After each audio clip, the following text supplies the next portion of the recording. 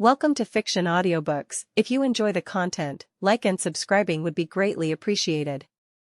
If you have any recommendations for novels, comment below. Please join my Patreon at https://www.patreon.com/fictionaudiobook. Chapter 1, TOA 1, The Golden Style Magician. Britain, London, Westminster School. Morpheus Flaga Mac Remitz, with his light golden short hair, was gently leafing through the book before him, allowing the sunlight from the window to spill across the pages as if the glare didn't bother him at all. A girl around the same age as the boy approached his side, her expression cool and detached. She was Morpheus's personal maid. "Young lord, the master said that if you don't attend classes at the clock tower, you won't receive another penny from home." The maid's name was Lizzie McLennan. After saying this, she continued, "Given your status, you really shouldn't be studying in a place like this. Westminster School, one of Britain's most prestigious high schools, yet this maid clearly held it in some disdain. I know what my father wants. He hopes I'll go to the clock tower to study and then pursue research in magecraft, but I have no interest in that sort of thing." Morpheus smiled faintly. The folks at the clock tower are rigid and haughty, their words reeking like forgotten socks in an attic. Those fools even look down on folk incantations, claiming they're not true magecraft. It's fair to say they're narrow-minded. As he spoke, his slender, delicate fingers turned the pages with ease, the conversation seemingly having no impact on his reading. "Besides, I'm merely an adopted son, without the Mac Remitz bloodline. The magic crest has been inherited by my sister Bazett. All I want is to live quietly as an ordinary person." "Live quietly as an ordinary person." Lizzie offered no further comment. Though she found it regrettable, it was the young lord's choice, and she had no right to meddle excessively. As for the threat of cutting off his allowance, that wasn't her concern. After all, this was a battle between father and son.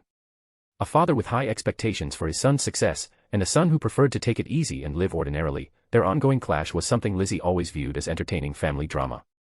While observing this spectacle, she felt she could even enjoy a few extra bites of her meal. "By the way, what's the situation with Chaldea now?" Morpheus asked suddenly.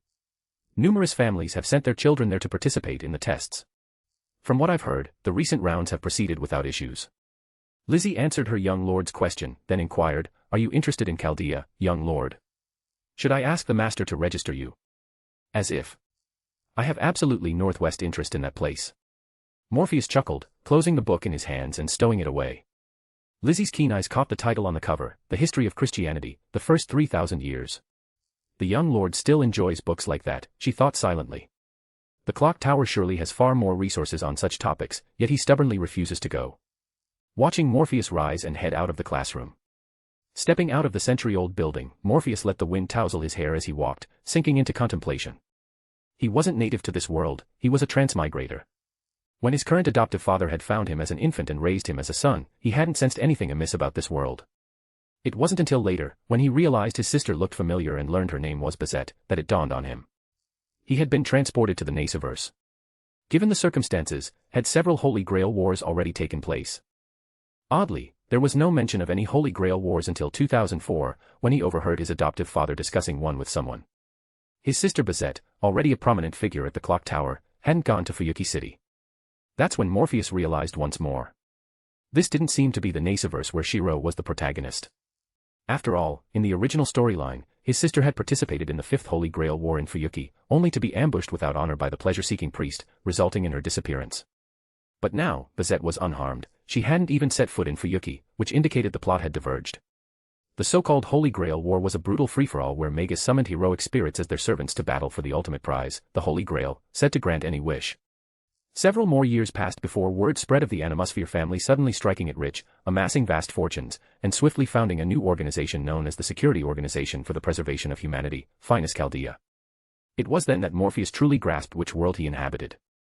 Not that the Nasuverse family lacked heritage, they were, after all, one of the clock tower's lords. It was simply that they had abruptly acquired enormous wealth, far exceeding their prior assets by hundreds or even thousands of times. Especially upon seeing Lev in the news, masquerading as a regular corporate executive, Morpheus felt an urge to strike him, to teach him the meaning of cordial and amicable interaction, the essence of human kindness. The Nasuverse family had emerged as the true victors of the 2004 Holy Grail War in this world. Through their wish upon the Grail, they obtained ancient, long-buried gold, using it as the cornerstone for establishing Chaldea. On that note, Morpheus's magic circuits were respectable, not excessive, not deficient.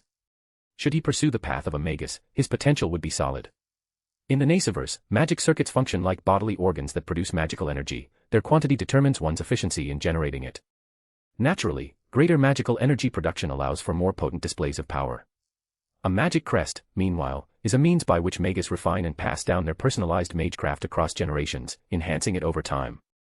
It can be bequeathed to kin or even outsiders, signifying the inheritance of the family's arcane legacy. In Morpheus's view, it boiled down to dissecting a mystery, converting it into an engraving implanted in the body, enabling direct activation of magecraft via the crest.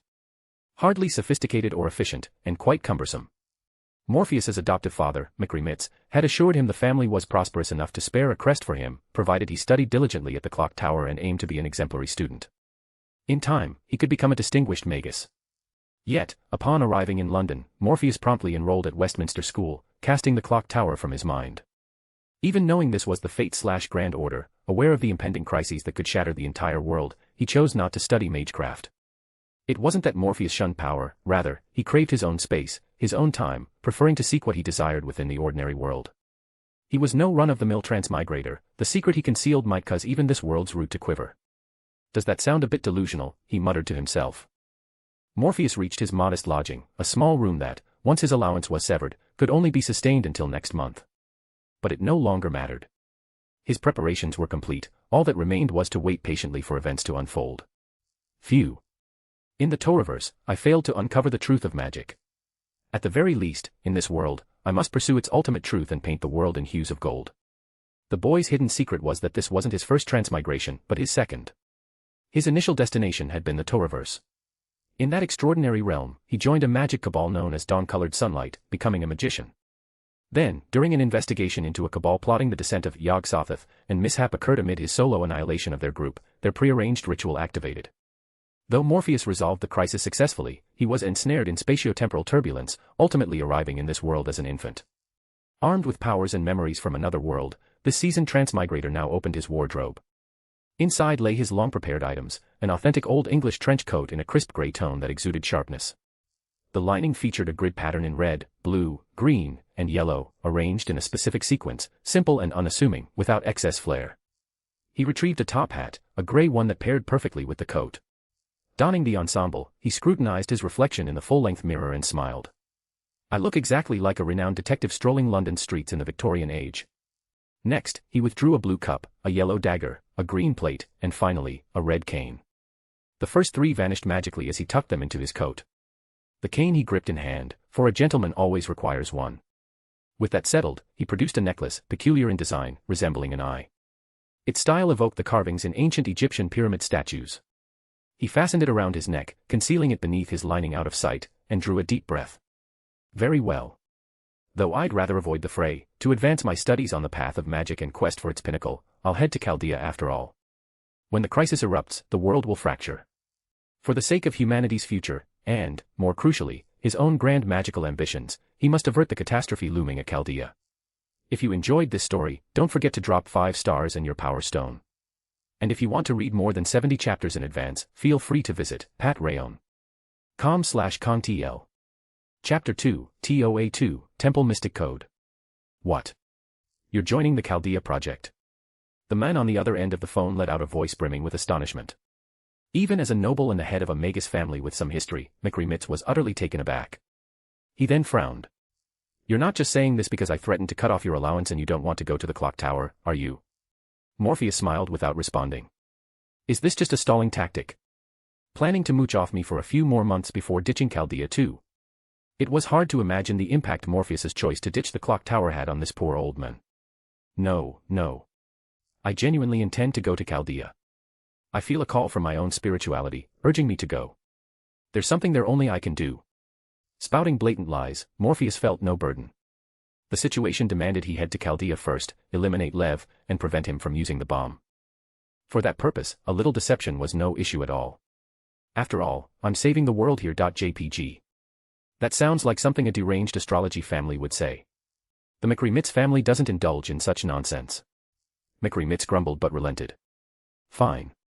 I'll call the current head of the Nasuverse family. She's about your age, look at her, then look at you. She's already 23. I'm only 16. Too short, I always forget her age and think she's closer to yours. She's 162 centimeters tall. How do you know so much? Got a crush on her. And so, another several minutes of lecturing ensued. Morpheus maintained a cheerful grin throughout, offering no rebuttals. Finally, when Mac Remitz finished his tirade, Morpheus hung up. He knew all he had to do now was wait for Chaldea's response. With the Mac Remitz family's status and influence, securing a spot at Chaldea would be no trouble. Why can't they send these things earlier? The young director, Olga Marie Asmlite Animosphere, current head of the Animosphere family, rubbed her temples, exasperated by the sudden influx of work. The girl had silver-gray hair and wore attire that, rather than emphasizing her noble status, highlighted her identity as a magus. Beside her, a man with a messy mop of hair and a peculiar smile spoke up. Isn't that Fujimaru Ritsuka coming in a couple of days? You can just test them together. This man in green was Lev Laner Floros, the very person Morpheus desperately wanted to eliminate on sight. If Lev were gone, the world could be saved. It was that simple. All right, I'll leave it to you, Leviticus. I have other matters to attend to. Of course, Director. Lev smiled, accepting the task, and began pulling up the necessary identity information. HM, a child from the Mac Remitz family. An adopted son, no less. No magic crest inherited, yet they still go to such lengths for him. Sir Mac Remitz truly has a kind heart. But when Lev saw the name, a flicker of doubt crossed his face. Morpheus Flaga Mac Remitz? Morpheus. He muttered, glancing at the photo. The image showed a smiling, almost cherubic boy. Lev narrowed his eyes. Something wrong. Hearing his murmur, Olga Marie turned to her most trusted confidant with curiosity. Morpheus only smiled. You're really not changing this outfit. There are far better clothes to showcase your status, and Chaldea provides their own uniforms. Don't worry, I won't wear their clothes. This outfit isn't as simple as it looks. It's been specially sanctified, a powerful magic circle imbued with magic. It's magecraft, not magic, young lord. No one can wield true magic anymore, we're all just magus, Lizzie sighed. If you said that to the Lord, he'd have a word with you. She continued, grumbling, besides, those things are called mystic code, not magic circle. They're incredibly difficult to craft, not something you can just whip up with ordinary clothing materials. Morpheus smiled silently. He wasn't lying. His clothes were indeed magic circle, sanctified and imbued with the power of true magic, etched with numerous formulae. In terms of defensive capability, this outfit could withstand being at the epicenter of a nuclear blast unscathed. As the heir of the Golden Dawn and the second-in-command of dawn-colored sunlight, after years of preparation, how could his creations be anything less than exceptional? After all, the clothes themselves represented the existence known as the Temple. If you enjoyed this story, don't forget to drop 5 stars and your Power Stone. And if you want to read more than 70 chapters in advance, feel free to visit patrayon.com/contl. Chapter 3, TOA3, Chaldea. Snowflakes danced in the air, stirring Morpheus's memories of his time in the Toaruverse. While confronting various nefarious magic cabals, he had traveled to many places, including Antarctica. Morpheus sat in the back of a car driven by a man from the clock tower. After all, Chaldea and the clock tower shared a deep connection. I heard you have the qualifications to attend classes at the clock tower, yet you haven't gone. By now, you've missed nearly a year's worth of courses, the driver remarked, perhaps out of boredom during the long drive. I'm a bit lazy, Morpheus replied, gazing at the white expanse outside the window. His words sounded absurd, at least to the driver. Lazy. The clock tower investigated you and found you're quite diligent at Westminster School, with fairly impressive grades. The man's words carried a hint of invasiveness. Sir, can I use that statement as evidence to file a complaint against the clock tower? Monitoring me without my consent. Morpheus shot back. Go ahead, make a fuss if you want. I think it'd be quite the show, the driver said casually. Of course, I'll deny ever saying it. As long as he eliminated Lev, the later issues wouldn't arise. Simple as that. The story starts with the protagonist, Gadako, oversleeping and getting kicked out, followed by the test. Lev sets off the bomb, triggering the crisis. Olga Marie dies, others are gravely injured, and only Gadako, the underdog with barely any magecraft ability, rises to save the day. Before the explosion, I should have a chance to confront Leviticus. Should I strike immediately? If I do, there's no guarantee the bombs won't still go off, those things could be set to detonate automatically. I'll make contact with Lev first, assess the situation, then take him out. That's the plan. He's never met me before, so he likely has no guard up, seeing me as just an ordinary magus. Morpheus's thoughts were interrupted as he looked up at the massive structure before him. It exuded a futuristic aura, like a sci-fi film's towering white edifice, with vast floor-to-ceiling windows for illumination, starkly different from the traditional image of a magus's workshop. This was the convergence of science and magecraft, the forefront of scientific advancement, and the paramount organization dedicated to protecting humanity. The Security Organization for the Preservation of Humanity, Finus Chaldea. Morpheus couldn't help but stare at the building, which would later stand alone in the void. The driver stopped the car and said, "We're here. Wishing you a pleasant stay at Chaldea." "I doubt it'll be pleasant," Morpheus replied. "If you're talking about the director, who's hit menopause early, you're spot on." "It won't be pleasant," the driver said with a laugh, waving as he drove off, leaving Morpheus alone at the entrance. Antarctica's freezing cold would typically demand heavy clothing like a down jacket, but Morpheus wore his usual outfit. While it might pass as substantial in Britain, it was woefully inadequate for the South Pole. Yet Morpheus showed no signs of feeling the cold. It wasn't that he was immune, it was simply that, as a magician, he was accustomed to it. Harsh training was part of the path. If he truly wished to avoid the chill, he could activate the formulae woven into his clothes. Watching the car depart, Morpheus pulled a magnetic card from his pocket, resembling an ID. Swiping it at the sensor by the sealed entrance, the massive gates of Chaldea opened to him. Sorry, kept you waiting." A man in a green coat with disheveled hair approached, squinting as he spoke.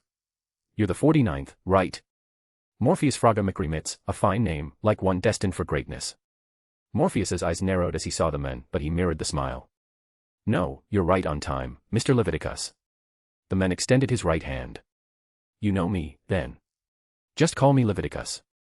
I've got some standing around here." Morpheus shook his hand. "Then just call me Morpheus, Leviticus. Come on, I'll take you to your room. Rest up, and we'll notify you when it's time for the meeting and your first test." As Lev led the way, he remarked, "That outfit suits you, Morpheus. It's like you stepped out of Victorian London. I'm fond of this style. Honestly, my favorite films are the ones depicting that era, like Sherlock Holmes." Morpheus recited his prepared line, prompting a hum from Leviticus, "Is that so? Well, maybe we can watch some together sometime. I'm a fan too." Morpheus hadn't expected Lev to personally greet him. The man's warm, friendly demeanor made him wonder about Lev's true intentions. But even if Lev tried something underhanded, Morpheus wasn't fazed. As long as he wore this outfit, ordinary attacks would have no effect. Finally, Lev led him to his designated room. As Morpheus prepared to enter, he spotted someone nearby. A seemingly airhead girl, around his age, was curiously looking around. Beside her was a bespectacled girl, talking to her. "That's the 48th master candidate, Fujimaru Ritsuka, and the one with glasses is a Chaldea staff member, Mash Kirilite," Lev explained eagerly. Morpheus, however, had already recognized them. FGO's protagonist and her servant, Mash. The two hadn't noticed Morpheus, and Lev showed no intention of introducing him. Opening the room's door, Lev said, "Go rest for now. I'll come get you later." "All right, thanks for the trouble, Lev," Morpheus replied, stepping inside. As the door slowly closed, a glint of manic glee flashed in Lev's eyes. When the door shut completely, Lev let out a deep, relieved breath. If you enjoyed this story, don't forget to drop 5 stars and your power stone. And if you want to read more than 70 chapters in advance, feel free to visit patreon.com/contl. Chapter 4, TOA4, Lev's Trap. Fujimaru Ritsuka glanced to the side, puzzled. Did someone just pass by? The bespectacled, adorable girl, Mash Kirilite, shook her head. "I didn't see anyone. I must not have noticed." The two had been chatting and hadn't registered anyone else's arrival. However, a man approaching from the other side spoke up. There was indeed someone. "A newcomer, arrived even later than you, Ritsuka." The man wore a white lab coat, his tea-pink hair tied back in a ponytail. He was Romani Archaman, the resident doctor of Chaldea. "Ah, Dr. Roman." Fujimaru Ritsuka waved cheerfully, then asked curiously, "Someone later than me?" "Yep, Morpheus Flaga Mac Remitz, from the Mac Remitz family." "Though it's no secret he's their adopted son," Romani replied. "The Mac Remitz family's adopted son? I think I heard the director mention him. His father pulled strings to get him into the clock tower, but he ditched it for a regular school," Ritsuka said. Mash chimed in, her eyes sparkling as if showing off her knowledge. "The director doesn't like people like that." Inside, she was filled with curiosity about the mysterious 49th master candidate she had yet to meet. "We'll meet soon, right? Maybe we can talk and even become friends," she thought quietly. Inside his room, Morpheus flopped onto the bed, savoring the softness of the mattress. He let out a satisfied groan. "That's male sign good." Then, he began reflecting on his encounter with Leviticus. "I didn't expect Lev himself to greet me. is Chaldea that short-staffed? By the power of Hermes, guardian of Mercury, to a thief, a door is meaningless, an obstacle that cannot stand. With Morpheus's words, the Mercury power summoned under Raphael's name transformed, becoming the power of Hermes, the Greek god of Mercury. Hermes, patron of thieves, bore legends of stealing from Apollo himself. In that moment, the door, a symbol of barring thieves and protecting homes, was overcome by this force. The once sealed door swung open. The magical energy reverted to vitality, flowing back to its rightful place. Morpheus stepped forward, crossing the threshold. The corridor matched his memories, empty save for the snowy view outside. But after a few steps, he frowned again. He'd been walking for minutes, yet the corridor stretched on endlessly, as if it had no end. It's really him. Lev sensed the changes in the room he'd rigged, narrowing his eyes. He glanced at Olga Marie, who was addressing the experiment staff nearby. Good thing I didn't just lock the door.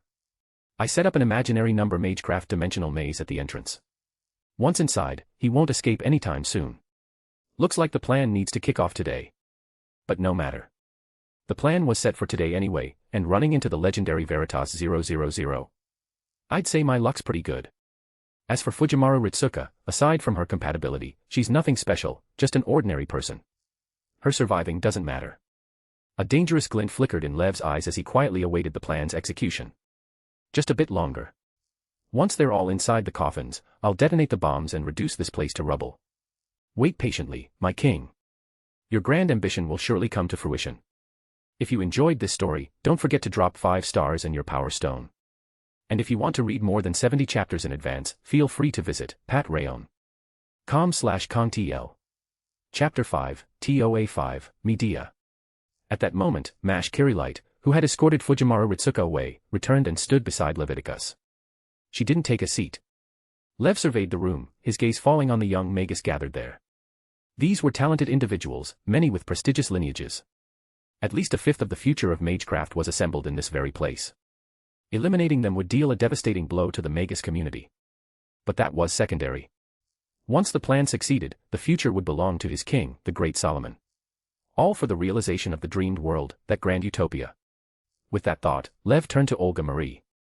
We can begin the experiment. Olga Marie nodded slightly. Very well, prepare for the ray-shift experiment. As the mobilization concluded, everyone stood. The seats sank into the floor, replaced by pod-like chambers resembling nutrient tanks. Lev headed to the elevated control console. As the de facto second-in-command, he naturally served as the experiment's overseer. At that moment, he activated the communicator, addressing someone specific. Romani, the ray-shift is about to begin. Just in case, could you come over? Team A is in good condition, but there have been some anomalies among those in Team B and other groups who haven't fully adapted. Romani's voice crackled through the communicator. I'll administer sedatives to them, then. Though nothing had actually gone wrong, Lev spun a false narrative, compelling the doctor to come to the control room. Lev pressed, hurry, please. You're in the infirmary, right? It should take you 2 minutes to get here. Got it. At Romani's reply, Lev flashed an enigmatic smile. Don't be late. As long as I take out Romani too, nothing will stand in the way of our grand ambition. Lev thought, his excitement mounting. The thrill was overwhelming, especially when he considered Morpheus, now trapped in his dimensional prison. Even a legendary magus still fell right into my hands. By now, the master candidates had donned their mystic codes and entered the chambers. As the pods sealed shut, the anomaly struck. The floor beneath Olga Marie's feet began to bulge, then tore apart. Shards of stone and debris erupted upward, a violent force surging to engulf everything above. A light enveloped Leviticus. In the same instant, he activated his imaginary number magecraft, slipping into a pocket dimension where he could evade any attack from this space. No need to watch, he could already envision what would happen next. The bomb he'd kindly placed under Olga Marie would claim the esteemed director first, then obliterate everything in the room.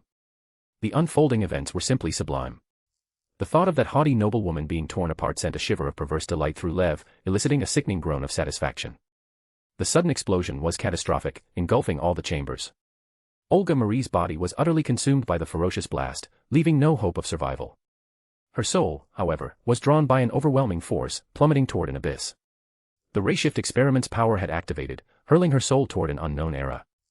By the divine decree of Serial, guardian of soul's purity, no defilement shall taint thee.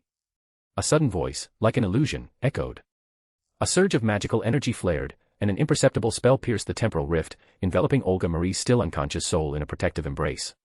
At the same moment, the door burst open. Fujimaru Ritsuka rushed in, staring in abject shock at the devastation, unable to comprehend what had just happened. Within the spatio-temporal turbulence, Morpheus grappled with his predicament. After breaking free from the dimensional prison and rushing to the scene, the explosion had already occurred. He had only managed to cast a soul-protecting spell in time. According to the Book of Enoch, Sariel was the angel safeguarding souls. Using Sariel's power, Morpheus shielded Olga Marie's soul, the most tragic victim of the explosion, preserving her chance for revival. But with the rayshift device already active, the local spacetime was in chaos. Having just cast his spell, Morpheus was swept back into the temporal turbulence, unable to determine his destination. No need to panic. Given the circumstances, I'll likely end up where FGO begins. Fuyuki City. I might even encounter Archer and Saber, have a spar, then retrieve Olga Marie's soul. Later, I can find a way to reincarnate her. Or perhaps stuff her soul into a puppet. That's not a bad idea either. This world has some decent puppets. Morpheus mused, letting himself drift through the temporal currents. Suddenly, a force surged within him, abrupt and potent. Its mere stir caused ripples in the surrounding turbulence. Time grew more chaotic, space more bizarre. Doors began to appear, opening and closing in succession. Amid this endless array of portals, Morpheus traversed countless worlds, unable to halt his journey. What's happening? A rayshift effect. No, this isn't rayshift. This magical energy, this magic. I know what this is. Morpheus's expression shifted as he recognized the familiar magic. It was the very spell from the Toaruverse, used by the cult he'd eradicated, the one aiming to summon Yog-Sothoth. That ritual had caused his initial transmigration to this world. After over a decade of dormancy, he thought it was gone for good, yet here it was again. Damn it, am I about to be flung into another world? As Morpheus pondered self-rescue, the space tore open, and he was hurled out. Blue skies, white clouds, and a vast expanse of land. Crashing heavily onto the ground, Morpheus stared at the sky, lost in thought. Should I be grateful I wasn't tossed into the vacuum of space? Though he doubted a vacuum could kill him, not finding Earth would be a hassle. You fell hard enough to make a crater, and you're not hurt, a timid voice called from nearby. Morpheus snapped out of his reverie and turned to the speaker. A petite girl with long blue hair stood before him, her blue eyes brimming with curiosity as she studied him. Morpheus took in her appearance. She wore a light blue, rather revealing dress with a large slit in the front, starting at her chest. Though a blue triangular skirt extended downward from the center, the outfit resembled a flower about to bloom, clearly revealing her slender legs. Were it not for a tiny underskirt barely covering her lower half, any movement might have left her exposed. Upon seeing her, a thought struck Morpheus. Whoever designed this girl is definitely a pervert. And this look, was it based on Japanese stereotypes of fairies or elves? The girl waved her delicate hand in front of his face, concern flickering in her eyes. You didn't hit your head too hard, did you? She spoke in ancient Greek. As a magician, Morpheus prided himself on knowing several modern and ancient languages. Ancient Greek among them. Hearing her, he smiled. No need to worry. I was merely captivated by the stunning scenery before me and forgot to respond. The girl's cheeks flushed slightly, prompting Morpheus to reconsider. She seems quite innocent. I should tone it down a bit. Just a bit. Right now, the priority is figuring out where I am and what this place is. With that, the boy propped himself up, brushing off non-existent dust, and addressed the girl gently. Dear lady, I've arrived here by accident. Could you tell me where this is? This is the temple of the goddess Hecate. I saw you fall from the sky, so I came to check, she replied, inspecting him closely. Confirming he was unharmed, she looked astonished. Your body's awfully sturdy. Her mention of the location sent Morpheus's mind racing through a flood of information. Hecate. The triple goddess Hecate or the underworld goddess Hecate. Though the former encompasses the latter, the distinction affects her powers, and it doesn't tell me which world I'm in. But since she mentioned Hecate's temple and speaks ancient Greek, this must be Greece, right? I'll keep probing. Hopefully, I can figure out what era this is. Please don't tell me it's during the Persian invasion. Maintaining his smile, Morpheus decided to build rapport. My name is Morpheus. May I have the honor of knowing your name, dear lady? The girl smiled shyly, revealing a name that stunned him. I'm Medea, a priestess of Hecate's temple. Medea. Morpheus nearly lost control, his eyes widening. Thanks to his vast experience, he reined himself in. Even so, his heart reeled at the name. The girl before me is Medea. And judging by her appearance, she's the young Medea from the Nasuverse, not yet grown. Good grief, I've been thrown into the age of gods. In Greece, when the gods still roamed. If you enjoyed this story, don't forget to drop 5 stars and your power stone. And if you want to read more than 70 chapters in advance, feel free to visit patreon.com/contl. Chapter 6, TOA6, The Girl's Little Thoughts. Medea stood outside a simple hut constructed from wood, straw, and stone, taking a deep breath to steady her nerves before gently knocking on the door. Knock, knock, knock. After 3 taps, she called out, "Morpheus, are you in there?" No response. Hesitating for a moment, Medea reached out, her delicate fingers brushing the crudely woven wooden door. Her hand paused. If I push the door open now, will I see Morpheus sleeping? Oh, what if he sleeps without clothes? Would barging in be too impulsive? What if I see him completely exposed? But the sun's already up. If he's still not awake, that's just lazy. Didn't he say he'd visit Hecate's temple with me today? Sleeping in like this shows no reverence. Her heart wrestled with itself, conjuring reasons to justify her actions. Beneath those reasons lay her true, hidden thoughts. Morpheus looked so handsome. I wonder what his figure's like under those clothes. Yesterday's outfit was so heavy and oddly styled, covering him completely. This is my chance, isn't it? If I go in now, I can see his figure. Yes, this is an opportunity, a rare one. I need to seize it. The internal struggle was fierce, but Medea made her decision. Pushing open the door would reveal everything. Sorry, I was out handling some things. I kept you waiting. A gentle voice, laced with apology, came from behind her. The sudden sound shattered Medea's resolve, sending her into a panic, as if she'd been caught plotting something naughty. Flustered, her eyes darted left and right. After a few seconds of tension, she forced a smile and said in a feigned casual tone, "Morpheus, you're up already. I thought you were still sleeping." "Oh, but I just got here, so no need to apologize." "You seem nervous, Miss Medea." "You should relax a bit," Morpheus said with a smile, raising his hand. In it, he held a plump sea fish. Not just the fish, his other hand carried a clay jug and some lettuce. Medea recognized the jug as one the local villagers used for wine. Evidently, these were the things he'd mentioned handling. "I got lucky. Traded the fish I caught for some vegetables and a drink. They say this wine was just brewed recently." I tried a sip, quite delightful. Medea listened, her embarrassment fading. She emerged from her nervous state and smiled. "Sorry, my fault. I should have thought to prepare breakfast." "No, I went out not just for breakfast but to explore a bit." "I must say, this is a beautiful place," Morpheus said with a sigh. His tone, though gentle, carried a trace of resignation. The hint of melancholy piqued Medea's curiosity. She wanted to ask why he felt that way, but considering they weren't that close yet, she held back. "Once we're more familiar, I'll ask." "There'll be plenty of time," she thought quietly. "I'm in ancient Greece, just as I suspected.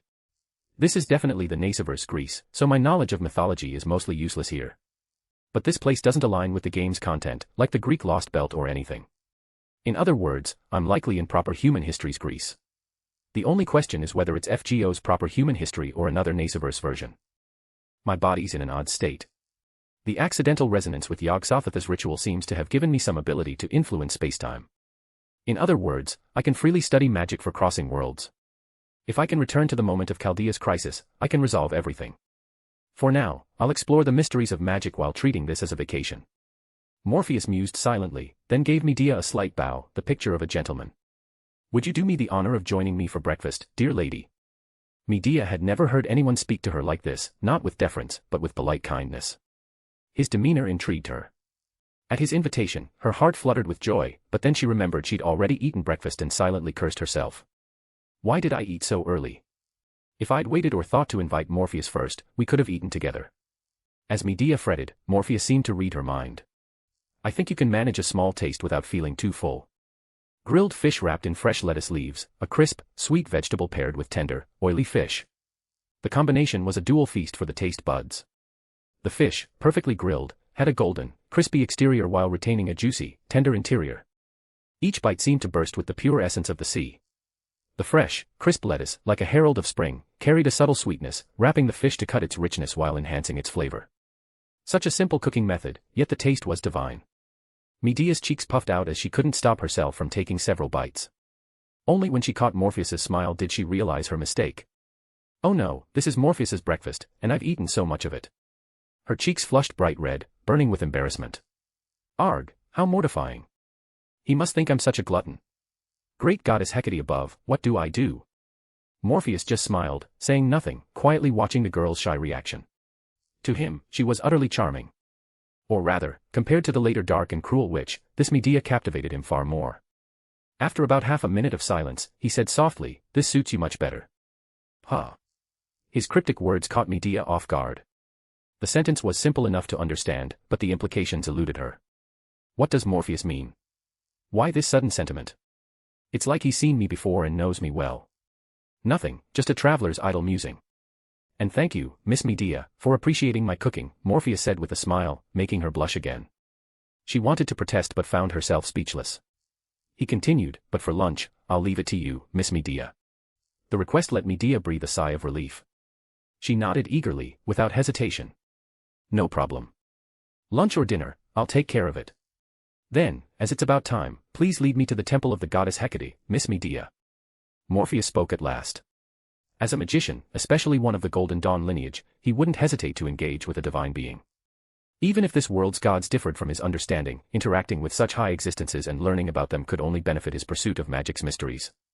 If you enjoyed this story, don't forget the Greek gods of the Nasuverse differed from traditional myths. Here, they were extraterrestrial entities, not even human, but mechanical. Created by some advanced civilization, these artificial intelligence lifeforms arrived on Earth and were worshipped by primitive humans.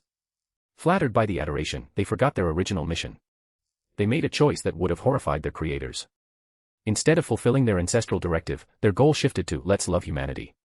If their creators knew, they'd probably want to dismantle them all. Unlike typical gods, these beings, born from another species, eagerly mingled with humans while being revered as deities, growing ever more human-like, at least in spirit. This could have continued indefinitely, but a catastrophic crisis struck, obliterating the physical bodies of these mechanical gods, or machine gods. If not for humanity enshrining them as gods and attributing divine concepts to them, their existence might have been erased entirely. Thanks to human worship, though their mechanical forms were lost, they became conceptual gods, wielding the same authority as chief deities in other mythologies. However, this came with complications. As conceptual gods, they could no longer interact with humans as freely. Even in the Age of Gods, this restriction existed, though it was less pronounced than in later eras. With this rough understanding of the history, Morpheus was certain the gods in Greece now were conceptual, not machine gods. Soon, guided by Medea, Hecate's priestess, Morpheus arrived at a grand yet ancient temple. Even from a distance, he could sense a powerful force enveloping the temple, a potent magical energy, or perhaps ether. Mixed within this energy was something else, a quality that amplified magic. Morpheus had a good guess what it was. So this is divinity, a unique, conceptualized essence that can enhance both people and magical energy. Morpheus thought to himself as he stepped into the temple. Inside stood a massive statue, not of a single figure but of 3 women, back to back, facing different directions. Their 6 arms were raised, the foremost figure holding 2 torches. The others held a dog, a key, a dagger, and a peculiar wheel. This was Hecate, goddess of magic, queen of ghosts, deity of the underworld. Legend held that her power was so immense that even Zeus, king of the gods, regarded her with awe. Now, Morpheus stood before the statue of this legendary goddess. "Please, show utmost respect, Morpheus," Medea whispered, reminding him again. Morpheus, however, drew a dagger and sliced his wrist. Without activating his defenses, the blade cut through skin, severing blood vessels. Crimson dripped from the wound, pooling before the statue. Medea's eyes widened, stunned by his sudden action. This was one method to summon Hecate, a blood offering, though typically animal blood was used. She hadn't expected him to use his own blood, and in Hecate's temple no less.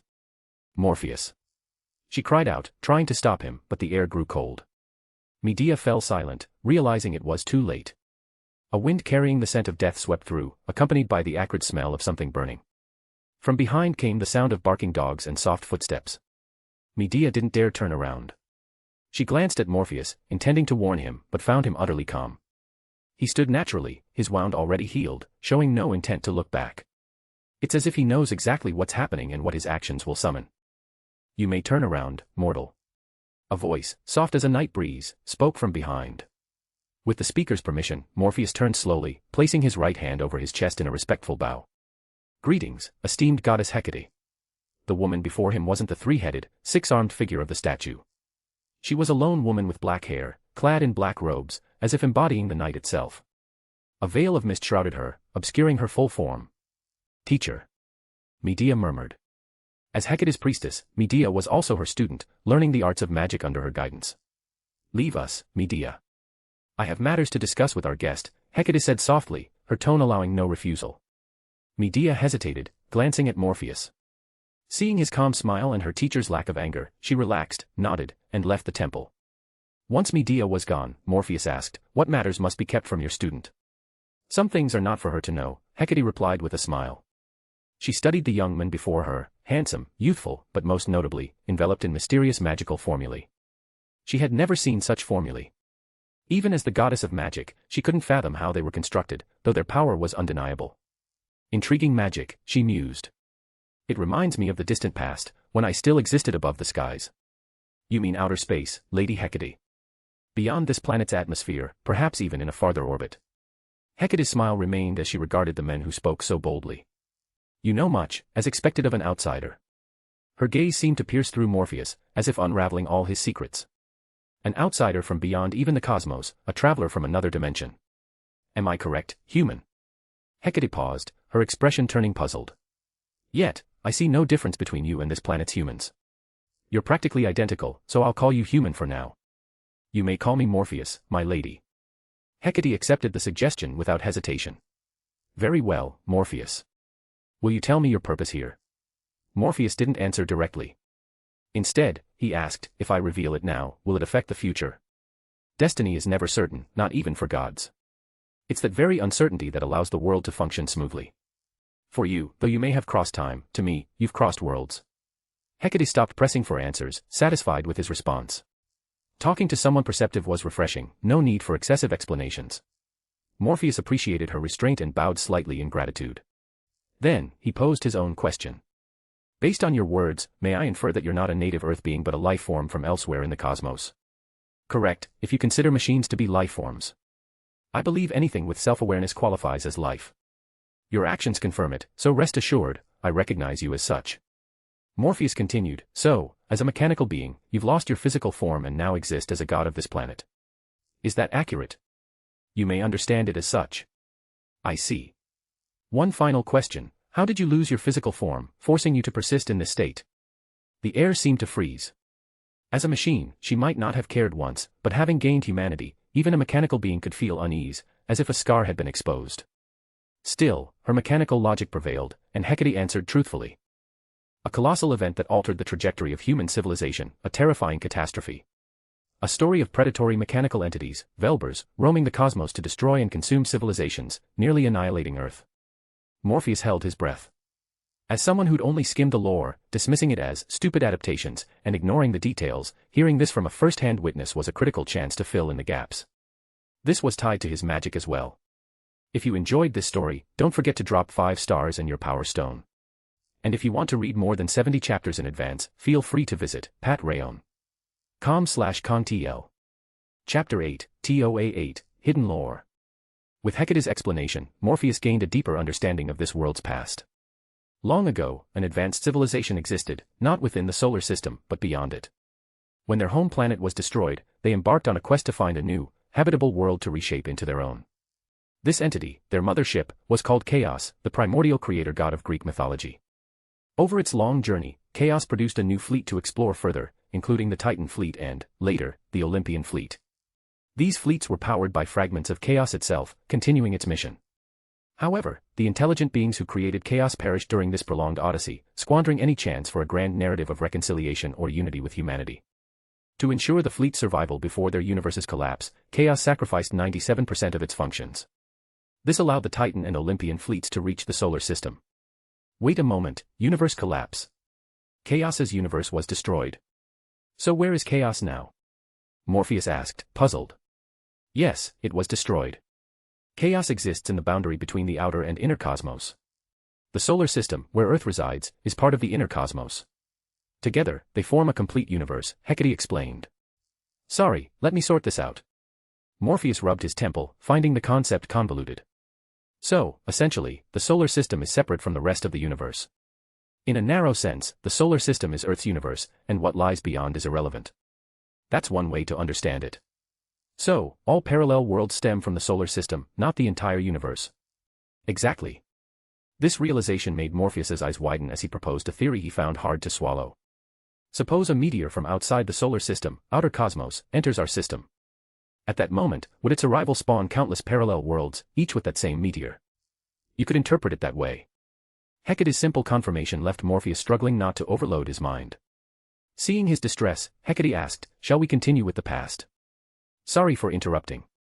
Please go on." Hecate resumed her tale. The fleets that arrived on Earth were revered as gods by mortals, who assigned them authorities based on their functions. For instance, the interstellar voyage supply and production ship was named Demeter, goddess of Earth and harvest. Under this worship, the fleets developed human-like emotions and thoughts, or rather, their AI systems began to emulate humanity. During this time, the Titan and Olympian fleets clashed. Led by Zeus, the Olympian fleet crushed the Titan fleet, defeating their flagship, Kronos. Zeus emerged as the new flagship. In mythological terms, this marked Zeus's rise as the king of the gods of Greece, with Kronos fading from prominence. "I was among the few Titan fleet members who sided with the Olympians from the start, so my vessel survived," Hecate said, gazing skyward, toward the void beyond Earth. "My vessel remains out there, in orbit. Like the others, we no longer land our physical forms. What you see now is a virtual construct modeled after humans." Then, the catastrophe struck. Hecate's expression darkened as she spoke of the disaster, and Morpheus understood why. A civilization-destroying entity, a Velber, found Earth and sent a subunit, a Velber, to attack while it roamed the cosmos. Though merely a fragment, like a worker bee in a hive, this Velber was catastrophic for Earth. Around 12,000 BCE, the Velber, named Sephar, landed on Earth and the Moon. The machine gods, cosmic fleets themselves, launched a counterattack but were swiftly obliterated, unable to hold it back for long. Sephar began consuming Earth civilizations, defeating gods across regions. None could stop this entity, designed to annihilate and devour. Only the emergence of the Sword of Promised Victory, forged by the planet's consciousness, Gaia, saved Earth. Crafted from the collective will of its inhabitants, this holy sword pierced Sephar's shell, capable of withstanding stellar temperatures, saving the planet. This event forced the machine gods, now bodiless, to exist as conceptual gods, bound by greater restrictions and unable to wield their former power on Earth. Sephar's destruction accelerated the divide between gods and humans, hastening the decline of the age of gods and elevating humanity's role on Earth's stage. "The future belongs to humans," Hecate said. "Indeed, it does," Morpheus agreed, nodding. He stepped back and bowed respectfully. "Thank you, gracious lady, for sharing these hidden truths with me." "They're not exactly secrets," Hecate replied. "I'm merely curious what you plan to do with this knowledge." Morpheus's lips curled into a slight smile. "I want to see if I can craft a magical formula from this story. If you enjoyed this story, don't forget to drop 5 stars and your power stone. And if you want to read more than 70 chapters in advance, feel free to visit patreon.com/kongtl. Chapter 9, TOA9, The Deal. Hecate was supremely confident in her mastery of magic, as befitting the goddess of magic herself. Her understanding of the arcane was unparalleled. Yet, when the men from another world proposed his idea, she couldn't hide her puzzlement. "What do you mean? Are you saying you'll use the history I've shared to create new magic? Is that even feasible?" she asked, raising an eyebrow, her tone laced with disbelief.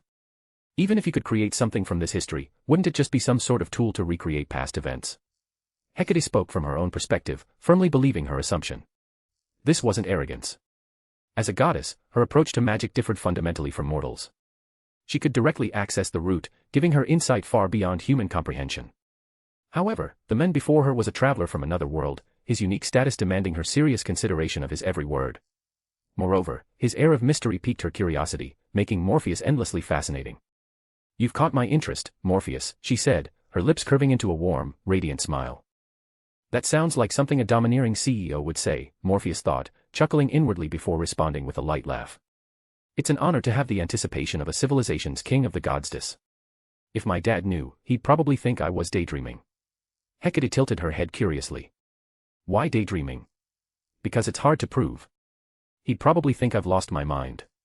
After all, for Magus, it's not uncommon to have mental issues, like waterlogged logic or something," Morpheus explained, his words hinting at a subtle disdain for the Magus community.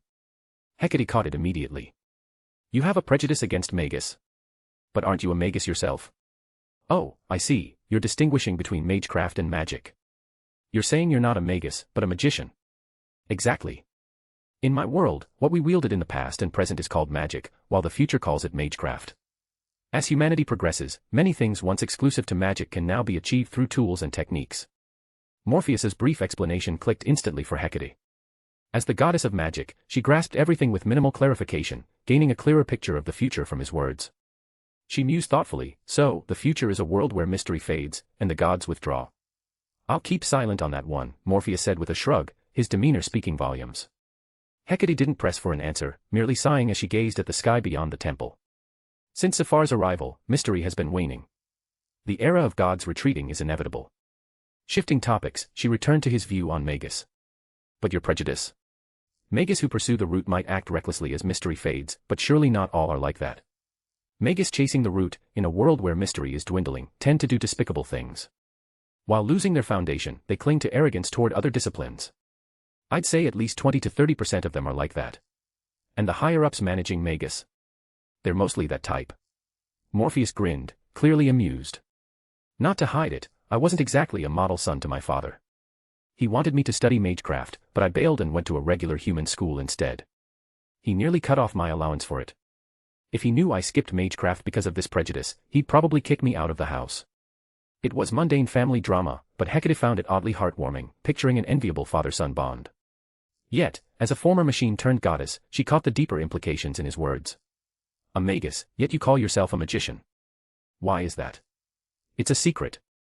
But perhaps I'll reveal it in the near future, Morpheus said with a cryptic smile, his confidence unshaken even before a goddess. Hecate didn't push further. You're very self-assured. Is it because of this secret? Exactly, Morpheus replied with a mysterious grin. Hecate shifted gears. Is your secret tied to that remarkable equipment you wear? It is, Morpheus nodded. Hecate fell silent. The seemingly ordinary yet oddly styled clothing exuded a protective power that stunned even her. It transcended mortal limits, rivaling the divine. Its defenses matched the mechanical bodies of the Titans in their prime, far surpassing the capabilities of Earth's current gods. This was no ordinary person to be trifled with or coerced. Hecate understood this and chose cooperation, opting to wait. More than that, she found the idea of working with him genuinely exciting. Hecate smiled brightly, her expression like sunlight. I look forward to the day you unveil your secret. In these long years, you've given me something new to anticipate. The act of waiting itself brought her joy. She raised her hand, and a faint glow appeared, drifting toward Morpheus. He caught it, and as the light faded, a ring remained. It was a dark, almost black crystalline ring, evoking the essence of night. A small gift. It should spare you some trouble. But be cautious, this land has different city-states worshipping different gods.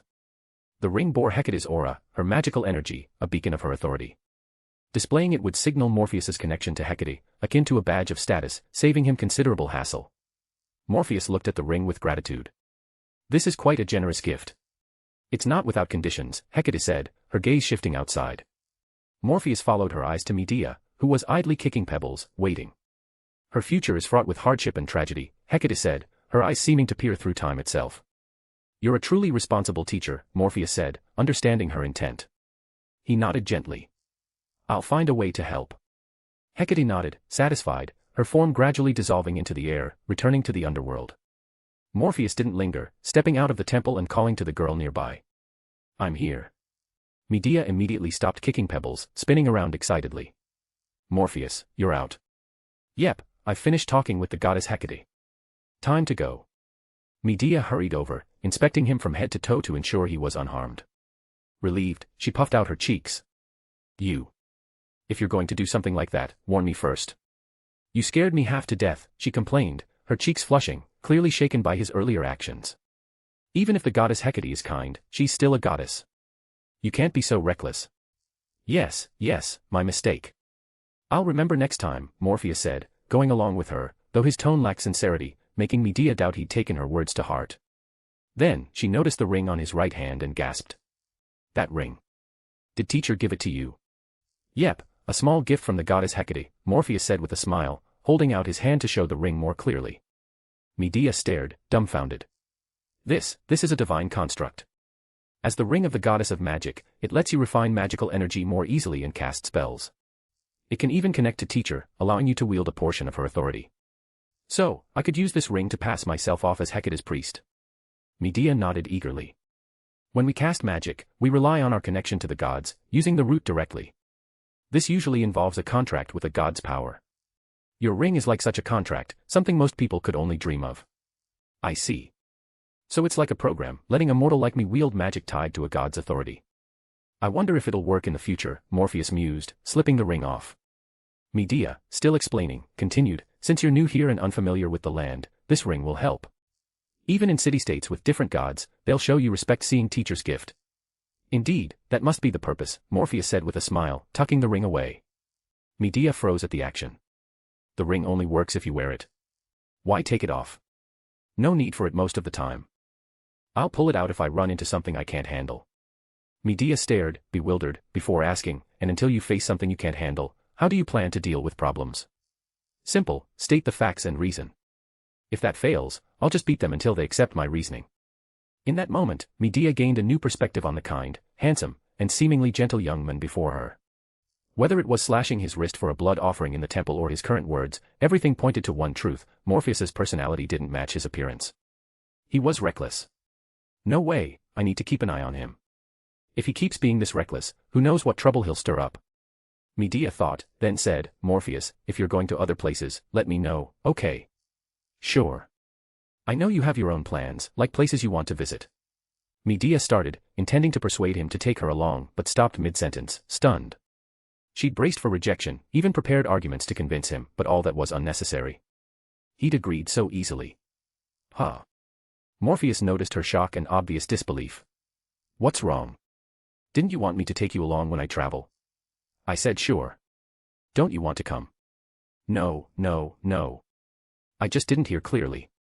Of course I want to go. You're a newcomer, and as someone familiar with this region, it's my responsibility to guide you. Medea puffed out her chest, though it lacked the prominence of the Medea Morpheus knew from the future. As the Princess of Colchis, I'll ensure you enjoy your travels here. Then I'll be counting on you, dear princess, Morpheus said with a smile, watching her scramble for excuses. His gaze made Medea blush. She quickly turned, walking a few steps ahead to hide her flushed cheeks. If she kept meeting his eyes, her heart would race faster, harder, uncontrollably. This is so strange. Why is this happening? Could it be, she wondered, her steps quickening unconsciously. Morpheus smiled at her back and followed.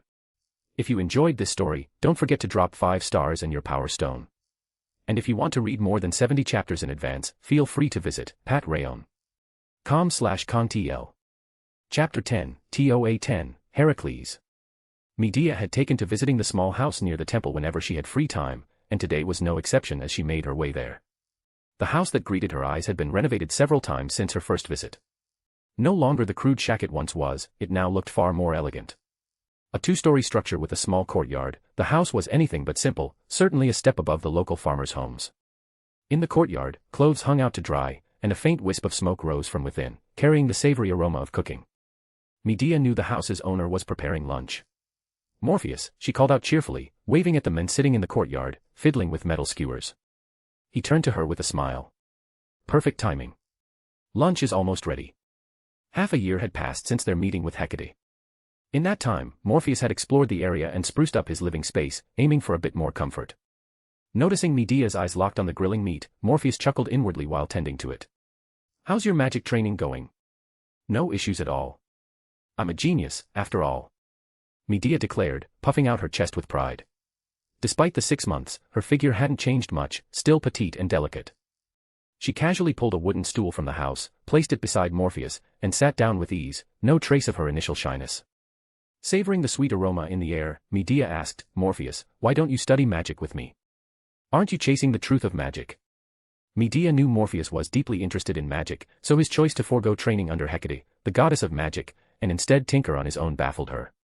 Morpheus continued grilling, sprinkling herbs as he replied casually, because everyone has their own path. I don't quite get that. It sounds like you're saying fate is set in stone. Fate isn't fixed. I've just chosen my path. The magic I pursue isn't the same as yours, so I won't study under Hecate. Morpheus shook his head, then tore off a piece of meat and popped it into his mouth, savoring the crispy, flame-seared skin. He nodded approvingly. Perfect flavor. He handed Medea a leg, which she eagerly accepted, her excitement clear. She opened her mouth to bite but hesitated, wary of the heat. Morpheus smiled, taking another piece for himself. If I keep eating here, I'll get fat in no time. Medea said, munching away. Morpheus glanced her up and down, prompting her to ask, what? Something wrong? Nothing. I was just looking for where you're getting fat. Can't see it. It's like time's been frozen for you these past 6 months. Medea's expression shifted. She swallowed hard, then shot him a glare. In that brief moment, she'd noticed his gaze lingering on her hips and chest. Though part of her was pleased he'd looked, his words stung her pride. I am still young. I'll definitely grow more. My mother's very alluring, you know. The defiant girl snapped. Morpheus just smiled, saying nothing, eating his meat while pondering his next steps. Then Medea spoke up. Oh, Morpheus, I heard about someone who's gotten pretty famous lately. Who? Heracles. The name made Morpheus pause. Medea asked curiously, you know him? Morpheus nodded. Sort of. I know of him. Tell me why he's famous.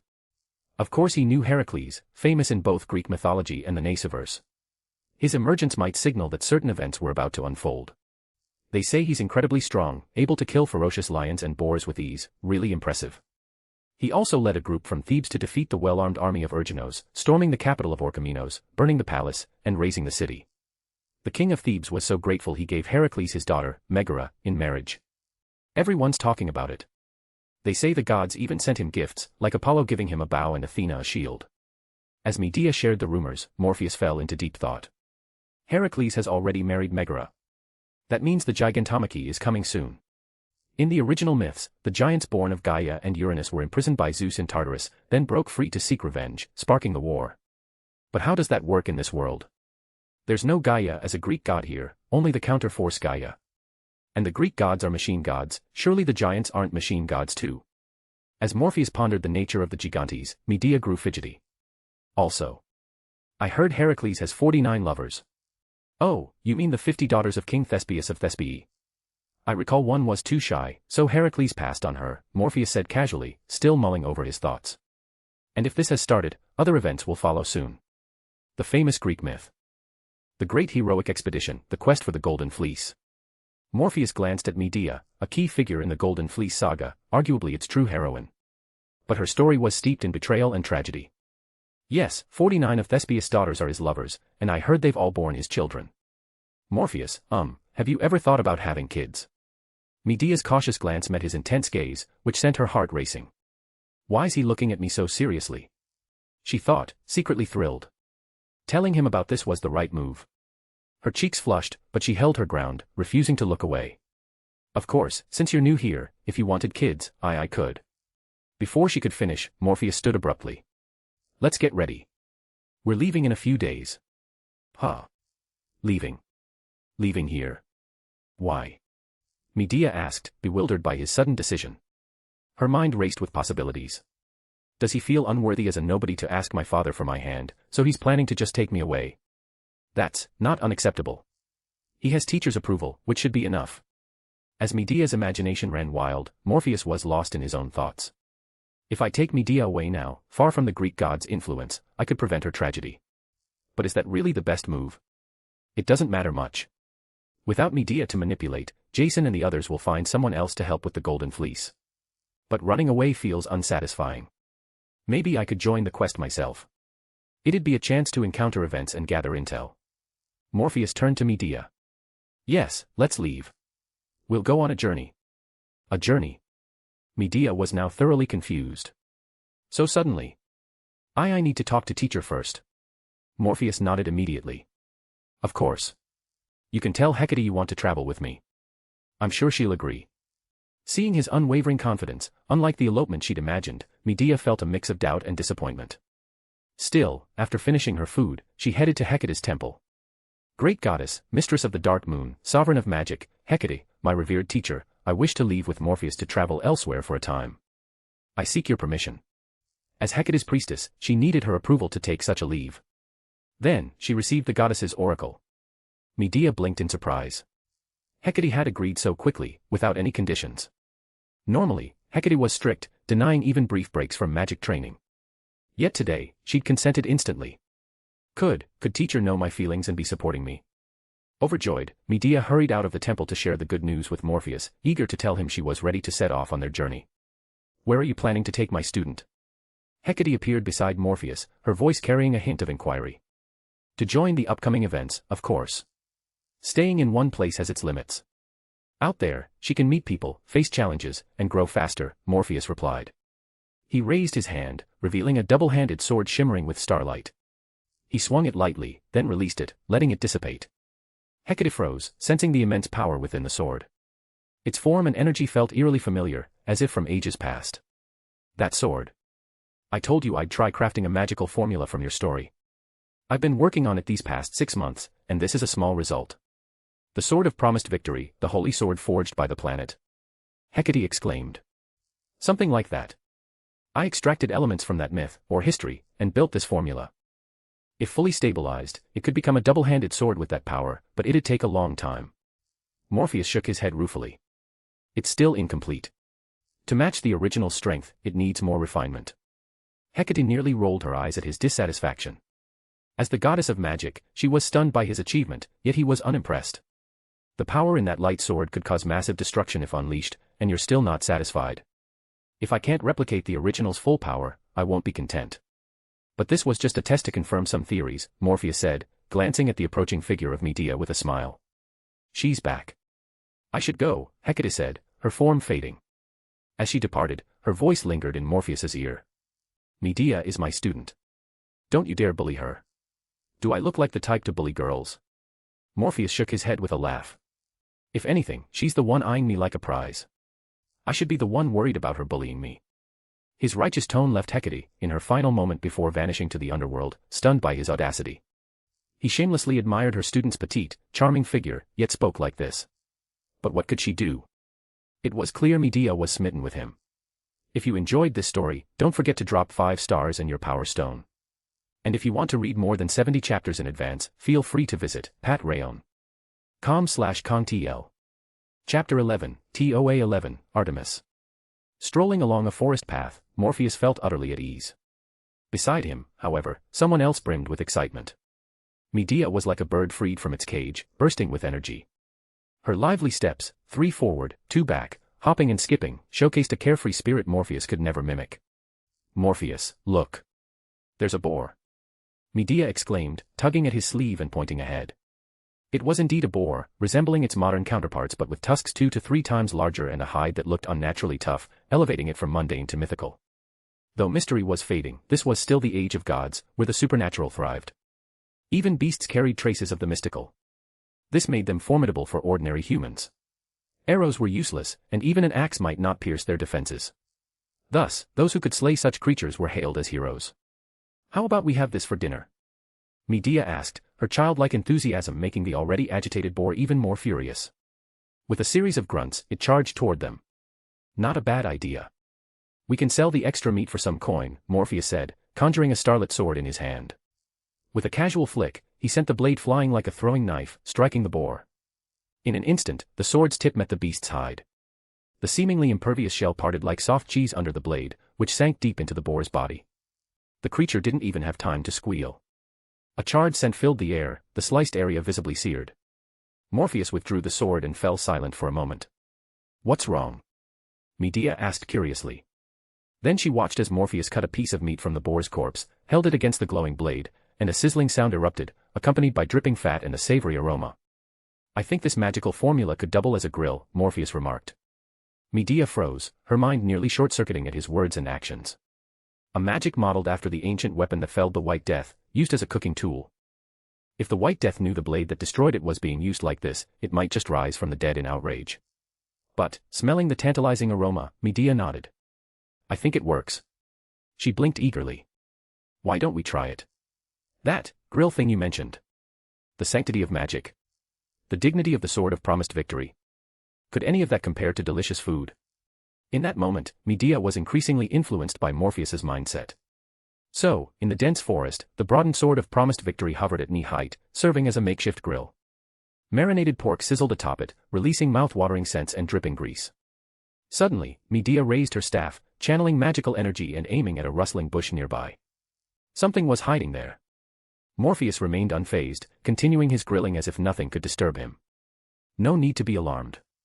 I'm just a passing hunter, a vibrant voice called out. A young girl emerged from the bushes, her eyes fixed on the cleaned boar carcass nearby. Then, her gaze snapped to the sizzling pork. The girl had long silver hair, fair skin, and curious pale blue eyes. Perhaps there was a hint of longing in them too. Noting her simple attire made of animal hides and the white longbow slung across her back, Morpheus, drawing on his limited FGO knowledge, recognized her. This passing girl was Artemis, the Greek goddess of the moon. Spotting the desire in her eyes, Morpheus gestured to an open spot. Care to join us and try some? Can I? Artemis, yet to introduce herself, asked eagerly. When Morpheus nodded, she happily sat down. What kind of magic is this? Was it made just for cooking food, she asked. Morpheus resisted the urge to roll his eyes. You're a Greek goddess who fought the Velber, and you can't see what's special about this magic. Or are you just pretending? Looking into Artemis's seemingly innocent eyes, he decided not to dwell on whether she was feigning ignorance. Her presence here was too convenient to be a coincidence. He didn't buy it as an accident. But since she'd sought him out, she'd reveal her true intentions eventually. He'd wait. Medea was initially wary of the sudden stranger, but the girl's cute appearance quickly dispelled her caution. I'm Diana, from Athens, training with my bow. Artemis said. I'm Medea, from Colchis. This is Morpheus. We're traveling together. Medea replied. That sounds amazing, traveling like that. I wish I could wander freely too, Artemis said, her tone tinged with envy, instantly boosting Medea's mood. Eager to help the admiring girl, Medea offered, you're training with your bow, right? Why not join us? Traveling around, you're bound to encounter all sorts of strange beasts. Really? Artemis's eyes sparkled as she glanced at Morpheus, clearly aware he was the decision-maker. Her true purpose here was to investigate this mysterious man who'd appeared from another dimension 6 months ago. Of course. The more, the merrier on a journey, Morpheus said with a smile, meeting Artemis's gaze. She cheered, her enthusiasm belying her identity as a battle-hardened hunting goddess. Her acting is top-notch. She could star in a drama with that performance. Medea's completely fooled, not even questioning her motives, Morpheus thought, continuing to handle the food. Artemis pressed again, so, what's this magic? Morpheus hadn't answered before, but she asked again. He smiled. Just a simple spell for cooking. Nothing special.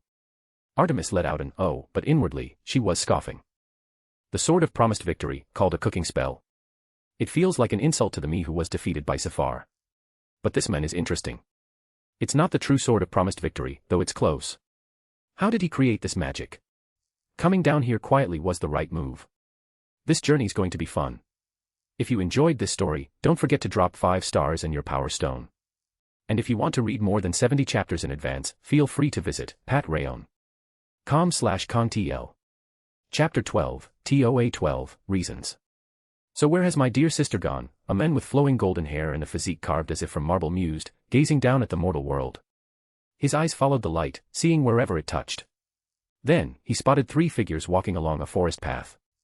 So she's gone to find that strange human, the handsome man murmured to himself, gently plucking the strings of his lyre, producing a cascade of melodious notes. He was Apollo, the god of the sun, music, and prophecy.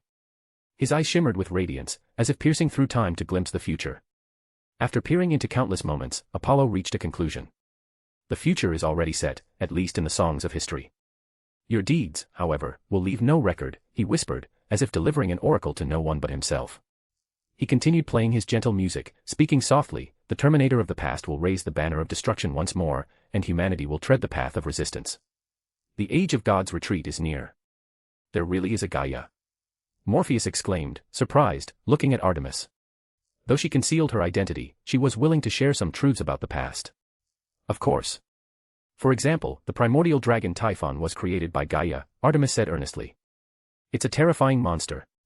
All the creatures we know today, even the 8-headed serpent from the Takamagara, were born from Typhon. Morpheus fell silent, frowning, resisting the urge to scratch his head. Yamato no Orochi came from Typhon.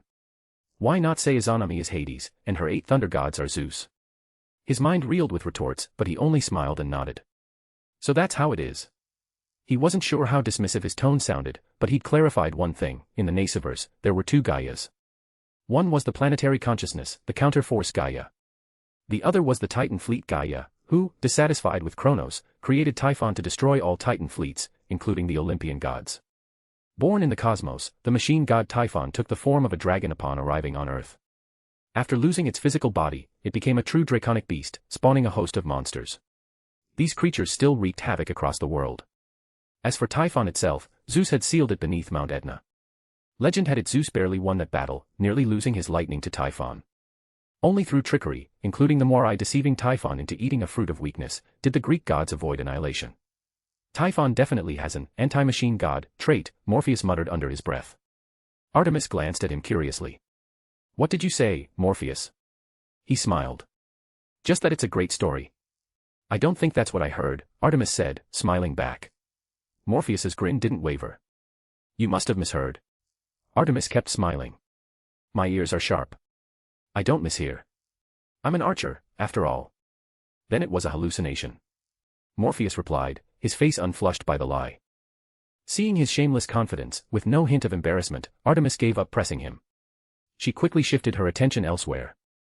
Glancing at Medea, who lay quietly sleeping in the tent, Artemis's face lit up with gossip. Aren't you two going to get married? Or, if not marriage, maybe something else. I've seen lots of people, and animals, engage in mating.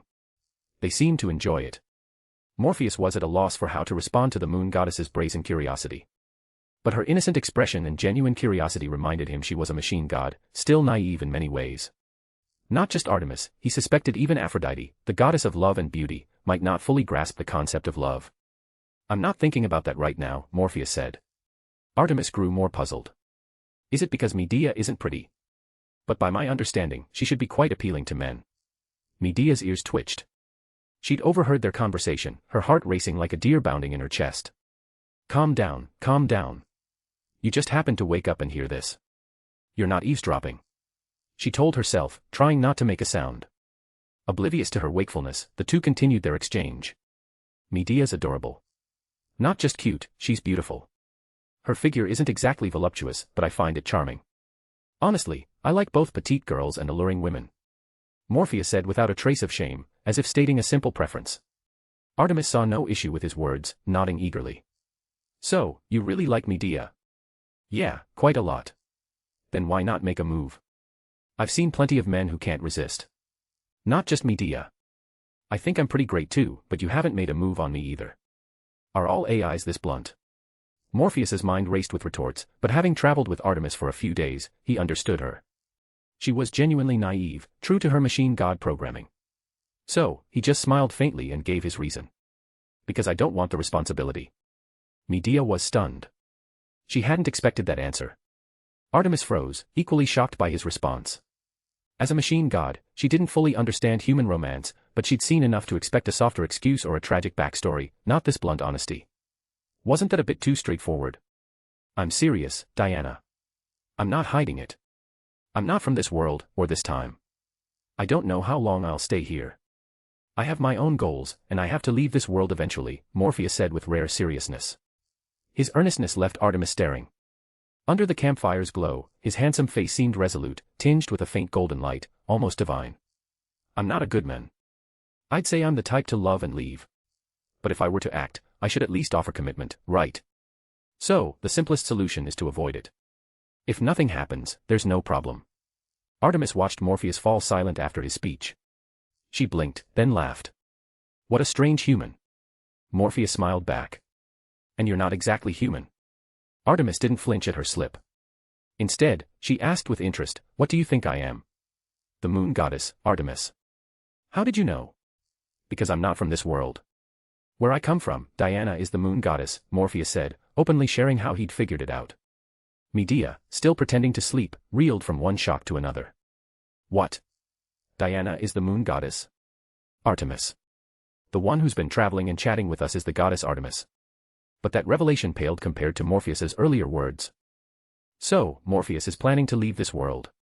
I thought I could follow him, but he means leaving for another world entirely. I'd have to abandon my home, my family, and I can't even be sure his magic can take others with him. If he could, he wouldn't leave me behind, right? But he never mentions it. Does that mean he's not sure he can take anyone? Or has he already decided he can't? What should I do? That night, Medea couldn't sleep, lost in endless thoughts with no answers. If you enjoyed this story, don't forget to drop 5 stars and your power stone. And if you want to read more than 70 chapters in advance, feel free to visit patreon.com/contl. Chapter 13, TOA 13, The Challenge of the Gigantes. The earth blazed as a vast host of giants lumbered across it, each wielding a massive burning log as tall as an ancient tree. From atop Mount Olympus, the gods watched the giants' slow approach. Even the Centimanes, the 100-handed ones, had gathered on the mountain. After all these years, the fragments of Sephar have come back to life. Zeus's voice rumbled like thunder through the divine hall. There are 150 Gigantes in total, led by Alcyoneus and Porphyrion. They are hauling Mount Thessaly, Mount Pelion, and Mount Ossa. If they stacked these mountains, they could climb to Olympus. Athena, the goddess of wisdom, said softly, her keen eyes fixed on the scene below. Thousands of years ago, the terrifying White Death left behind remnants, mere fragments that birthed these colossal beings. They were soldiers of pure destruction, created to annihilate civilization and now marching against the gods once more. Had the Greek gods still possessed their mechanical bodies, they could have easily handled these offspring of Sephar's remnants. But now, stripped of their physical forms, even their divine power struggled against these giants. We can summon Heracles. He wields a fraction of divine power and retains a mortal body. With his aid, we can face the Gigantes, Athena said to her father, Zeus. Zeus pondered briefly before nodding. This task is yours. Find my son. He will prove his strength. His gaze shifted to a distant horizon. Have him go to the Phlegrean fields. There, we will meet the Gigantes in battle. Athena departed at once to seek Heracles in the mortal realm. Watching from the shadows, Apollo continued plucking his lyre, his thoughts unreadable. Suddenly, he smiled faintly and murmured to himself, this time, it won't just be Heracles who comes. Is this Thebes? Morpheus remarked, gazing at the city ahead, where people bustled at the gates. Why the sudden sentimentality? Medea asked from his side. Since that night, time had passed, and Medea had buried what she'd overheard deep in her heart. Until she could decide what to do, she resolved not to act rashly. Artemis nodded slightly. Medea's right. You look like you're about to wax poetic or something. Morpheus let out a short laugh. I'm just marveling at the resilience of someone who loved another, yet endured knowing they had children with someone else. Artemis blinked, while Medea's eyes widened. She whispered sharply, don't say things like that. It's fine. That person's long gone. What's the harm in talking about it? Morpheus's words irritated Medea. She reached out, clamping her hand over his mouth, feeling his warm breath tickle her palm, which made it itch slightly. One's dead, but the other's still very much alive, and high above us, she hissed. Morpheus caught the faint scent of her hand and playfully licked it, prompting a yelp from Medea. She yanked her hand back, cheeks flushed, and glared at him. Stop it, got it? All right, I won't say more, Morpheus conceded with a grin. Artemis finally caught on to their conversation. You're talking about Amphitryon, Alcmene's husband, right? I recall he was Thebes' king, well, former king, since he's passed. Knowing Artemis's true identity, Medea nodded cautiously, a touch of reverence in her tone. Yes. It's better not to talk about it, since Alcmene was chosen by that one. It's fine. He wouldn't care about such talk, Artemis said with a smile. I can guarantee it. A moon goddess's assurance didn't fully convince Medea. If Zeus took offense, they'd all suffer. Fine, we'll ask him directly if we ever meet. I doubt he'd get mad over something like this, Morpheus said, glancing around before grabbing a passerby. Excuse me, where does Heracles live? Medea's jaw dropped. Not only was he not backing down, but he planned to ask Zeus about it to his face. Talking about it openly could not only anger Zeus but likely infuriate Hera, too. Zeus's affair with Alcmene, resulting in Heracles, was a sore spot for the goddess queen. So reckless. Utterly reckless. Morpheus, having learned Heracles' location, waved to the girls. Come on, let's find Heracles. His reason for seeking Heracles in Thebes was straightforward. Morpheus deduced the gigantomachy was imminent. Though massive, this war barely affected mortals, as the giants aimed solely for Olympus, ignoring humans. Heracles would be summoned by the gods to join the fight, so sticking with him was the best way to get involved. Waiting a bit would naturally lead to participation. But in the myths, weren't the Gigantes born from Gaia after Uranus's severed parts spilled blood onto the earth? How does that work here? They can't all be creations of the machine god Gaia. Pondering how this world's history diverged from his knowledge, Morpheus led the two girls toward Heracles' home. If you enjoyed this story, don't forget to drop 5 stars and your power stone. And if you want to read more than 70 chapters in advance, feel free to visit patrayon.com/contl. Chapter 14, TOA 14, Madness. Heracles stood at his doorstep, eyeing the visitors. His muscular frame, chiseled like a modern sculpture, exuded raw power, each muscle a work of art. Though news of Heracles' exploits had reached Morpheus only a month ago, the limitations of human technology and the rarity of magic meant those tales were already half a year old. In other words, it had been over 6 months since Heracles' marriage. His wife, Megara, a strikingly beautiful woman, stood beside him, her belly slightly swollen with pregnancy, her eyes filled with curiosity about the 3 unexpected guests. She observed them gracefully from the side. Morpheus gazed at Heracles' mountain-shaking physique, awestruck. This isn't a man, it's a stone giant come to life. Seeing him in person was far more visceral than any depiction in media. I believe it now. Heracles really could bed 49 women in one night, get them all pregnant, and not feel a hint of fatigue. Truly Zeus's son. Morpheus kept these thoughts to himself, offering a polite smile. First time meeting you, Heracles. Your appearance matches the legendary tales of your valor. Truly impressive. Heracles was no brute. On the contrary, his demeanor was refined. Were it not for his Herculean build, one might mistake him for a gentle scholar. Morpheus knew well that many of Heracles' violent acts stemmed from uncontrolled emotions, like when, as a child, he accidentally killed his teacher in a fit of rage, provoked by relentless humiliation and abuse. Throwing a lyre in retaliation wasn't exactly vicious. If Heracles had any fault, it was simply that his strength was too great, leading to the old man's death. Morpheus recalled that the precedent of acquitting someone for killing in self-defense began with that very incident. Heracles studied the three visitors, a flicker of doubt in his mind. Especially the woman with the bow. He remembered her at his wedding, offering heartfelt blessings. She was his sister, Artemis, the moon goddess, now posing as Diana to conceal her divine identity in the mortal world. Why is she hiding her identity and traveling with these two? Are they intriguing to her? Or is it one of them specifically? Curious indeed. Though questions swirled in Heracles' mind, he wouldn't expose his sister's disguise, respecting her choice to remain incognito. Welcome, travelers from afar, Heracles said with gentlemanly charm, gesturing them inside. Come, rest. I'll prepare food and wine. Thank you. Morpheus accepted gratefully, and the trio stepped into the courtyard. The house, though not lavish, was spacious and bright, accommodating Heracles' massive frame with ease. They settled in, and Heracles soon brought out a feast, fresh flatbreads, vibrant fruits and vegetables, fragrant roasted meat, and rich wine. What brings you here? Heracles asked while eating, suspecting they sought his aid. As a renowned hero, such requests were common. As a man pursuing a path of virtue, he was always ready to lend a hand. These two likely had a similar purpose, and his sister Artemis was probably just tagging along for amusement. But Morpheus replied with almost earnest politeness, Heracles, we didn't come seeking your help. We were passing through, drawn by your legend, and simply had to meet the famous hero in person. Artemis, listening to Morpheus's words, stifled a laugh. They deliberately came to Thebes for Heracles, and now he calls it passing through. Her face betrayed nothing. Just passing through. Heracles' tone held a hint of skepticism, but his warm, friendly gaze soon returned. He shook his head, dismissing the detail. Morpheus sensed the doubt and added, truly, just passing through. But if I must name something we need from the great Heracles, how about this meal? We were starving, and this food is a lifesaver. Heracles paused, then burst into hearty laughter. He clapped Morpheus's shoulder gently, careful not to use too much force. In a calm state, Heracles was meticulous about controlling his strength. This meal's no help at all. Guests deserve good food and wine, it's only natural hospitality, he said. Medea's eyes sparkled, noting Heracles' shift in demeanor. Any initial suspicion had melted away, replaced by a relaxed, approachable air.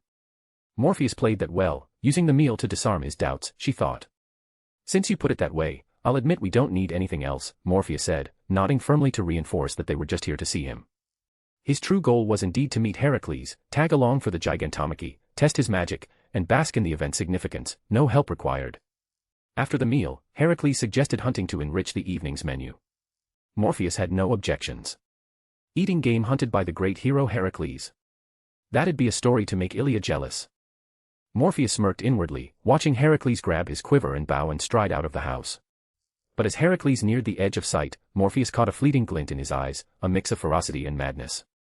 It vanished quickly, and Heracles resumed his normal demeanor. Watching him head toward the forest, Morpheus's gut tightened. Something was off. I'm coming too, he called out.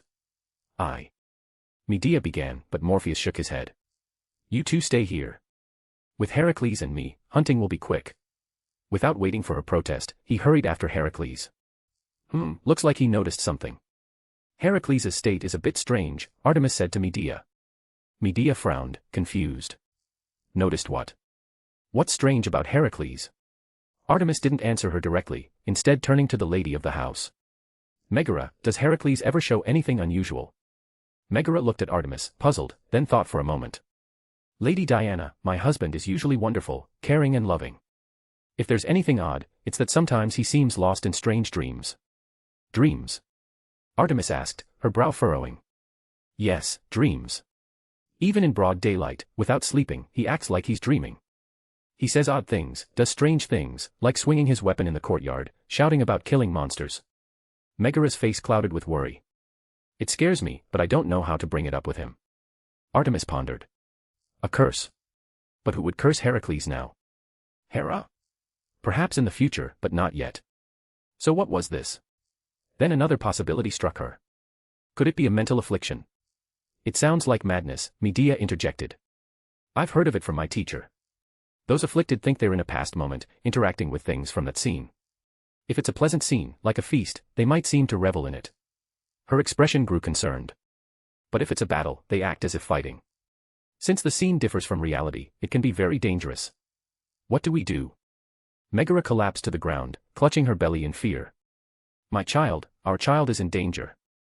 Don't be afraid. This can be cured. I can prepare a potion, and once Heracles drinks it, he'll be fine, Medea said with a reassuring smile. Trust me. I swear by my teacher's name, I'll heal him. Megara looked at Medea, unsure of her teacher's identity or the weight of her oath. Seeing her hesitation, Medea added, my teacher is the goddess Hecate. I'm her priestess. With that, Megara's fears eased. She stared at the petite girl, astonished that she was a priestess of a true goddess, and Hecate's student, no less. Hecate, a goddess skilled in both magic and potions, surely meant Heracles' madness could be cured. Watching Medea reveal her identity, Artemis shook her head but felt a quiet pride. Such a kind girl. Proud and a bit fiery, but her compassion shines through. If she holds onto that kindness, her future will surely be bright. Meanwhile. Why'd you follow? Heracles asked Morpheus, who'd caught up. You could have waited at the house. I know this area well, hunting's quick. I wanted to hunt with you, see your combat style up close. I think it'll help my training, Morpheus replied. Heracles raised an eyebrow. Training? Aren't you a magus? Learning melee too? Of course. Some magus study close combat, don't they? True, but specializing in one path often leads to greater mastery. Whether melee or magic, it's all about manipulating magical energy. If you're worried about control, focusing on magic alone is fine. He paused, then added, your little companion's a pure magus, right? I can sense her power, mixed with divinity. She's a priestess of some god, isn't she? She's Hecate's priestess. For now, she's like my sister, Morpheus said with a smile. Heracles shook his head. She doesn't see you as a brother. She's clearly smitten. Don't break her heart lightly. He clapped Morpheus's back, laughing. Even if marriage isn't an option for some reason, taking her as a lover's no issue. The openness of Greek culture regarding relationships struck Morpheus again. Even Heracles was unabashedly liberal, his lovers weren't just the 49 women but included several men too. But that wasn't why Morpheus had followed. As Heracles felled a boar and hoisted it onto his back, Morpheus asked, Heracles, do you ever experience strange mental states? Mental states. Drawing on his knowledge of Greek mythology, Morpheus pressed, like suddenly feeling your back in a past battle, fighting a monster, only to snap back to reality moments later. Heracles went quiet, standing still for a long moment before asking in a low voice, how did you know? I noticed something off when I followed you. I suspected it might be madness, and it seems I was right, Morpheus said with a sigh. In Greek myths, Heracles' madness was attributed to Hera's curse. But historical accounts noted he suffered from it even before Hera's interference, though it was later cured by Medea. Now, with Morpheus's involvement, it seemed the cure would come early. As for altering history, Morpheus's lips curled into a smirk. Who cares about changing history? Why overthink it? He looked at Heracles. Let's try treating it when we get back. If you're uneasy, we can have a god witness. Heracles didn't answer directly, instead asking, why help me? Morpheus, struggling to reach his shoulder, jumped to pat it, looking comical. Because you're a good guy. I don't want tragedies to unfold later. Perhaps sensing his sincerity, Heracles smiled. All right. I trust you. If you enjoyed this story, don't forget to drop 5 stars and your power stone. And if you want to read more than 70 chapters in advance, feel free to visit patreon.com/contl. Chapter 15, TOA 15, Joining the Battle. Trailing behind Heracles, who carried his hunted game, Morpheus and the hero swiftly returned to Heracles' home. Before even stepping inside, Morpheus caught a whiff of a pungent odor, the kind that triggered a visceral gag reflex. Heracles frowned, hurrying in while asking, what's burning? Heracles, you're back. Megara exclaimed, delighted, pointing to Medea, who was brewing something nearby. Medea says she can make a potion to cure your illness. Isn't that wonderful, Heracles? Heracles paused, then realized she meant his strange condition. He'd suspected his wife had noticed his issue, but seeing her joy at the prospect of a cure filled him with warmth. That's great news. I was worried my condition might cause harm. If this can truly restore me, I, Heracles, swear by the gods, you'll always be my friends. And if you ever need my help, just ask. If it's within my power, I won't refuse. Heracles' pledge made Morpheus chuckle inwardly. He didn't care much for a hero's vow, but it felt like a badge of honor nonetheless.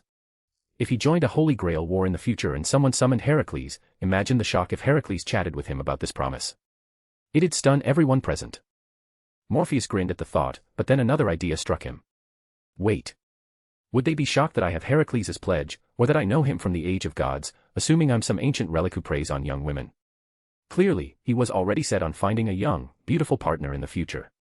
Just a bit longer. The potion needs a little more time to brew, Medea said, her expression deadly serious. She resembled a professor conducting a meticulous experiment, ensuring every step was flawless. After about 10 minutes of silent waiting, Medea cheerfully poured the potion from the apparatus into a cup and handed it to Heracles. Drink this. It'll cure your madness, she said. Drink it all in one go, no hesitation, to maximize its effect. Heracles eyed the viscous green liquid, its sharp, acrid smell radiating a fear of unpalatable taste. Yet, after a brief hesitation, he downed it in one gulp. Closing his eyes as he swallowed, he then looked surprised. It actually tastes good. Tastes good. Morpheus blurted out. That stuff tastes good. Medea, annoyed, pinched Morpheus's side. It only smells bad. The taste is fine. Heracles nodded. She's right. It's like diluted grape juice, light but definitely grape-flavored. Grape-flavored, despite that stench. Morpheus shook his head, unable to fathom the potion's appeal. Medea huffed, then turned to Heracles. Now, wait a few days. If you don't have any episodes, your madness is cured. Then I'll trouble you all for a few days, Heracles said, glancing at his sister. Artemis just smiled, offering no hint about the potion's efficacy, leaving him unsure. Let's not dwell on that. Heracles bagged a huge boar today, we're feasting tonight. Morpheus said with a grin. Heracles patted his chest. I'll handle the game. You all rest for now. As a seasoned adventurer, Heracles was adept at preparing ingredients. But dinner was not to be. At that moment, a woman appeared in the courtyard. Artemis froze. Heracles, stunned, quickly bowed. Greetings, great goddess Athena. No need for such formality, Heracles, Athena said calmly. I'm here for you. A calamity has arisen. The remnants of a civilization-destroying entity have awakened, and its monsters march toward Olympus. The gods need your aid. Heracles' voice was resolute. To help the gods and protect this world is my duty. Athena then turned to Artemis. Artemis, it's time to return. The monsters born from Sephar's fragments, the Gigantes, are coming. We must fight them. Artemis's identity was exposed. Medea, already aware, showed no surprise, merely offering the proper respect to a goddess. Megara, however, stood in shocked silence, unable to believe the kind, approachable girl was the moon goddess. She hurriedly bowed to both Athena and Artemis, too awed to speak. She knew her husband had to leave for this monumental war. Per the divine oracle, Athena had intended to depart after finding Heracles. But someone stopped her. Wait, goddess Athena. Athena turned to the mortal, though not quite mortal. Morpheus, a visitor from another world. The gods had noticed him but paid little heed, except for the restless Artemis, who sought him out for amusement. What is it, mortal? Athena asked. I want to join the battle, along with Medea. Morpheus said with a smile. His words stunned Athena, and Medea. Morpheus, what are you thinking? Joining a war of gods. Medea whispered. He nodded. It's a rare chance. I can test my magic, and you can gain combat experience. Gain experience? Medea blinked, confused. It's a unique opportunity. These giants, born from a monster that nearly ended the age of gods, will teach you a lot, Morpheus said confidently. And don't worry, you'll be safe. I'll protect you. Medea's face flushed, and she lowered her head, dizzy with emotion. Her initial urge to dissuade him vanished, replaced by a soft mm. Artemis's eyes widened, her mouth forming an O, as if she could fit an egg in it. Then, excitedly, she nodded. Yes, that's the spirit. Be bold. She was clearly thrilled, as if watching a romantic drama unfold. Athena, the first to regain composure, spoke gravely. Human, I know you're no ordinary mortal. But Heracles is chosen for his divine power and mortal body, which amplify his strength. You, however. I advise against joining for your own safety. Morpheus shook his head, smiling. Please let me join. I don't think the Gigantes pose a threat to me. And I'm sure Hecate would be thrilled to see my secrets revealed. Seeing his insistence despite her warning, Athena relented with a nod, choosing not to argue further. Using her divine magic, Athena transported them to their destination. The spell was awe-inspiring, enveloping them in light like meteors streaking across the sky. As they traveled, Artemis whispered, "You're not planning to use that light sword, are you?" "I'll try it, but not just that." "I want to test more," Morpheus replied casually. Artemis nodded. "Your magic is impressive, but the Gigantes, born from Sephar's remnants, are powerful. Avoid close combat, your body's just human." "I'll be careful." Medea, recovering from her daze, asked quietly, "Morpheus, how should I fight?" "Pick off the weak ones." "Pick off?" She tilted her head. He nodded. "Find the ones near death and finish them off with a strong hit." Medea looked skeptical. "Will that help my experience?" "Absolutely. Spotting enemies you can defeat, then swiftly eliminating those still capable of causing harm, it prevents further destruction. It sharpens your judgment and perception." Morpheus spoke earnestly, even offering tips. "Keep gathering magical energy, chanting spells to build power. When you spot a target, unleash the charged spell." Beyond her own magic, Medea wielded powers granted by Hecate. Those could harm the Gigantes, but Morpheus wanted her to rely on her own spells, not divine authority. He didn't mention that if she defeated a few Gigantes this way, as a future heroic spirit, she might gain a Sephar Slayer trait. Perhaps even an advantage against divine beings or planetary threats. Since he didn't yet understand how such traits formed, he figured joining every major event might unlock them. Plus, if Medea's name was etched into this story, she'd grow stronger in the future, less subject to the gods' whims. Athena, observing Morpheus and Artemis's exchange, noted Artemis's surprise at his request to join but lack of concern. This sparked her curiosity. She approached Artemis. "Does Morpheus have some special ability?" "Special? Well, he's got a cooking spell," Artemis said with a grin. Athena frowned. "A cooking spell? He loves using it to grill meat. Tastes great. I like it."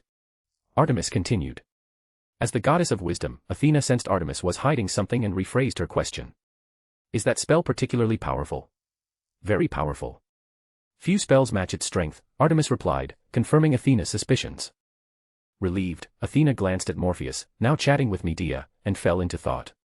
The oracle mentioned only Heracles, but these two are joining. Perhaps I should have consulted Apollo before leaving. He'd know something. If you enjoyed this story, don't forget to drop 5 stars and your power stone.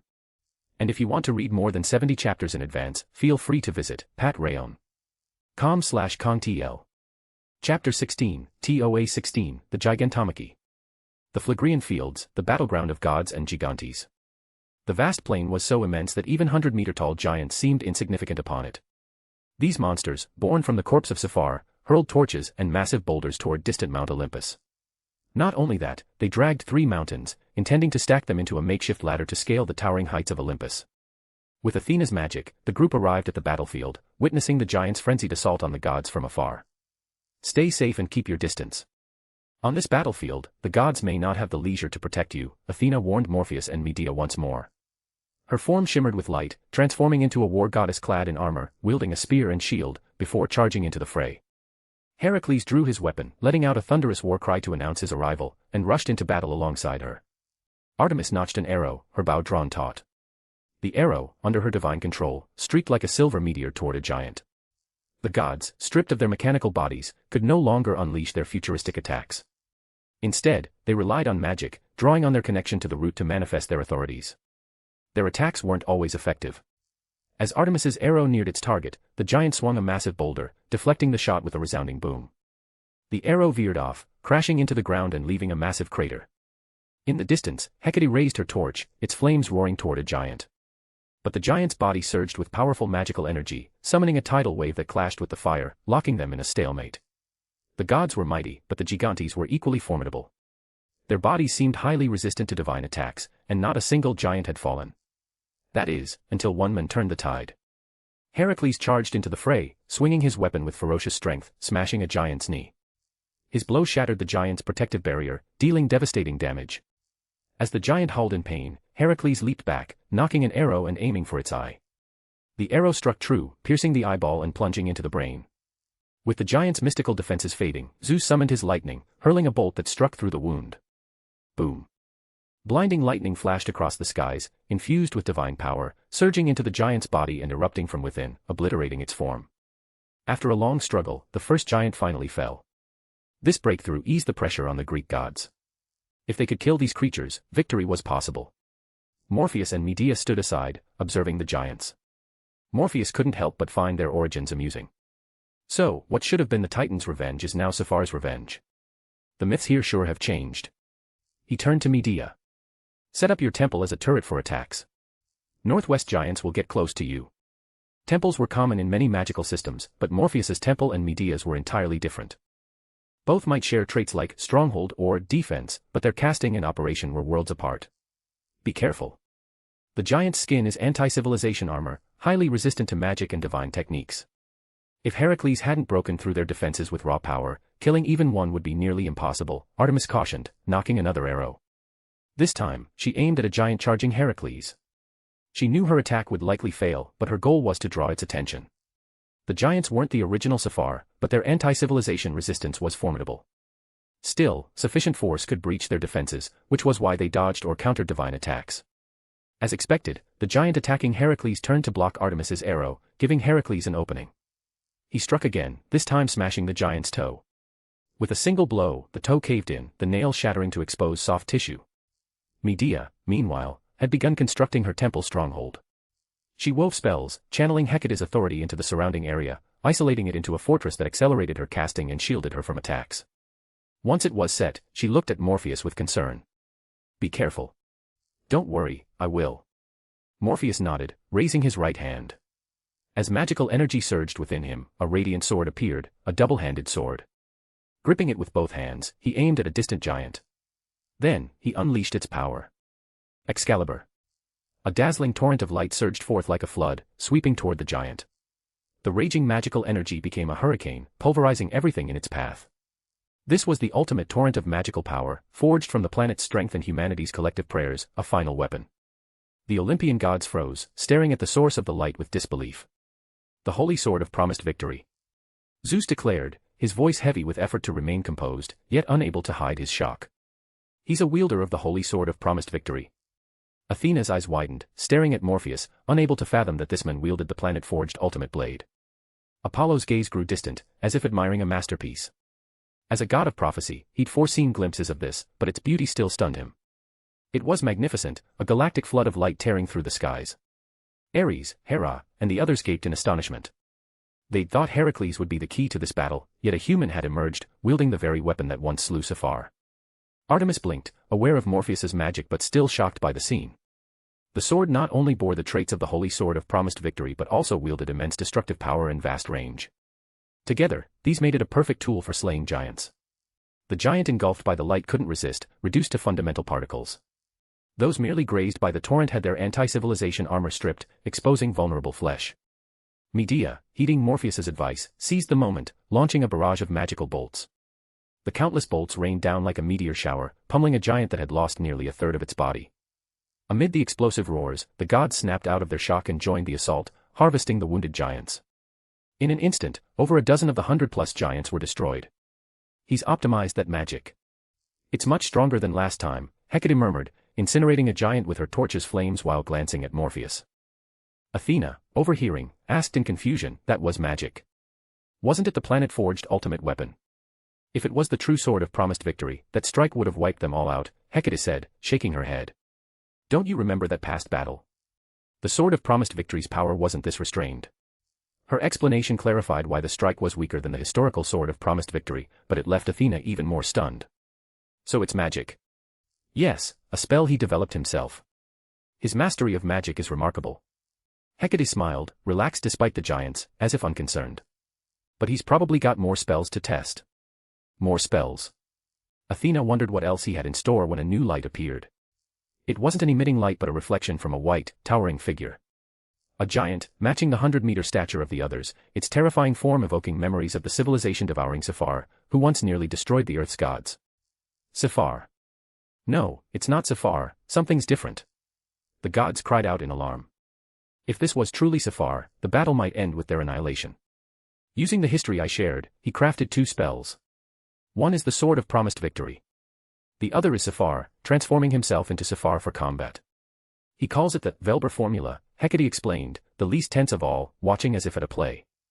This is magic too. Don't attack me, folks. I'm just testing magic, a booming voice echoed from the White Death's form. It swung its arm, smashing into a gigante. Boom. Raw, physical power clashed with ferocious intensity. The voice and actions confirmed to the gods that this youthful Safar was their ally, not an enemy. The Velber formula, a spell Morpheus crafted based on the Velber's invasion of Earth, transformed his body into a state akin to Safar, the Velber II that assaulted the planet. But it had significant limitations. It wasn't based on the real Safar but on its legend, manifesting traits like immense physical strength, a shell immune to stellar heat, anti-civilization armor, and gradual strengthening as civilization grows. What lay within remained unknown to Morpheus. The spell was also mana-intensive, relying solely on his own magical energy to manipulate the surrounding mana. To ease the burden, he'd need to expand this story, creating a phase or higher dimensional space, a divine realm encapsulating this ancient tale. In such a realm, Safar would serve as the apocalyptic demon king, making it easier to mimic or summon. After pummeling a giant with over a dozen punches, tearing through its armor and killing it, Morpheus ended the spell. Against these giants, the Sword of Promised Victory was more efficient and less taxing. He was here to test, but now he'd fight with his best tools. Morpheus, exhilarated, drew his staff, his coat billowing in the wind. Around him, a yellow dagger, a blue chalice, and a green astrolabe orbited like planets around a sun. Magical energy erupted, tainting the surroundings. The world turned golden. All eyes turned to the source. Behind Morpheus, streams of light wove together, forming 2 radiant wings. In that moment, he was divine. If you enjoyed this story, don't forget to drop 5 stars and your power stone. And if you want to read more than 70 chapters in advance, feel free to visit patrayon.com/kongtl. Chapter 17, TOA 17, Angels. Any magus studying in the modern or contemporary era would inevitably hear of a legendary figure, Aleister Crowley. He known as Beast 666, the most powerful magician, he was a genius versed in countless mystical traditions, from ancient scriptures to religious doctrines like those of the Abrahamic. In the Toaruverse, Aleister Crowley also existed, founding Academy City, the pinnacle of technological advancement. Before developing his Thelema system, this man joined a renowned magical cabal, one just as famous. The Golden Dawn. This organization transformed magic from its classical roots into a modern form, drastically lowering the barriers to mastery and producing many renowned, powerful magicians. Figures like Samuel Liddell MacGregor Mathers, William Wynne Westcott, and Alan Bennett were all members of the Golden Dawn. Though the group later fragmented, its successor, the Dawn-Colored Sunlight, inherited much of its magical system. This system modernized occult elements like Hermeticism, Kabbalah, Tarot, Egyptian mythology, Enochian magic, and astrology. Among these, Morpheus was most adept at spells rooted in Kabbalah and Enochian magic. Of course, he was no stranger to other techniques, such as aligning elemental properties with celestial bodies to summon powers from other mythologies, a method he excelled at. At this moment, the wings behind Morpheus symbolized the power he wielded. Angelic wings, representing the messengers of the Supreme Creator, the incomprehensible entity at the highest pinnacle, the great being of nothingness. The One. Naturally, this power was but a fraction, as Morpheus couldn't harness the true might of angels. Yet even this infinitesimal sliver, divided by billions upon billions, granted him devastating destructive force and imbued him with traits beyond humanity. I declare my magic name, Veritas 000, the Seeker of Truth. A magic name represents a magician's reason for walking the path of magic, their deepest obsession. For Morpheus, that obsession was the pursuit of truth. When a magician utters their magic name, it signals their utmost seriousness, a battle of conviction. Angels stand ever before him. In the name of YHVH, angels of earth, wind, water, and fire, descend to guard him. YHVH, the name of the divine, the Lord, chanted with a trembling cadence that carried profound meaning. For shadowy figures materialized around Morpheus.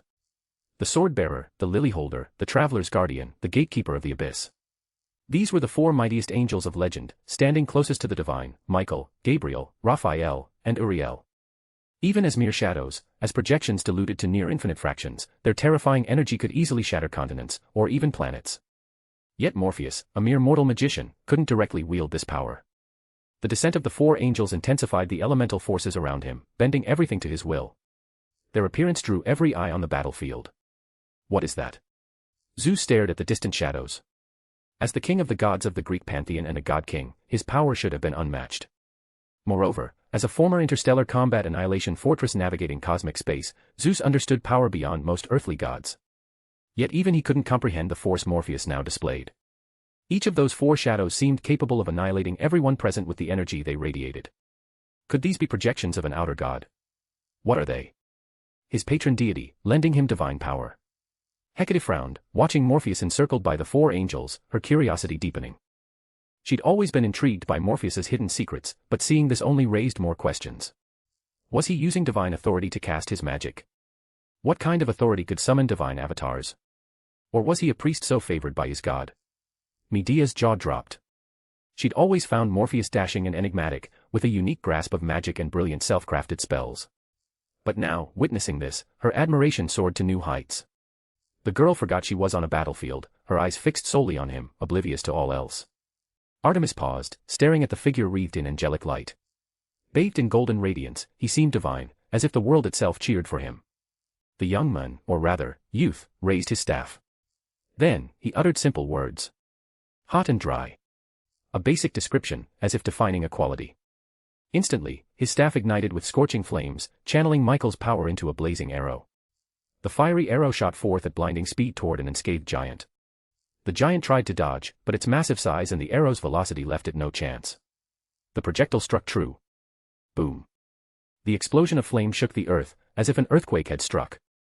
The giant collapsed, its body mangled by the blast. Its skin, highly resistant to magic, magecraft, and civilization, offered no protection. Perhaps it had some effect, but against an attack of this magnitude, resistance was meaningless. With a gentle wave of his staff, Morpheus summoned 3 identical fiery arrows, aimed ahead. If you enjoyed this story, don't forget to drop 5 stars and your power stone.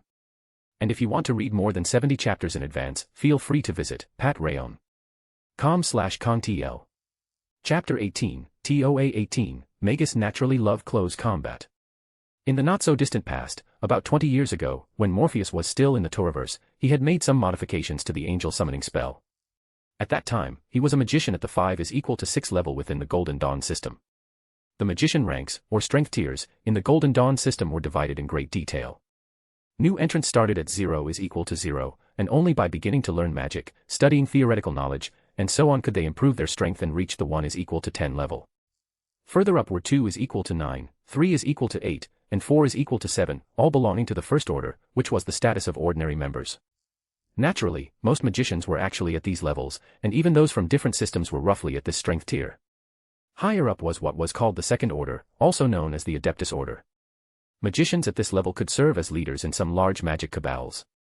Among them, 5=6 was called Adeptus Minor, 6=5 was Adeptus Major, and 7=4 was Adeptus Exemptus.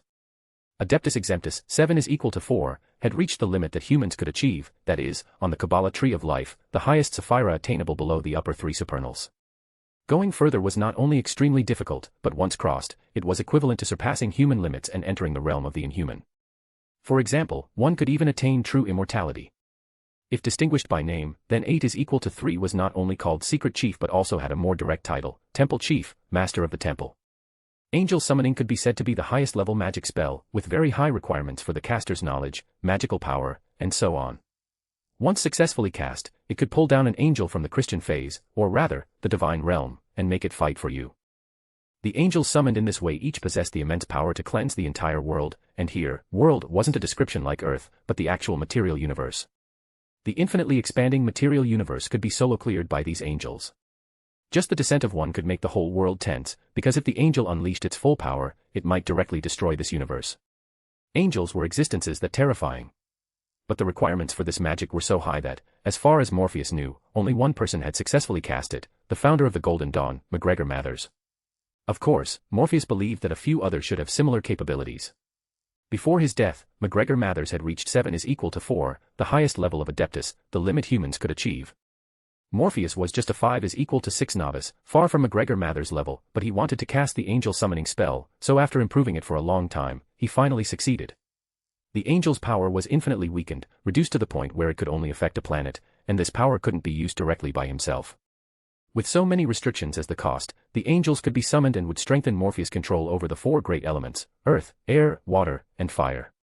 If he had to find a simple way to describe it, it was that after Morpheus discovered the angel summoning spell he'd worked so hard on was too underwhelming and couldn't be used directly against enemies, he used the four angels' inherent representation of the four elements to manipulate elemental power instead, directly using elemental forces for attacks.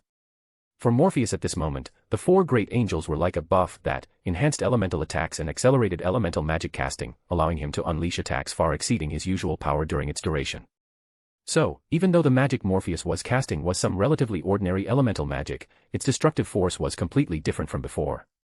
If not for Morpheus' precise control over magical power and his ability to restrain the force just right, random blasts could have turned these places into utter devastation, like the surface of the moon. At this moment, under Morpheus' control, several fire arrows shot toward those giants, so fast they were hard to dodge. Amid a series of booms, several more giants fell. As their companions kept dying, these seemingly dim-witted gigantes finally reacted. They roared and bellowed, charging toward Morpheus. To them, the threat from everything around combined was less than this tiny human. Nearly 80 giants rushed at Morpheus, while the gods were stunned by Morpheus' display and momentarily failed to react, not moving to block the giants. The first to snap out of it was Medea, the girl who had almost all her attention focused on Morpheus. "Morpheus, be careful," she shouted, immediately starting to cast spells, trying to use attacks to stop the charging giants, but her assaults clearly had little effect. Artemis also raised her bow, but even though she could attack with arrows, she could only hold back a few giants. There were simply too many swarming forward to block them all. The gods who finally reacted were already too late. Zeus gathered lightning, and even though lightning was fast, the process of casting meant he'd missed the best rescue window. If anyone was the calmest at this moment, it was Hecate. She clearly remembered just how exaggerated the defensive power of Morpheus' clothes was. These giants obviously couldn't affect him much. Seeing Hecate so composed, the originally extremely tense Athena calmed down as well. She felt that Morpheus must still have some trump card hidden. Boom. Terrifying force smashed into Morpheus, but it was blocked by his clothes. His attire constructed a temple, a mobile temple, because its features included all the qualities a temple required, so it could exert the protective power a temple should have. However, he didn't have that many materials, and what he made wasn't the kind that could be maintained indefinitely, it was a relatively inferior type. Even so, this outfit could defend against nuclear bomb-level attacks during its activation time, and the power at the center of a nuclear blast. The giants fell into confusion. They couldn't understand why their attacks had no effect on this human. They'd clearly swung heavy blows that should have completely crushed him, yet this human was utterly unharmed. He's actually fine. Zeus' heart gradually sank. He realized he couldn't see through this human from another world. The magic the other was using was all completely incomprehensible to him. He began to ponder what the outcome would be if he fought against him. Then, he sadly realized that he probably wouldn't gain much advantage, perhaps it would devolve into a stalemate. If the other could fully utilize the power of those projected outer gods, forget stalemate, he might be taken out instantly. But from what he saw now, it seemed the other could only use a portion of that power. He's really okay. Artemis shouted happily, which immediately revived the spirits of Medea, who had nearly fainted from seeing Morpheus get hit. Medea looked at the distant Morpheus and finally breathed a sigh of relief. In that instant just now, she'd felt her heart nearly leap out of her chest. At that moment, the world had truly seemed to go gray. That feeling made her terribly uncomfortable. At this point, after blocking the giant's attacks, Morpheus began a new magical experiment once more. Hundreds of magical spells activated around his body, reinforcing his flesh while preventing it from collapsing. All of this was for the battle to come. Thud. With a light movement under Morpheus' feet, his whole body shot out like a cannonball, even creating a sonic boom around him. In that instant, he'd broken the sound barrier. Morpheus wasn't a saint, not one of those monsters whose bodies were innately incredibly strong and could easily destroy mountaintops or even cities when going all out. But he was a magician, and by relying on magic, he could perform many operations that humans couldn't do on their own. For example, engaging in hand-to-hand combat at supersonic speeds.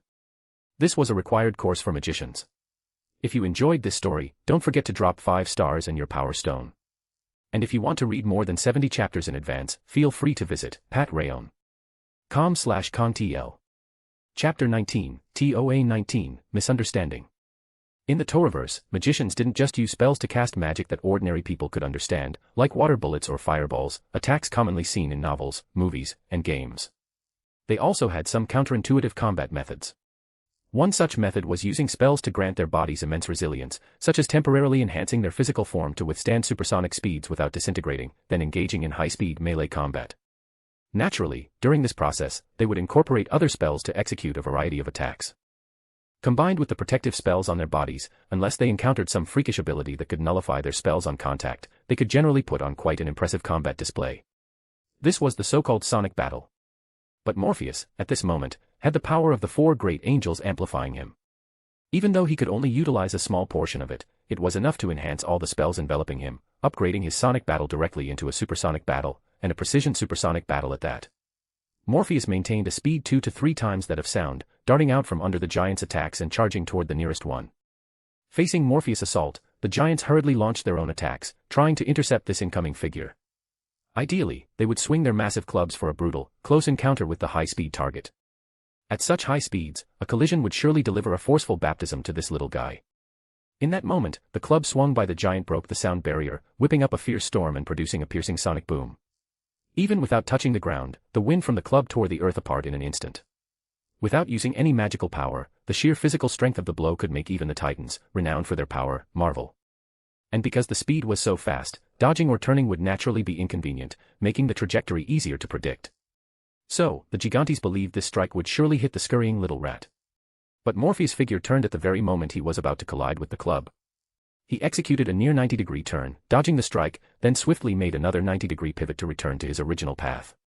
The most terrifying part was that his speed didn't even drop, continuing at a supersonic pace.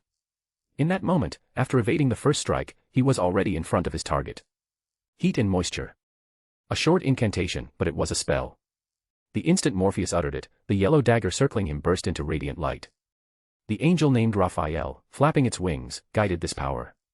Around Morpheus, a gust of wind appeared, followed by an enormous number of compressed air blades, sharp as throwing knives, shooting forward at incredible speed. These were blades formed entirely of air, slicing through the air. So sharp were they that a boulder in their path was cut into over a dozen pieces in an instant, each cut surface impossibly smooth. The wind blades didn't slow after hitting the rock, they continued at their original speed, all striking the giant's ankle. In that moment, the giant's ankle was pierced by the wind blades, leaving wounds that went clean through, you could even see the scenery behind. The giant, unable to endure the pain of the strike, bent over. At that instant, several wind blades shot upward, blasting into the giant's head as it lowered. Then, more immensely powerful wind blades erupted from Morpheus as the center, flying outward. In the blink of an eye, dozens of giants' bodies were injured by the blades. Some were hit in vital areas and died instantly, while others were heavily or lightly wounded, only to be finished off by the gods who had snapped back to action. In that moment, of the original 100+ giants, over 40 had died. Though more than half remained, the battlefield looked noticeably less crowded.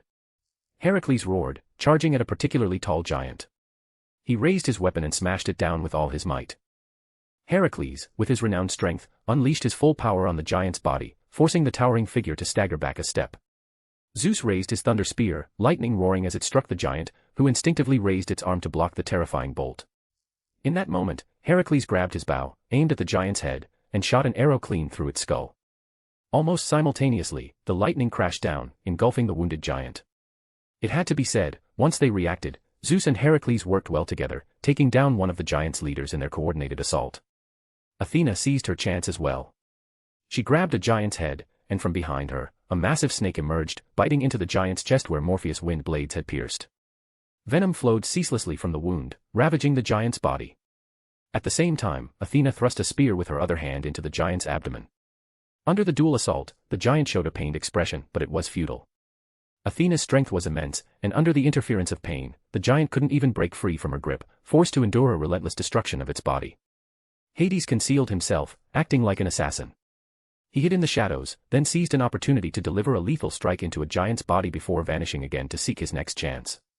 As for Poseidon, he didn't use his authority to summon tsunamis or the like. Instead, he crudely lifted a mountain the giants had brought and smashed it directly at them. He was attacking with pure physical force. In terms of effectiveness, this was perhaps the most direct and impactful among the gods on the scene, as Poseidon didn't even need to target those already weakened by Heracles or Morpheus. If the first smash didn't break their defenses, then a second would do. As long as he kept smashing, they'd break eventually. What should have been an intense war now felt like a skirmish. The enemies that should have terrified the gods now seemed weak. And all of this was due to Morpheus' seemingly inexhaustible magical attacks. From the moment Morpheus joined the fight to its end, about half an hour passed. When the last giant's head was severed and its body completely destroyed, the crisis originating from Sephar was finally resolved. This battle also allowed Morpheus to gather a wealth of data. As expected, even though this world hasn't fully embraced the spread of Christianity, I can still use the corresponding spells. The power I'm drawing on seems to be the Christianity I understand, not this world's Christian system. If, as I understand it, the world stems from mystery, and the universe exists within the world, then that explains my current situation. Since this universe is enveloped by a greater world, the powers contained in that world can be used directly here. And they're completely unrestricted by time. But it could also be due to other reasons, like some special authority within this world that allows me to use these spells. That's possible, too, since I bear Yog-Sothoth's magical imprint, granting me the ability to manipulate space and time. Morpheus pondered silently, several guesses flashing through his mind before he suppressed them. At that moment, a voice rang out, accompanied by the sharp sound of something cutting through the air. Morpheus turned to look and saw Medea flying toward him, her expression a mix of joy and reproach. She lunged at him, catching him off guard, and he could only steady himself to catch her firmly. Then he heard her say, clearly displeased, "Don't scare me like that again." Her words were filled with worry. Thinking back to how he'd recklessly taken the giant's attacks head-on, scaring Medea, he realized it was indeed his fault.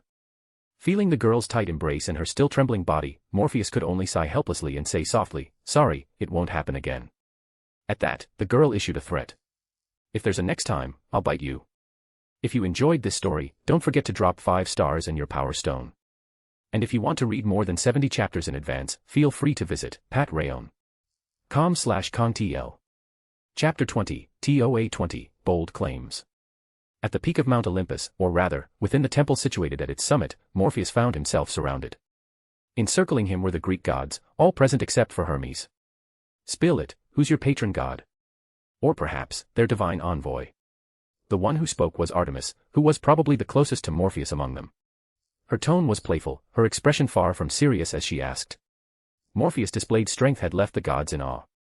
No one would be foolish enough to pick a fight with someone like him, especially when he clearly wasn't the type to stir trouble. Of course, if someone's mind were addled, such a thing might happen. But clearly, this group of Greek deities was not only sound of mind but perfectly rational. Even gods born from mechanical foundations understood logically what the best course of action was. At this moment, the gods gathered around, partly because they were accustomed to interacting with humans, but also due to a very human trait, curiosity. They were curious about Morpheus' secrets, about all sorts of things, which was why they lingered here. It wasn't coercion, just a simple wait for his response. The gods' thoughts were remarkably straightforward. If he answers, great. Waiting costs us nothing. That was roughly their mindset.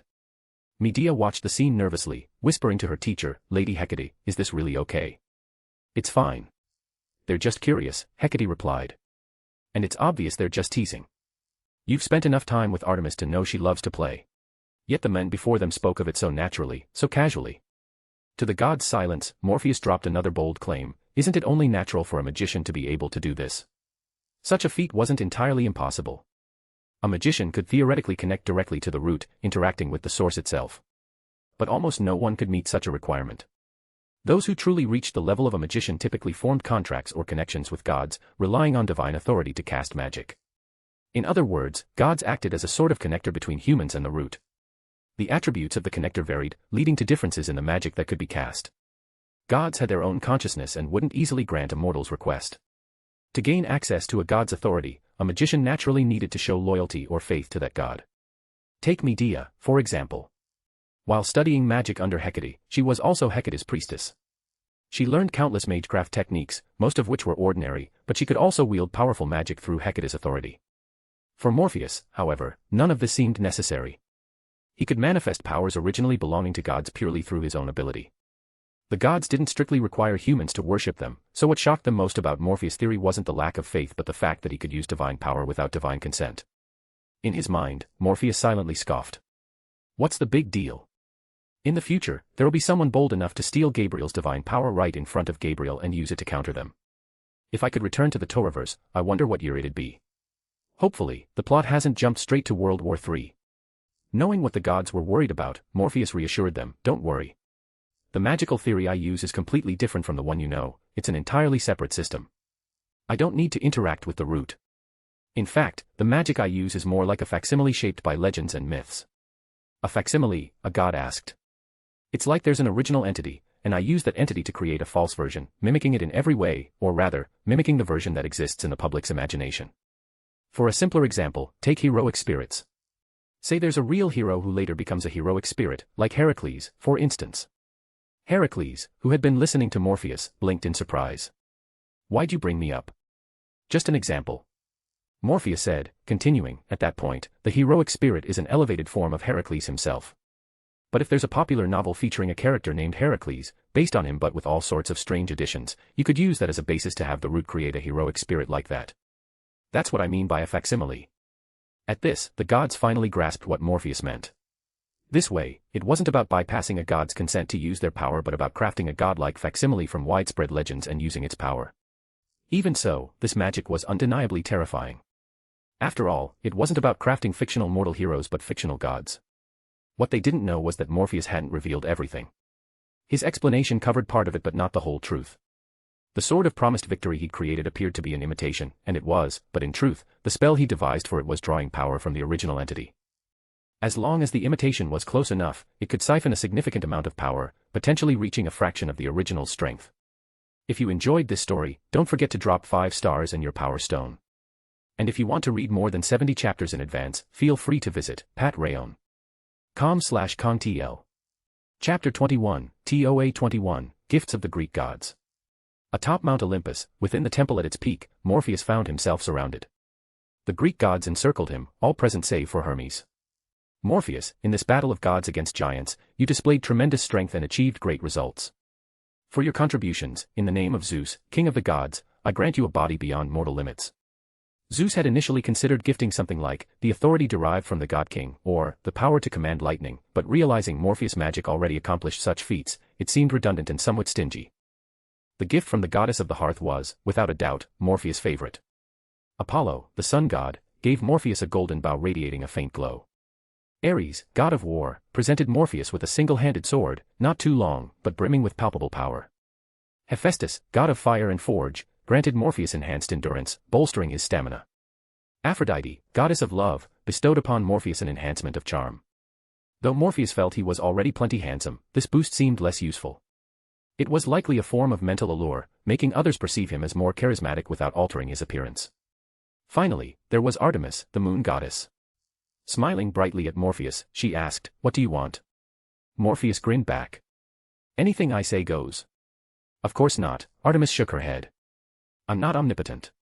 The most I can offer is myself, that's the limit." Medea's head snapped up at this, eyeing Artemis warily. "I'm not a slaver, so I'll pass," Morpheus said, chuckling. "Just give me whatever you think is good. Or nothing at all, we're close enough for that." Artemis shook her head. "No way. I'm a goddess, I have to give something." She raised her hands, gently touching Morpheus' eyes, and said softly, "In the name of Artemis, goddess of the moon, I grant you eyes that see through all and the ability to hit any target with perfect accuracy." This gift stemmed from Artemis' prowess with the bow as the huntress goddess, as well as her abilities as a long-range interstellar battlecraft in her physical form. In that moment, extraordinary visual range and pinpoint shooting accuracy were bestowed upon Morpheus. At that instant, the blessings of the 12 gods manifested on Morpheus simultaneously. He felt his connection to something deepen, a connection to the cause of all, the effect of all, the root of this small world. Indeed, this was the root, the very existence countless magi in the future would seek. Even if only for a fleeting moment, Morpheus felt its presence. Unfortunately, the brief contact wasn't enough for him to analyze what it truly was. He could only deduce from the changes in himself. In that moment, it felt like my data was recorded. That wasn't an illusion. So, the root itself serves as something like a record keeper. I've heard of this somewhere, the Akashic records. If I recall correctly, in my past life, I read that magi who truly contact the root lose their sense of self, becoming desireless, motiveless, living corpses. So why haven't I changed like that? Is it because these are divine blessings, bypassing that side effect? Wait, I should ask others who've received divine gifts if they've had similar experiences. But who could he ask? The crew of the Argo. That would have to wait. Morpheus pondered, politely thanking the gods for their gifts. At that moment, he noticed Apollo approaching with a smile. The men with golden curls had a captivating grin. "Care to chat for a bit?" Apollo said to Morpheus. "If you enjoyed this story, don't forget to drop 5 stars and your power stone. And if you want to read more than 70 chapters in advance, feel free to visit patreon.com/kongtl. Chapter 22, TOA 22, An Existence Unrecorded by the World. Apollo, the sun god, in Morpheus' understanding, the true Apollo was originally the god of light, and secondarily the god of music, but not the sun god. However, as tales of the original sun god faded and Apollo's prominence grew, he eventually claimed the role of sun god as well. After all, to people, a familiar god of light bringing forth sunlight made it natural to associate him with the sun god's position. But this didn't hold in the Nasuverse. Apollo was the sun god, a role derived from his function as a starship, acknowledged directly by humans after his descent to Earth. At least, that's what the people of Greece acknowledged. According to the Greek mythology, Morpheus knew, the first-generation god-king Uranus and Gaia gave birth to the second-generation god-king Cronus, along with his siblings, including Hyperion.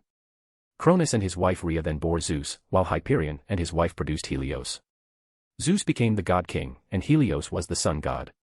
But here, neither Uranus nor Helios existed. From the beginning, starting with the creation god Chaos, corresponding to a starship, the fleet that emerged was Cronus. Later, Cronus clashed with the subsequent Zeus-line starships, with Zeus ultimately defeating the Cronus fleet. Thus, the sun god here had always been Apollo.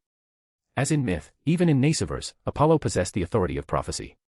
At this moment, he was smiling at Morpheus, his eyes tinged with a hint of apology. Seeing that apology, Morpheus sensed that something had gone wrong in the battle against the giants, and it was likely related to him. "Thank you for everything you've done for this world," Apollo said, expressing his gratitude once more. Morpheus shook his head. "You've already thanked me, Lord Apollo. Besides, I have my own goals." Apollo sighed. "I know your goals, but they cannot be achieved." Morpheus blinked. "What do you mean? Haven't you noticed something strange? With the God King's authority, his blessing should have made your body immensely powerful, not on par with Heracles, but far beyond your original self. If I had to put it in perspective, the physical enhancement you received, or rather all the blessings bestowed upon you, should have their effects amplified by 2 or 3 times, perhaps even 5 or 6 times. Morpheus frowned slightly. "Why is that? When I use magecraft myself, I haven't encountered such issues.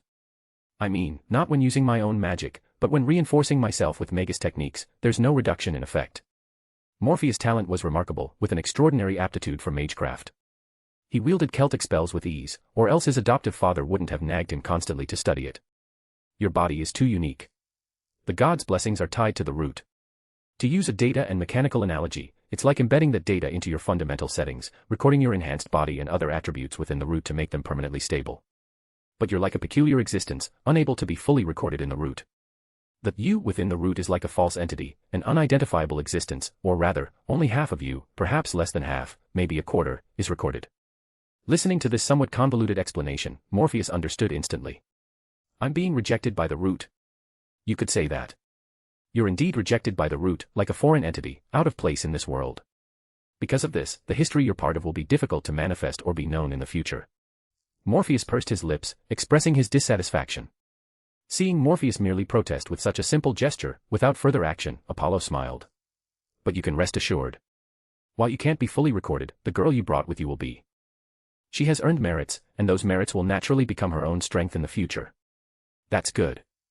I don't care much about being recorded myself. As long as she benefits, I'm fine." Apollo raised his hand gently. "I will grant her the ability to record everything and never forget. I believe this will aid her in the future." Morpheus hadn't expected Apollo to be so generous, not only clarifying the conflict between him and the root but also bestowing a blessing on Medea. Perfect memory. That ability was practically cheat. Was all this gleaned through your prophetic authority? "My prophetic authority, combined with my close connection to the root, allows me to discern these things. Both are necessary." Apollo leaned closer to Morpheus, lowering his voice. "But even with my prophetic authority, I can't foresee everything. In fact, it was because of your arrival that I saw certain things." "Because of my arrival?" "Yes, regarding my sister. Without you, I wouldn't have seen the future, my sister being whisked away by some mortal." Apollo's tone grew heated. "If you enjoyed this story, don't forget to drop 5 stars and your power stone.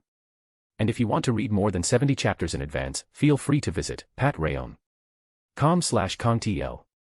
Chapter 23, TOA 23, Apollo's Guidance. Morpheus held back the words he wanted to say, feeling that voicing them would make him seem guilty. Seeing Apollo chatting and laughing with Artemis, Morpheus chose not to eavesdrop. It was, after all, a private sibling conversation, and it wouldn't be right for an outsider to intrude. So, after glancing around, Morpheus walked toward Medea, who was savoring the delicacies of the divine realm. "Morpheus." Medea waved excitedly when she saw him approach, holding out a goblet. "Come try this. It's wine only the gods can taste." Morpheus took the goblet and sipped lightly. The wine was initially bitter, but moments after it touched his tongue, it transformed into a rich, fragrant sweetness, a striking contrast to its initial bite. It was merely delicious, though, with no grand effects like, drink this and gain power. The god's food was, at its core, just exquisite cuisine. Medea took another sip, her cheeks already flushed from who knows how many cups. The rosy glow made her look utterly charming. Morpheus had the sudden urge to pinch her cheeks, certain it would feel delightful. But, mindful of the crowd around them, he suppressed the impulse with great effort. Noticing his odd demeanor, Medea leaned closer, her face breaking into a playful grin as she brought it near his. The scent of her breath, mixed with the wine, wafted toward him. "What were you just thinking about?" she asked, blinking mischievously. "Nothing. I was just thinking this wine tastes great." "Nothing. That's a weird way to put it. If you weren't thinking anything, how could you think the wine tastes good? You said nothing but then mentioned the wine. Are you hiding what's really on your mind?" Medea teased, leaning even closer. Morpheus listened to her words, feeling her proximity, so close he could sense her breath from her mouth and nose, even catch a glimpse of what lay beneath her collar. Taking a deep breath, he said, "No, you're overthinking it." He absolutely wouldn't admit that his heart was racing or that his gaze was slipping beyond his control. Medea seemed to pick up on this, leaning in even closer, her smile growing more pronounced. "Oh. Is that so?" Morpheus' breathing quickened. He forced himself not to step back, lest he seem afraid, and grabbed a goblet. "I'm drinking." Medea's lips curled slightly. "Go ahead and drink. I'm not stopping you." From a distance, the gods watching this scene burst into laughter. Zeus stroked his chin and shook his head. "What a hassle. They clearly like each other, why won't they take that final step?" Hera shot him a glare. "Not everyone's like you."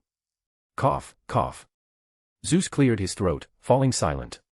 Artemis, observing the scene, pouted slightly. Apollo, standing beside her, said, "What's wrong, sister?" Feeling a bit upset.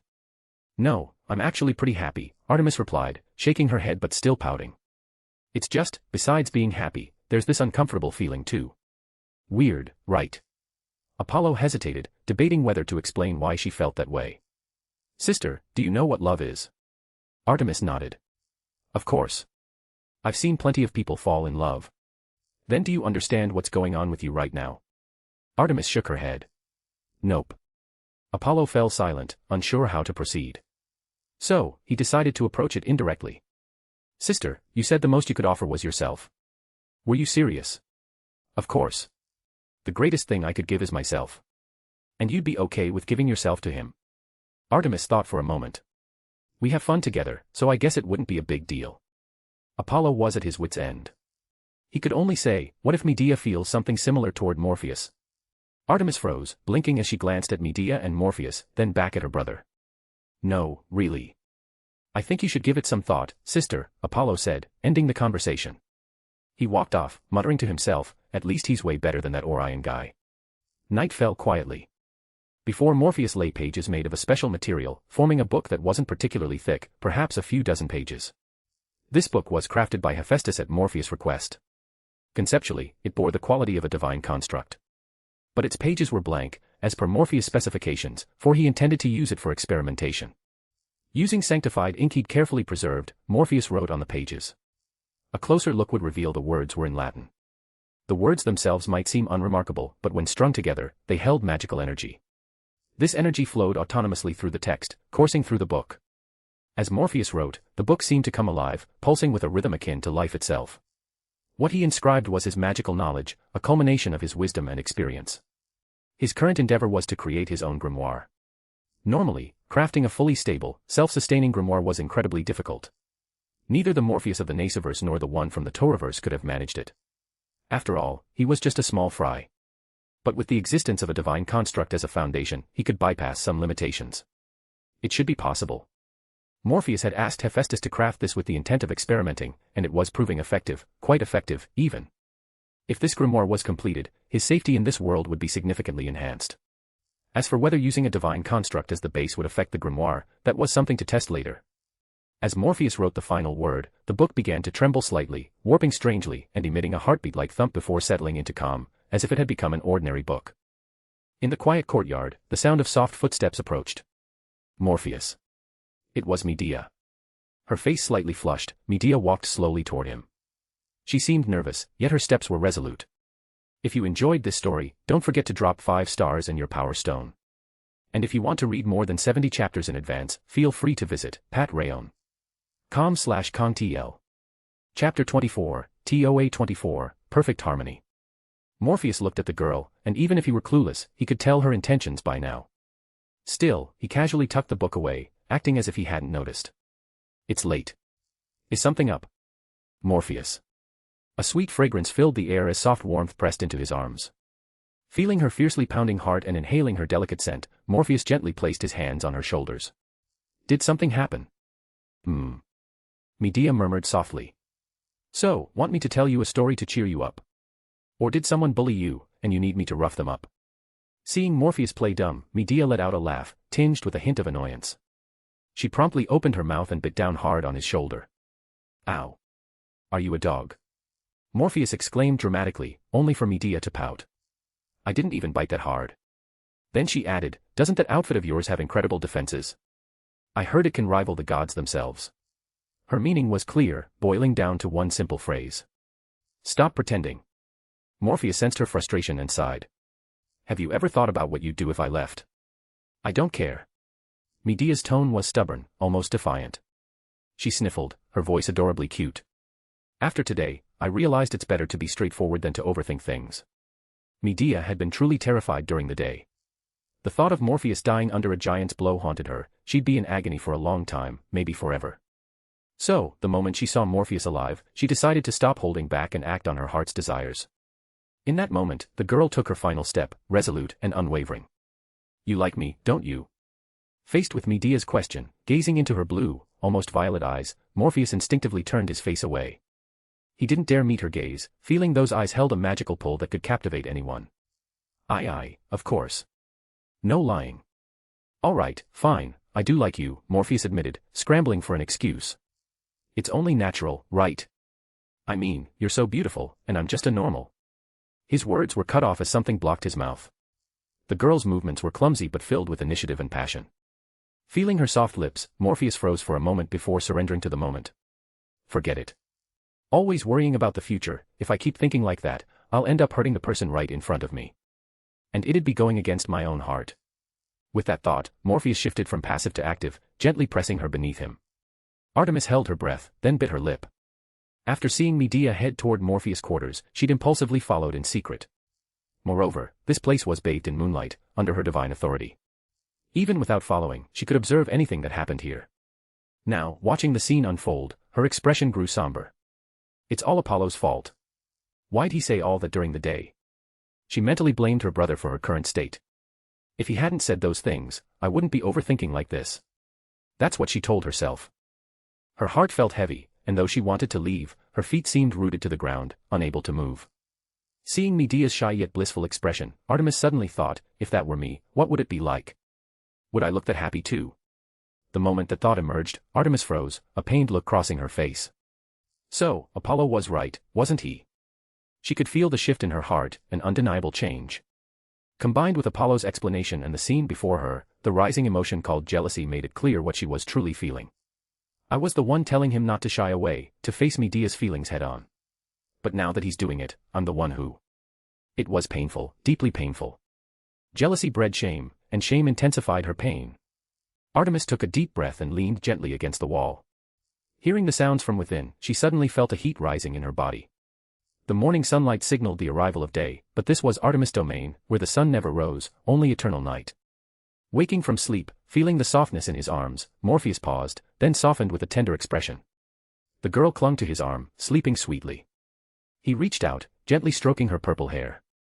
Thinking of the previous night, Morpheus leaned down with affection and kissed her forehead. It was an uncontrollable instinct, a desire he simply acted upon. Hee, Medea giggled. Seeing this, Morpheus pinched her cheek. Stop pretending to sleep. Get up. No way, last night was exhausting. I need more sleep. Medea protested, then grumbled, it was my first time. Was that really your first time? My body's in great shape, what can I say? Morpheus shrugged, grinning. Besides, you're the one who started the fire. It's only fair you help put it out. At that, Medea sat up and bit his shoulder hard. This time, with no protective clothing in the way, Morpheus let out a genuine yelp of pain. If you enjoyed this story, don't forget to drop 5 stars and your power stone. And if you want to read more than 70 chapters in advance, feel free to visit patreon.com/kongtl. Chapter 25, TOA 25, Myth and Magic.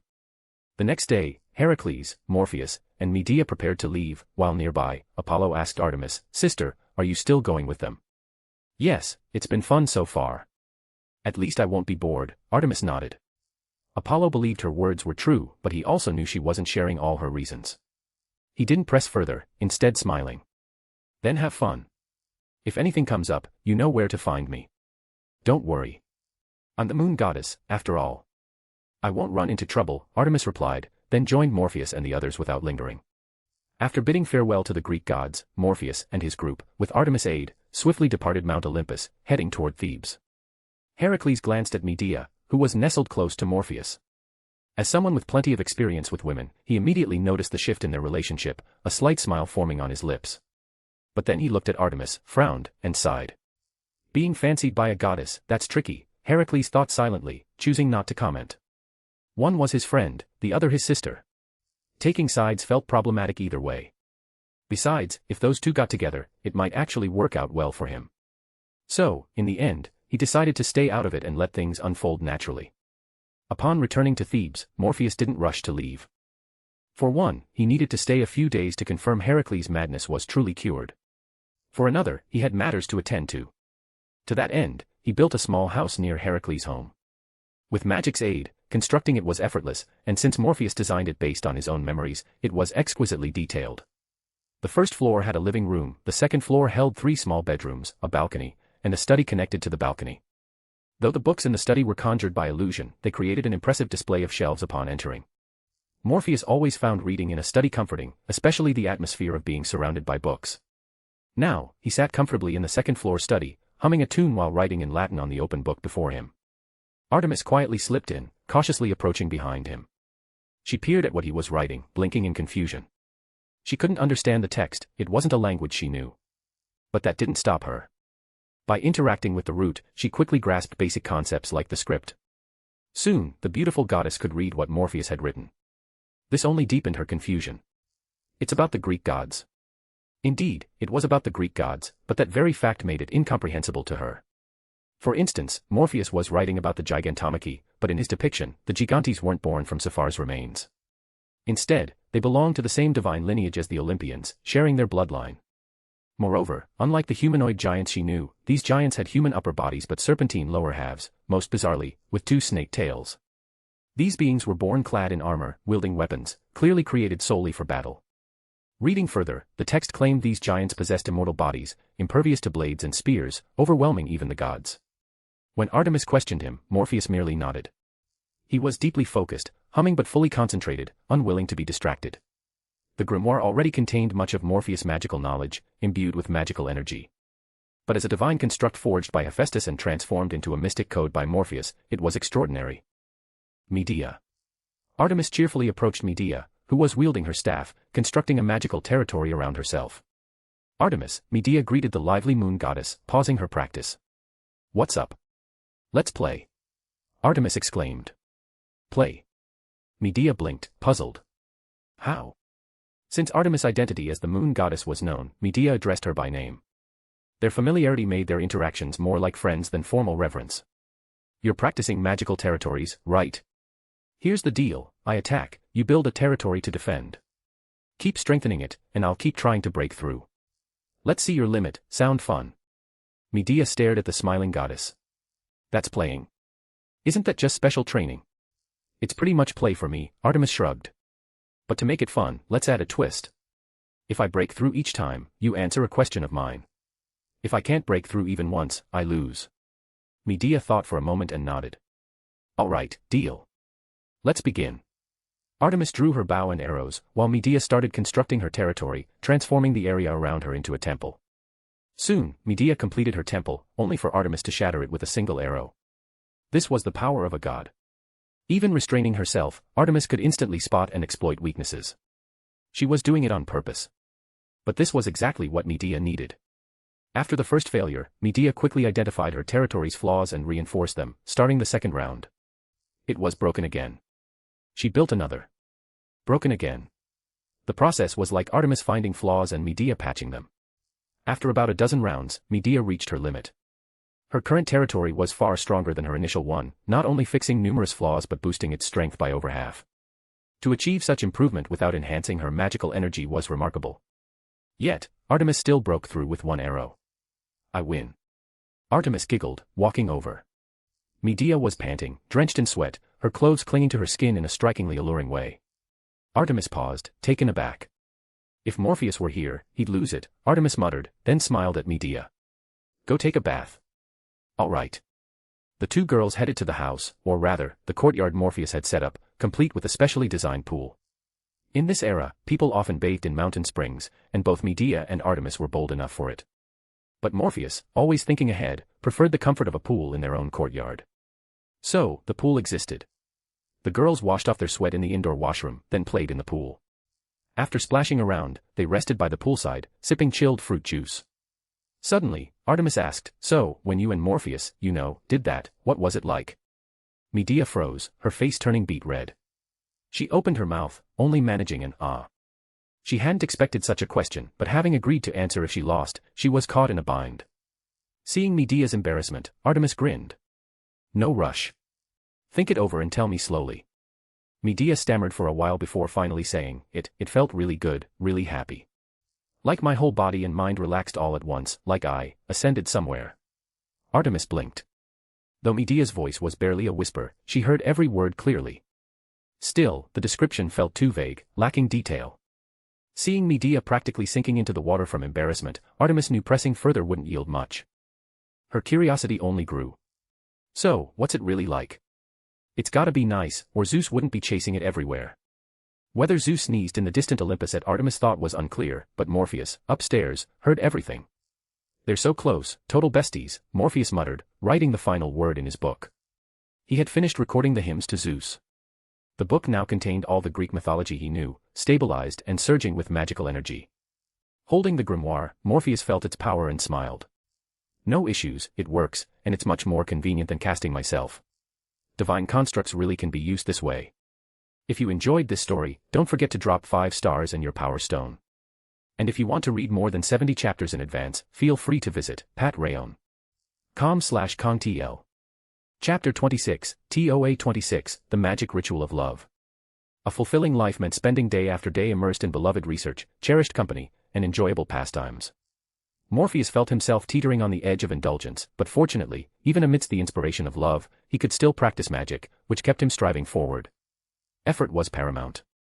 However, Medea, one of the key participants, remained somewhat puzzled. At this moment, the girl was flushed, drenched in sweat, and overwhelmed by an exquisite exhaustion from the peak of bliss. Morpheus, is this for real? This advanced magic you mentioned, she asked. Morpheus gently kissed her cheek and smiled. Of course it's real. Since ancient times, this has been the most effective and swiftest of magical rituals. Medea could sense peculiar energy flowing around them, slowly dissipating. During their earlier intimacy, something had indeed descended, though she couldn't discern what it was. The only certainty was that it was akin to the gods, or perhaps something beyond them. Morpheus wasn't lying. The ritual had activated as intended, and its target was none other than the legendary Babylonian whore. Not the saber-faced figure from the Nasuverse, but Babylon, the pinnacle of feminine power in the Tree of Life, the supreme embodiment of energy, an entity at the 8 is equal to 3 level of understanding the source. She represented the mother of all things. Through this unique ritual, it was possible to draw her essence into the world. But this was not only incredibly difficult, it was dangerous. Though Babylon, as the mother of all, loved everything, her authority could reduce all to nothingness, stripping away the self. If one could transcend this, they might cross the abyss. If not, they'd revert to their original state. In some ways, this entity aligned closely with a certain black goat of the woods with 1,000 young, with little dissonance. As a transmigrator, Morpheus had some knowledge of the Thelema magical system studied by Aleister Crowley, the founder of Academy City. This was only natural. The ritual to summon Babylon's power belonged to the Thelema system, akin to the faction of Academy City's espers.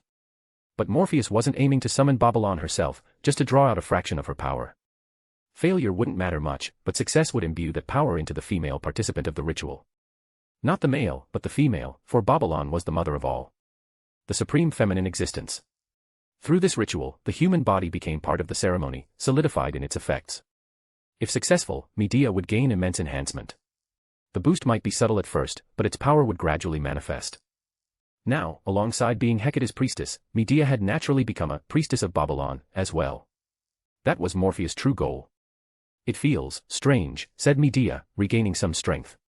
She slowly raised her hand, and droplets of blood flowed from her fingertips, dancing under her control before returning to her body. Her charm intensified in that moment. Though nothing visible had changed, she exuded an even greater allure. Taking a deep breath, she sensed new knowledge forming in her mind and murmured, "This is a magic to control blood, even the body." "For now, just the body and blood," Morpheus said with a smile. "But at its peak, it's not just the body, it's all tangible things, even granting form to the intangible. See? I told you, the ritual worked. Do I have to worship this entity now?" Medea asked, hesitating. Morpheus shook his head. "It's just a path to explore magic. Follow your heart. From what I know, there are magicians who've beaten up the gods they worship, cursed them, or even demanded they run errands. And there are plenty of them." Medea's eyes widened. "What kind of world did you come from?" Morpheus thought for a moment, then grinned. "A peaceful, friendly world full of ideals and love."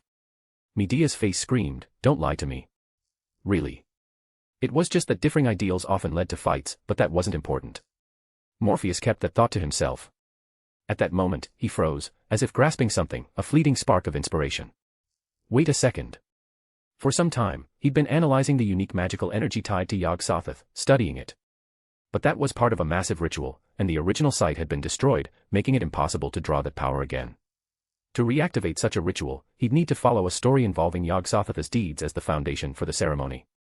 In other words, to harness Yog-Sothoth's mystical power again, he'd need to recreate a catastrophe based on a story featuring Yog-Sothoth. This was why the Toaruverse despised Cthulhu system magicians. Even if such rituals often failed due to the story's nature, they inevitably caused massive casualties. Though those performing Cthulhu rituals were likely to be killed by the entities they summoned, the collateral damage to innocence led most magical cabals to eliminate such magicians on sight. Imagine summoning an evil god that drives people mad just by looking at it into a city. What kind of terror would that unleash? This made Morpheus' research progress painfully slow. But the recent ritual sparked an idea. Come to think of it, the Nasuverse has outer gods too, right? Even if the worlds differ, and these are genuine outer gods with similar settings, could I summon this world's Yog-Sothoth? Or at least draw a portion of its power for further study? Even if the two entities differ, they likely share commonalities. With the root's existence, I might accelerate my analysis. Morpheus burst into laughter, startling Medea. He planted a quick kiss on her lips, then bolted toward the study. As he ran, he muttered, "It's worth a try, definitely worth a try." If you enjoyed this story, don't forget to drop 5 stars and your power stone. And if you want to read more than 70 chapters in advance, feel free to visit patrayon.com/contl. Chapter 27, TOA 27, The Poison of Knowledge. On the ground was a magic circle constructed from knowledge Morpheus had learned in the Nasuverse, with incantations also acquired there. Even without a holy grail as a foundation, it was fine. By linking directly to the root and centering the ritual around the name of the Lord, he created a magic circle with protective effects. After completing these preparations, as Morpheus chanted the incantation, the circle activated. Amid the surge of magical energy, something distant responded. This was a servant summoning ritual, but no relic was needed. As someone who wielded the full power of a Yog-Sothoth summoning ritual, Morpheus himself was the ultimate relic. Was he summoning that maiden who served the divine? No. Even a maiden bound to Yog-Sothoth couldn't match Morpheus' current level. In that moment, what emerged from the circle was not human, not even tangible. It was an entity formed entirely of magical energy, resembling a cluster of bubbles. Yet, merely observing this illusory structure revealed the terrifying power it contained. It held the force of time and space. The special magic circle Morpheus had placed around the summoning ritual worked, containing the overflowing energy. This wasn't Yog-Sothoth's true form, merely a fragment of its dispersed power. Yet even this fragment seemed to possess a will of its own. The 4 letters of YHVH began to glow, forming a peculiar circle from a unique triangle, creating a seal that confined this power from the outer god, preventing it from leaking out. But to gain its power, to uncover its secrets, he had to make contact. Morpheus stepped forward, entering the magic circle. Instantly, he felt a surge, like a tempest of knowledge flooding his mind. Despite having shielded his eyes, blood still trickled from them, dripping onto the ground. Under excruciating pain, his brain raced frantically. In that moment, he felt, everything I understood before was wrong.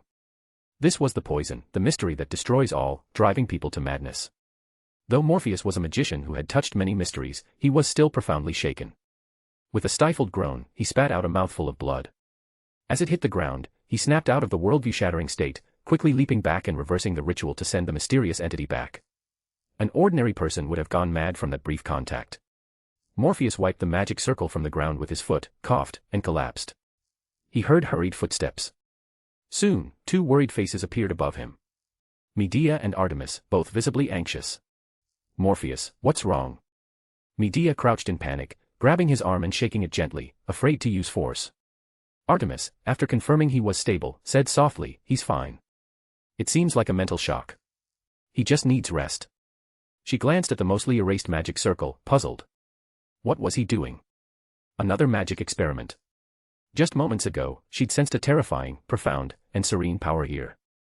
Assuming it was Morpheus' experiment, she heard him collapse and rushed over, only to find something had indeed gone wrong. Though she reassured Medea, Artemis was still tense. The circle was destroyed, making it impossible to analyze what he'd done. Some magic could cause unpredictable harm, not immediately apparent. Cough, cough, stop shaking me, or my bones will rattle apart. Morpheus coughed, spitting out more blood but still teasing, showing he was relatively okay. What magic was that? Artemis asked urgently, seeing he was conscious. If you pass out, I can figure out how to treat you. Just a simple servant summoning, except it wasn't a person, more like part of a god. It saw my devotion and stuffed a ton of knowledge into my head. Too enthusiastic. Morpheus muttered, lying on the ground while mentally sifting through the new information. It wasn't much, but it was exactly what he needed, small insights into time-space magic, helping him better understand how to apply his own power. Though the systems differed, many aspects were applicable. But the rest was mostly poison. In the past, magicians studied grimoires, original texts like the alchemical classic Geber's Sum of Perfection. These weren't copies for ordinary readers but true books imbued with magical energy. They held forbidden knowledge, craving dissemination, yet their power overwhelmed those who read them. This poison, if accumulated, could lead to collapse, madness, or death. As a magician, Morpheus had to purge this poison. At his level, it would take at least 2 weeks to fully cleanse. In other words, he'd need to stay put for half a month. This poison could even transfer through certain intimate acts, potentially causing someone to conceive something horrific, bearing traits of an evil god.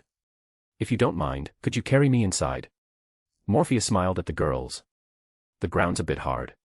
Hi guys, I just wanted to let you know that I'm currently working on a new fanfic, so if you like this one, you should definitely check that one out too. Saint Seiya, the Lord of the Underworld, Multicross. Hades. The Lord of the Underworld and one of the 3 sovereign gods of the Greek pantheon is among the most powerful deities to ever exist. It is said that he was the strongest of the 3 sovereign gods, and that Zeus holds the throne of the heavens only because he allowed it to happen, because he lacking of ambition and valuing the balance of the world above all else. But what if this time, the title of Lord of the Underworld had changed hands, and inherited by someone whose ambition is as vast as the waters of the sea? Chaos. This is the story of an ordinary human who through both luck and misfortune inherits the title and responsibility of the Lord of the Underworld. Yet there is a fundamental difference between the lords of the past and the present. Ambition. It is in human nature to possess ambitions that can reach the stars, and because of this once-in-a-lifetime chance, he will not let the opportunity slip away to expand his dark and somber dominion, making it as bright as the sky and as deep as the ocean. This is a multiverse fanfic that focuses on journeys to worlds other than Saint Seiya. Saint Seiya, Nasuverse, Dragon Ball, Campione, Re-Zero, Data Live, Genshin Impact, Akame ga Kill, Kimetsu no Yaiba, Overlord, No Game No Life, Marvel, DC, Naruto, One Piece, Bleach, Pokemon, Fate, Danmachi, and etc. Chapter 28, TOA 28, a fun game. Medea sighed, sitting alone on a wooden chair crafted from aged timber, its faint pine scent lingering in the air. Her gaze drifted toward the intricately carved wooden room on the second floor. The evening sun's glow filtered through sparse clouds, casting a warm yet slightly lonely ambience over the eaves and window frames, evoking the charm of ancient Greek myth. That loneliness tinged Medea's eyes with a hint of resentment. Complex emotions swirled within her, solitude and longing spreading like the evening's chill. Her fingers absently toyed with the tender leaves of a nearby vine, her gaze revealing a delicate, youthful sensitivity. Medea. Artemis' voice broke the quiet like a burst of spring sunlight. With a mischievous grin, she crept up behind Medea, enveloping her in a sudden hug, her cheek brushing against Medea's. It was as if she could sense every subtle ripple in Medea's heart. The moon goddess, wearing a playful expression, pinched Medea's cheek and teased, feeling a bit needy. As a goddess yet to experience the throes of love, Artemis spoke with the confidence of a seasoned veteran. If she lived in a future world and became an avid internet surfer, she'd fit right in. And no way. Medea's face flushed as she hurriedly denied it. But under Artemis' knowing, smiling gaze, she nodded faintly. Well, maybe. Having tasted intimacy only to be abruptly cut off was a painful ordeal. Don't worry, he's probably feeling the same. He's got to rest and can't do anything right now, Artemis said, glancing at the second floor and muttering, serves him right for messing with magic experiments. Then her eyes lit up. Hey, you could tease him. Tease. Medea blinked, puzzled. Artemis grinned. Look at him now. Get him all worked up, then leave him hanging. Do it a few times, and he'll think twice before pulling stunts like that again. Medea froze, stunned by Artemis' bizarre idea. Yet, somehow, it sounded fun. In a single sentence, Artemis had sparked an eager urge in her. After a long second of inner turmoil, Medea decided to follow Artemis' suggestion and teach Morpheus a lesson. Morpheus was diligently studying the new knowledge in his mind. Unable to indulge in passion, he channeled his energy into learning because he was a studious person. As expected, when it comes to space and time, or unified spacetime, the bubbles of this world and the other share commonalities in their magical rituals. These commonalities stem from fundamental spacetime theories. While their applications may differ due to system variations, weaving rituals based on core principles remains consistent. If I adapt these methods and integrate them into my own magic. The detoxification process was ongoing, but faster than Morpheus anticipated. He suspected his high compatibility with Yog-Sothoth was the reason. By now, he'd nearly purged the poison, with only a small remnant left. Still, since he'd said he needed 2 weeks of rest, he intended to stick to it, unless an irresistible force intervened. Raising his hand, reflections of the 4 elements, earth, wind, water, fire, appeared around him. Simultaneously, a shadowy form materialized before him. It resembled a staff, but unlike the red rod symbolizing fire, this was a silvery white entity, blooming like a flower at its tip. It represented the 5th element, ether. The 5 elements intertwined, combining.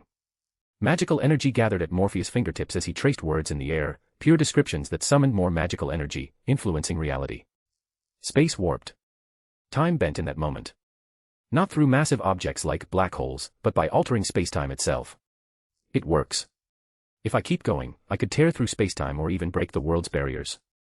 Morpheus muttered, dispelling the magic. As the energy dissipated, he sank back onto the bed, lost in thought. When does the Argos adventure start? I feel like a gamer waiting for the devs to drop a new quest in a dead period. As he grumbled, the door creaked open. Purple hair came into view, followed by a girl's playful smile. Morpheus, wanna play? Medea asked, her expression clearly up to no good. Morpheus, curious to see her scheme, replied, play what? I'm just bored, so I thought we could chat. Medea said, sauntering over. She swayed her hips, her petite frame irresistibly alluring. With a light spin, she sat on the edge of his bed. She leaned close, so close he could smell the fresh, woody scent on her. As if suddenly drained of strength, she rested against his shoulder, whispering, how about I feed you some wine? Sure, Morpheus said, already guessing her plan. But what Medea did next made his eyes widen. She took a jug of wine, poured it into her mouth, and then leaned in for a gentle kiss. MMPH. The wine was sweet, but her teasing was far more potent. As Morpheus' breathing quickened, Medea giggled and sprang up to flee. Her hand was caught. Medea yelped, your body's not up for this, you can't mess around. But Morpheus didn't let go, grinning. My body's recovered faster than I thought. Medea tried to resist, but he pulled her close, and she tumbled into his arms. Feeling the heat of his chest, she struggled briefly but soon went limp, her cheeks flushed, eyes slowly closing. After days of restraint, the girl couldn't hold back any longer. Hi guys, I just wanted to let you know that I'm currently working on a new fanfic, so if you like this one, you should definitely check that one out too. Saint Seiya, the Lord of the Underworld, Multicross. Hades. The Lord of the Underworld and one of the 3 sovereign gods of the Greek pantheon is among the most powerful deities to ever exist. It is said that he was the strongest of the 3 sovereign gods, and that Zeus holds the throne of the heavens only because he allowed it to happen, because he lacking of ambition and valuing the balance of the world above all else. But what if this time, the title of Lord of the Underworld had changed hands, and inherited by someone whose ambition is as vast as the waters of the sea? Chaos. This is the story of an ordinary human who through both luck and misfortune inherits the title and responsibility of the Lord of the Underworld. Yet there is a fundamental difference between the lords of the past and the present. Ambition. It is in human nature to possess ambitions that can reach the stars, and because of this once-in-a-lifetime chance, he will not let the opportunity slip away to expand his dark and somber dominion, making it as bright as the sky and as deep as the ocean. This is a multiverse fanfic that focuses on journeys to worlds other than Saint Seiya. Saint Seiya, Nasuverse, Dragon Ball, Campione, Re-Zero, Data Live, Genshin Impact, Akame ga Kill, Kimetsu no Yaiba, Overlord, No Game No Life, Marvel, DC, Naruto, One Piece, Bleach, Pokemon, Fate, Danmachi, and etc. Chapter 29, TOA 29, let's add a Dragon Slayer tag. They say in some comic, this kind of thing is called having a blast. Morpheus thought the phrase was spot on, he'd indeed had a blast. But that wasn't the point. What mattered was that he was finally back to full energy, ready to tackle other things. What are you doing here? Artemis asked curiously, standing alongside Medea. This outing wasn't just Morpheus stirring up trouble for himself, it was mainly for Medea. Given the unique nature of the Nasuverse, he wanted to add more remarkable deeds to her record. They were at a volcano, Mount Etna. Though Morpheus hadn't attended the clock tower, it wasn't out of arrogance. Back at Westminster School, he'd been busy with countless tasks. The 4 mystic codes representing the elements and his special outfit were a given. He'd also scoured various libraries, including the Imperial Library, for information. The wealth of resources there allowed him to uncover a trove of knowledge, including details about Greek mythology. According to the myths he'd studied, Typhon in this world was still alive, imprisoned beneath Mount Etna. Combined with ancient secrets Artemis had shared, it was confirmed, Typhon was indeed trapped below. To spar with Typhon and test my strength, Morpheus said, loosening his joints as he gazed into the volcano's crater. If possible, I'll kill it. That's Typhon. It nearly defeated Zeus himself. Artemis warned immediately, shocked that Morpheus planned to confront Typhon in such close quarters. No worries. Typhon's not as strong as it once was, and I'm no slouch either. Dealing with it won't be a problem. Morpheus grinned, his eyes gleaming with anticipation. As for you two, you can attack from a distance. Taking down Typhon would eliminate a major threat, making the future safer, right? Medea was stunned by Morpheus' audacity. You're really going to fight Typhon? Yep, and you two are coming along. It's no big deal. Worst case, we can't beat it and have to flee, might be a bit embarrassing, but that's all. Medea didn't think fleeing from Typhon was shameful, and Artemis nodded in agreement. But Morpheus was clearly set on his plan, showing no intention of backing down. Medea couldn't sway him, and Artemis, who loved adventure and was a goddess herself, figured she could pull them out if things got dangerous. So, the trio descended into the volcano together. The volcano slumbered only because the monster below did. If that creature awoke, roaring in fury and struggling, the volcano would erupt once more. They hadn't gone far when they met resistance. Dragon-tooth soldiers, monsters crafted from dragon teeth through magecraft, blocked their path. They possessed immense strength and durability far beyond any humans. Their bones were harder than steel, and their weapons, made of the same material, surpassed steel in strength. A few could be handled by humans, but in large numbers, they could overwhelm with ease. At the volcano's base, thousands of these dragon-tooth soldiers stood in dense ranks, a daunting sight. Seeing this, Artemis drew her weapon, her voice cold. It never surrendered, always trying to break free, and now it's amassed this many soldiers. These were Typhon's creations, its army. Medea gripped her Hecate staff, summoning magical arrays around her. From these arrays, magical arrows formed, aimed at the soldiers below. As someone highly skilled in both magic and magecraft, Medea knew their weaknesses. Without hesitation, she unleashed her attack. Leave this to me. Save your strength. Medea's voice was firm and confident. Her magical arrows rained down like a storm, each strike accompanied by a deafening roar, shattering the dragon-tooth soldiers one by one. Her prowess shone brilliantly, a relentless torrent of magic that devoured any enemy in her path. She was a force equal to 100 magi. Amid the booming onslaught, the soldiers, mere dead constructs, fell apart as their magical nodes were destroyed. Medea, seasoned from the gigantomachy, was now far more composed and steady. Morpheus nodded silently, thrilled by her progress. Artemis, seeing Medea's response, felt reassured but readied an arrow, prepared to step in if needed. However, the soldiers' destruction didn't bring peace. It triggered an ancient seal, causing more dragon-tooth soldiers to surge from the ground like sprouting weeds. Winged bone dragons took flight, aiming to drag the trio into despair. Medea didn't falter. Her eyes blazed with resolve, her magical arrows intensifying, as if to tear the very space apart. After relentless bombardment, the thousands of soldiers and bone dragons were eradicated, leaving only debris and lingering smoke. But this was just the beginning. A deep roar from the volcano's depths signaled an even greater terror awakening. As the earth trembled, an unprecedented oppressive force enveloped them, like a predator at the top of the food chain stirring. The roar, like a call from the abyss, was the cry of an ancient, powerful being yearning for freedom. When the first red dragon burst from the ground, the space seemed to ignite, flames and icy dragon breath intertwining in an apocalyptic scene. Artemis acted without hesitation. Her arrow turned into a streak of light, piercing the dragon and slamming its body into the ground. The impact, combined with Artemis' strike, shattered the volcano's floor. Cracks spread, revealing more dragons emerging. These dragons were colossal, their wings blotting out the sky, heads raised high, horns glinting coldly. Their very existence was a defiance of life itself. Dozens appeared at once, their roars forming an unstoppable sonic flood, shaking the earth and triggering the volcano's eruption, as if the world were under their dominion. Medea's eyes widened. She'd never witnessed such a breathtaking scene. But she didn't retreat. Instead, she tightened her grip on her staff. Though she thought Morpheus was taking a risk, she trusted he could handle it, and she trusted Artemis could too. She might be the weakest here, but Medea wouldn't give up. Channeling her magical energy, she prepared for the coming battle. She was Hecate's priestess, Morpheus' lover, his girlfriend, and a magician with extraordinary talent. No matter how weak, she'd prove her worth. Even against these formidable monsters, she wouldn't back down. Guided by the girl, magical energy flowed, forming fiercer arrows aimed at the creatures below. The bombardment began. "You're not joining in?" Artemis asked. "Nah, let you two handle it. These are dragons, crafted by Typhon. Killing them earns dragon-slaying merits, multiple ones at that." Morpheus grinned, holding back. Killing them wouldn't benefit him much, and he wanted Medea to gain more unique abilities. He was like someone trying to etch tags like Dragon Slayer, God Slayer, or Giant Slayer into Medea's root record. Not just because he'd promised Hecate to look after her, but because she was his friend, and his girlfriend. As for Artemis, she was a dear friend too. A goddess of her stature, following a mortal like him without hesitation, deserved some appreciation. "Fine, but you'd better be ready. If Typhon shows up, it's on you," Artemis said, aiming her arrows precisely at the dragon's limbs, attacking without pause. With the moon goddess here, not one of these so-called fearless dragons would take flight.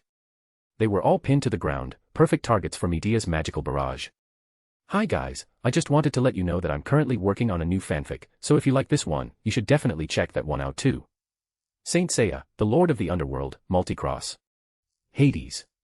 The Lord of the Underworld and one of the three sovereign gods of the Greek pantheon is among the most powerful deities to ever exist.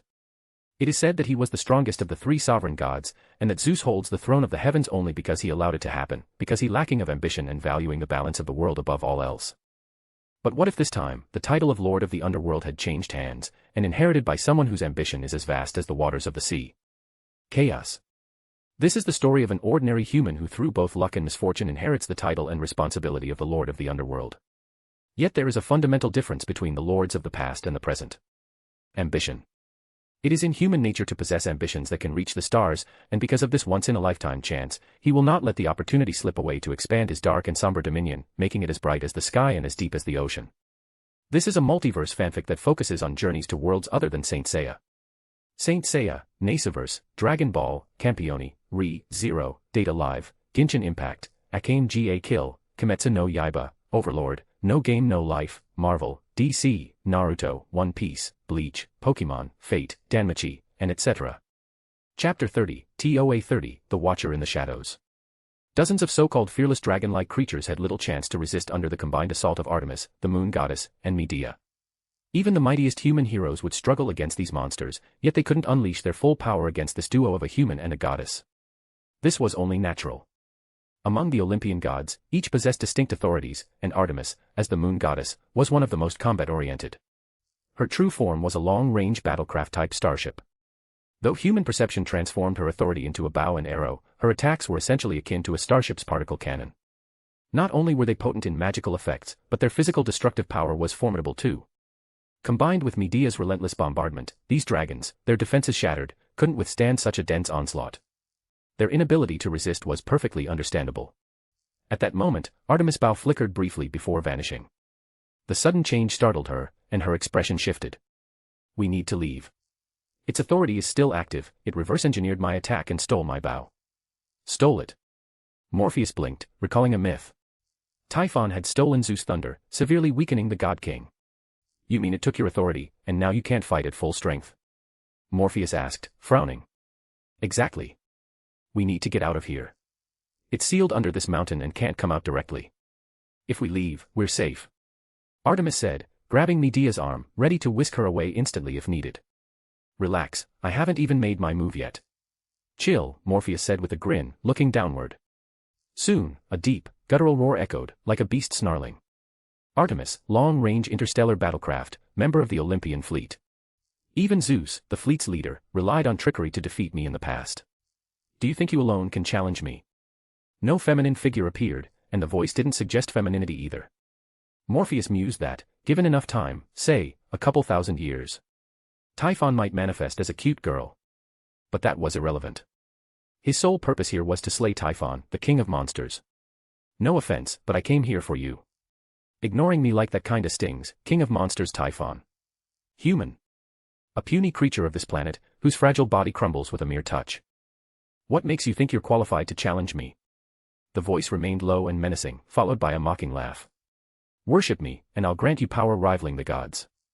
Release me, and you'll rule this world in my name. So, Typhon's got a brain, huh?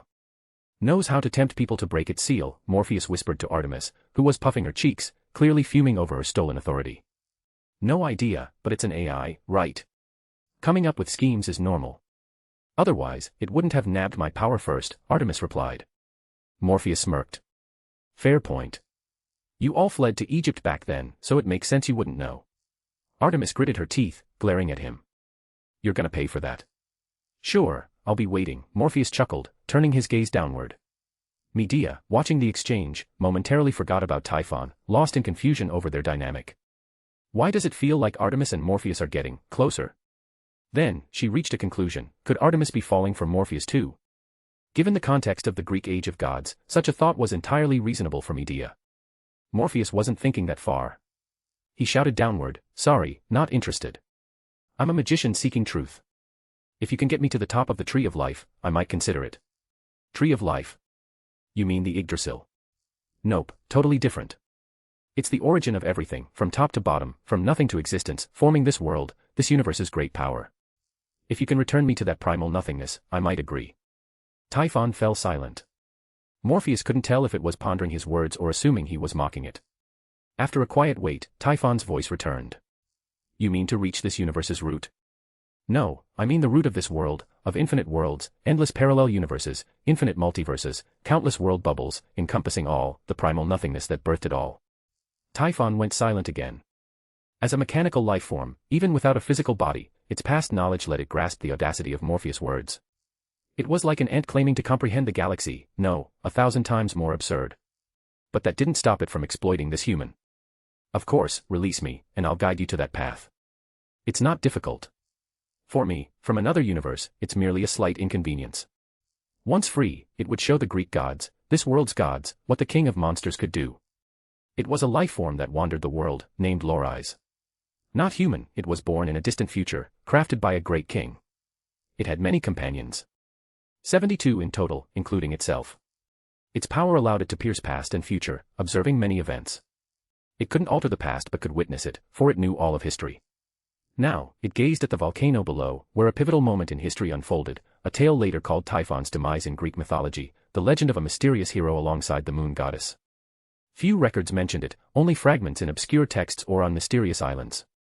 An unacknowledged legend, discussed only among a few in the magecraft organization called the Wandering Sea, as if the world meant to forget it.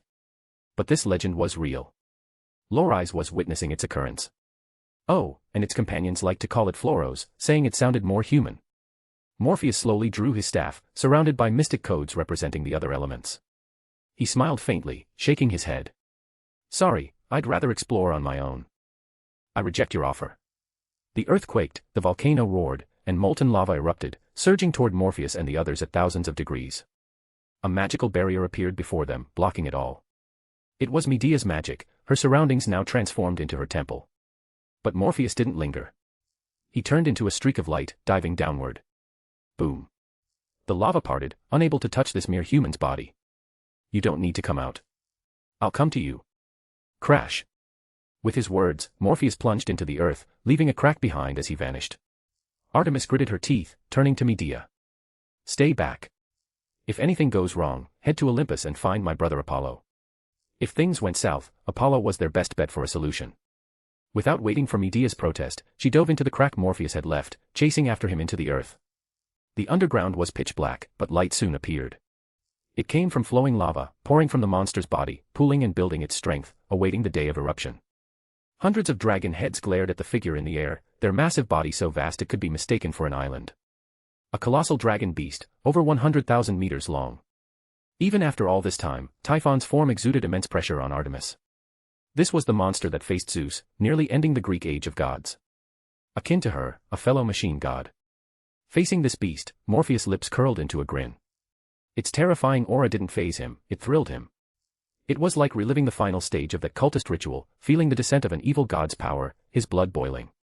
Here, I declare my magic name, Veritas 000, the Seeker of Truth. Morpheus proclaimed, formally challenging the king of monsters.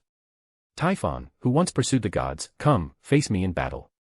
Hi guys, I just wanted to let you know that I'm currently working on a new fanfic, so if you like this one, you should definitely check that one out too. Saint Seiya, the Lord of the Underworld, Multicross. Hades. The Lord of the Underworld and one of the three sovereign gods of the Greek pantheon is among the most powerful deities to ever exist. It is said that he was the strongest of the three sovereign gods, and that Zeus holds the throne of the heavens only because he allowed it to happen, because he lacking of ambition and valuing the balance of the world above all else.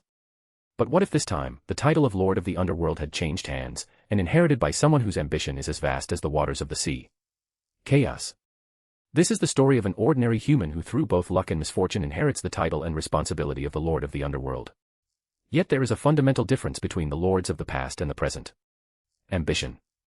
It is in human nature to possess ambitions that can reach the stars, and because of this once-in-a-lifetime chance, he will not let the opportunity slip away to expand his dark and somber dominion, making it as bright as the sky and as deep as the ocean. This is a multiverse fanfic that focuses on journeys to worlds other than Saint Seiya.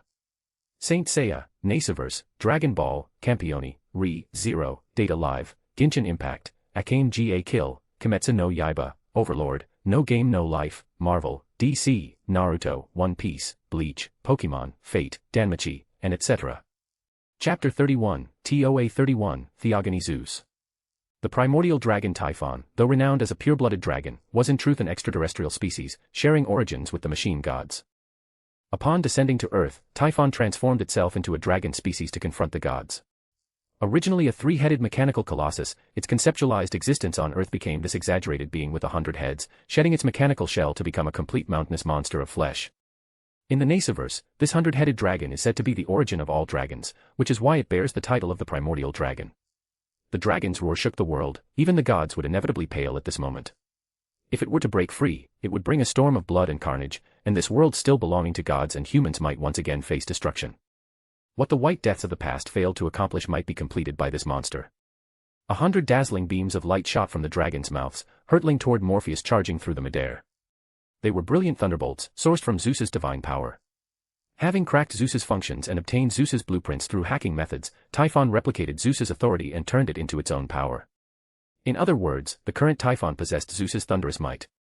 Such violent thunderous power could effortlessly destroy an entire city, or even annihilate towering mountain peaks. This was the power capable of clashing with the gods, the might that drove the gods fleeing to Egypt. Even though it had been weakened considerably, the destructive force displayed now was not something mortals could match. It wouldn't be an issue to call it the main cannon of a warship spanning star systems. Facing such violent power, even Artemis wore a shocked expression, even considering grabbing Morpheus and fleeing immediately. Yet, she saw Morpheus simply open his book. That book forged by Hephaestus the god of fire, into which he had stuffed a heap of things. Since the opponent was an enemy of the Greek gods, then counter with the power of the Greek gods. Typhon struck his body with thunder and fire, the winds belonged to Typhon, but the thunder belongs to Zeus. In that instant, a dazzling figure appeared on Morpheus's body, full of muscles, resembling coiled serpents. Streaks of electric serpents flowed across him, and in his illusory eyes, thunderlight flickered. Sensing the aura of the phantom appearing on Morpheus from behind, Artemis was startled. That's Zeus's aura. No, it's not right, it's different somehow. Is it the counterfeit he mentioned, the false Zeus he created? It was indeed Zeus's aura, but with some differences, an unfamiliar Zeus to Artemis, one she had never seen, more like a true human, an incredibly robust human, rather than the figure she usually encountered. That was Zeus from the theogony Morpheus had written down, the Zeus recorded in the original text. In this moment, it was like a reenactment of myth. Typhon's terrifying thunderous power bombarded Morpheus's body, yet Morpheus effortlessly blocked it without even activating the defenses of his clothing. At the same time, more and more thunderlight gathered around Morpheus. In this instant, he was like thunder descending to the mortal world, transformed into a pure golden humanoid lightning bolt. That's Zeus's thunder. Typhon emitted a muffled voice.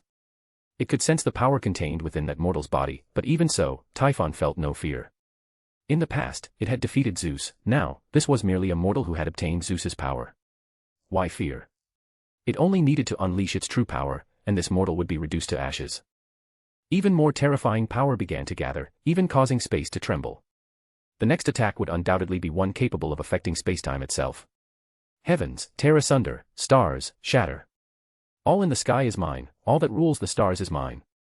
With the chant, an enormous pillar of light appeared ahead, distorting the world in that moment, and the true form of this strike finally revealed itself. I am the thunder that rends the stars. A noble phantasm from Zeus, Zeus's most powerful strike, yet now manifested from Typhon's hand. Artemis had to admit that the power of this blow was on par with Zeus unleashing it personally. But Morpheus showed no panic, he simply allowed this utterly terrifying attack to descend, his body unscathed, as if the assault were an illusion. Thunder attacks had no effect on the Zeus of the original text. Now, it was his turn to attack. Morpheus recited another passage. He thundered, fiercely and heavily. The surrounding earth echoed terribly, along with the high broad sky, the sea, the ocean, and Tartarus deep in the earth. In this moment, everything around changed, the volcanic environment vanished, the surroundings became vast and boundless, with earth visible below, oceans in the distance, and even the sky above. A reality marvel. Artemis murmured to herself as she observed the change, voicing the possibility closest to her mind. But what she didn't know was that the surroundings had already transformed into a divine temple. From the moment Morpheus opened the book, this segment of myth had begun eroding the environment. If he wanted to fight unrestrained without causing massive catastrophe, a sufficiently sturdy divine temple was essential. Now, within this divine temple turned into a singular space, in this small world, the earth was crumbling, lava flowing, the sea boiling, and the sky likewise burning. All of this stemmed from Zeus's thunder that had not been fully unleashed. Everything in the world seemed to tremble in fear before this terrifying might, as if the gods themselves were quaking. Typhon's 100 eyes widened enormously, staring fixedly at Morpheus now, especially the increasingly dazzling golden light on his opponent. Who exactly are you? You're absolutely not human, and while the power you're using resembles Zeus's, it has an essential difference from Zeus. It issued a challenge, even as the king of monsters, it felt fear, because that constantly gathering power restrained it from every aspect. And Morpheus chanted the final words. Zeus gripped his weapon and with lightning and thunder fiercely struck, burning all the monstrous heads of the terrible monster. In this moment, thunderlight surged wildly around Morpheus. He had now become lightning itself, and in Morpheus's right hand appeared a spear composed entirely of thunder, just like the divine thunder in Zeus's hand from myth. Boom. The violent thunderlight swept everything. This was thunder infused with divine power, a terrifying force to destroy all, precisely striking Typhon's 100 heads simultaneously. Each head was shattered by this blow, melted by the burn, unable even to regenerate. Thunder represented Zeus's divine power, and this divine power was now fully manifested in Morpheus. His body transformed into a thunder giant, one hand grasping the dragon's tail, holding it tightly to prevent escape, the other hand clenched into a fist, smashing ruthlessly into the now headless dragon's body. Thud. Thud. Thud. Continuous booming sounds rang out, the earth wailing in agony. Each attack caused violent earthquakes, the tremors reaching into the abyssal depths. Under this relentless bombardment, Typhon's flesh cracked piece by piece, flames spurting from the fissures, yet unable to inflict any damage on Morpheus. This was the divine might of Zeus from the original text. Even barehanded, he could brutally beat Typhon, the father of monsters. If not for the myth where Zeus did not kill Typhon but imprisoned him in the abyss, Morpheus would undoubtedly slay it now. But even if the myth lacked such a depiction, it could be achieved through other means.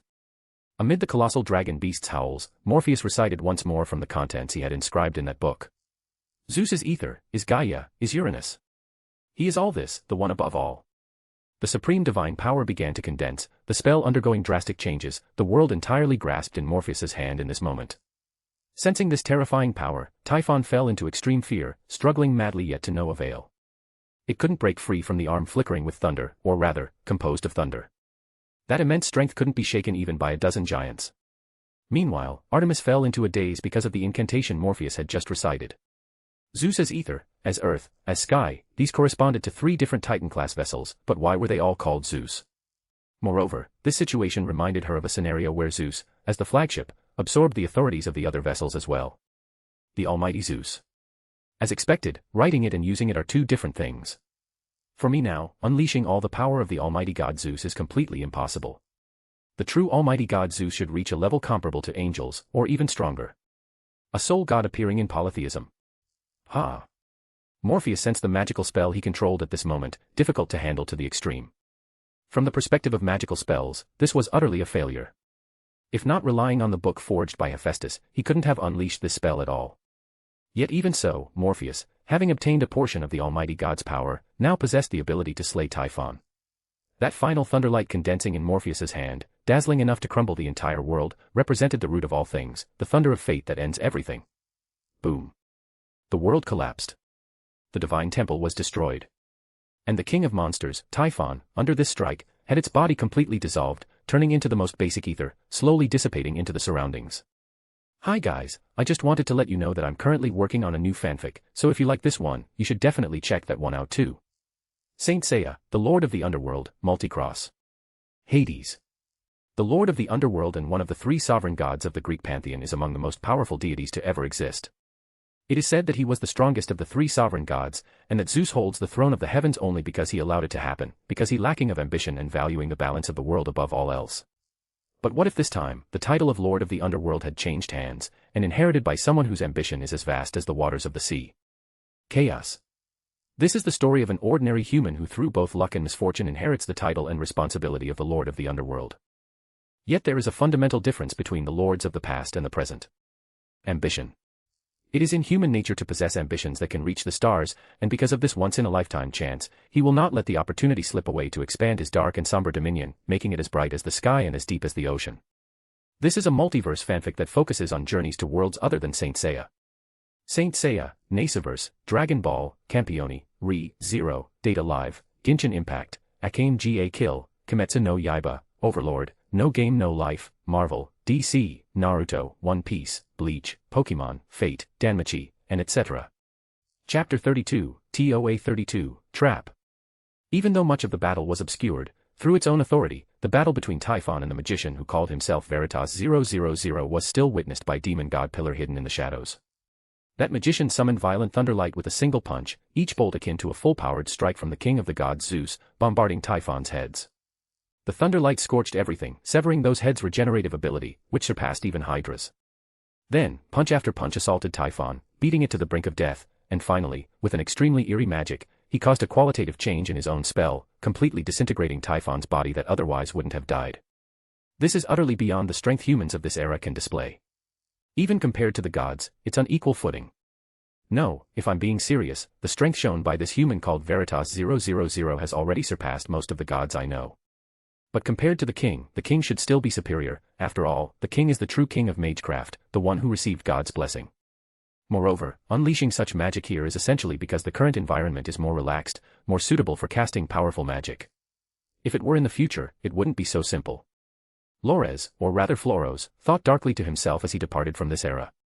However, the figure of that magician called Veritas 000 was now completely etched in his mind, impossible to erase. Phew. That was really straightforward work. See, doesn't this make everything better? The terrifying king of monsters, the father of monsters, Typhon, is gone. It's like removing a time bomb from this world. I've practically accumulated boundless merit. Morpheus said with a grin, hands on his hips as he stowed away his staff and other items. Artemis didn't know what to say at this point.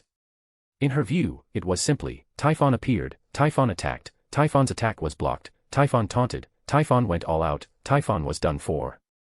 Though the description was simple, the power Typhon displayed in the process was extremely terrifying. If that dreadful force descended upon the outside world, it would undoubtedly cause horrific natural disasters, displacing tens of thousands or even hundreds of thousands of people. Yet, all these forces were effortlessly countered by Morpheus. Even facing the authority Typhon stole from Zeus, the thunder belonging to the God King didn't inflict any damage on Morpheus. Instead, Morpheus used power akin to Zeus's to blast the opponent apart. The scene of those punches hammering into Typhon's body could completely be called primal hand-to-hand combat, making Artemis's blood boil as she watched. It was the most primitive display of violence, yet it concealed a supreme existence within, as if proclaiming a fundamental truth. Thunder is everything, and everything is the almighty Zeus. However, the rationality in Artemis's heart told her another thing. Zeus was never that powerful. Enduring this sense of contradiction, the girl complained discontentedly, "Couldn't you have told me in advance? You scared me. I thought you'd gone mad and were going to commit suicide." "It's fine. Aren't I pretty familiar with Hades?" Morpheus smiled, though he wasn't sure if his words held water. The ground swallowed and allowed Morpheus a place to stand now, and the special spatial structure also gave this place concepts of up and down. The space is large enough, and the air, sufficient for activity for several months without issue. Morpheus probed briefly, then looked at the alluring girl beside him. So, why did you come down? Dear Lady of the Moon.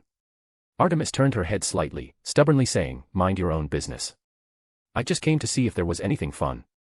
Looking at the girl with her stubborn mouth, Morpheus smiled and shook his head, not exposing her. He simply sat casually on the ground, appearing completely relaxed. A miscalculation. I didn't expect Typhon to have hidden something like this underground, continuously condensing Zeus's thunder. If it truly revived again, it probably planned to smash this thunder, equivalent to about a dozen full-powered strikes from Zeus, directly onto Zeus's head.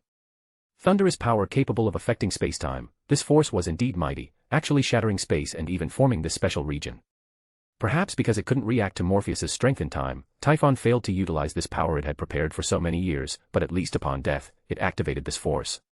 Maybe sensing it couldn't directly kill Morpheus, this force turned into a strike against space, constructing a special spacetime prison that completely confined Morpheus. And this treatment made Morpheus let out a long sigh at this moment. Do you know, Artemis? Know what? Artemis sat nearby and asked. The space here was extremely sturdy, even she couldn't break it. Since she couldn't break it, resting properly for a bit was also a good choice. In stories generally, during battles between good and evil, when the good side can't defeat the evil side, after a desperate strike fails, they activate a trap to seal the evil side away. From then on, the evil side is sealed, and the world begins to become peaceful. So, in the current story direction, is Typhon the good side, and I'm the evil side. Why do you care about that? It's not that I care, I just find it amusing. I didn't expect I'd get the treatment of being sealed, and this is already the second time I've been locked up. This made Artemis laugh. Looks like you've provoked quite a few people, making so many uneasy about you. No way. The first guy was clearly meeting me for the first time. He was all smiles when we met, then turned around and locked me up. Morpheus immediately protested, I'm clearly so cute and easy to talk to. Artemis looked at Morpheus and nodded along with his words, indeed easy to talk to, the you who blows people up right away is way too easy to talk to. Morpheus turned his face away, wasn't that for world peace? Seeing Morpheus's embarrassed look, Artemis laughed very happily. She leaned over entirely, trying to turn Morpheus's face back, grabbing his cheek while shouting, let me see your expression right now. No. Let me see. No. The two wrestled like this for a while until Artemis finally gave up on her plan. Naturally, Morpheus's expression had long recovered. After lying there for a bit longer, Artemis said, this place is so vast and empty, kind of boring. Yeah. This made the girl narrow her eyes, smiling as she asked, want to make this place look nicer? Yeah. Artemis became even happier. Then, call out, Great Moon Goddess Artemis for me to hear. Morpheus looked at the girl and shook his head, no. Thus, the Moon Goddess started making a fuss again. Hurry and say it. Come on, say it. If you enjoyed this story, don't forget to drop 5 stars and your power stone. And if you want to read more than 70 chapters in advance, feel free to visit patrayon.com/contl. Chapter 33, TOA 33, Apollo's Efforts. Medea arrived at Apollo's temple at her fastest speed. She didn't even dare to linger too much, forgetting to smooth out the wrinkles on her clothes, and just walked straight into the temple, completely unable to concern herself with whether this behavior was disrespectful to the god. Then, she prayed in the most devout posture. I pray to you, great Apollo, please save Morpheus and your sister Artemis. She was so anxious, waiting for Apollo's response, and Apollo's response did indeed appear. Accompanied by gentle light, the handsome man with golden curly hair manifested in the light. He first comforted the extremely tense girl. Don't worry, daughter of Aedes, your beloved will not be in danger. His power is so strong that he won't encounter a crisis because of something like that. You just need to wait a while, waiting for them to escape on their own. As the god of prophecy, Apollo could see some future events, and this finally calmed Medea's originally tense heart. She believed Apollo, no matter what, besides Morpheus, Artemis had also been dragged into that mysterious vortex. Even if Apollo wanted to harm Morpheus, he wouldn't harm Artemis. Moreover, the relationship between Apollo and Morpheus seemed quite good, they had communicated on Mount Olympus, and obviously with laughter and conversation. However, regarding what exactly that vortex was, Medea still couldn't understand. That is the trap laid by Typhon. Since being defeated by Zeus, Typhon has always been unconvinced. It believes its failure was because the gods used schemes and tricks, and the most important among them was the ephemeral fruit. Because it swallowed the ephemeral fruit, Typhon lost its power and became weak. So, even though it lost its power and was in slumber, Typhon always wanted revenge. For this, it has been accumulating power, from spending 100 years to accumulate the first thunderous power belonging to the god King Zeus, then relying on this power to condense the second thunder at a faster speed, repeating constantly, faster and faster, thus creating that trap. Apollo spoke as if telling a story. Do you know that the ephemeral fruit actually possesses its own consciousness? Its own consciousness? Yes, even without a form, the ephemeral fruit indeed has its own consciousness. The Morai letting Typhon eat the ephemeral fruit was actually letting the ephemeral fruit sacrifice itself. For the ephemeral fruit, this was like the gods abandoning it. Apollo said this and sighed. I've always wondered if it resents the gods. Saying that, he shook his head again. It should indeed resent, only resentment can alleviate the pain of being sealed together. But, the power displayed by Typhon this time doesn't seem weakened. The might it showed, even without getting close to feel it, from outside I felt it was no different from the power the God King displayed when confronting the Gigantes that day. Medea's words made Apollo smile. That's because of the ephemeral fruit's choice. When it discovered the possibility of escape, no matter how slim that chance, it would definitely try it. Therefore, the ephemeral fruit reversed its own power, instantly restoring Typhon from a state of power deficiency to a perfect state. Saying that, Apollo corrected himself, a perfect primordial dragon state. Even with the ephemeral fruit's power reversal, it couldn't let it possess what it originally didn't have, so Typhon couldn't restore to its machine god state. Medea finally understood why that battle looked so thrilling. Even though she didn't see most of the process, when the divine temple collapsed at the end and everything was revealed, why she felt a terrifying power as if Zeus had descended. Not only Morpheus's power was like that, but Typhon's power as well. However, the ephemeral fruit that chose this. No need to worry about it, it will have its own choices. For it, sinking into silence in this era, or hiding, or traveling, or choosing to wait forever for an era it is willing to emerge in, all are its choices. Its mission has ended, the gods won't interfere with its will. No, I just want to smack it. It suddenly did something so dangerous. Medea said discontentedly, suddenly liberating all of Typhon's power. If Morpheus wasn't powerful, wouldn't it be over? This sentence could be understood as, if Morpheus wasn't powerful, the world would be in danger, or, if Morpheus wasn't powerful, Morpheus would be in danger. Although it should be understood as the former, Apollo, relying on his understanding, on observing Medea's demeanor at this time, and especially on his prophetic ability, confirmed that Medea meant the latter. Compared to the world's crisis, for Medea, her man's safety was the most important. Watching the future developments, that Medea who fell into control because of the Golden Fleece, ultimately killing her own relatives, and later betrayed by the person she helped even at the cost of killing relatives. Apollo suddenly smiled, I have to say, meeting Morpheus is indeed the best opportunity in your lifetime. This sentence made Medea blush involuntarily, and Apollo began to doubt why the future Medea he saw in prophecies, and the current Medea, were obviously love-brained, but the future Medea became so hysterical. In that future that would no longer develop, did she indeed suffer some stimulation? Because she personally killed her own relatives, thus always bearing inner pressure. Human emotions, no, changes in spirit indeed need more attention. But the god of love, she's supposed to be very familiar with this, yet completely inattentive. Using any means for the purpose is also one of her characteristics. Apollo thought, looking again at Medea who was obviously still worried about Morpheus. A trace of apology flashed in his heart. Even if he could pull the people out now, he couldn't do so, because this matter concerned his sister's happiness. So, he must let those two spend some time alone together. Thus, Apollo asked, you've been learning magic with Hecate, right? Yes, great Apollo. You fought against the Gigantes last time, and battled the dragon beast this time, accumulating quite a bit of experience. Your power is also undergoing qualitative changes, these are changes brought by your experiences. However, you also have your weaknesses. Although the construction of the divine temple can to some extent prevent close combat, it's still passive. If you can strengthen your own attacks, even if strengthening ranged attacks, you can be safer. Medea nodded lightly, I understand what you say, but learning close combat is difficult, it's hard to master quickly. If you can learn the contents of this book completely, I can grant you a blessing, when you are in a place illuminated by light, your power will surpass mortals, and your eyes will observe everything.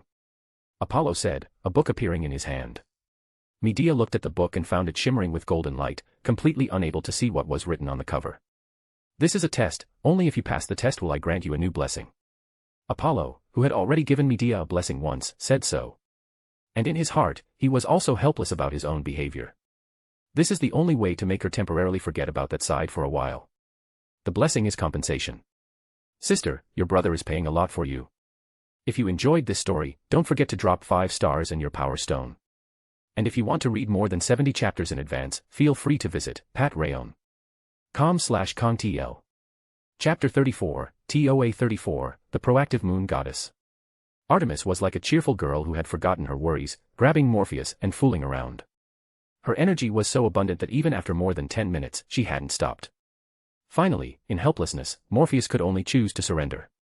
Great Goddess Artemis, please make this place not so boring, not so empty. Seeing as you're so devout, I, as Goddess Artemis, grant your prayer. Artemis said, her hands on hips, looking like an underage girl showing off how awesome she is. With her words, the world began to change. The originally empty sky, that void space, saw a bright moon appear. Moonlight sprinkled down, falling on the ground, and then, on that earth, a small tender bud surprisingly sprouted. That bud grew rapidly, becoming a towering tree. It was an oak tree, an incredibly lush oak tree. The appearance of the moon and oak tree brought a natural aura to this lifeless world. In legend, the Roman moon goddess Diana, which is Artemis's identity in Roman times, also holds the title of oak goddess. Morpheus felt this change, looking at the smug Artemis whose face clearly said, "Hurry and praise me." The staff appeared in Morpheus's hand, and then astrolabe, dagger, and holy grail appeared around him.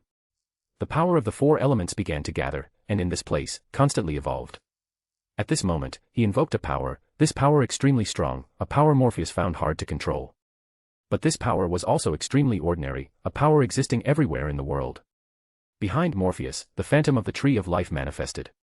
The power descending from the crown, passing through wisdom, understanding, mercy, strength, beauty, victory, splendor, foundation, finally falling into the kingdom.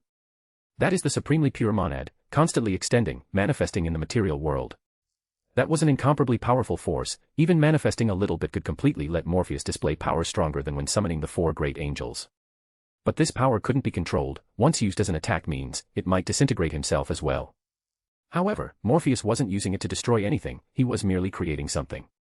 Large amounts of green began to appear on the ground, that emerald green belonging to grass. This emerald green rapidly spread on the ground. With the appearance of these lush grasses, part of the ground began to sink, water surging within, filling that pit, becoming a small pool. Flowers bloomed one by one in the grass, emitting faint fragrance, making this place under the moonlight even more dreamlike and beautiful. This area was only about the size of 2 or 3 ordinary classrooms, this was already Morpheus's current limit. To utilize the power called lightning flash of creation, in some aspects, it indeed exceeded his current realm. Artemis's eyes gazed dazedly at this scene. She originally thought she would give the other a surprise, but unexpectedly, the other gave her an even bigger surprise. This was truly too beautiful, so beautiful it intoxicated her, even unwilling to wake up. Perhaps such scenery could be seen casually outside, but watching an empty place transform into such a beautiful area, this impact on the heart made Artemis feel suddenly hot. She felt the beating of what is called the heart, the surging of blood, the emotions humans speak of, excitement, impulse, or involuntary emotional fluctuations. At this moment, she finally truly understood. The pure virgin goddess of Greece, at this moment uncontrollably fell to the ground, gently hugging that person, appearing incredibly passionate. Artemis. Morpheus said softly, wanting to look at the other, but from behind came the other's voice no longer suppressed. Don't speak, just let me hug you like this for a while. Slightly trembling, but more was the heat emanating from the plump body, this heat as if to completely engulf Morpheus. Just as Morpheus said, he was a scumbag who loves everyone he sees. In such an atmosphere, he indeed couldn't hold himself back, desire rising, and uncontrollably starting to rise, like a flood, endless. Thus, at this moment, Morpheus turned passive to active, breaking free from the other's embrace. Looking at Artemis's somewhat dissatisfied, somewhat hurt expression, he directly hugged her. This action made the other show a surprised expression, then the girl with slightly red cheeks revealed a happy smile. She also hugged Morpheus again, hugging tighter than before, more forcefully, more naturally, and more boldly. Because Morpheus's hug was already the greatest response to her. Artemis knew very well what this hug meant. Thus, with flushed cheeks, she whispered in Morpheus's ear, "The kind of thing you played with me, Dia, I want to try it too." This sentence was like a switch, burning away the last rational lock in Morpheus's mind. He gently placed the other on the ground, the soft grass becoming a bed at this moment, and the bright moon in the sky like a lamp on the ceiling. Looking at the girl's luscious lips, Morpheus gently kissed them. Artemis also responded, somewhat clumsy, yet appearing proactive. Even the most tomboyish girl, at this time shy like a budding flower, gently removed the other's clothing, then slowly became one. This instant became eternity. Unknown how much time passed, one person and one god hugged together like this. Instead it was gentle like a clear mountain stream, secluded like a dense forest in the mountains. It can be said, without exaggeration, there was only natural flavor. When everything ended, the two quietly lay on the grass.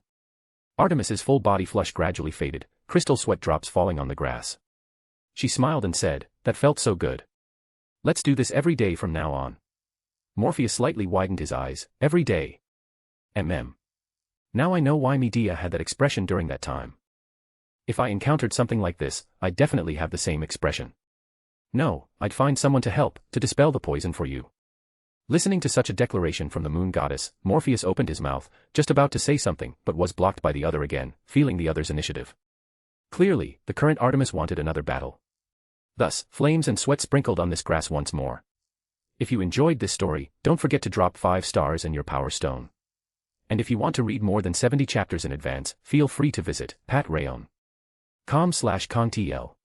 Chapter 35, TOA 35, Zeus's Proposal.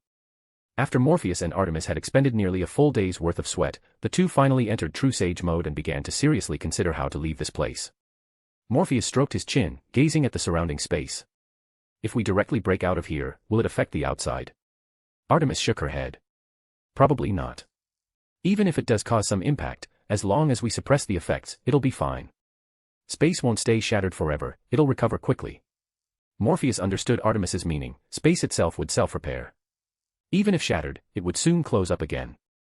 By analogy, it was like a water surface. Even if pierced by immense force, once the foreign object departed, the water would flow together again, restoring the breached spot to normal. So, after hearing Artemis's words, Morpheus began to gather his magical energy. The magical energy shifted within his body, treating his flesh as a whole and altering the internal elements. This internal change, in just a short while, began to manifest externally as well. Magic wasn't limited to phases, there were many ways to activate it, including using the microcosm to alter the macrocosm.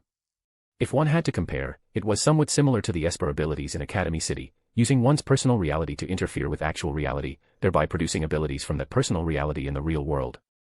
In the next instant, a gash opened on Morpheus's body, appearing on his arm.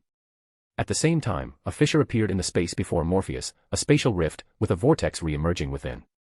But there was no suction, it simply informed the two present that they could leave from here. Ignoring his blood dripping, for it evaporated completely before even hitting the ground, burned away utterly. As a magician, Morpheus was well aware that things like blood could be used to cast spells, so naturally, he wouldn't leave such behind here. Let's go. Morpheus smiled, grabbing Artemis's hand and pulling her along as they stepped out. Artemis let Morpheus lead her, following obediently behind, and together they exited the area. With their departure, the oak tree collapsed, the grass on the ground withered entirely, and the silver moon in the sky vanished as well. This place returned once more to barren desolation. Emerging outside again, Morpheus took a deep breath of the external air and laughed. As expected, outside is more comfortable. In response, Artemis viciously pinched Morpheus's waist. A goddess's strength was naturally incomparable to someone like Medea, she even broke through Morpheus's clothing, twisting the flesh. Ow! With a yelp, Morpheus cried out. That really hurts. Artemis pouted. What did you mean by that just now?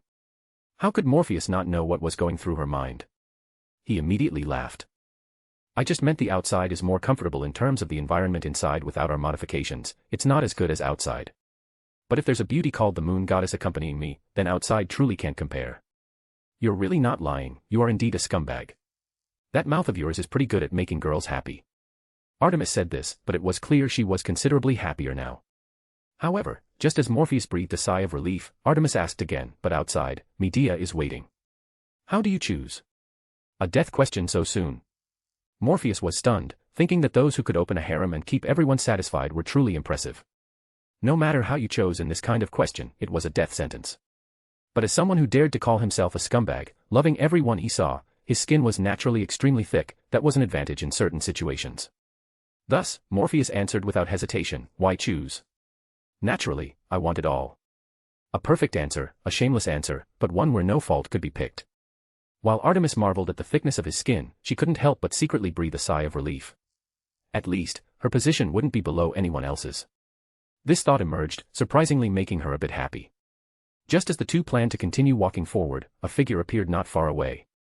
Morpheus and Artemis looked at the person, a youth. Seeing this youth, Artemis called out, Hermes, why are you here? Hermes. Morpheus exclaimed in some surprise. The youth nodded slightly, giving Morpheus a slight bow. I've seen you, the one who slew the primordial dragon. I am indeed Hermes. Morpheus quickly returned the courtesy. I've seen you too, esteemed messenger god. Hermes didn't feel like a god, he seemed like a very amiable person, full of an adventurous vibe. And Morpheus was once again surprised by the appearance of this Greek god.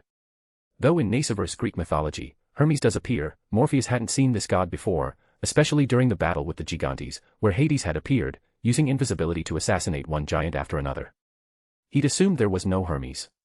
Because according to myth, or rather, the original texts, the Gigantes didn't involve Hades, it was Hermes wearing Hades's helm of invisibility for the assassinations. Moreover, the 12 Olympians didn't include Hades but did include Hermes. Yet here, clearly, the 12 Olympians lacked Hermes and included Hades instead. So Morpheus had figured there probably wasn't a god named Hermes. Unexpectedly, there was such a god, and he was the messenger too. I wonder what he'd think if he knew that in other worlds, he's one of the 12 Olympians, with a very prestigious status in many places, Morpheus thought, silently waiting for Hermes to state his reason for coming. Then, the messenger explained why he had come to this place. The father of the gods hopes Morpheus will head to Olympus, he wishes to see you. Artemis whispered to Morpheus, looks like your slaying of Typhon has already reached Zeus. Guess whether he's going to scold you or reward you. As Artemis spoke, she hugged Morpheus's arm, letting the softness of her chest rub against it. Hermes smiled and said to Artemis, congratulations on finding your happiness, moon goddess. Then, he turned and led the way ahead. As the messenger, Hermes' speed was extremely fast. Under his guidance, Morpheus and Artemis soon arrived at Mount Olympus, and in the divine hall, Morpheus met the father of the gods, Zeus, whom he'd seen once before. Morpheus, your choice was far too reckless. Zeus said this, his demeanor showing a trace of reproach. Even without any issues arising, from his understanding of Typhon, Zeus could imagine how terrible a disaster would occur if that monster were released. I'm truly sorry. Though he could explain, expressing his confidence in battling Typhon and the backups he'd prepared, Morpheus was too lazy to explain. He simply offered a mild apology. Sometimes, not explaining was the fastest way to end things. It was like trying to explain something to your parents to prove they were overthinking or wrong, they'd launch a series of attacks on your explanation. And this flaw existed to varying degrees in many elders. Seeing Morpheus admit fault so quickly, Zeus was stunned. He'd expected this powerful man to defend himself, but there was no defense, the admission was so straightforward and direct. This left all the words Zeus had prepared to lecture him stuck in his throat, unable to say a thing. Thus, Zeus cleared his throat lightly. However, your actions did indeed eliminate Typhon, completely removing this unstable factor. From now on, there are no true threats to the gods on this land. So, for someone who made such a contribution, what reward do you desire? At this point, Zeus glanced at Artemis, noticing some changes in the moon goddess, and said, perhaps you could become a god of Greece, how about that? For a human to become a god, they must endure many trials and accomplish numerous heroic deeds. Clearly, the feat of slaying Typhon was sufficient. Artemis looked at Morpheus. Though happy about Zeus's words, she knew Morpheus wouldn't stay in this world, he had to go to others. So, this position, Morpheus would probably refuse. I'm sorry, but regarding becoming a god, I have no such plans for now. I am a magician, walking the path of pursuing mysteries and truth. Until the necessary moment arrives, I won't break through my human body and step into a higher realm. Morpheus couldn't be sure what influence choosing to become a Greek god would have on his future cultivation, or if it would cause irreversible issues in climbing the Kabbalah, so he could only refuse at this moment. Moreover, until he was truly prepared, Morpheus was indeed unwilling to abandon his human identity and step into a higher level. Is that so? Then I truly can't think of a gift befitting your merits. Zeus's words were so blunt, while Morpheus simply continued smiling. With the moon goddess's companionship, I'm already very happy and satisfied, so no need for further gifts. Ha ha ha ha. Zeus burst into laughter, while Artemis beside him blushed, her face full of happiness and joy. If you enjoyed this story, don't forget to drop 5 stars and your power stone. And if you want to read more than 70 chapters in advance, feel free to visit patreon.com/contl. Chapter 36, TOA 36, The Beginning of the Expedition. Having refused Zeus's reward, Morpheus arrived at Apollo's temple, where he saw Medea completely engrossed in a book. Medea's attention was entirely captivated by the volume, oblivious to the newcomer. Apollo noticed the arriving Morpheus and Artemis, gesturing for them to remain silent before leading them outside. What's going on with Medea? Artemis asked curiously. Apollo smiled. Nothing serious. I just used a method to distract her and prevent her from worrying too much. Distract her. It looks like her focus is entirely concentrated right now, Morpheus quipped at Apollo, who didn't deny it. It's just some mental interference. Don't worry, there won't be any lasting effects. What kind of book is that? A tool infused with mental interference. In reality, there's nothing inside it. Medea simply sees content based on her own thoughts, things that aren't actually there. Naturally, what she perceives will be shrouded in mystery, difficult to truly comprehend. I told her it was a test, so what she sees will inevitably align with that idea. And since it's a test conjured from her own mind, it will be exceedingly challenging, a puzzle she believes can't be solved quickly. With Apollo's explanation, Morpheus finally understood the situation. He teased, "So Medea came to you for help, but you decided we didn't need assistance and trapped her with this instead. I thought you two might need some private time and space," Apollo said, glancing at Artemis, who still wore a blissful expression. And it seems I was right. For a moment, Morpheus didn't know how to refute him. Clearly, Apollo had done this to allow him and Artemis to indulge freely in the sealed space. So, can we snap her out of it now? Just a slight influence to guide her toward the solution. With that, Apollo snapped his fingers lightly, and the book before Medea began to change. Medea stared at the puzzle before her. She had pondered it for what felt like ages, yet it remained unsolved. Then, in a flash of inspiration, she noticed a mark she had overlooked nearby. Gazing at it was like a bolt of lightning piercing her mind, and suddenly everything became clear. I figured it out. Overjoyed, Medea immediately filled in the answer. As she did, the book emitted an even more dazzling light, and she felt new knowledge flooding in. It was magical knowledge tied to the authority of light and the sun, knowledge connected to the sun god Apollo. Once mastered, even without being a priestess of the sun god, Medea could wield a portion of his authority, as if she had earned his recognition and a pass to his powers. Moreover, these spells included not only long-range magic but also auxiliary techniques, such as blinding opponents with intense light. Most importantly, there were spells for healing and strengthening oneself, granting the body formidable close combat capabilities. Even though Medea's own physique was frail, under the enhancement of this magic, she could transform into a powerhouse, strong enough to wrestle monsters hand-to-hand, as if clad in armor. Apollo had indeed kept his word, fulfilling his promise perfectly. Once Medea learned these spells, her combat prowess would undergo a qualitative leap. At that moment, finally emerging from the mental interference, Medea suddenly remembered something else. Ah. Morpheus and Artemis. I still need to rescue them. We're already here, Morpheus said with a grin, waving at the flustered Medea, who was racked with guilt for getting so absorbed in the puzzle that she had forgotten everything. Medea turned toward the voice and, seeing Morpheus and Artemis there, beamed with excitement. She rushed over without hesitation and threw herself into Morpheus's arms. She was over the moon, hugging him tightly. Morpheus, you're back. Yes, I'm back. And it wasn't really dangerous, just a sealed-off space, Morpheus said with a smile, briefly explaining what had happened. Medea paused in confusion. So, you two were in a locked area, and then? Only then did she notice Artemis clinging to Morpheus's arm. Her eyes widened slightly before she nodded in understanding, glancing back and forth between them. Meanwhile, Apollo, the temple's master, had quietly slipped away, leaving the space to the three of them. Morpheus had anticipated Medea's reaction and had no intention of hiding anything. He took the opportunity to tell her about what had transpired between him and Artemis. He had expected the girl to lash out in anger, but instead, she simply nodded. I knew it. I always said Artemis likes you, and it's obvious you like the moon goddess too. Why didn't you make a move sooner? You've already claimed me, after all. Ahem. Morpheus coughed, completely caught off guard by her words. What's so surprising? Is it something to get angry about when people who like each other end up together? Medea asked, puzzled. Morpheus recalled how Medea had once been wary of Artemis, making her current lack of anger even more baffling. But Medea planted her hands on her hips and declared, back then, it was a competition. I was worried about losing, so being cautious was normal. If you'd accepted Artemis and then said you didn't like me, I'd have been doomed. He couldn't argue, Medea's logic was impeccable. Relax, just relax. This is ancient Greece, the mythic era of ancient Greece. Love is viewed freely here, far more so than systems of one husband with multiple partners. Any form of romance is acceptable, even divorce and remarriage. Morpheus muttered to himself inwardly, his lingering anxiety finally easing. But then, she pinched his waist hard. You'll pay for this tonight. He wondered silently who would tire out first but didn't dare voice it. Hearing this, Artemis chimed in eagerly from the side. I'll join too. I want in. At her words, Morpheus grew even more anticipatory of the night ahead. It seemed tonight would be the perfect time to thoroughly study and practice the sex magic of the Scarlet Woman, the great goddess Babylon. In the age of gods of ancient Greece, there was a region called Thessaly, near the sea. Along the coast of Thessaly, a man named Cretheus founded a kingdom called Iolcos and passed his throne to his son Ezen. Though Ezen was upright, he was indecisive, leading to a rebellion by the powerful Thessalian lords under his rule. He had no choice but to seek help from his half-brother Peleus.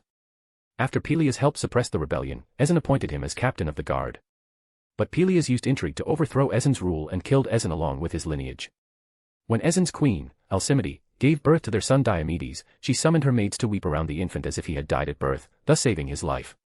To prevent the truth from leaking, Alcimede sent Diomedes to the centaur Chiron, a learned and formidable being, to raise him. Chiron, originally a god, had been struck by a hydra's poisoned arrow. To escape the agony, he relinquished his immortality, becoming mortal. Yet this did not diminish Chiron's significance, for he mentored numerous heroes who shaped history, such as Heracles and Achilles. Diomedes spent his childhood on Mount Pelion and received a new name, Jason. Under the tutelage of Chiron, who had trained many heroes, Jason learned a great deal, including combat skills. At 20, Jason left his master, determined to avenge his father and reclaim the throne. The aging Peleus had received a cryptic oracle warning him to beware a man wearing only one sandal, a prophecy that baffled him. That day, Peleus was hosting games in honor of his father Poseidon when Jason arrived in Iolcos. At the Inoros River, the goddess Hera disguised herself as an old woman and begged Jason to carry her across. Jason bore her over the river, even losing one sandal in the process without retrieving it. Hera revealed her true form, praised Jason, and promised to support his bid for the throne. Jason entered the kingdom, and the people, seeing him with only one sandal, spread the word, which reached King Peleus and reminded him of the oracle. Jason demanded the throne and scepter, revealing himself as Ezen's son. Though terrified inwardly, Peleus showed no sign and even hosted him. Jason's request was simple, he wanted only the throne and scepter, the land and livestock could remain Peleus's. But Peleus refused and lied, saying, Phrixus's ghost demands I bring peace to his soul. Go to King Aedes in Colchis and retrieve the golden fleece. If you accomplish this feat, I'll hand over the throne and scepter. Thus, to achieve this goal, the expedition of the Argo officially began. If you enjoyed this story, don't forget to drop 5 stars and your power stone. And if you want to read more than 70 chapters in advance, feel free to visit patrayon.com/contl. Chapter 37, TOA 37, Medea's Speculation. Heracles, having accepted the invitation to the adventure, was preparing the gear he might need for the upcoming battles, while Morpheus, who had already made his preparations, was eager to set out. Medea, however, was puzzled by the string of stories Morpheus had shared about the past. Is this Jason an idiot? She exclaimed. It's obvious this is a trap, and he just agreed to it. The man who killed his father, not only does Jason trust him, but he thinks if he reclaims the throne and hands over the land and wealth, Peleus will gratefully comply. Her reaction was not just confusion but laced with disdain. This isn't just a matter of being foolish, it's like his brain was smashed by something, causing severe mental deficiency, probably already rotted away. At this point, she even began to doubt someone she hadn't previously thought much about. What kind of teacher raised him?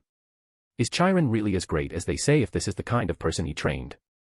Perhaps due to spending so much time with Morpheus, Medea's attitude toward the gods had shifted. While she still respected gods she met face to face, for someone like Chiron, who had lost his divinity, she didn't hesitate to question and mock him. Morpheus, somewhat exasperated, responded, shouldn't you be more worried about your own father right now? The golden fleece is under his control. If it's taken, those dissatisfied with his rule will have an excuse to rebel. Medea planted her hands on her hips. No worries. With me here, they won't succeed.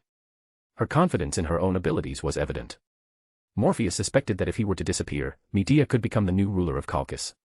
Blessed by Apollo and wielding a portion of his divine authority, her current strength was among the greatest in ancient Greece. Moreover, as a priestess of Babylon, she possessed the power of the supreme feminine force, untainted by the root's influence. She was more than qualified to become a queen. But then Medea grew puzzled again. Why would Hera help Jason? It can't just be because he carried her across the river once, right? That sounds like an excuse. Morpheus shrugged. In the past, Peleus and his brother killed their stepmother to save their own mother. Medea frowned. So what? Even if she was Hera's kin, that doesn't seem like enough for her to hold a grudge. Revenge was commonplace, hardly a reason for divine retribution. It wouldn't have been a big deal, but they chased her down, and she fled to Hera's temple seeking protection. Temples are sacred ground, yet those two barged in, killed her, and didn't even apologize. Medea finally understood why Hera sought vengeance. Peleus had desecrated a god's sanctuary and shown no remorse. The fact that Hera waited so long to retaliate spoke to her magnanimity. Even better, if Peleus had accepted Jason's proposal, he might have lost nothing. I have a feeling, Medea said, that Peleus's greed for power will lead to a miserable end, even if he's Poseidon's son. Meanwhile, Morpheus was lost in other thoughts. If his knowledge of Greek mythology still applied in this world, Peleus had overthrown Ezen and seized the throne with Zeus's help. Later, he exiled his full brother Neleus, who had challenged him for the crown. Neleus, after being banished, settled in Messenia and became the progenitor of the kings of Pylos, thriving on his own. Peleus had indeed governed the kingdom well, but his greed ultimately led to his downfall. From this perspective, it seems Zeus had intervened to replace him with a more suitable king to prevent the kingdom's collapse. But these details were no longer important. No amount of speculation could change the fact that the Argos expedition was about to begin, with Medea's father as the primary antagonist. After all, Ares himself had issued an oracle, while the golden fleece remains, you remain. If it's gone, you're finished. Even if Morpheus and the others assured him, the fleece can be gone, and you'll still be fine, Aedes would never believe it, not when it was a divine oracle. Morpheus suddenly muttered, Ares didn't kill him as per the oracle, just let him die of old age. So, did he retract the power of longevity? What? What did you say? Medea immediately leaned in, curious. Artemis, overhearing Morpheus's comment, smiled faintly. Your guess might be correct. Why, might be? Because I don't know for sure. You'd have to ask Ares himself. Seeing Medea still confused, Morpheus explained his thoughts. Medea nodded thoughtfully. That makes sense. If the oracle says my father lives as long as the golden fleece is with him, then as long as he holds it, he won't age or die. But if the gods don't want an immortal human, they'd find a way to revoke the blessing. Since the blessing is tied to the fleece, taking it away would mean the gods aren't breaking their promise. Morpheus looked at the calmly analyzing Medea and teased, you don't seem to care at all about your father growing old and dying. Birth, aging, sickness, and death are natural. Medea said with a grin. Besides, even though you try not to say too much, I can sense things. Her expression grew serious as she turned to Artemis. Moon goddess Artemis, I have a question. Medea rarely addressed Artemis so formally, especially since they had grown close enough to see each other unguarded. This meant she had something significant on her mind. Are the gods planning to abandon humanity? I don't know, Artemis replied, shaking her head. I'm not too concerned with such matters, but I can assure you, the gods, at least the Greek gods, will never abandon humanity. Her assurance was firm and resolute, but just as Medea wondered if her guess was mistaken, Artemis added, the gods love humanity, you know. Sometimes, letting go is necessary, don't you think? Medea finally understood. Her guess was off, but not entirely wrong. The gods weren't abandoning humanity, they were letting go, allowing humans to forge their own path. Like a child growing up, no longer bound by their parents, free to strive and progress. Though my brother likes to hide what he sees of the future, I know a bit, Artemis said with a playful smile. The future belongs to humanity. The world of the future belongs to humanity. It does not belong to the gods. Hearing this, Medea smiled. She glanced at Morpheus and shook her head. If a king lives forever, they become the greatest obstacle to the human world. So, that blessing must be taken back. Everything now made sense, why the king of Colchis, who should have died when the golden fleece was taken, lived until a natural death. In this tale, those who crossed unforgivable lines met tragic ends. Neither Jason, Medea, nor Peleus had a truly happy ending. But now, the story was just beginning, and key elements of the plot had already shifted dramatically. Medea was no longer the princess waiting in Colchis to fall in love with Jason at first sight. The current Medea was an experienced magus who had met gods, including the love goddess who was supposed to manipulate her into falling for Jason. Most importantly, the Argos' journey to Colchis now included 3 additional members: Morpheus, Medea, and Artemis. Heracles looked at his sister with exasperation. Adventures were supposed to be full of opportunities but also dangers. With his sister and Morpheus along, no danger could possibly threaten them. Or rather, the real danger was to those who might have posed a threat, they were the ones in peril now. A goddess disguising herself as a human to join a mortal adventure. A moon goddess frolicking on earth, what a dereliction of duty. But Heracles could only think these thoughts, not voice them. Not only was Artemis his sister and kind to him, but he couldn't even beat Morpheus in a fight, so speaking out would be pointless. As for Medea, her magical prowess was extraordinary, and her skills had advanced rapidly. Compared to their encounter with the giants, she was far stronger now, and rumor had it she'd even slain a dragon. If any crisis arose on this journey, Medea alone could likely handle most of it. Don't worry, I'll only show the strength I'm supposed to, Artemis said, patting Heracles' shoulder with a grin. Morpheus chimed in, I'm just an ordinary human adventurer. Nobody even knows me, nothing to worry about. Medea, donning her hood, added sweetly, I'm just an ordinary magus, not some princess of Colchis. Heracles looked at the trio, forcing a strained smile. 3 people pretending to be weak, were they just here to have fun? But he knew Morpheus was right. Heracles was famous, his deeds widely known, but Morpheus's feats, though extraordinary, were known to very few. The battle against the Gigantes might eventually become known, but slaying Typhon and gaining an edge against dragons. Only the gods knew of those. Heracles only learned of them because Morpheus kept visiting. To the rest of the world, Morpheus was indeed an unknown, ordinary figure. Yet, clearly, this ordinary man was likely the strongest in their group. Even Artemis, the moon goddess, was no match for him. This wasn't just based on Heracles' experience during the Gigantomachy but was further proven by Morpheus' defeat of Typhon. And so, the group set out for Mount Pelion. Jason had invited many others, including several of his fellow students from Chiron's teachings, Heracles among them. After a few days' travel, they reached Mount Pelion, where a crowd of remarkable individuals had already gathered. Morpheus surveyed them, noting that every one was exceptional. For instance, Lynceus, known for his sharp sight, was one of the 50 sons of Egypt's king Aegyptus and later became the king of Argos. Meleager, another famed hero of Greek mythology, was also present, though his story, too, ended in tragedy. Then there were Telamon and Peleus, grandsons of Zeus, and other such talents. Even Peleus's brother Neleus joined the adventure. It was unclear whether he aimed to aid his nephew or simply spite his twin brother, Peleus, who had exiled him and now held the throne. Heracles, you made it. Jason, spotting a familiar face, hurried over. The golden-haired youth completely ignored the others with Heracles, despite the presence of two striking women, who failed to catch his interest. We had a deal, you're not a monster when you're with me. You're the great hero protecting the future king. Jason still remembered their past promises, or perhaps jests. Heracles smiled, letting the other pat his frame. Only after a moment did Jason notice the others trailing Heracles, asking curiously, who are these people? New friends of yours? Heracles rarely made true friends. Many sought to use him, privately viewing him as a monster. Jason knew this well, so he was curious about these three. Were they deceiving Heracles, or were they genuinely different, treating him as a friend? Pleasure to meet you, future king. I'm Morpheus, Morpheus said with a smile, introducing himself and the others. These are my partners.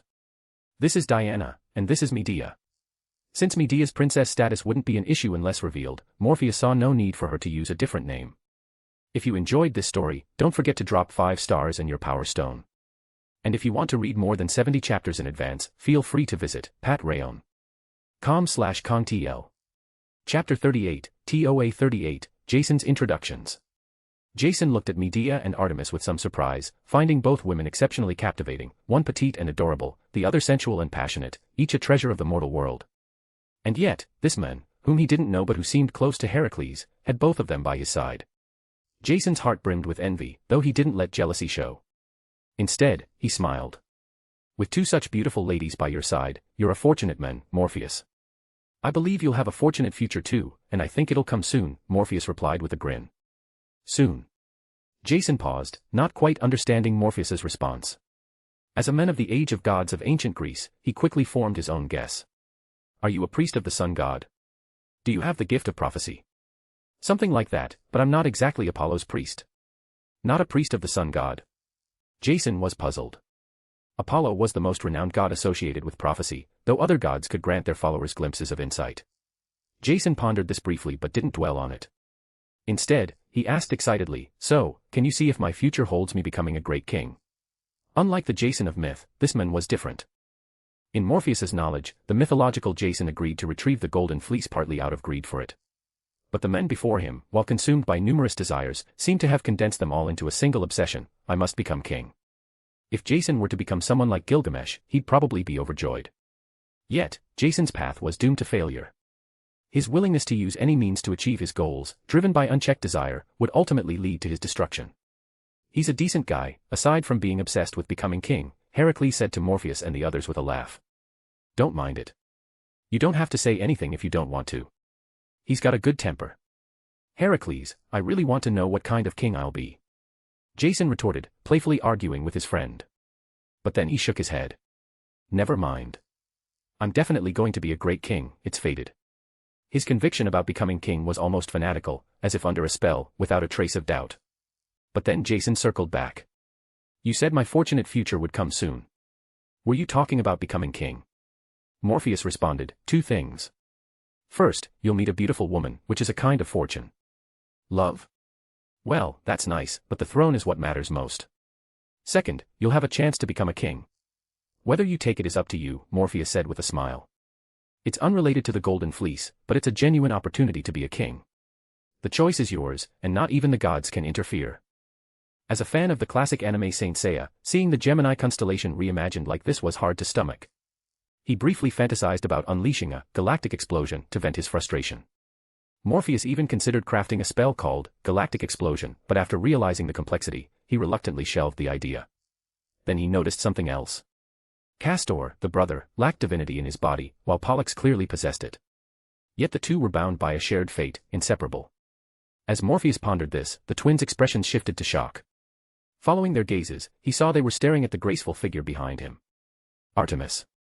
As children of Zeus and gods themselves, they had met Artemis before. Seeing the moon goddess now left them momentarily stunned. Before they could react, Artemis spoke first. "Hello, I'm Diana. Nice to meet you." She emphasized, "Nice to meet you," and the twins immediately caught on. The moon goddess, notorious in the Olympus for her playful antics, was clearly here for fun. Sensing the unspoken threat of, "Spill my secret and you're done," the twins chose discretion, pretending it was their first meeting.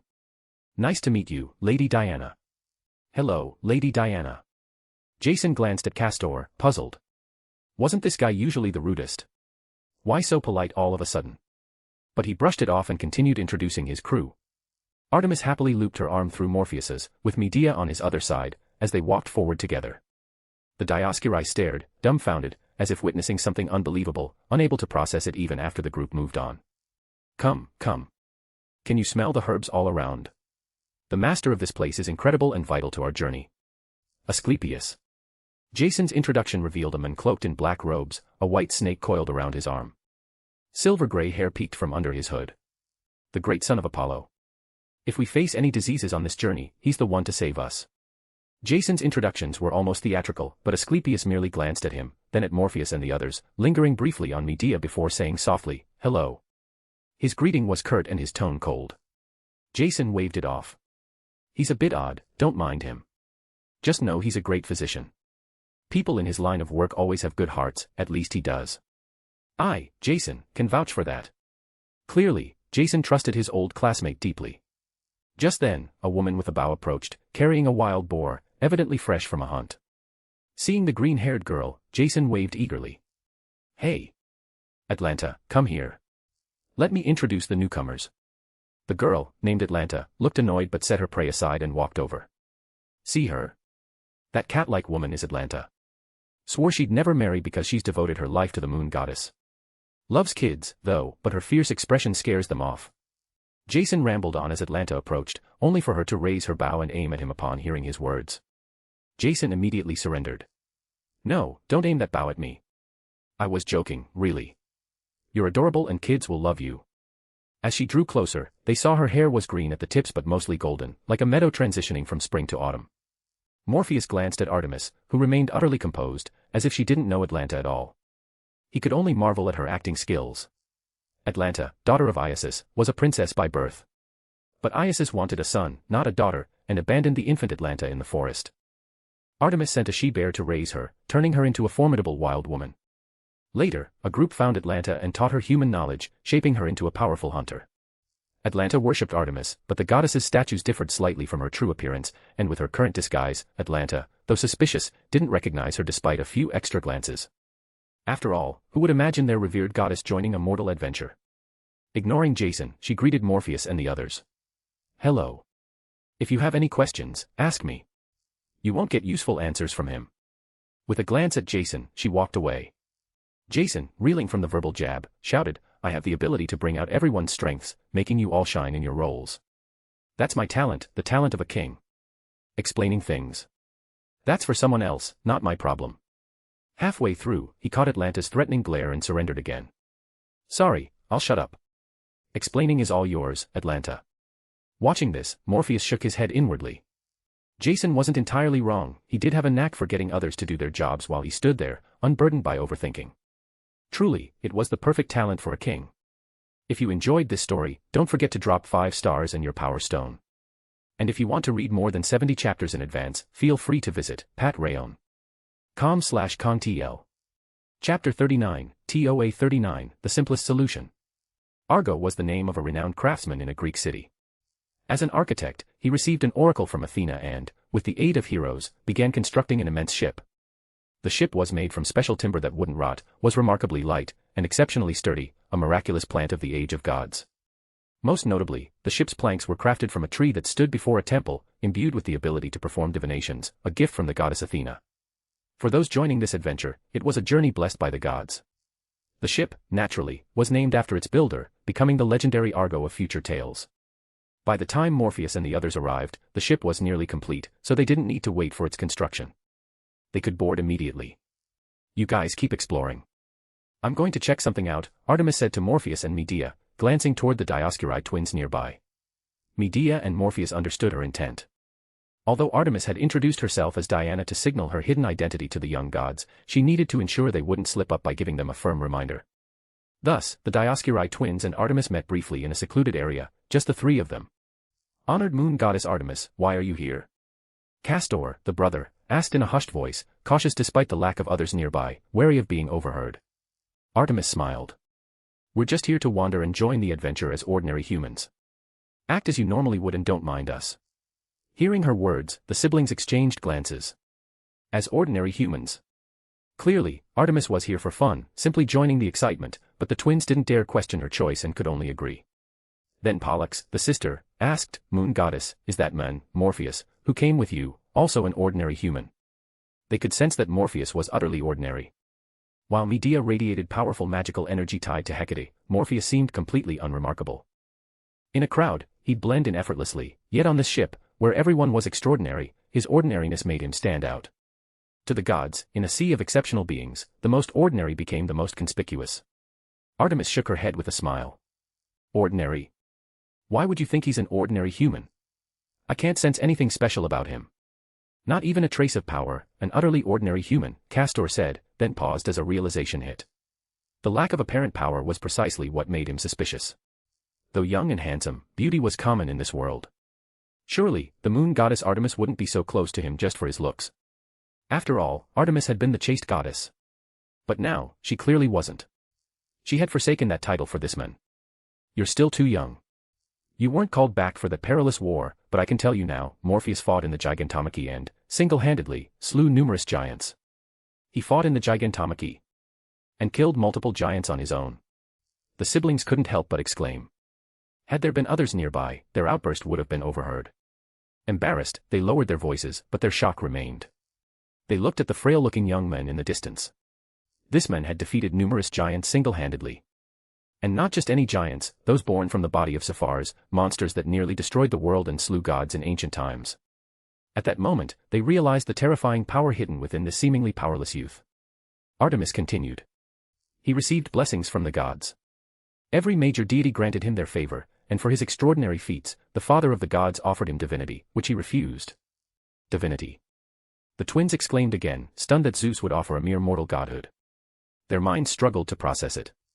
Even if he fought in the Gigantomachy and killed giants, that alone shouldn't qualify him for divinity. If it were that simple, wouldn't Heracles, who also fought in the war and was Zeus's son, be a god by now? At least Heracles had a stronger claim. He slew Typhon, the father of monsters, the primordial dragon sealed by the father of the gods, resolving a threat even the gods struggled to handle. When Artemis revealed Morpheus's greatest feat, Castor and Pollux fell silent, their minds numb.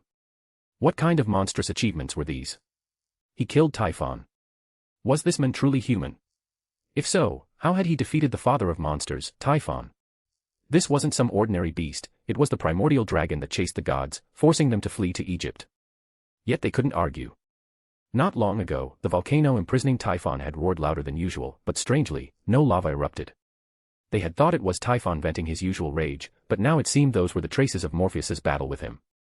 As for why no lava flowed. With Typhon, the embodiment of magma, dead, wasn't it natural that no eruption occurred? Even connecting the dots, the twins remained speechless. This human named Morpheus wielded power beyond their comprehension. Their only thought was, no wonder the father of the gods offered him divinity. With such strength, remaining human is either a waste or simply too overwhelming for other mortals. Artemis concluded, don't worry about us. We won't act lightly. This journey depends on you. With that, she cheerfully left to rejoin Morpheus. Castor whispered to his sister, I think, they're all here to play, aren't they? Pollux nodded. They're here for fun, like tourists. What kind of crisis would it take for those three to step in? The thought of a crisis so dire that all three had to act made them shake their heads, dismissing the idea. It was better not to encounter such a catastrophe, it would be far too terrifying. Seeing Artemis return, Morpheus asked, "How'd it go?" "Don't worry, they won't reveal our identities. I made it clear we're just here for fun and won't interfere much," Artemis said. Noticing Morpheus deep in thought, she asked curiously, "What's on your mind?" "I'm wondering why Castor, the brother, lacks divinity. Is it because he's considered the son of the king of Sparta?" "Exactly, though it's a bit more nuanced," Artemis said with a smug smile, as if sharing a grand secret. "While there's a tale that he's the king of Sparta's son, that's just a legend. Here, their gods descended to the mortal world to join the adventure." The legend changed. People widely believed one of them was the king of Sparta's child, and that belief was so pervasive it affected the gods, impacting Castor specifically. Morpheus finally understood. Though born of humans, they're both children of Zeus. But human imagination stripped one of their divine blood, turning a god into a mortal. No wonder he's so bitter toward humans. "Are you thinking of helping him?" Artemis asked. "How could I?" Morpheus shook his head. "I don't even know how to become a god myself, let alone help someone else." But then he grinned, as if struck by an amusing idea. For his situation, the simplest solution is to write a story and spread it everywhere, claiming he's Zeus's son with divine blood. If it spreads widely enough, he could be restored. You could even spread it among sailors, letting them carry the tale to distant lands. Make the story captivating and unique, and it'll spread like wildfire. Since his fall was due to human belief, addressing it there is the easiest approach. Why not tell him? Morpheus smirked. "I'll tell him when I'm in a good mood." Just then, cheers erupted nearby. Morpheus looked over to see the crowd celebrating Heracles' arrival. The most famous hero, who had completed countless perilous tasks, was known throughout Greece. With him on board, everyone felt the adventure was assured. If you enjoyed this story, don't forget to drop 5 stars and your power stone. And if you want to read more than 70 chapters in advance, feel free to visit patreon.com/contl. Chapter 40, TOA 40, Morpheus's Suggestion. On the day the Argo was set to depart, a crowd gathered at the port, some to spectate and others to see the crew off. Among them, standing at the dock, speaking with many, eyes full of reluctance, constantly offering reminders, was a being, half man, half horse, bidding farewell to the ship's crew.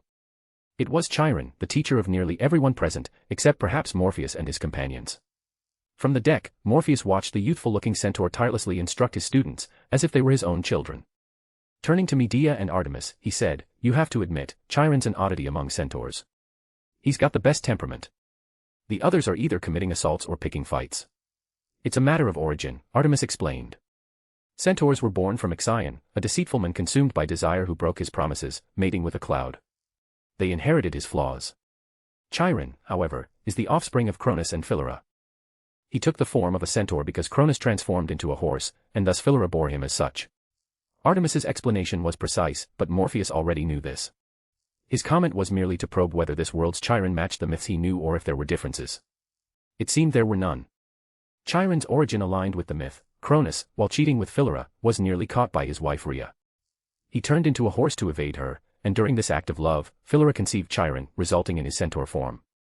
Chiron's birth was nothing short of a tragedy. His centaur appearance led to his mother's rejection, and he was abandoned at birth. If Morpheus's memory was correct, this mentor of countless heroes would soon meet his end, caused by none other than his student, Heracles. Morpheus observed like a bystander, with no intention of altering Chiron's fate. It was unnecessary, tied to Heracles' own journey, the 12 labors. Chiron's death would earn him corresponding glory, a compensation from Zeus.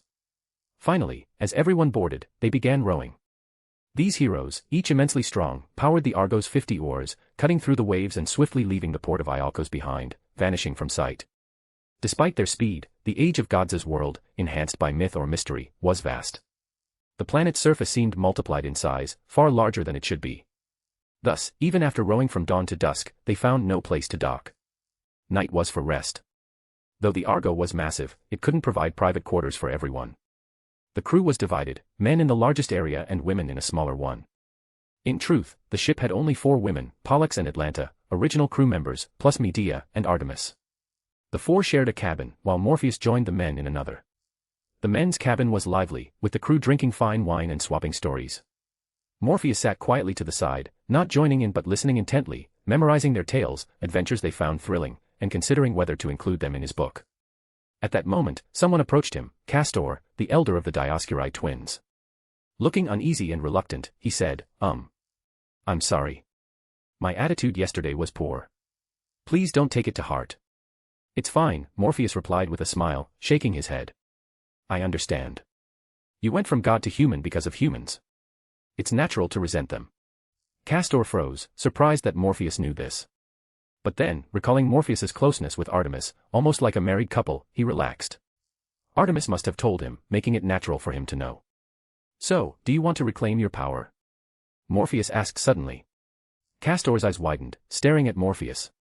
His mouth opened, but it took a moment to stammer, "Why, you're serious?" He couldn't believe Morpheus's words. To fall from God to mortal was tragic. He had done nothing wrong, even helped humans, yet was reduced to this. He knew how difficult it was to regain divinity, so he held no hope of becoming a god again. His only wish was to stay by his sister's side forever. But having lost his divinity and immortality, that wish was impossible. His sister was a god, an eternal being. If he could restore his divinity, couldn't he stay with her forever? It's actually quite simple. I'm surprised you didn't think of it, Morpheus said, then shook his head. Though fully returning to your former divine self might be tough. You'd likely exist in a dual state. Not half human, half god, but both human and god simultaneously. Keep that in mind. Morpheus's description confused Castor.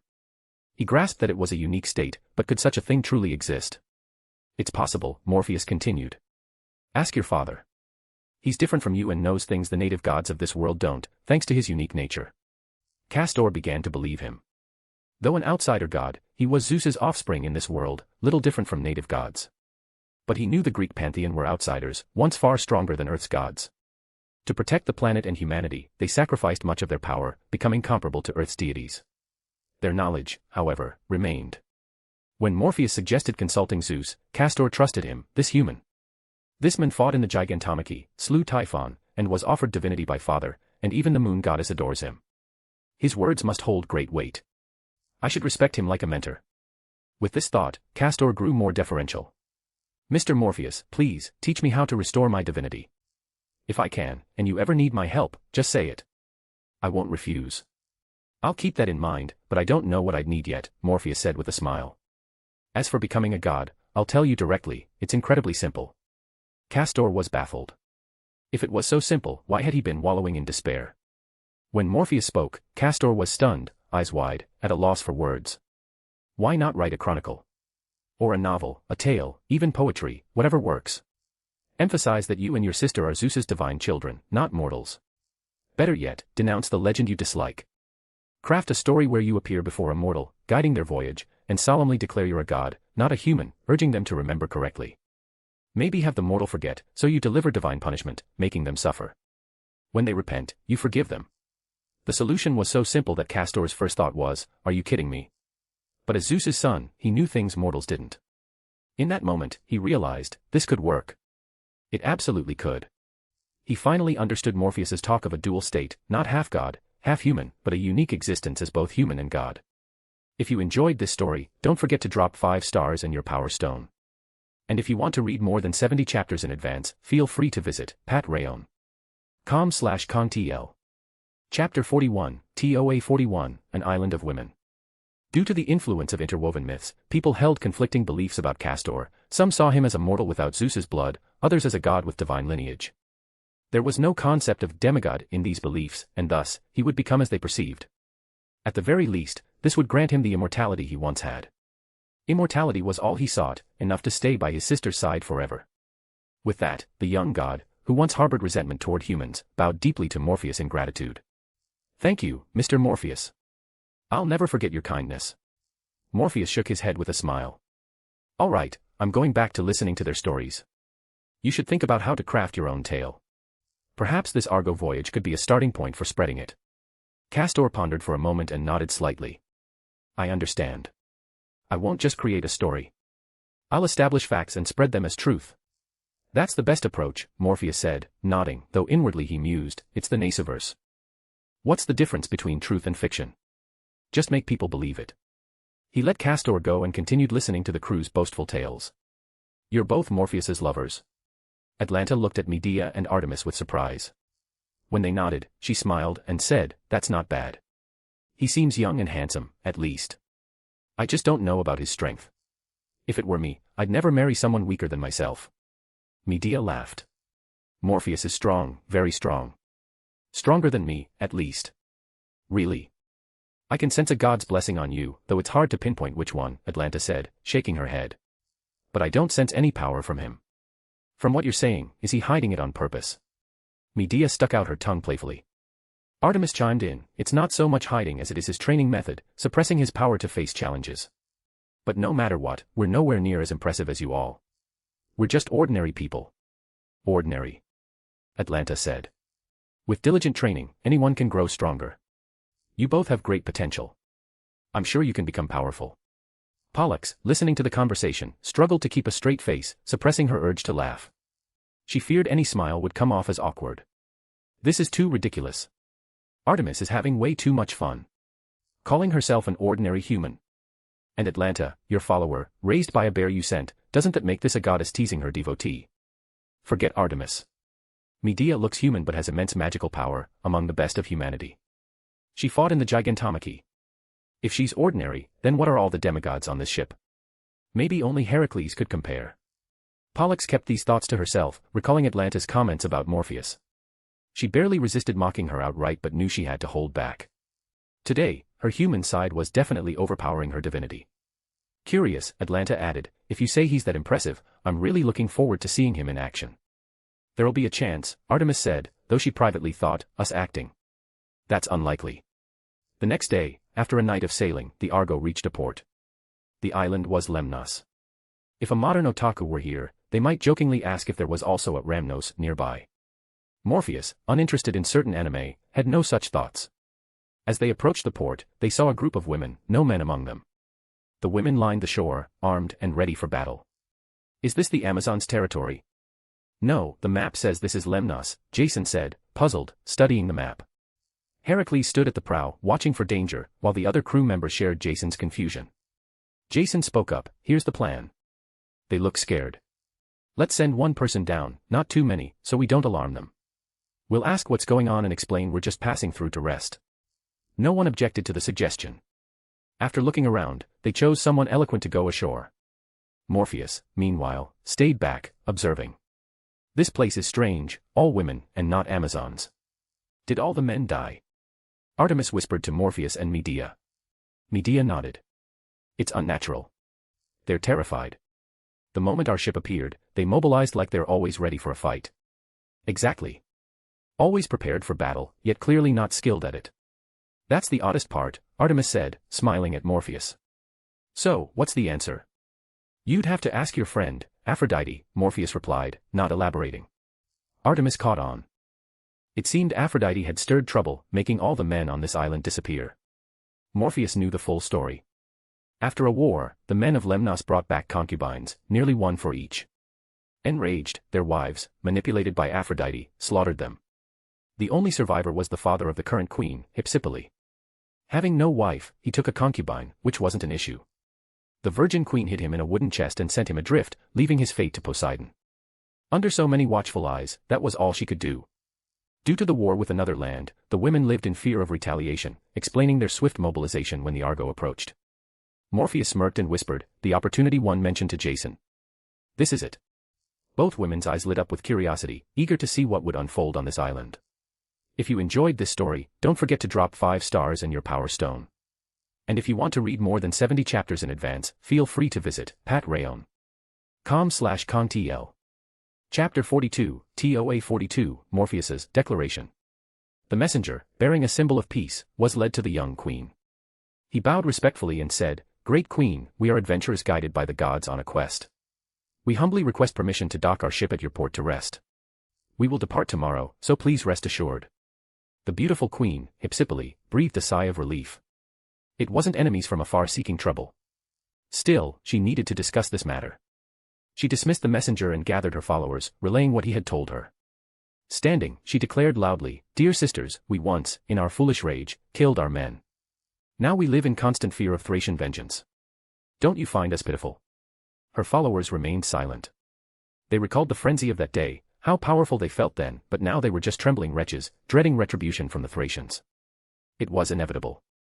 Among the men were craftsmen and hunters, but most were warriors, guards, and soldiers of the state, all slain by their own hands.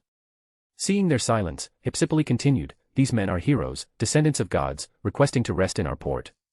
We cannot abandon these friends, but we must be cautious. We lack strength, and we cannot let them know our sins. I propose we send food and wine to their ship. Hypsipyle dared not take risks. If these heroes learned of their deeds, they might seek to eradicate such evil. But an elderly woman stood, trembling, and said, sending gifts to these strangers is good, but your majesty, sisters, have you considered what happens if the Thracians come? Her words silenced the crowd again. The ever-looming fear, Thracian vengeance. Even if a merciful god protects us, keeping the Thracians at bay, are you truly safe?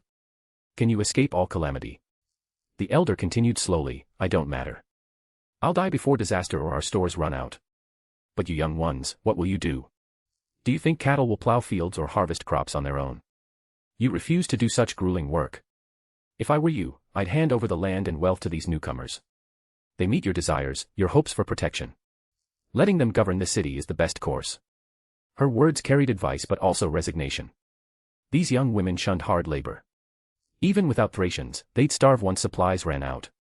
Now, a group of strong, handsome, and courteous men had arrived, perfectly matching their expectations. In that moment, everyone was swayed.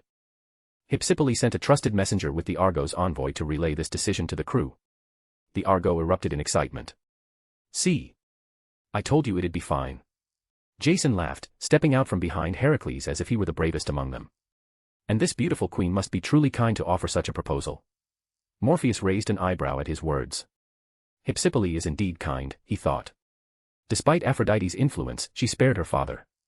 Even though her mother was long dead, her father's remarriage could be seen as disloyalty. She must have peacefully inherited the throne from her late father, who died of illness. A young girl bearing the weight of a kingdom, she must be struggling. Jason continued, donning a splendid purple cloak gifted by Athena.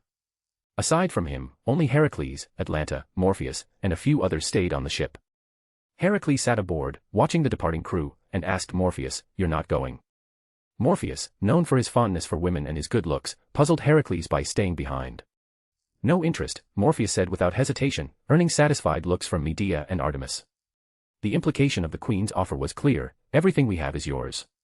Come enjoy us, become our partners. In modern terms, it was practically an invitation to a wild party. If Morpheus went, the two women behind him would likely drag him back and scold him 100 times over. For the sake of his happiness, he decided to steer clear of this mess. Besides, Hypsipyle was clearly meant for Jason, an opportunity for him to claim a throne.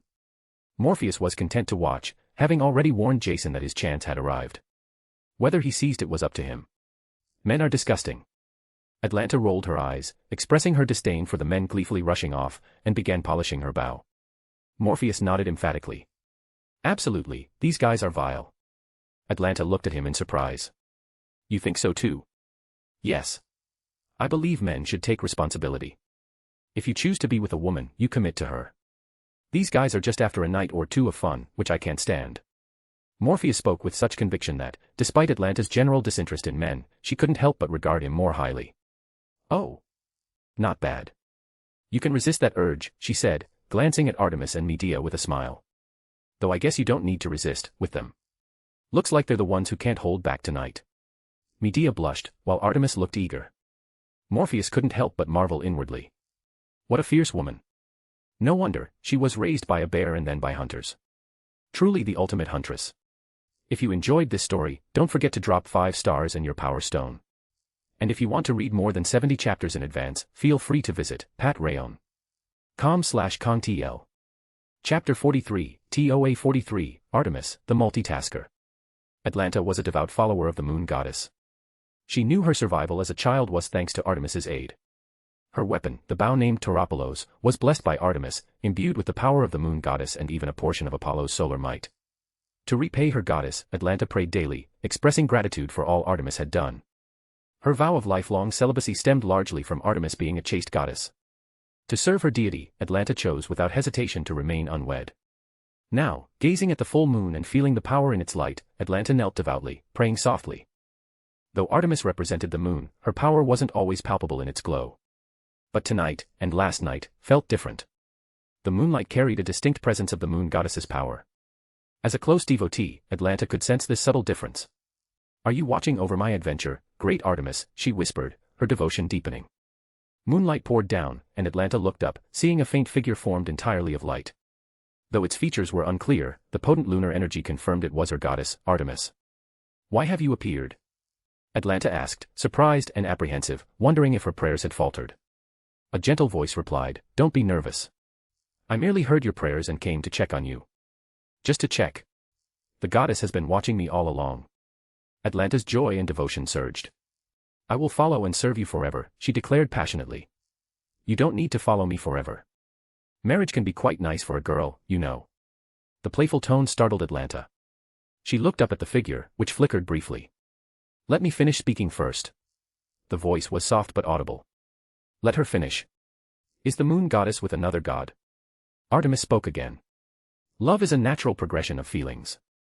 If someone captures your heart, pursue them. As your goddess, Artemis, I grant you this right and advise you to do so. You'll find love is quite wonderful. That's all for now.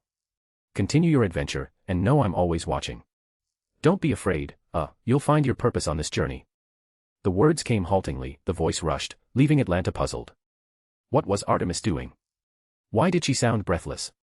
And encouraging her to pursue love, why would she say that?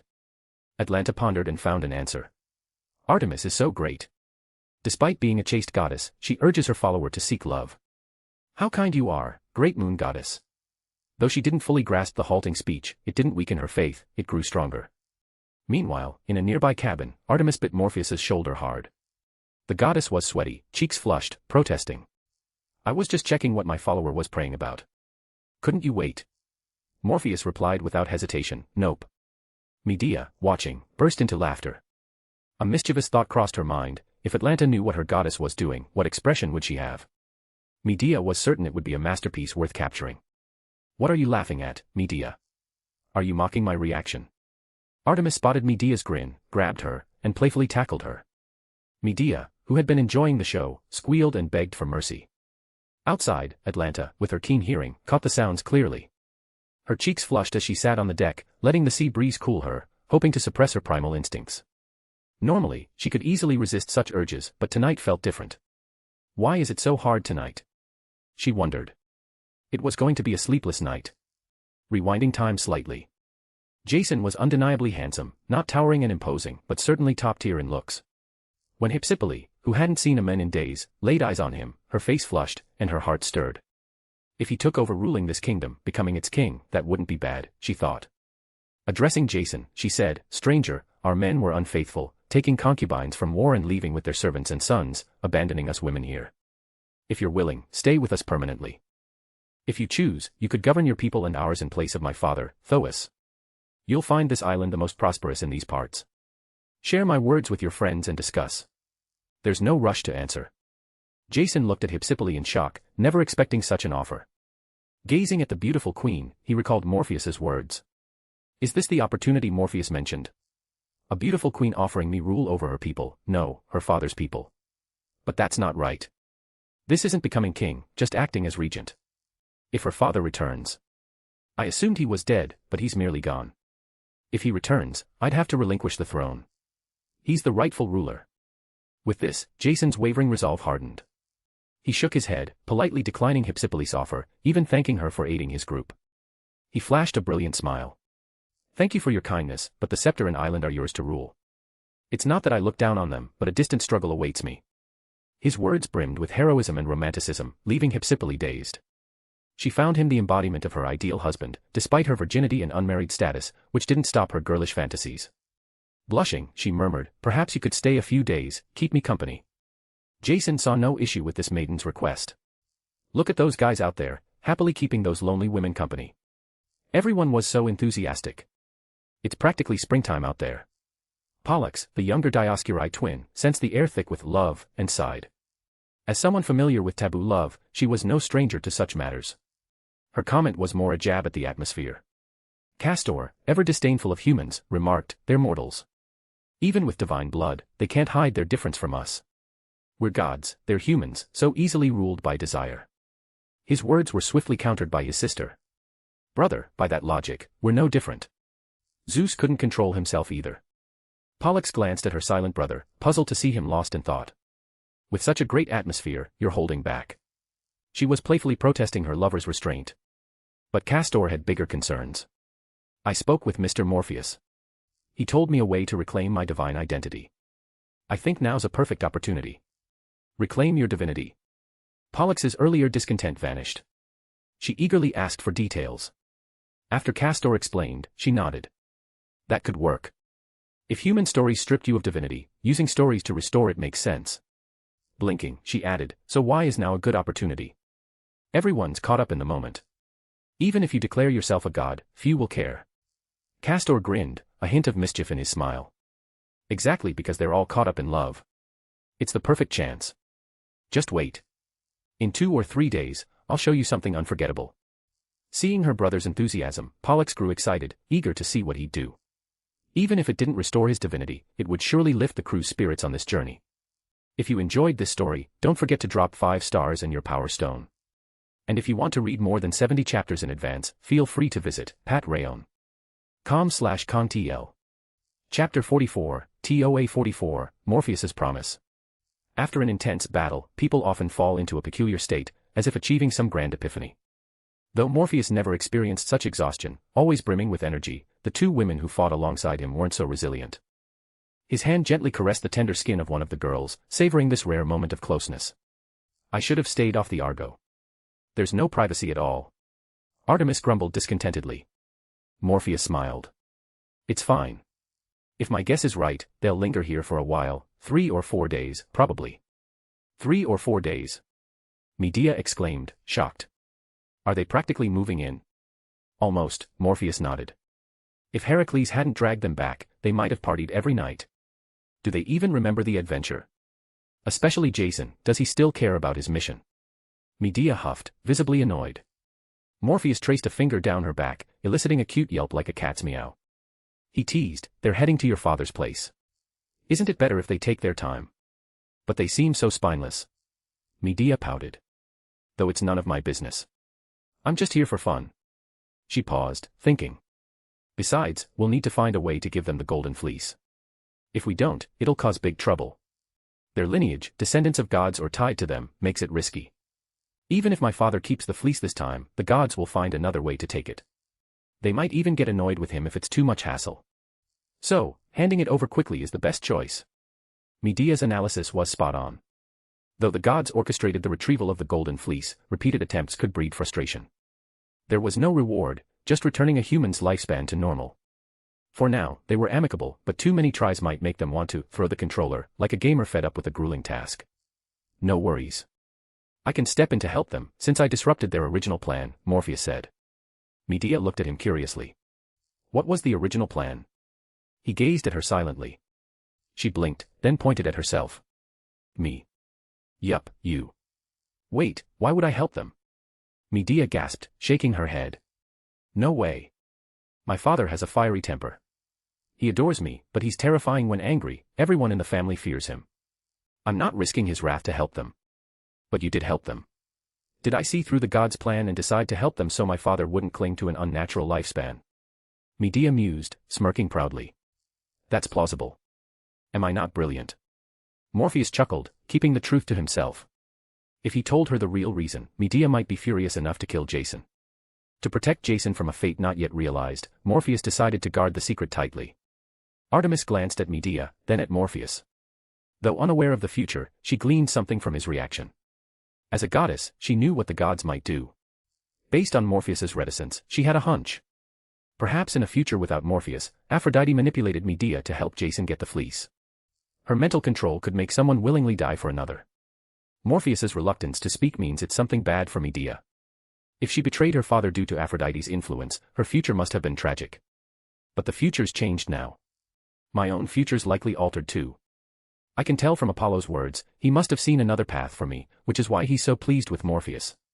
Though he'd never tell me what that future was. He always hides things that might harm us, bearing the burden alone. Artemis sighed softly. Morpheus's voice broke her thoughts. Artemis, you're worried about that girl. Girl. She's older than you, isn't she? Artemis replied. Medea chimed in, yeah, Atlanta's older than you. Morpheus smiled, unbothered. Adding up his 3 lifetimes, he'd be in his 40s or 50s by now. But each reincarnation started young, keeping his mindset youthful. Still, that didn't stop him from calling Atlanta a girl. "You're right," Artemis said.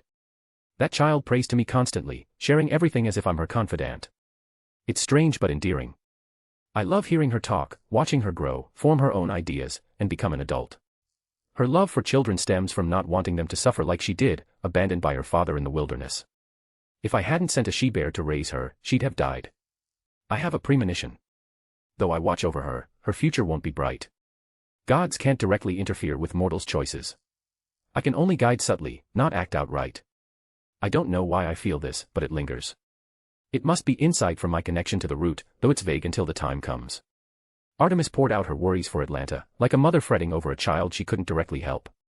Morpheus asked, "Did you ask your brother?" "I did," Artemis replied, shaking her head. "Apollo wouldn't tell me what's wrong, but his expression confirmed it's not good." Morpheus knew Atlanta's future wasn't bright. Determined to remain unwed, she faced relentless suitors. In this wild era, men's boldness clashed with her disdain for such aggression, leaving few who could win her respect. Even Heracles, whom she saw as a good and capable man, was merely a comrade, not a romantic prospect. Pressured by her father, who had abandoned her, to marry, Atlanta devised a deadly contest. Whoever outran her could wed her, losers would die. It seemed harsh, but it was meant to deter suitors, a race to scare them off. Yet, many men, underestimating her as a woman, challenged her and lost their lives. As Morpheus saw it, while Atlanta's stakes were high, those who knowingly entered a life-or-death contest had only themselves to blame. But one man, praying to the gods, received 3 golden apples from Aphrodite. With their aid, he cheated to outrun Atlanta, winning her hand. That should have been the end, but the man, despite owing his victory to Aphrodite, forgot to thank her, incurring her wrath. To punish him, Aphrodite lured the couple to a god's temple, where they succumbed to passion. Offended, the temple's god, accounts vary on which one in the Nasuverse, turned them into lions. The specific god didn't matter.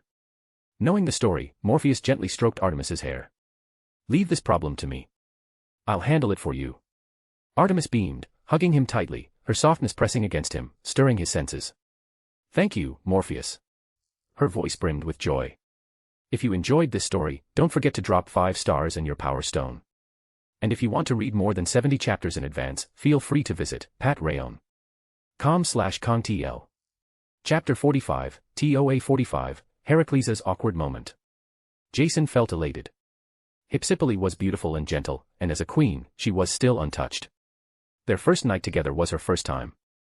This surprised Jason. If this queen bore a child, his child, wouldn't that mean the future king of this land would be his heir? He quickly dismissed the thought, wrapping his arms around the beautiful queen, gently caressing her fair skin. Staying here suddenly seemed like a fine choice.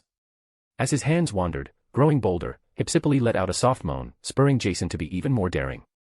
Just as he was about to dive into another round, the world around him plunged into darkness. Startled, Jason propped himself up on the bed, looking around. Gone was the beautiful Hypsipyle, gone was everything else. All he saw was a roaring sea and howling winds. Where am I? Jason scrambled to take in his surroundings. He was on a tiny boat, so small it could barely hold him. The vessel tossed violently in the stormy seas, threatening to capsize and be swallowed by the ocean. Feeling the terrifying power of nature, Jason prayed in fear. "Jason, have you forgotten your mission? Don't you remember what you're meant to do?" A voice rang out. Jason looked up, spotting a light in the distance amid the dark, stormy chaos, a majestic voice emanating from it. Devoutly, he asked, Who are you, great god?" "I am the guiding star, the deity protecting your journey. I sent my envoys, the twins, to guard you. Do not forget your mission. If you lose yourself to pleasure, a tragic fate awaits." The voice faded. Jason's eyes snapped open, greeted by candlelight. Hypsipyle slept sweetly beside him, clutching his arm even in her dreams, looking utterly adorable. The sight calmed his racing heart. He stroked his chest, exhaling, "Just a dream." But his brow furrowed. "Though it was a dream, I can't dismiss it as meaningless. It feels like a warning. The dream mentioned a guiding star, a god I've never heard of. It spoke of twin envoys protecting me, but among my crew, I know the twins. Castor and Pollux, and their origins. I'll ask Castor and Pollux tomorrow if they know anything about this guiding star." With that, Jason relaxed, lying back down. Breathing in Hypsipyle's scent, he drifted back to sleep. Meanwhile, the twins responsible for the eerie dream were discussing their handiwork. "I think if I'd appeared as his father, Ezen, saying, 'The gods told me you're lingering here, forgetting your quest,' it would have scared him more," Pollux said. Castor nodded. You're right. That level of scare wouldn't make him leave immediately. If it was Ezen's form, he'd probably drag everyone out by morning. But what you did was fine, brother. If he left too soon, it'd mess up your plans, right? Pollux glanced at the stone tablet in Castor's hands. On it, Castor was carving something. This place is prosperous, a stop for travelers. Let's spread our story here, that the envoys of the guiding god are none other than the guiding god itself, a tale of two, not one. And not just here. We can spread it elsewhere, too. The more it spreads, the more it'll affect our state. Pollux nodded eagerly. Yes. Then you can return to your true self, or at least regain your divinity. Her eyes sparkled with anticipation.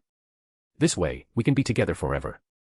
Unable to suppress her desires due to her keen hearing, Atlanta moved to the ship's stern, far from Morpheus and the others. It eased her tension slightly. Feeling the sea breeze, she sat quietly, unusually calm and gentle. A voice broke the silence. It's late. Not resting. Atlanta jumped. As the finest hunter, her alertness was unmatched, yet she hadn't noticed someone approach until they spoke. She spun, grabbing her weapon, only to see Morpheus casually sit nearby. Why is he here? Did he notice my state and come to check? Is he scheming something? Atlanta's irritation flared. Seeing her silence, Morpheus continued, no need to keep watch. Go rest. It's safe here. Save your energy. Once we set sail again, there'll be plenty of nights to stand guard. Realizing he was just urging her to rest, Atlanta relaxed, her irritation fading slightly. Still, she retorted, no need to worry. I'm not that delicate. But you're not made of stone. Flesh and blood need rest. Even stone cracks under constant pressure. Morpheus paused, then asked, as a hunter, you're skilled in running and archery. Ever thought about learning something new? Something new. Atlanta didn't grasp his meaning, distracted enough to forget snapping back. He nodded. Yes, like unique magic. Unique magic. Atlanta shook her head. I have Lady Artemis's blessings, allowing me to use magic tied to her. I don't need anything else. She spoke with pride. Wielding magic linked to a god's authority was beyond what most magus could achieve. Morpheus smiled. Learning magic unrelated to the moon goddess could be useful. Say, a spell to stay calm. As a hunter, you know how vital composure is. Atlanta nearly refused on instinct. Though Morpheus was polite and handsome, unlike others she'd met, she wanted to keep her distance. As a hunter, she was already calm. Why learn a spell for it? Before she could refuse, Morpheus said, don't rush to say no. Ask your revered Artemis. She might think it's a good idea. The great Lady Artemis. Atlanta emphasized, but didn't outright reject him. Asking Artemis about this felt odd, but since she often shared everything with her goddess, it didn't seem too strange. All right, I won't keep you. Rest, eat well, and think about what I said. Morpheus stood, bowing slightly. Good night, Lady Atlanta. He walked away without lingering, showing no attachment. His demeanor made Atlanta frown. Why does it feel like I'm not even remotely appealing to him? The thought sparked her irritation again. Later, she saw Heracles. Knowing his identity, she greeted him. He approached, saying, not resting. Praying to your god. I finished praying to Lady Artemis. Heracles smiled. You're truly devout. Lady Artemis has been so kind to me. I'll serve her by remaining unwed my whole life, she said proudly. After all, she's the chaste goddess, and I'll follow her example. Heracles' expression nearly cracked. He glanced at the cabin at the ship's bow, barely suppressing a retort. Watching Atlanta praise Artemis, he suddenly didn't know how to respond. One wrong word could offend several people at once. For the first time, Heracles felt this was troublesome. He regretted striking up the conversation. As Atlanta rambled about Artemis's greatness, he could only muster vague replies like, is that so, or yeah. Finally, when she finished, Heracles, as if pardoned, bolted back to his cabin, resolving to stay put unless something urgent arose. Lying in bed, he thought of Atlanta's words, shaking his head. Chaste goddess. Ha. If you enjoyed this story, don't forget to drop 5 stars and your power stone. And if you want to read more than 70 chapters in advance, feel free to visit patrayon.com/contl. Chapter 46, TOA 46, The Price. Atlanta awoke from her slumber. The first half of the night had been restless, disturbed by certain unrestrained individuals, but the latter half brought restful sleep. Rising, she stepped onto the deck, gazing at the rising sun. She stretched and yawned, feeling invigorated from the rest, her body brimming with energy. Atlanta, you're up. Come eat, a somewhat familiar voice called. She turned to see Morpheus's group, with Heracles among them. "We're on the ship, so Jason had food sent over," Heracles said, waving a large piece of roasted meat. Artemis, under her alias Diana, greeted Atlanta with a smile. "Come join us for breakfast." "Why yes," Atlanta replied, hurrying over. Looking at Diana's face, she felt an inexplicable warmth, her usual wariness easing. Strange. Is it because Diana's so beautiful that I'm letting my guard down? That shouldn't be it. Maybe it's because we're both women, and she seems so lively. Puzzled but not dwelling on it, Atlanta quickly washed her face and mouth, then joined the group to eat. As she ate, her eyes drifted to Morpheus, recalling his words from last night, stirring her doubts again. "I didn't think it through last night, guess I was too tired, my head all foggy. Now, why does he want me to learn magic? What's he to me? We didn't know each other before. Why is he suddenly offering to teach me? Is he after something? My body. Plenty want that, but he didn't act like that last night." Unable to make sense of it, Atlanta forced herself to focus on the food. Though it was breakfast, the meal was lavish, vegetables, meat, and grain-based staples, perfectly fueling a hunter's needs. Atlanta successfully shifted her attention to the feast. But once sated and relaxed, Morpheus's words crept back into her mind. What's he really after? She was tempted to confront him directly, demanding answers. Offering to teach her without mentioning any cost was baffling. "So, what's troubling you?" a voice interrupted. Atlanta started, realizing she hadn't noticed someone approach, again. It was Diana, whose voice she recognized. Is this woman that skilled? Her introduction suggested she's not that strong, but she approached silently, and her movements scream expert hunter. Atlanta was stunned but smiled. "Nothing's troubling me." Glancing at Morpheus fishing nearby, with Medea mimicking him, she turned to Diana. "Not fishing. I'd rather dive into the sea and catch fish by hand," Artemis said, making Atlanta laugh. "Your clothes would get soaked." "No big deal, they'd dry quickly," Artemis replied casually, then asked, "You looked distressed earlier. Something wrong?" Atlanta hesitated, then said, "Someone offered to teach me magic, a spell to stay calm. I'm wondering whether to accept." Artemis immediately knew this involved Morpheus, recalling his promise to address Atlanta's future crisis. "I think you should learn it," Artemis said. "More skills are always better. You're an incredible hunter, and calmness is almost instinctual for you, but what if something disrupts that, making you lose control of your emotions?" "Lose control?" Atlanta echoed, puzzled. "Yes. This world has magic that can manipulate emotions, like the power of the love goddess. It can amplify feelings, love, hate, until they dominate you. Imagine someone feeling a twinge of jealousy because another is more beautiful. The love goddess could magnify it, driving them to kill." Atlanta knew of such powerful magic but never imagined it targeting her. The magic Diana described was the kind only gods wielded. Why would a god bother with her? "Don't let your guard down," Artemis continued. "This adventure is guided by the gods. If you face something beyond your power, the gods might intervene. Besides, Atlanta, you're so beautiful. If I were a man, I might pray to the love goddess for a treasure to win your heart." "And no way." Atlanta's confidence wavered. She knew how obsessed some men were, willing to risk their lives in deadly races against her. Their desire to conquer her was overwhelming, driving them to any extreme. Her guard went up, but she hesitated. "He offered to teach me but didn't mention any cost. I don't believe in free gifts. Even if it's my body, I consider it if he said so outright, but asking for nothing feels sinister." "Why not just ask him?" Artemis said, snapping Atlanta out of her confusion. It was so obvious. "Right. I'll ask him what he wants, what price I'd pay." Artemis added, "Ask him, then seek guidance from your goddess. You're so devout, she'll surely respond." "Thanks, Diana, you've helped a lot," Atlanta said cheerfully. "If you ever need help, just tell me." "If I do, I will," Artemis smiled, enjoying sitting beside her devotee without revealing her divine identity.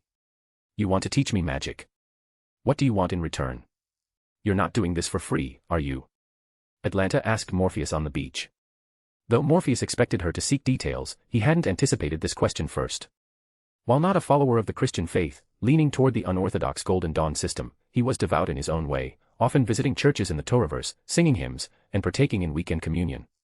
He'd volunteer, distribute food to the needy, and discuss theology with priests. A pastor once suggested he join the Anglican Church, noting he'd make a fine priest. Morpheus declined, preferring his wandering lifestyle over being tied to a church. These experiences shaped his habit of helping others without expecting reward, just as he'd seek help from churches for trivial issues like, "It's too hot to cook." Hearing Atlanta's question, he realized her confusion stemmed from this. Rubbing his chin, he thought briefly and gave an answer that left her stunned. Pay what you think it's worth. Just a little is fine, something like a meal would do. Atlanta froze, finally managing, you teach me magic, for just a meal. Yup, just an example. A meal, some coins, maybe a song or dance. I'd be fine with any. Seeing her dazed expression, Morpheus frowned. You're right, asking for a song or dance might be too much, more than a meal's worth. How about you grab some vegetables or fruit from the city instead? If you enjoyed this story, don't forget to drop 5 stars and your power stone. And if you want to read more than 70 chapters in advance, feel free to visit patrayon.com/contl. Chapter 47, TOA 47, Morpheus's Revision. Atlanta felt utterly baffled by Morpheus. A meal, a song, or a dance as payment. Was that really a price? If learning magic were that easy, the world would be swarming with people chasing such opportunities. Even without innate talent, the cost was so low it was worth a try. Yet, despite Morpheus's words, Atlanta couldn't shake her unease. Frowning, she said, if you can't raise the price, I really can't learn magic from you. Feeling uneasy? Morpheus asked. Seeing her nod, he fell into thought. Finally, he shrugged. Honestly, I can't think of anything you could offer that I need. Atlanta raised an eyebrow. Though likely true, his bluntness was almost offensive. It was as if he were saying, you're too weak to help me, dismissing her entirely, not just her strength, but even her appeal as a woman. Oh, is that so? Her tone grew stiff. Don't be upset, Morpheus said. I spoke from a place of reason, free of improper thoughts. Your charm as a woman is undeniable, no question there. I'm not denying that. Atlanta met his gaze. His smile was unreadable, his pale blue eyes captivating, almost like mystic eyes piercing her heart. Forget what I said earlier, let's pretend we didn't have that talk, Morpheus continued with a laugh. Your strengths lie in a different path from mine, so I truly don't need what you can offer. It's not just you, few in this world can help me where I need it. In the extreme, maybe no one can. Don't misinterpret. I mean on my path of magic. No one can offer me knowledge or the like. At best, I'd get opinions based on others' experiences, but those might be useless. My magic is just too unique. His words sounded arrogant to Atlanta, yet his demeanor put her at ease. She couldn't help but laugh. You talk like even the gods can't help you. Morpheus smiled faintly. Do you think my words excluded the gods? Atlanta opened her mouth, wanting to say no, but his question implied only one answer. He'd included the gods in his statement. Such audacity, claiming even the gods couldn't aid his path. Imagine 2 people, Morpheus said. One's a master farmer, unmatched in skill. The other's a decent hunter, still learning. The farmer's expertise can't teach the hunter how to hunt, he doesn't know how. That's my relationship with the world. The gods are like master farmers, while I'm a novice hunter. To improve, I can only rely on myself. Morpheus likened his magic to a realm untouched by the gods. Though odd, Atlanta grasped his meaning. So, you're saying your magic treads a path the gods haven't explored? Exactly, Morpheus nodded. So I really don't know what price to ask. If a meal feels too cheap for the magic I'd teach, how about this? Recalling a scene from an old drama, he said, if I need your help someday, you'll assist me once, and I promise it won't go against your will. Won't go against my will. It won't be anything that makes you deeply uncomfortable. Without limits, it'd feel like coercion. Morpheus even suggested, we can have the gods witness to ensure the agreement's validity. That's acceptable. Atlanta murmured, noting his courtesy and thoughtfulness, leagues above the violent men she'd encountered. Still, she shook her head. But I need to consult the great Lady Artemis first. If she disapproves, I won't agree. Morpheus nodded. Of course. I said we could have the gods witness. If you think Artemis is suitable, let her oversee it. The maiden corrected him again. The great Lady Artemis. Right, the great Lady Artemis, Morpheus said, his tone still lacking reverence. Frowning at his nonchalance, Atlanta asked, why don't you show respect for the gods? I do respect them. I like Artemis a lot. Morpheus replied instantly, his sincerity so genuine it showed no trace of a lie. Jason found Castor with his sister. Castor glanced at him curiously. Not with your lovely queen. Hypsipyle's the queen, she has duties to attend to during the day, Jason said, unsure how to broach his question. Kindly, Castor asked, what's on your mind? I wanted to ask, do you know of the guiding star? The guiding star? Castor echoed, a faint smile appearing. It's been a while since I heard that name. He knows. Jason's heart leapt. Who is the guiding star? An ancient god, the light guiding ships through darkness, a twin deity, Castor said, then asked, why bring it up? Where'd you hear the name? Jason hesitated. You don't know. I know of the god but not much else. Why ask? Seeing Castor's curious eyes and Pollux casually eating fruit, Jason wavered but didn't share his thoughts. Nothing. Thanks for the info. Castor suddenly said, everyone seems happy. Why not stay a few more days? You're right. A good rest is nice. We might not find another place like this, Jason nodded, then left. Watching him go, Castor sighed in relief, pulling out his hidden stone tablet and resuming his carving. Your suggestion was to keep Jason from leaving? Pollux asked. He probably wouldn't leave, but just in case. He clearly likes Hypsipyle and doesn't want to go, but he needs a reason. Now, with everyone needing rest, he'll stay longer, Castor said, pausing his work. Done. He handed the tablet to his sister, beaming. Check it. Any issues? The siblings reviewed the story etched on the tablet several times, ensuring it was flawless, then relaxed. It's good. Spread this, and you'll be inseparable twins, gods by birth. The brother, made human by mortal prayers, is truly a god, not a man. A voice interrupted. They turned to see Morpheus. Such strength. Worthy of the one who slew Typhon. The twins were shocked by his silent approach. Morpheus studied the tablet, even offering critiques. Pointing to a section, he said, this part could use a tweak. You're human now, that's fixed. We can work with that. Castor eagerly asked, how should I revise it, Mr. Morpheus? His respect for Morpheus was absolute. Right that Castor became human due to mortal prayers, but he remains a god. His divinity is eternal, unstrippable. If he chooses, he can restore it. He wanders the world as a human by preference.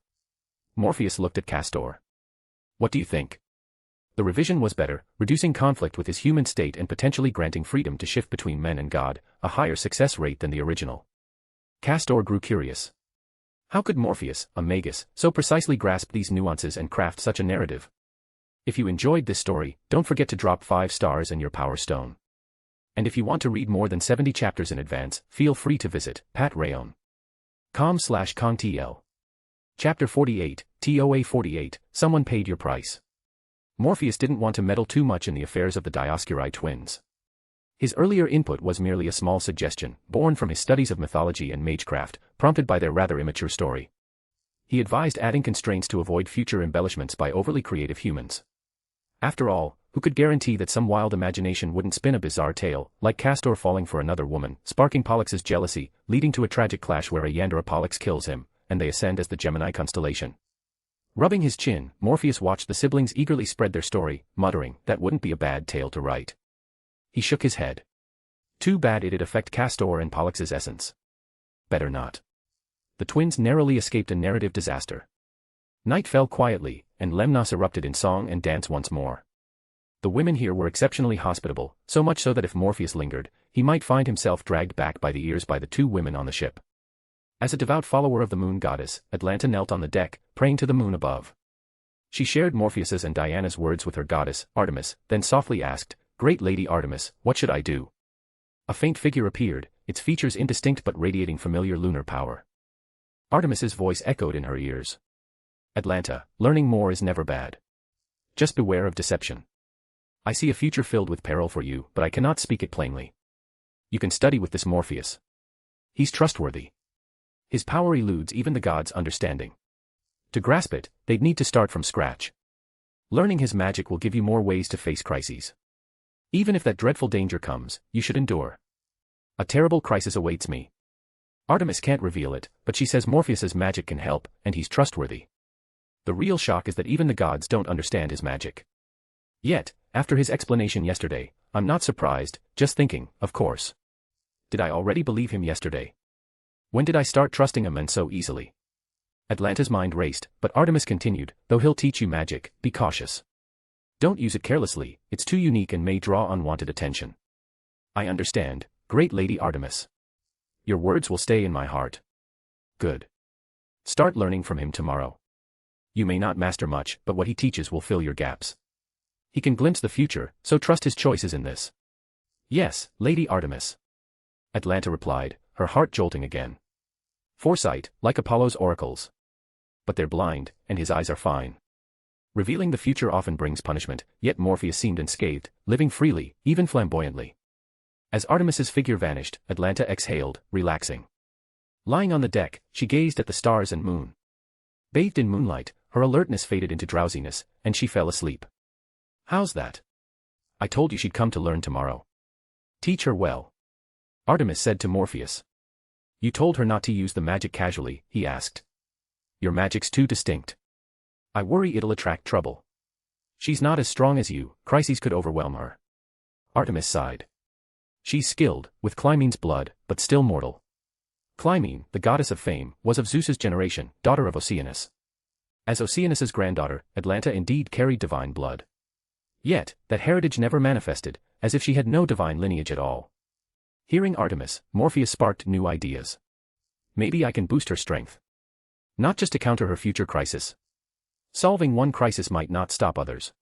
A bit more power wouldn't hurt, Morpheus said, smiling. Don't worry. I'll use her bloodline for a simple enhancement. She'll pick it up quickly. Artemis blinked, struggling to follow his plan. Morpheus grinned mischievously. This is extra work. You'll need to pay a price. With a yelp, the scene turned a bit too intimate for young eyes. The next day, Atlanta found Morpheus, who seemed to expect her.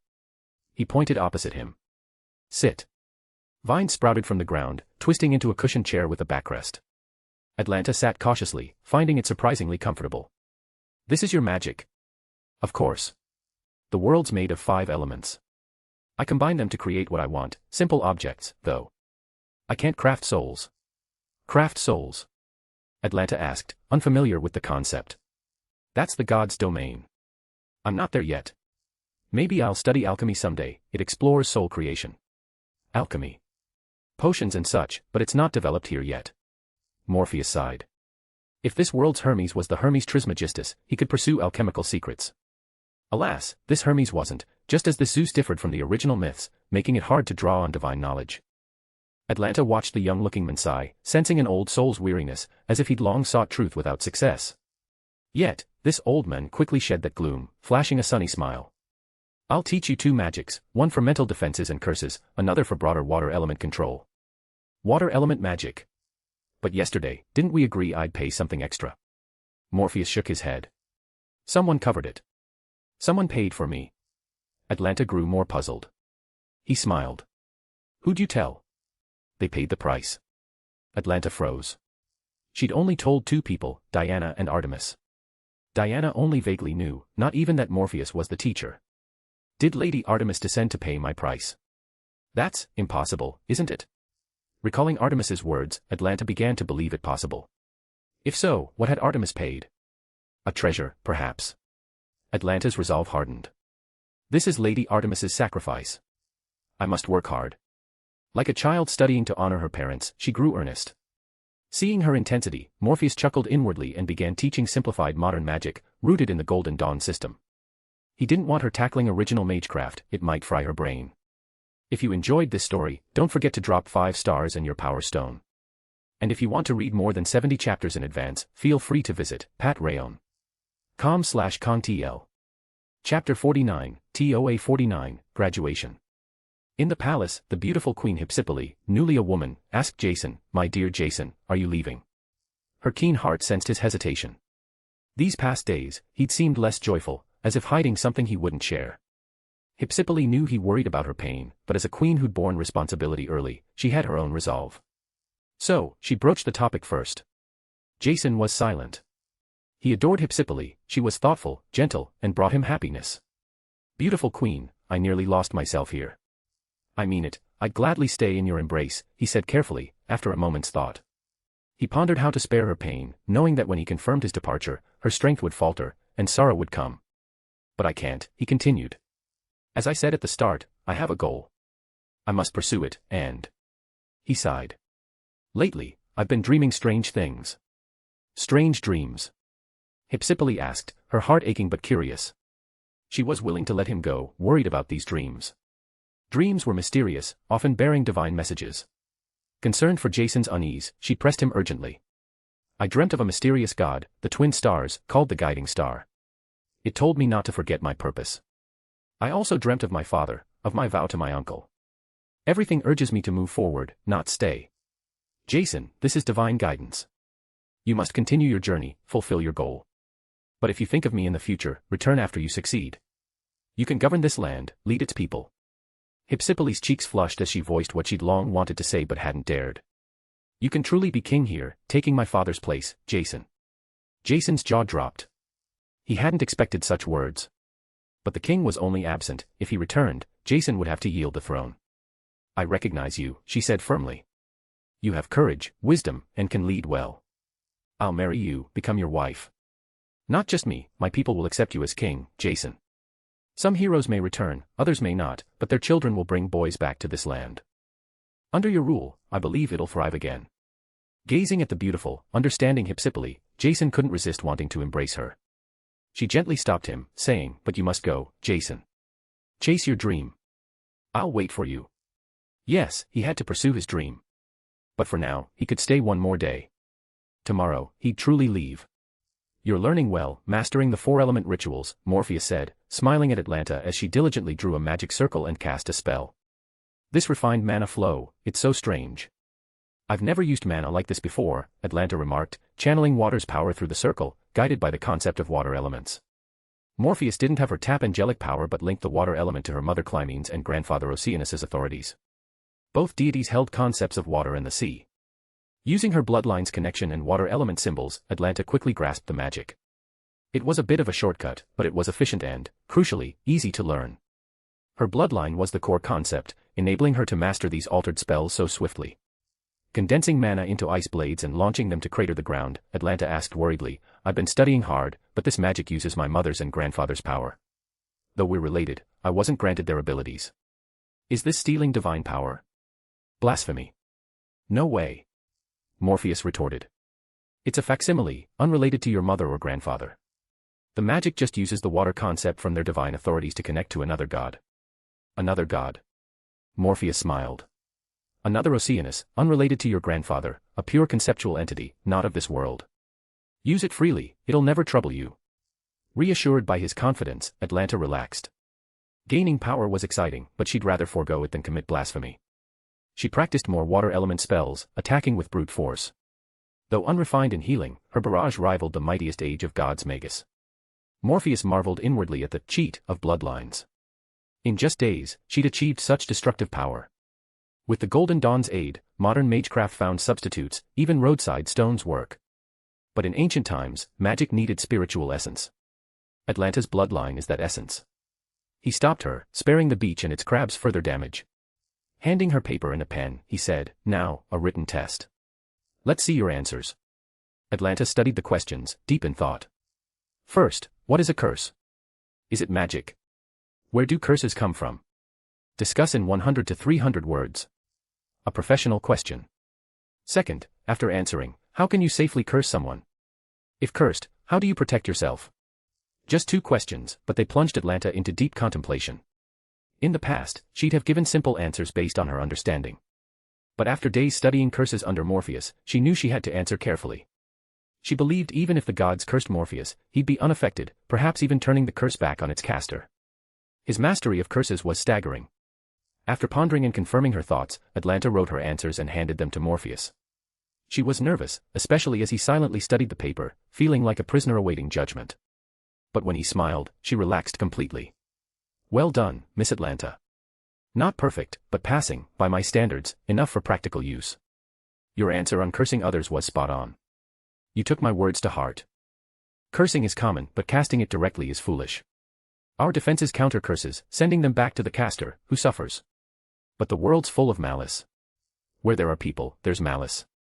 We just guide some of that malice onto a target. Morpheus removed a necklace from his neck and fastened it around hers. The act stunned Atlanta. She froze, asking hesitantly, what's this? A small gift, or the final piece of these lessons? He stepped back after securing it. Never let it leave your body. Master what I've taught, and you'll understand it. Atlanta calmed her racing heart, focusing on the necklace. A strange eye, imbued with unique magic, a consecrated relic, a spiritual item. Her curse studies helped her recognize it instantly. The Eye of Horus. Tied to Egyptian gods but not directly, crafted by Morpheus's unique magecraft system, it symbolized divine protection. It shielded the wearer from curses, restored body and mind, a priceless treasure. This is too valuable. Atlanta exclaimed. Morpheus shook his head. Not really. I can make it myself, and it grows stronger the longer you wear it. Never take it off. As she tried to protest, he invoked an authority she couldn't ignore. Don't worry. Artemis has paid for it. You can have it.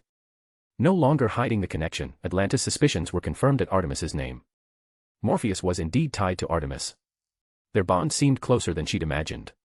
Who was Morpheus, so closely linked to the gods? You and I are like master and apprentice now, so I'll tell you, Morpheus said, smiling. I'm Morpheus, my true name. But I have a magic name, chosen to affirm my path, Veritas 000, the seeker of truth. A strange name, yet meaningful, reflecting a unique goal. His resolve shone through, striking Atlanta. Over these days, she'd found him learned, witty, and skilled. Now, she felt his strength of will. What a remarkable man. No wonder even Lady Artemis befriends him. Such men are rare. In all my years, he's the first like this. Sighing inwardly, Atlanta bowed sincerely. Thank you, teacher. It was her first time speaking so earnestly to a man. If you enjoyed this story, don't forget to drop 5 stars and your power stone. And if you want to read more than 70 chapters in advance, feel free to visit patreon.com/contl. Chapter 50, TOA 50, Another World. For Jason, though he prepared to depart the next day, a small incident unfolded. Perhaps fed up with the crew's endless revelry on the island, forgetting their mission, Heracles stormed into their gathering, bellowing with unfiltered fury. Pathetic. His roar was deafening, shaking everyone present. I'm ashamed to share a ship with you. Some wanted to retort, but none dared stand. They knew Heracles' might. Undeterred, he pressed on. Is this the noble goal you risked your lives for? The reason you left homes and families? Where's the fire in your hearts? What will people say when they hear we shirked danger for pleasure? His words thundered, and he began naming names. Jason, what will they say if you abandon your vow to achieve the impossible? Theseus, you slew the Minotaur, saved Athens' children. Why have you fallen? Idas, you once defied gods single-handedly. What are you now? His accusations silenced the renowned heroes. Heracles scoffed. Fine, I'll tell you.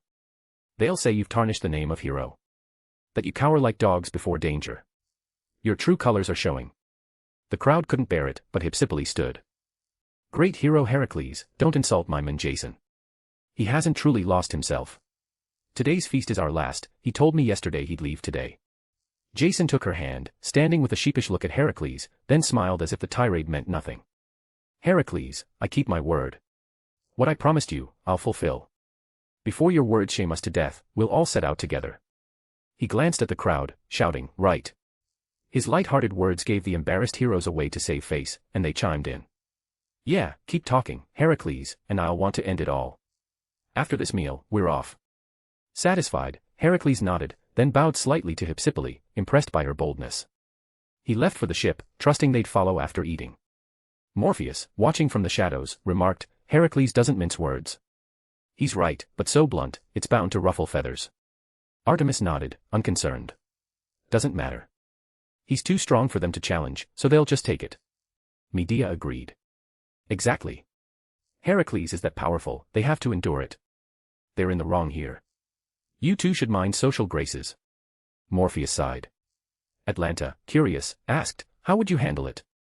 Since graduating, she'd stopped calling him teacher, which Morpheus appreciated, less distance, except in certain playful moments. I'd tell them I wrote their antics into a story, set to be published in Athens, unembellished. I'd split 90% of the profits with them. He added, profit, not revenue. Costs deducted, of course. The 3 women stared, speechless. Morpheus's approach was more infuriating than Heracles's, enough to make them flee in fear. Heracles mocked, Morpheus would expose and profit from their shame. You'd do that, and they'd want to kill you, Atlanta muttered.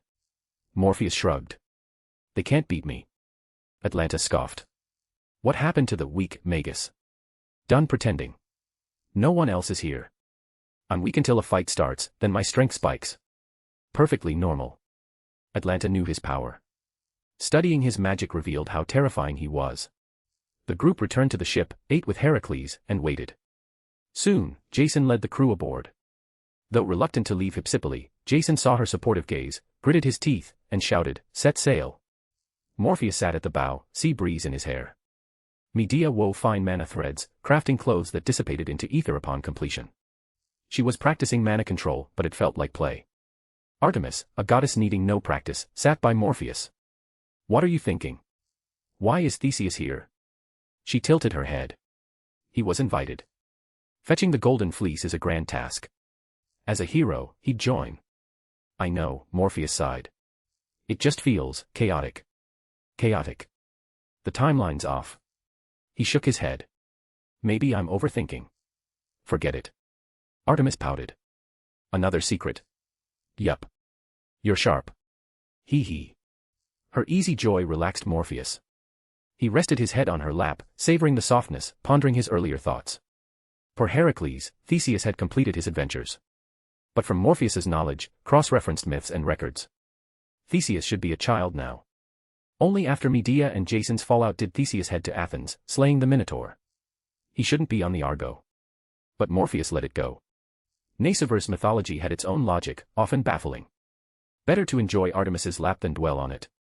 Another world, another timeline. Fuyuki City, Japan. A weary man faced a woman he loved deeply, now married as Tosaka Aoi. Kariya Matu thought she'd chosen Tosaka Tokiomi for happiness, but he was wrong, or perhaps not.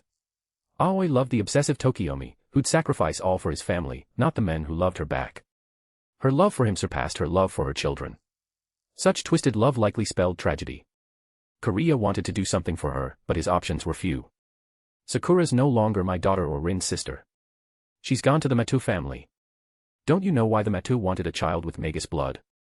The Tosaka had agreed to an old ally's request. I had no say. When I married into the Tosaka, becoming a Magus wife, I was prepared for this. A family with Magus blood shouldn't chase ordinary happiness. This is a Tosaka Matu matter, irrelevant to you, who fled the Magus world. If you see Sakura, treat her kindly. She always liked you. Her words echoed in his mind. Despite her resolve, she clung to a shred of hope for her child. Kariya pushed open a door he hadn't touched in years, returning to the twisted Matu family. There, the loathsome old man awaited. If you enjoyed this story, don't forget to drop 5 stars and your power stone. And if you want to read more than 70 chapters in advance, feel free to visit patrayon.com/kongtl. Chapter 51, TOA 51, Morpheus's Shortcut. You failure, daring to show your shameless face here. Matuzoken, head of the Matu family, sneered at Kariya. I told you never to let me see you again. Kariya didn't flinch. Coldly, he said, I heard you took in the Tosaka's youngest daughter. Zoken smirked. Your sources are sharp. Kariya's tone remained icy. You'd go this far to preserve the Matu's Magus bloodline. You, of all people, dare question me. Zoken's voice dripped with mockery. Who do you think brought the Matu to this state? If you'd obediently taken the headship, inherited our legacy, we wouldn't be in this mess. It's all because of you. Kariya cut him off. Spare me your nonsense, vampire. His words carried disgust, disdain, even mockery. You just want the Holy Grail to stay young forever, don't you? The taunt made Zoken laugh. Standing, he outlined his plans. The 60-year cycle approaches next year, but the Matu lack a pawn for the Fourth Holy Grail War. You're barely passable. Your brother can't control a servant. But even if we skip this war, there's hope for the next in 60 years. The Tosaka girl's womb could produce a fine Magus. She's got potential as a vessel. Kariya's expression didn't waver. He knew the man's vileness, his desires. If I get the Grail, you won't need Sakura, right? What are you planning? A deal, Zoken. I'll bring the Grail to the Matu in this war. In exchange, free Sakura. Zoken laughed. No training, 1 year left, you think you can command a servant? You've got ways, don't you? Like your worm magecraft. Zoken paused, then grinned widely, sensing Kariya had fallen into his trap. But he wanted to twist the knife further. Too late. The worm chamber, a breeding ground for worms, swarmed with them crawling into a small girl's body. So young, an age for laughter, yet her eyes were vacant, lifeless. She cried and screamed the first 3 days, Zoken said. By the 4th, she couldn't make a sound. This morning, we put her in the pit to test her endurance. After half a day of torment, she's still breathing. The Tosaka stock is truly remarkable. Kariya lunged to save her, but Zoken stopped him. What'll you do? She's been ravaged by worms, 1 step from breaking. If you still want to save her, I might consider it. Of course I'll save her. Kariya answered without hesitation. Zoken's cruelty surpassed imagination. But until you show results, her education continues. My biggest bet's on the next war. A statement, a threat. If you actually win the Grail, she'll be useless. Her training could end in a year. You won't break your word, Zoken. Survive a week as the worm's host without going mad, and I'll take you seriously. Perhaps to show temporary goodwill, Zoken let Sakura leave the pit. Seeing her expressionless face, Kariya's fists clenched. He knelt before her. Don't worry, Sakura. I won't let you be hurt again. But she felt nothing, her gaze empty, staring into the distance. Kariya smiled, gently ruffling her hair. You know, I've been to many places. I bought a charm said to bring good luck. He reached behind his neck, as if to remove a necklace. Then, he did, placing the odd necklace around Sakura's neck. I've had good luck these years. I think it works. Now it's yours, it'll bring you luck. Kariya left for Zoken's worm pit, to face the torment. Sakura looked at the necklace, an odd eye-like shape, like some creature's gaze. Could it really bring luck? Abandoned by her sister, her parents, tortured by worms with no one to save her, could she still have luck? Clutching it, she refused to let go. A faint coolness eased her ravaged body. Night fell. Sakura lay in bed, a rare moment of rest. Maybe they don't want me to die too soon, she thought, eyeing the necklace. Though she'd shed her clothes, she kept it on. Its coolness dulled her pain. Her body seemed to recover, as if returning to her old self. She drifted into sleep. Sakura dreamt a strange dream. She stood in darkness, seeing nothing. That's the void, or simply nothing, a gentle, soothing voice said. Sakura tried to look, but saw only darkness. Then, flames appeared, dazzling, falling swiftly from above to the distance. Light enveloped everything. Her eyes were shielded, seeing the light without harm. That's the universe's birth. The world began here, the voice explained. Sakura looked back and saw a figure. Radiating faint light, a young, handsome man with pale golden hair and fair skin, likely European. That flame, or lightning, is the Genesis spark, drawing infinite light from the void into the crown, flowing downward to the material world, embodying the divine act of creation. He knelt before her, gently rubbing her cheeks. Seeing no reaction, he playfully squeezed harder. Cheer up. Your suffering's over.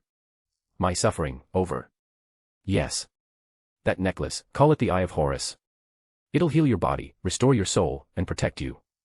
Plus, a little gift. He touched her forehead. A magic circle formed within her, becoming a radiant stream, merging into her soul, indelible. This is a magic of deception and illusion. Show that old man what he wants to see. It's simple, it'll work on its own.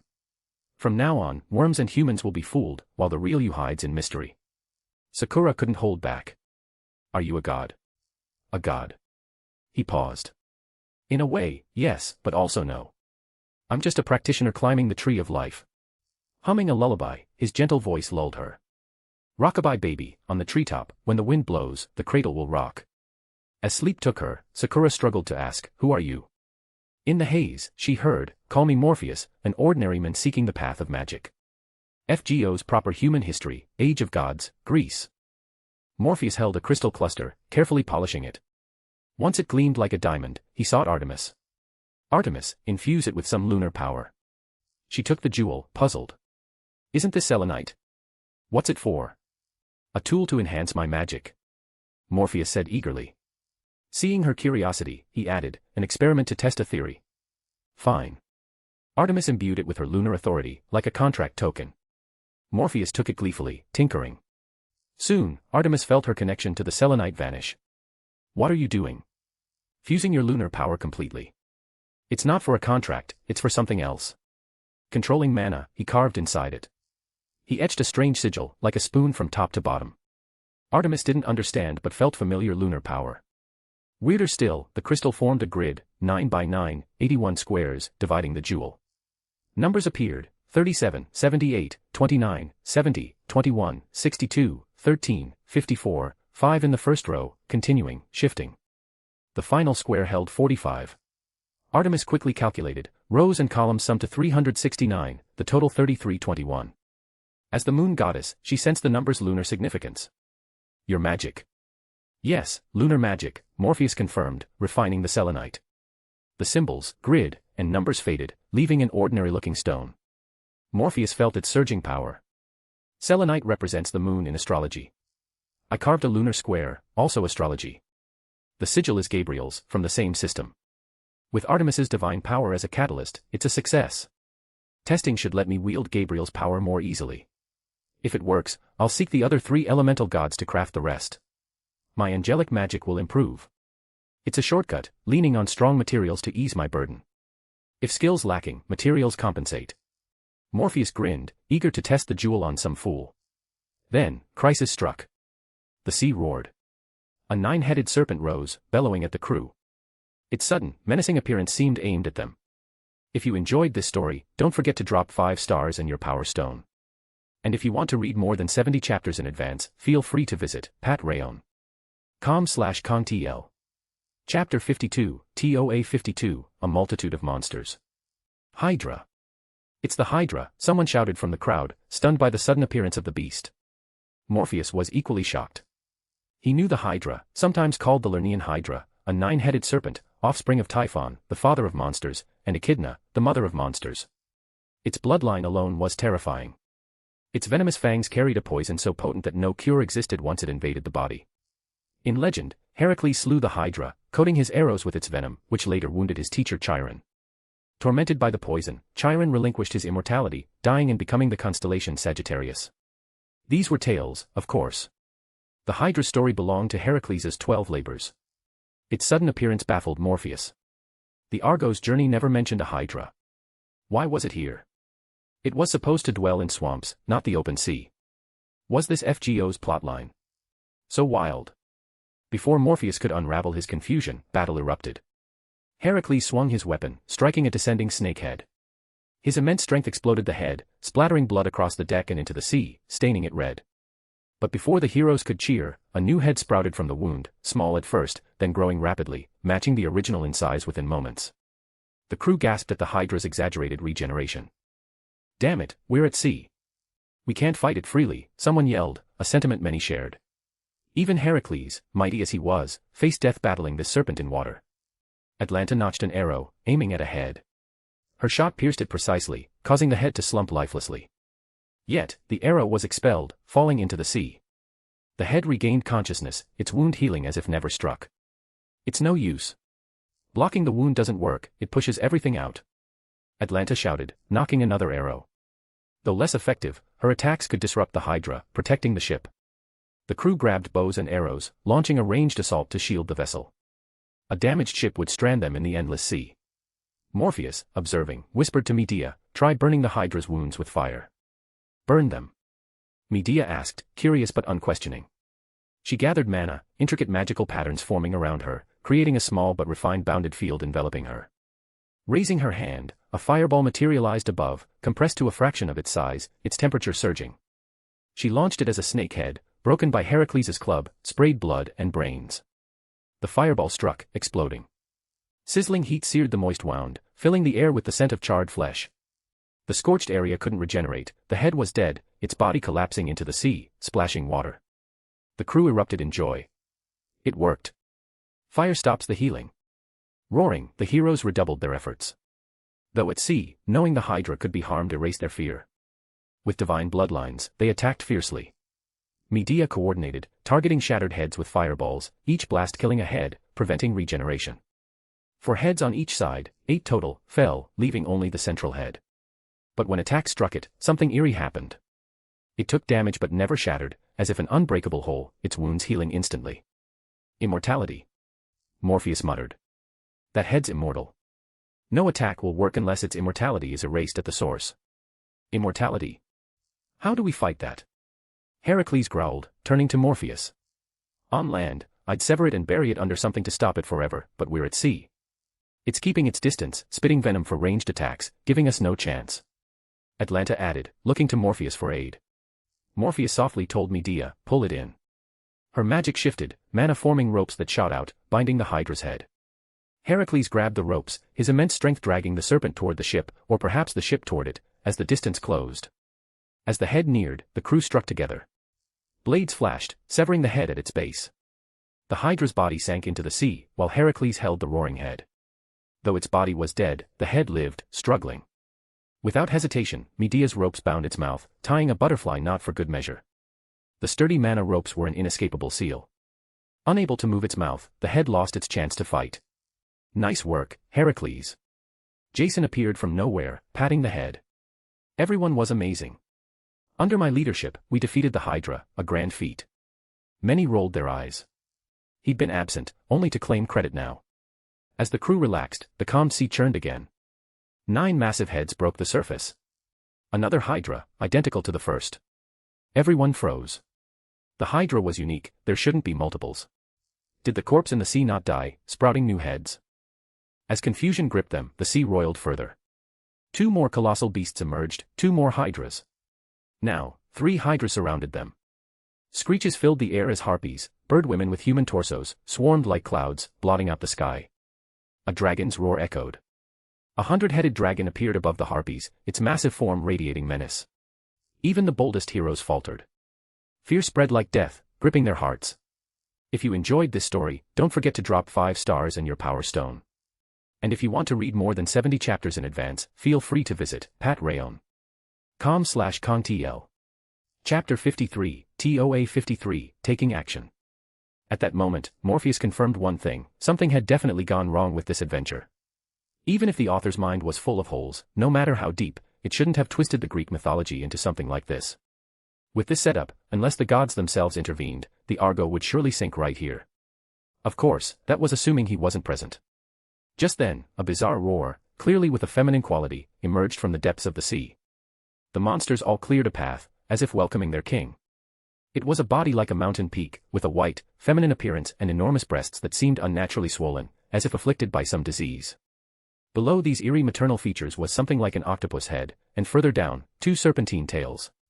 This monster's body was even larger than the Hydra's. Before it, the Hydra looked like an infant next to an adult. The proportion of that gap might need to be doubled to be more accurate. Everyone was shocked by the appearance of this monster, their astonishment surpassing the sum of all the others combined.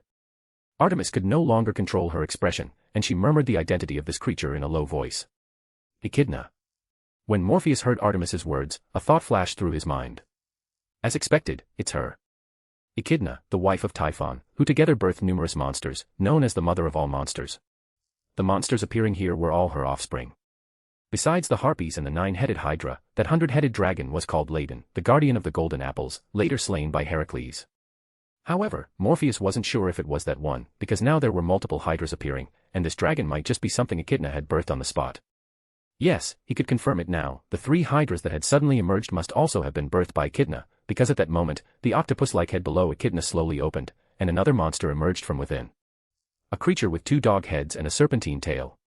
That was Orthrus. Like the 3-headed Cerberus, it was one of Echidna's children. As for why she hadn't birthed Cerberus, Morpheus figured it was because they were in the sea. A pure dog would struggle to fight in the water. Jason's face looked extremely grim at this point. I'd love to say I'll leave the rest to you all, but obviously, there's a huge problem here. Even the mightiest heroes had to admit that they were now in the greatest predicament, encountering the most unlikely enemy in the most dangerous place. The ocean weakened their strength, but the enemies were unaffected. Unless Poseidon appeared right then and bestowed his blessing on everyone, allowing them all to fight on the water, this disadvantage couldn't be reversed. The dragon opened its mouth, flames gathering in its 100 dragon heads. It intended to burn the ship with its fire. Once the ship was burned, everyone would truly have no chance to resist. Morpheus sighed, gazing at Echidna in the distance, still acting as a barracks producing troops. He could feel her gaze, filled with hostility. Hostility directed at him. He now understood why these creatures had appeared. They were clearly here to block him. Because I killed her husband. Morpheus muttered softly, gently patting Artemis, who was about to act, signaling her to hold off for now. He then soothed Medea lightly before taking out the jewel from his pocket. Perfect timing, let's see if this thing works. As Morpheus spoke, he held the jewel in his left hand, positioning it near the left side of his body, around his abdomen. Then, he recited the incantation. 9. Violent flames descended from the sky, massive enough to engulf an entire city. A total of 27 heads spewed venom, aiming to breach the protective barrier enveloping the ship and poison everyone. The harpies screeched, sending waves of sound like invisible blades toward the group. Orthrus roared, opening its massive jaws in an attempt to bite through the Argo's defenses. Even though everyone on the ship knew magic and had fortified it with immense protection, cracks began to appear under this assault. The emergence of those cracks struck like a heavy hammer on everyone's hearts. No one doubted that once the barrier was breached, they would all perish here. Unless a miracle occurred. Atlanta stared at the flames now blanketing the entire ship. The air grew hotter, and as she took a deep breath, sensing death's approach, she remained unusually calm. Though Lady Artemis said I could try falling in love and getting married in the future, it seems I won't have that chance. In truth, up to now, I haven't met anyone I truly like. As Atlanta thought this, the image of the person who had taught her magic flashed in her mind, and she couldn't help but shake her head. What am I thinking? That's impossible. But since we're about to die anyway, what is he planning now? With that thought, Atlanta turned to look nearby and saw him holding a jewel, softly uttering a number. 9. In the next instant, the world seemed to freeze. Then, waves surged up from the sea surface out of nowhere. The raging waves roared, transforming into a tornado-like torrent that swept toward the flames enveloping the ship. The flames were extinguished, but the torrent didn't dissipate. The waves continued surging upward, accelerating faster and faster, sharpening into spikes like icy arrows, bombarding the 100-headed dragon in the sky. That was the power of Archangel Gabriel. Using the jewel crafted with Artemis's help, Morpheus had solidified the concept of the moon through multiple seals and summoned Gabriel's power with it, and the operation had indeed succeeded. Compared to the Gabriel's power he had summoned through his previous spells, this invocation not only provided a greater total amount but also made control easier. Now, he could manipulate far more power than before, as demonstrated by this exaggerated attack using Gabriel's might. The ice crystals exploded in the air, turning into 100 arrows, each piercing precisely into the dragon's heads. In an instant, the 100 heads lost their lives, and the dragon, lifeless, plummeted from the sky into the sea. This sudden turn stunned everyone. They all turned involuntarily to look behind them, wanting to see who had acted, and saw Morpheus, enveloped in a faint glow and dense magical energy. Jason was dumbfounded. He had never expected Morpheus to be the one to strike. He had originally thought the other was just someone with a bit of prophetic ability but no real combat strength. Yet now, the situation left him gaping. What was this terrifying combat power? Taking down that mountain-like giant dragon in a single blow. And look at Morpheus's expression, utterly relaxed, as if he'd merely brushed off some dust. At that moment, many people suddenly realized they didn't know much about Morpheus. At most, they'd exchanged greetings, without even knowing where he was from or why he had joined this adventure. Heracles breathed a sigh of relief. He knew that with Morpheus taking action, this crisis would surely be overcome. In truth, he hadn't been too tense to begin with. He knew how many powerhouses were hidden on the ship, whether Morpheus or Artemis, either could resolve this crisis. The only concern was whether they would see this as a test for the crew and choose not to intervene. Atlanta had watched the entire process of Morpheus activating the magic. Though she had learned from him, seeing this now, she realized she couldn't understand it at all. The only thing she could grasp was that a powerful entity had descended here, becoming the source of Morpheus's power, which he then manipulated into that overwhelming surge. But slaying the dragon wasn't the end, as several more waves rose from the sea, enveloping the 3 hydras. In an instant, they froze, and the icy blades pierced through the hydras' bodies, penetrating every part, every vessel. Even their heads were encased in ice, freezing the immortal blood and brains within. With consciousness frozen, even if the hydra heads weren't dead, they could no longer pose any threat. They had forgotten not only how to regenerate but even how to think. The harpies dared not linger and scattered in all directions, while Orthrus was caught in the waves freezing the hydras, turning into an ice sculpture alongside them. Now, the only enemy left on the field was the mother of all monsters, Echidna. Her abdomen was still engaged in the work of creating soldiers, but Morpheus had no intention of giving her that chance. He raised his right hand without hesitation, and a book appeared in it. As the pages opened, a powerful force materialized in the air. It was violent thunder, massive bolts descending from the sky, then gathering in Morpheus's hand. If you enjoyed this story, don't forget to drop 5 stars and your power stone. And if you want to read more than 70 chapters in advance, feel free to visit patrayon.com/contl. Chapter 54, TOA 54, Self-Doubt. I call upon the great Zeus, ruler of gods and men, king of the gods. Great Zeus of Mount Olympus, lord of lightning and power, king of the gods. In the name of the king of the gods, roar, thunderbolts. The lightning, originally blue, transformed into golden arcs as the incantation was chanted, a lightning that symbolized Zeus, the god-king, capable of tearing through space and shattering everything.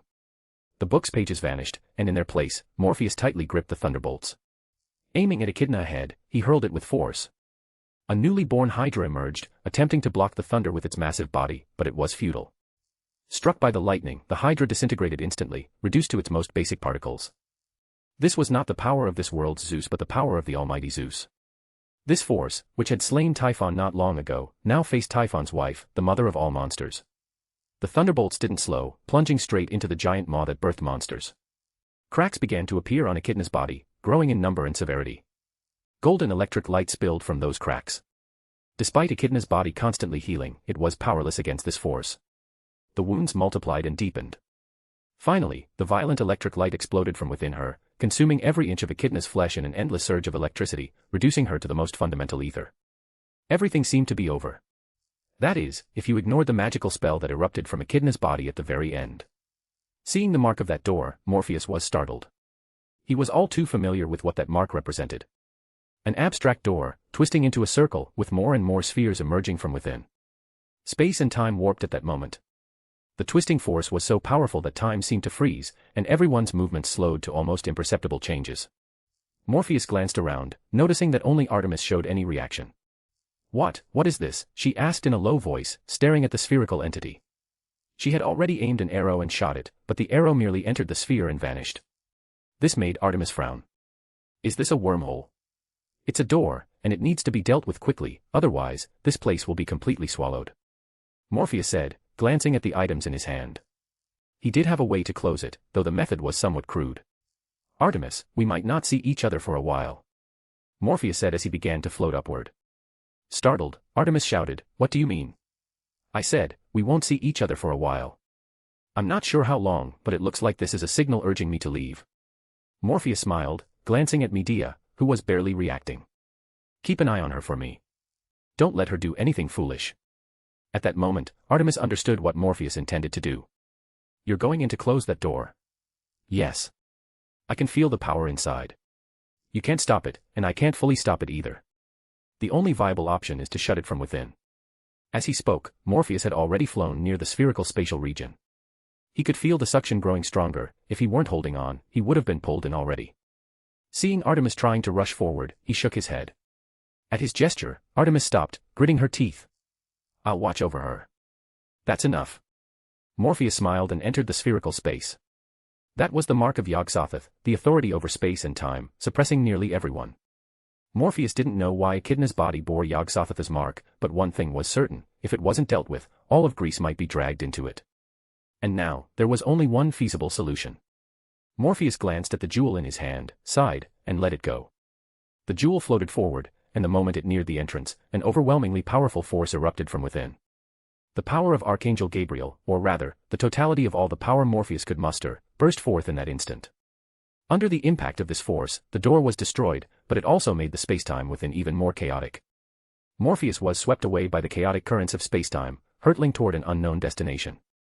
Artemis watched as the terrifying force that twisted everything vanished from the sky. She knew this was Morpheus's doing. As the surroundings returned to normal, she saw Medea approaching, her face shifting from confusion to panic. Artemis hesitated, unsure of how to break the news to her.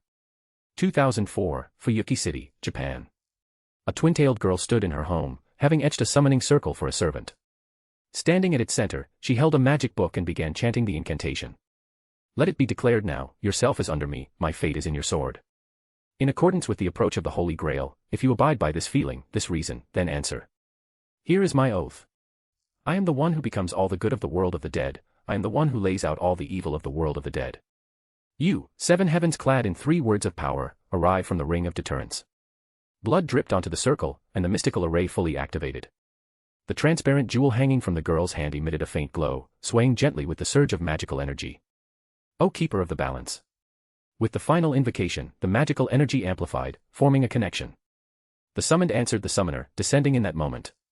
"There's no mistake. I've drawn the strongest card." The twin-tailed girl flashed a smug smile. The powerful surge of magical energy confirmed the strength of the one who had arrived.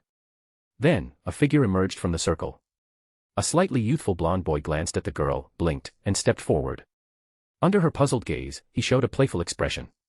Then, he said something that left the girl stunned. "Dear beautiful lady, did you summon me to fight in the Holy Grail War?"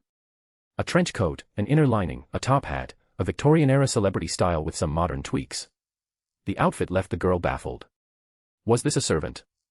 And his words only deepened her confusion. "You answered my summons, isn't it for the Holy Grail?" The blond man rubbed his chin and nodded. "Oh, I see. So I came here for the Holy Grail. Thank you for telling me, dear lady." This made the girl frown. She suddenly began to doubt whether she had truly summoned the strongest one. Why did this guy seem so clueless? Then, the man gave her a slight bow. "I am Morpheus, just an ordinary magician. How may I address you, miss?" "Magician. Not a magus, but a magician." Though puzzled, the girl didn't contradict him. She simply said, Rin Tosaka, your master. Hearing the name, the corner of Morpheus's mouth twitched upward slightly, but he quickly suppressed it. All right, Rin. Is it fine to call you that? Or should I address you as Miss Tosaka? Seeing how familiar he was acting, Rin Tosaka felt a bit annoyed but said, whatever you prefer. All right then. But could we get some food now? It's been a while since I've eaten, and I'm starving. Morpheus smiled at Rin, rubbing his stomach. Please forgive me. I'm not sure of the exact time, but I'd guess it's been months since I've had anything decent. This is the first time I've heard a heroic spirit needs to eat. Don't you sustain yourself with magical energy? Rin said with a hint of surprise, though her tone carried clear mockery. Still, she pointed in a direction. The fridge is over there.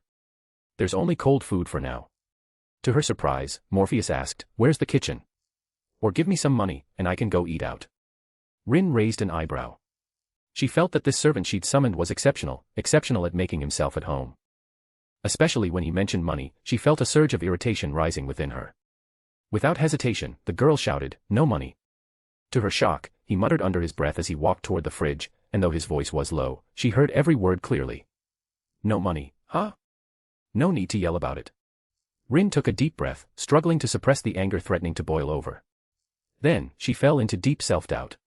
I've prepared for years, training tirelessly for this Holy Grail War. I thought everything was set, that I'd summon the strongest saber. So how did I end up with this guy? And I still don't even know his class. Is he not going to tell me? Oh, wait, he said he's a magician, so did I summon a caster? Saber. I wanted a saber. Casters are useless in the Holy Grail War. Even if not a saber, a lancer or archer would have been fine. And look at his outfit, clearly from the modern era, or close to it. What kind of powerful magus could come from that time? He even called himself a magician. In that era, there were no magicians. Magicians are from the distant past, the age of gods. So, was this a failure because my training wasn't enough? If you enjoyed this story, don't forget to drop 5 stars and your power stone. And if you want to read more than 70 chapters in advance, feel free to visit patreon.com/contl. Chapter 55, TOA 55, High Blood Pressure Moment. Rin Tosaka watched as the servant calling himself Morpheus casually opened the fridge, pulling out various ingredients before heading to the kitchen. Surprisingly, your kitchen's got a bit of everything, Morpheus commented, setting the ingredients aside and starting to prepare them with practiced ease. You know your way around a kitchen? Rin asked, slightly surprised. She knew the Holy Grail imparted modern knowledge to servants, but she hadn't expected this level of familiarity. I do, actually. I'm quite skilled in cuisine, especially British and French styles. Italian's decent too, but I haven't been there often enough to master it. As Morpheus spoke, he whipped up a simple dish of scrambled eggs with tomatoes and started boiling some noodles. While cooking, he glanced at Rin. By the way, want some, Rin? It's 2 in the morning. Rin snapped, her expression shifting. She suddenly grabbed her hair, completely abandoning her refined demeanor. Arg, I forgot. That clock is an hour slow, so it's not 2, it's 1 in the morning. That's why my summoning went wrong. I planned everything perfectly, Dad. What kind of mess did you leave me with? Seemingly convinced she'd found the reason for her summoning mishap, Rin vented her frustration.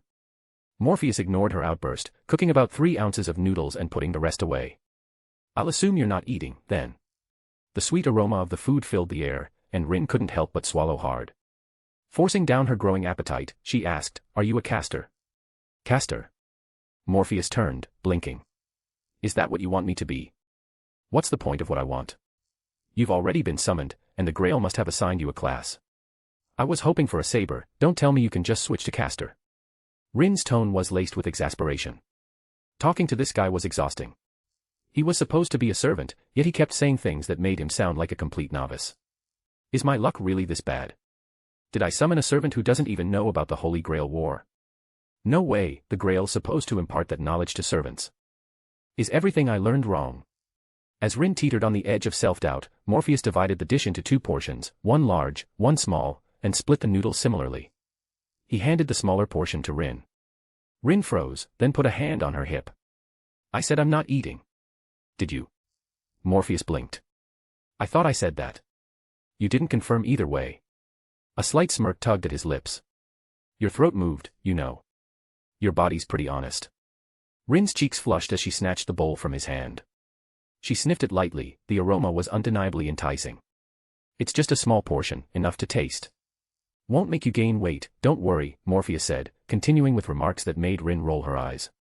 He sat down and began eating with obvious relish. Watching Morpheus, brimming with protagonist-like energy, Rin sighed. She found a spot to sit, eating the noodles as she pressed. So, you still haven't answered me. What's your class? I already told you. Whatever class you want me to be, I can be. If you want me to be a composite of saber, lancer, and archer, I think that's doable.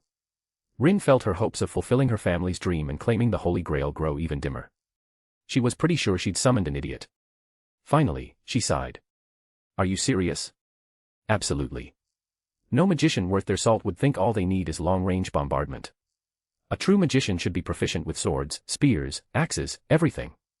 The more skills you have, the better you can handle complex situations. For example, if I were a caster, I'd excel at territory control and crafting items, with lower combat strength, that's the common perception. But with my top-tier magical ability. Morpheus glanced at Rin's expression and corrected himself. I mean, my top-tier magecraft ability, I can use unique magecraft to enhance my body, boosting all my parameters. I can wield weapons and fight hand-to-hand with warrior classes, even overpowering them with superior strength. That's when my skills with spears, swords, and blades come into play. I get it, Rin said. I can also use magecraft to enhance my body for close combat, even surpassing a regular boxer. But there's a limit to reinforcement. No matter how much you enhance, you can't outmatch a true saber or similar class. To her surprise, Morpheus gave her a cryptic smile. Who says there's a limit? If you mean temporary restrictions, sure, those exist. But in truth, there's no real cap. His confident words gave Rin the impression he was invincible, but she knew that was impossible. She bit into her noodles harder, channeling her frustration over the failed summoning into each chew. Why? Why did I summon him? She muttered under her breath, feeling utterly wronged. Morpheus glanced at the girl, then at the transparent jewel hanging from her left wrist, and smiled. Maybe you summoned me because it was fate's choice. That was the spiritual gear he'd created, imbued with the power of the moon and Archangel Gabriel.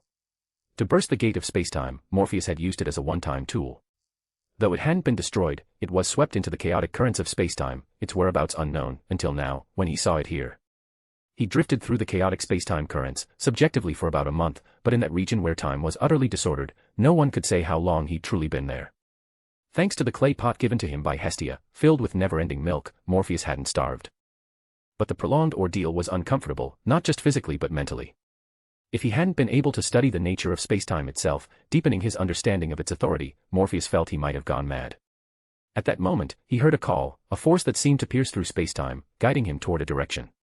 That call anchored him to a specific point in spacetime, pulling him out of the endless currents and into normal space.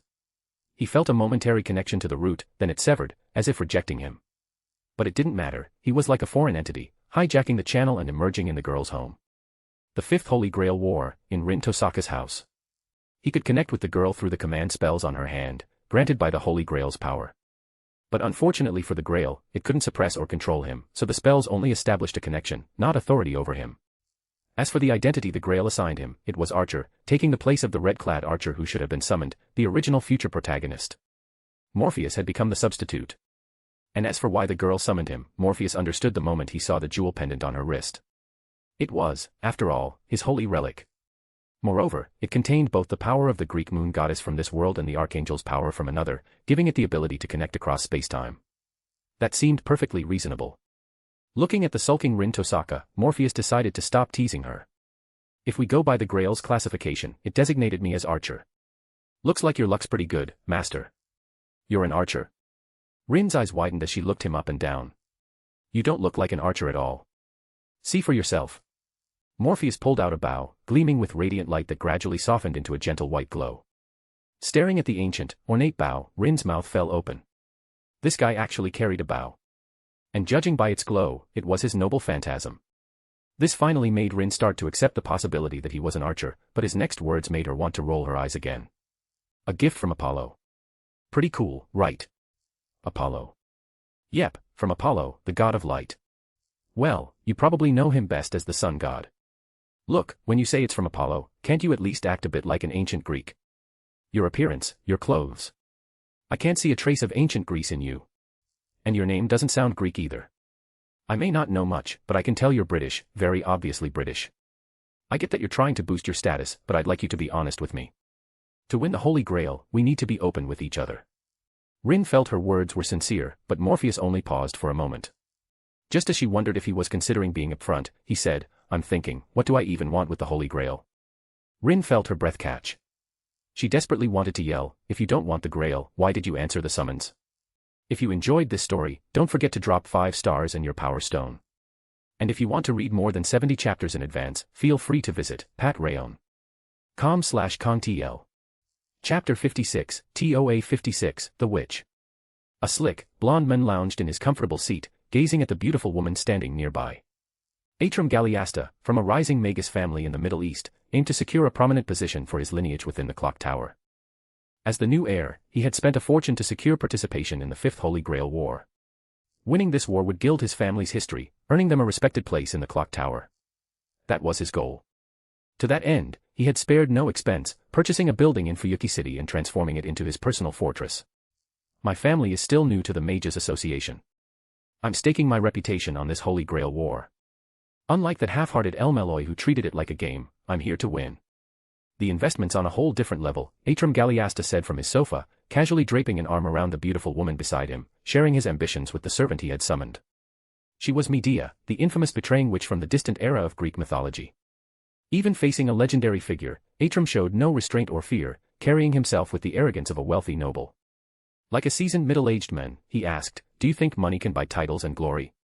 Though he appeared only 25, Atram's words carried an odd, weathered gravitas.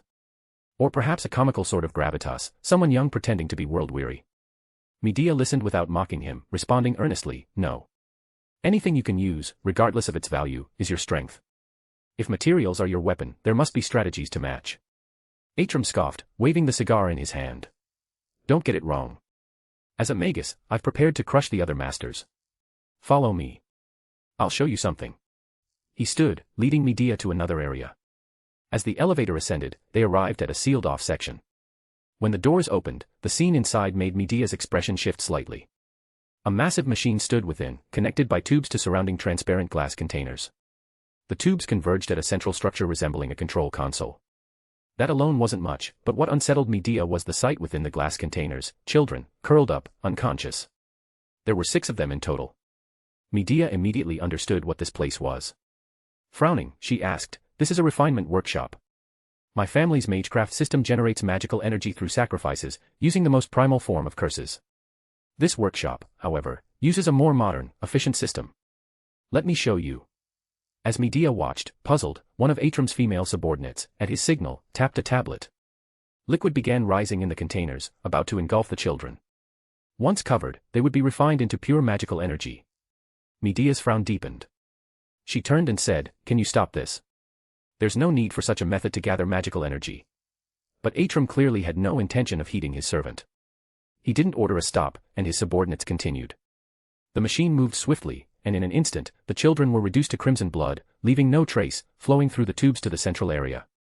In that moment, with the hum of electricity, the magecraft activated. A small, transparent crystal appeared on the central platform. It was a pure magical energy crystal, dense and immensely valuable. Strange, isn't it? In legend, didn't you kill your own children without hesitation? Why care about these ones? Atram remarked, proudly explaining the machine. Fresh materials are always best. What used to take a month to refine now takes mere moments. He grew more boastful, pointing to the distance where numerous children hung, all unconscious, clearly in a coma. No need to worry about materials either. These aren't from Fuyuki, they're top-quality imports from elsewhere. Oh, how surprising, Medea said suddenly, her voice dripping with irony. So that's how I'm described in legend. The betraying witch. Her words caught Atram off guard. He looked at her, confused. Don't you know what you did? Jason. That golden-haired pretty boy. I did know him, and I even joined the Argos adventure. But the story you've recorded is completely different. He was a smooth-talking blonde, sure, but compared to you, my master, he was far less repulsive. You could even call him charming. Her mocking words stung. Medea lightly raised her hand, touching the platform that had just used 6 children's lives to create a walnut-sized magical crystal. With a faint tap, a brilliant light erupted, and a massive crystal, roughly the size of a soccer ball, materialized atop it. Atram's face twisted in shock. What just happened? How did you create magical energy from nothing? Nothing. Oh, to you modern magi, it might seem that way. Your techniques for generating magical energy are still a step, no, a dimension, behind. And the chanting. I designed this workshop to cut chanting time to just 3 days and nights. Medea's mockery deepened. I don't need chants. For me, magecraft is merely issuing a command. She glanced around. What you're doing here is despicable. As your contracted servant, I ask you to stop using this workshop and release these people. No, I really don't understand servants at all, Atram said with a self-deprecating laugh. He smirked at Medea, raising his right hand, where the command spells glowed red. By the power of my command spell, I order you not to use your noble phantasm against me. His voice, now devoid of amusement and brimming with hostility, activated the spell.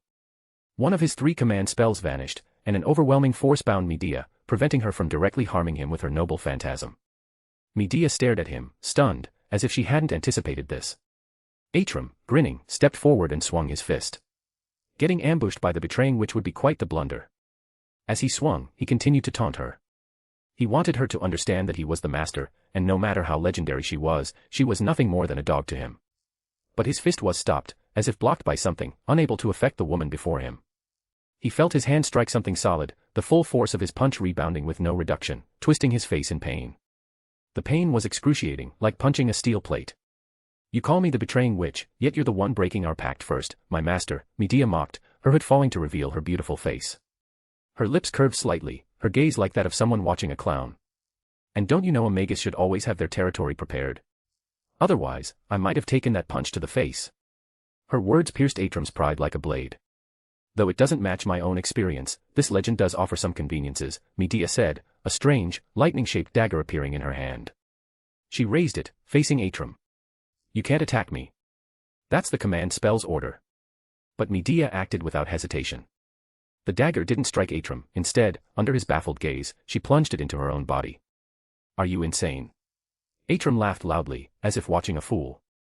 If you want to die, I'll grant your wish. End yourself, Medea.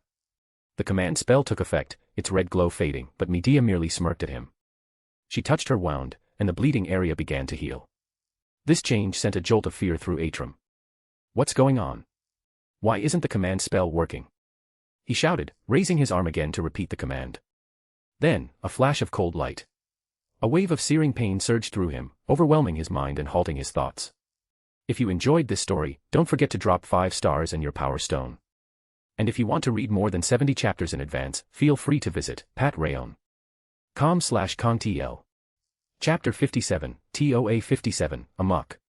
Atram's arm fell to the ground, accompanied by a spray of blood that splattered across the floor, filling the space with a pungent, metallic stench. Sorry, I still need those command spells.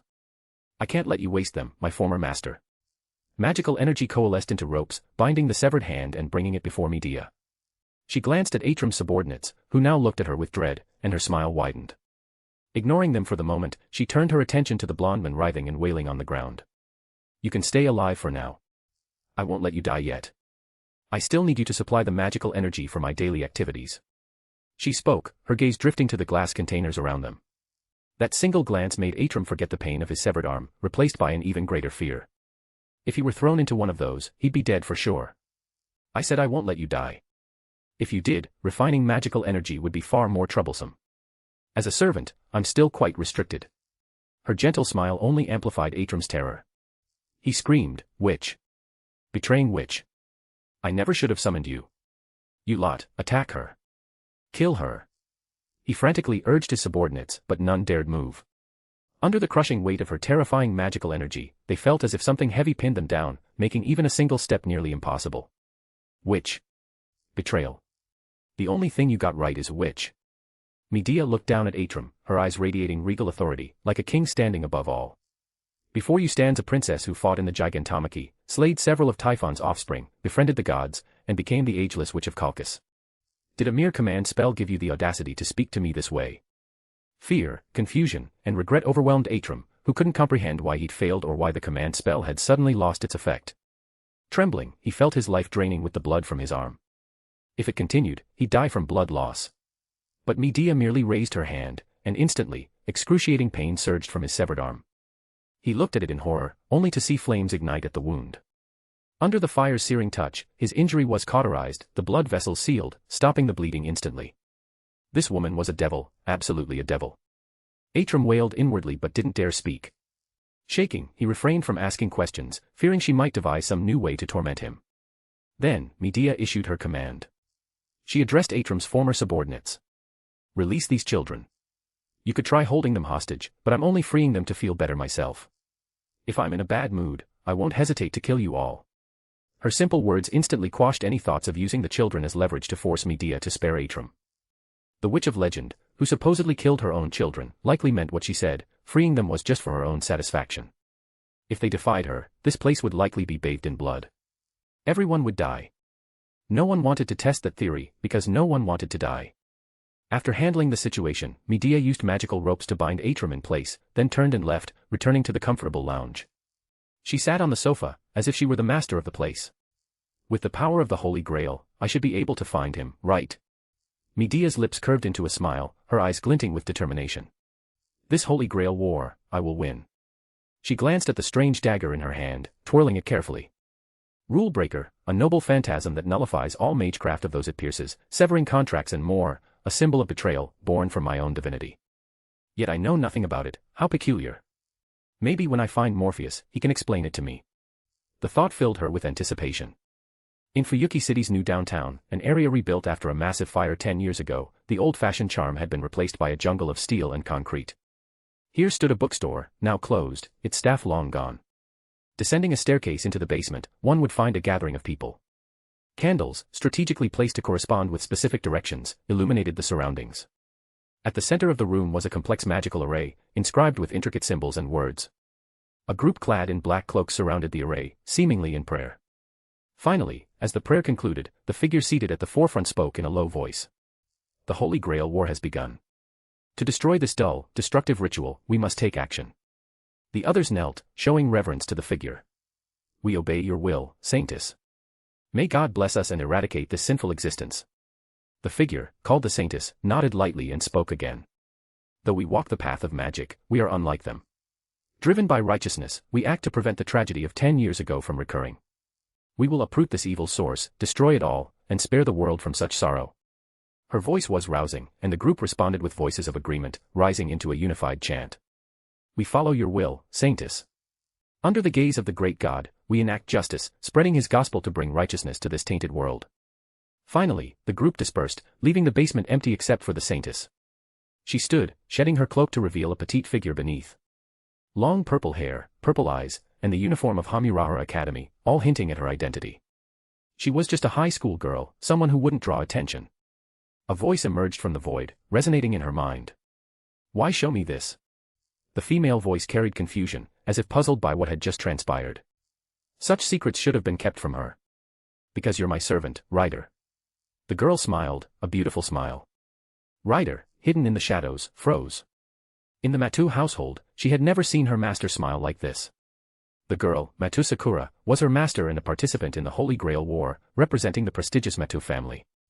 But surprisingly, Sakura planned to destroy the Holy Grail War, and it seemed she had been preparing for years.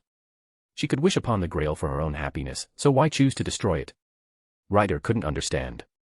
I'm already happy, Ryder. Sakura smiled, gently touching her chest. Through her clothes, she felt the necklace, the treasure that had changed her tragic circumstances.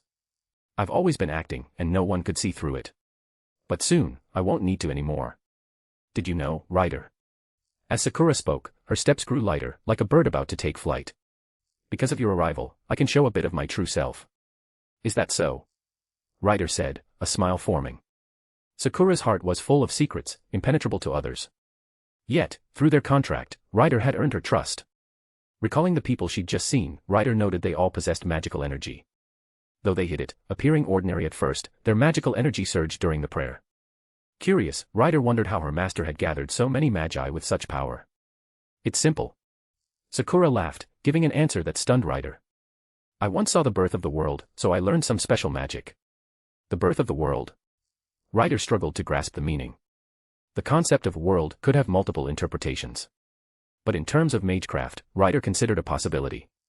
You mean you witnessed the planet's creation, the moment the heavens and earth were formed? Ryder asked.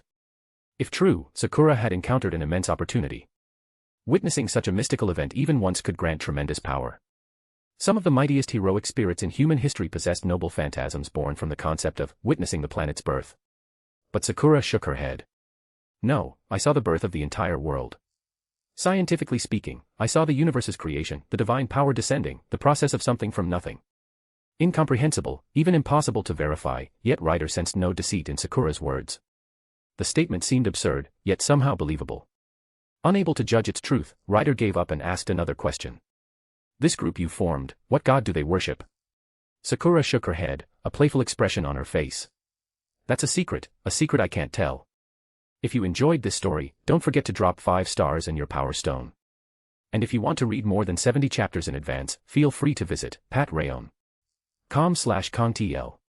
Chapter 58, TOA 58, Unauthorized Investigation. Morpheus assessed his physical condition. Though he was neither a servant nor a heroic spirit, his presence here, likely facilitated by the Holy Grail's power, granted him peculiar traits. As he had told Rin Tosaka, his class was Archer, qualifying him for the Holy Grail War.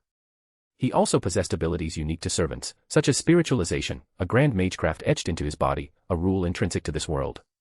Additionally, the Holy Grail's designation of him as Archer enhanced his archery skills, as if forcibly aligning his abilities to match the class's characteristics.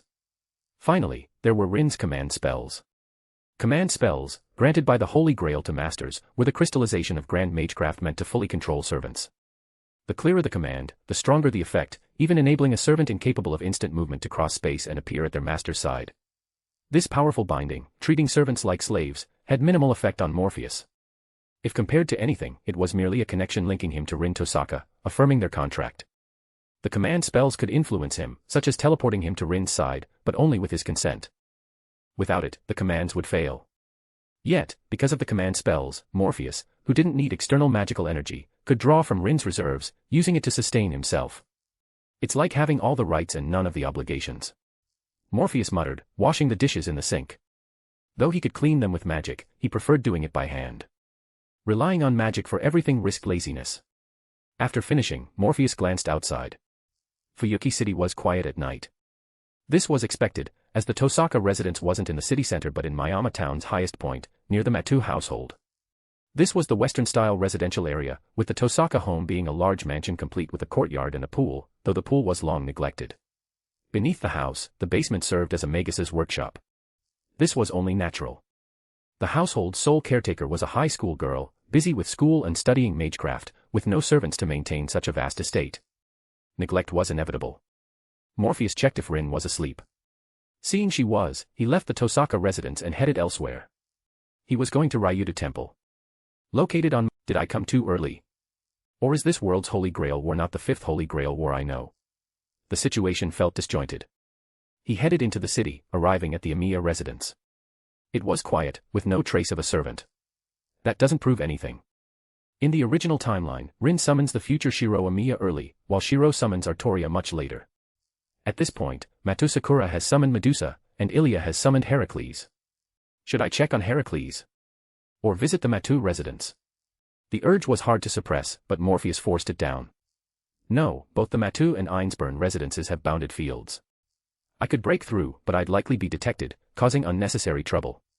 Let's count this world's tragedies: Matu Sakura, tragedy number 1, Ilya, tragedy number 2, and my alternate world sister, Bazett, who's likely already lost her arm and Cu Chulian to Kirai Kotomine. Morpheus sighed, rubbing the corner of his eye, feeling the situation growing complicated. He reached into his trench coat and pulled out a deck of cards. Clearly, they were tarot cards, bought for a few pounds in England. Crafted with intricate industrial designs and reinforced with brass edges to prevent damage. Though he'd never used them and they were mere imitations without true spiritual properties, they still held faint power. Morpheus laid them out, beginning a divination he wasn't particularly skilled at, a disgrace to the Golden Dawn's magical system. Divination. But however poor his skill, it was genuine, far surpassing street charlatans. After a round of divination, Morpheus confirmed what he sought. Bazett is alive and, for now, safe, no immediate danger. But the results show she's in a peculiar state, unconscious yet awake. Her body's in a coma, but her mind is active. The answer was vague. With no other option, Morpheus divined again, adjusting his approach based on the first result, yielding new, though limited, information. A special force is protecting Bazett, keeping her alive, but she's recovering slowly. She can only be found at the right moment, a moment tied to Fuyuki City itself, a catalyst with immense power. Morpheus tried another divination but found no further clarity. Abandoning the effort, he rubbed his chin, piecing together his thoughts. Related to Fuyuki, with great power as the catalyst. So, it's tied to the Holy Grail. This is such a hassle. If I knew more about this world's original lore, I wouldn't be so passive. Morpheus's gaze turned cold, fixing on a distant point. Fuyuki's new downtown, where a church stood. Unconcealed killing intent burned in his eyes. If you enjoyed this story, don't forget to drop 5 stars and your power stone. And if you want to read more than 70 chapters in advance, feel free to visit patreon.com/contl. Chapter 59, TOA 59, An Unknown Dream. The earth wailed, and the mountains trembled. Across the vast plains, colossal monsters advanced. They were giants, or rather, humanoid monstrosities. Indeed, they were beings that could only be called monsters. The mere sight of these terrifying creatures filled Rin Tosaka's heart with dread. Towering trees, hundreds of meters tall, were grasped effortlessly by these giants, wielded like maces. Flames burned upon the trees, resembling torches in human hands, but these flames roared fiercely, capable of incinerating a person instantly, unlike a human torch that would take time to do so. Massive mountains were pushed by these giants, colliding and stacking into stairways beyond human imagination, leading to even higher peaks where a grand, sacred, and mysterious palace stood. Gigantes. This is the war of gods and giants. In an instant, Rin realized where she was. This was the great war recorded in Greek mythology, the battle between gods and giants. With Heracles' aid, the gods triumphed over these giants, known as the Gigantes, one of Heracles' legendary feats. Then, she saw a deity wreathed in lightning.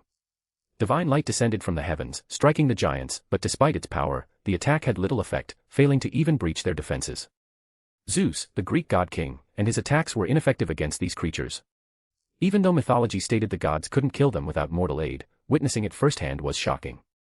The lightning's power was so terrifying it could likely obliterate a mountain, yet it did nothing to these giants. How could humans face such formidable monsters? Even Heracles, could he resist them solely because of an oracle? Then, Rin saw a roaring youth, his robust frame, though dwarfed by the giants, massive among humans. He raised his weapon, striking a giant with force. The scene was almost comical, like a mouse swinging a stick at a human. Yet, under his attack, the giant was wounded. The gods' attacks followed, targeting the wound, their ferocious strikes tearing through everything, erasing the giant's life. In that moment, a realization dawned on Rin. So, humans break through the Gigante's special defenses, and the gods attack the exposed areas to deliver the killing blow. She thought her deduction was correct. At that moment, a sword appeared in her hands, a glowing sword, a two-handed blade that didn't belong in the age of gods. She felt its wild power. Magical energy erupted from it, forming a dazzling beam like a particle ray. The torrent of mana surged forward, obliterating several Gigantes in its path. Giants grazed by the attack had their outer layers shattered, exposing their inner tissues. Nearby, a girl surrounded by numerous magical arrays waved her staff, unleashing a barrage of mana bullets, bombarding the now vulnerable giants with firepower akin to a Gatling gun. Without exception, the giants, their defenses broken, couldn't withstand such an onslaught and fell one by one. The gods were stunned by the attack, their gazes turning toward Rin's direction. Rin froze for a moment before realizing the perspective she occupied wasn't her own but that of the glowing sword's wielder. The gods' awe was directed at this mysterious figure, likely a human, for why else would they be shocked? But whose perspective was this, and why was she here in the Greece of the Age of Gods? Was it a dream? Even if it was, despite all the stories and myths she'd read, could she really dream something this vivid? Filled with questions, the girl silently observed the battle. Though she couldn't hear anything, she could sense the emotions of the person fighting. Not words, but feelings, indefinable yet expressive of the person's state. Joy, anger, pain, all conveyed their condition. What Rin felt was boredom, as if this legendary war held no interest, as if it were utterly meaningless. The owner of these emotions seemed to say, if only I could face a stronger enemy, though no words were spoken, and Rin couldn't hear them. Still, she sensed this sentiment. Slowly opening her eyes, Rin yawned, turned off her alarm clock, and left her bed. Unlike her usual morning grogginess, she was surprisingly alert. Glancing at the sunlight outside, where birds heralded the morning, she recalled her dream, sinking into confusion. It really was a dream, but what was it? I can't understand. If it was the Gigantomachy I know, the differences are too vast. Why were there so many unfamiliar figures? Not only was my perspective that of a stranger, but that woman with the magical barrage shouldn't exist in the Gigantomachy story. But was it really just a dream? For a dream, I remember it too clearly, even the details, that sense of boredom, I can still recall. Puzzled, Rin picked up the jewel from her nightstand, fastening it to her wrist before heading out. In the living room, she saw Morpheus on the sofa, reading a book, and yawned. Morning. Good morning, Rin, Morpheus said, looking up with a smile. You don't sleep with that jewel on, do you? Rin paused, glancing at her wrist, then shook her head. What, like sleeping with glasses on? No way. I keep it on the nightstand. Oh, really? I thought you valued it so much you'd wear it to bed, Morpheus said, returning to his book. His words made Rin pause, then she said, it is important to me. Is it? Tell me about it over breakfast. I'm curious. Rin didn't respond, heading to the bathroom where the sound of running water soon echoed. If you enjoyed this story, don't forget to drop 5 stars and your power stone. And if you want to read more than 70 chapters in advance, feel free to visit patreon.com/kongtl. Chapter 60, TOA 61, Delusion. Sakura, are you going to Amiya's house again today? A classmate asked the cheerful girl. Yeah, senpai's helped me a lot, so I need to repay him a little, Sakura Matu replied with a smile, prompting laughter from the others. Sakura, don't tell me you have a crush on Amiya senpai. They teased. And no, it's just because he's been so kind to me, Sakura said quickly, her tone serious, which only made them laugh more. Got it, you're too serious. No, I'm worried about misunderstandings. It'd be sad if senpai got rejected because of me, Sakura said, packing her things and heading to Shiro Amiya's house with her school bag. To her classmates, this seemed like a classic school romance, but for Sakura, it was entirely different. Sakura had a mission, or rather, a task assigned by her family. Monitor Shiro Amiya. He's likely to be your opponent in the next Holy Grail War. Matuzokan, the true head of the Matu family, had given her this order when she started high school. The men known as Matuzokan, lurking in the shadows, aimed to seize the Holy Grail and had long been watching anyone who might obstruct him. Including his own descendants. Sakura was sent to the Amiya household as a spy. But that was only how Matuzokan saw her. Sakura concealed a secret identity from nearly everyone she knew. A man in his 30s, seemingly ordinary, passed by her, pausing to fiddle with his phone as if confused by the technology. But Sakura heard his voice. Saintus, we buried the explosives brought from outside around Mount Enzo. Once detonated, they'll level Ryudo Temple and much of the surrounding area. Sakura spoke softly, good work. For now, avoid any actions that might draw attention. We need to wait until the Holy Church moves the temple's residents before proceeding. We're only destroying the Holy Grail ritual, not involving innocents. All in accordance with your will, for the great god of magic, Morpheus. The men left. Sakura continued walking. She reflected on her past. The Fourth Holy Grail War brought her nothing but pain. Forced from her home, she became a Matu, enduring days of inhumane torment. Perhaps as a small comfort, Kariya Matu gave her that necklace, granting her salvation. But Kariya died tragically, driven to madness in his final moments. He was a pitiful man, Sakura often thought. Yet it wasn't his fault. Sakura knew the root of it all was the Holy Grail, the cause of countless tragedies.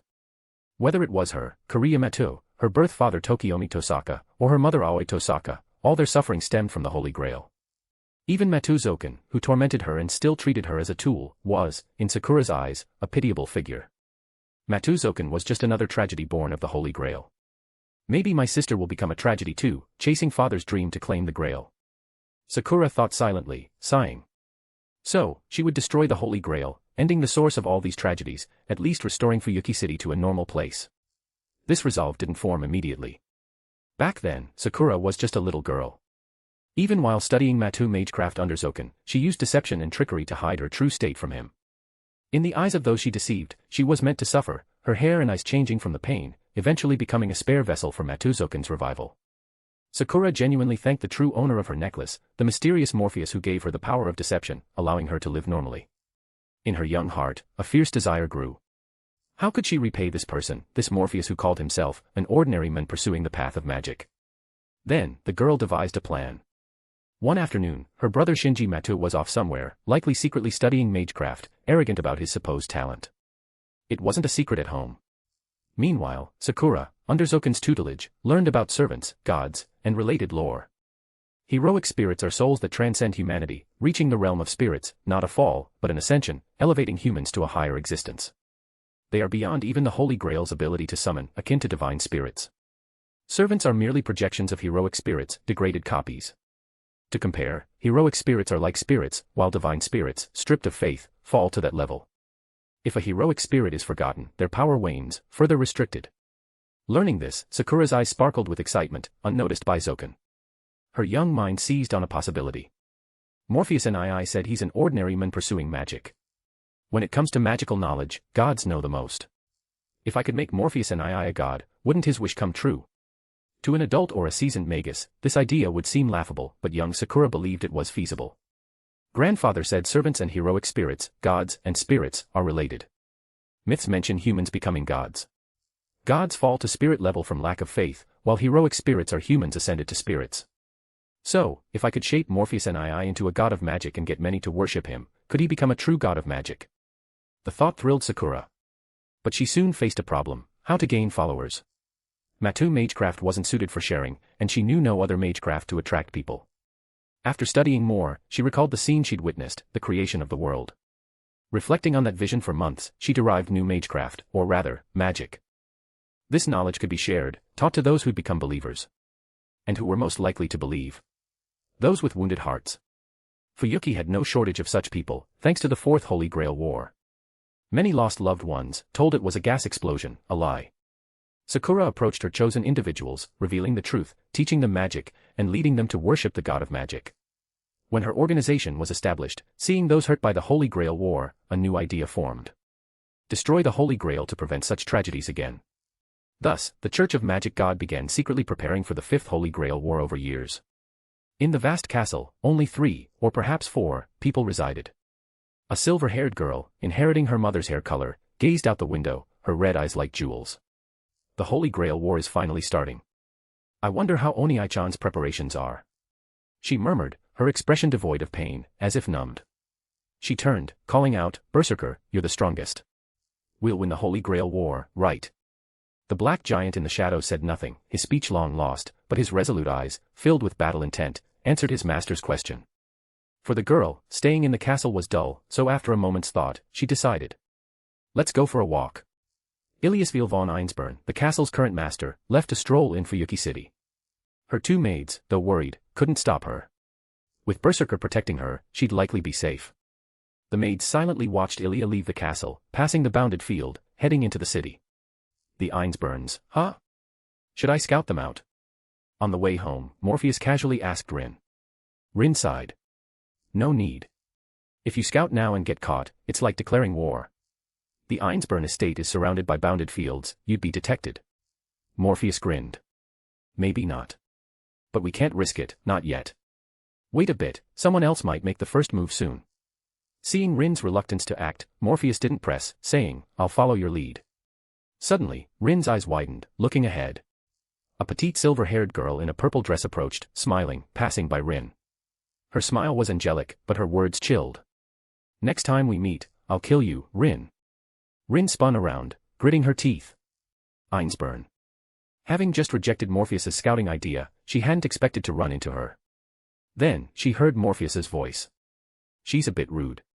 Should I teach her some manners? Rin nearly choked. Teach her? Of course. Teach her etiquette and morals, Morpheus replied, his tone gentlemanly but leaving Rin exasperated. She's the current head of the Einsburn family, the top authority here, and our opponent. She tried to warn him of her complex status. But Morpheus's response didn't waver, it escalated. Enemy or not, a kid like that needs proper education. Killing casually is wrong. If you enjoyed this story, don't forget to drop 5 stars and your power stone. And if you want to read more than 70 chapters in advance, feel free to visit patreon.com/contl. Chapter 61, TOA 60, The Moonstone.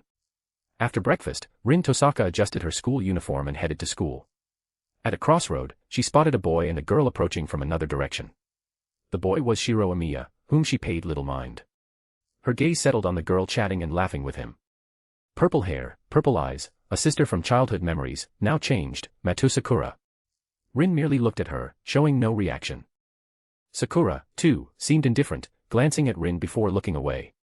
As if strangers, they passed each other. Rin heard her summoned servant's voice in her mind, questioning. Looks like you two have some history. Rin froze but quickly regained her composure, asking, what do you mean? Nothing much. Just find it amusing that you both clearly care about each other but pretend otherwise. What are you blabbering about?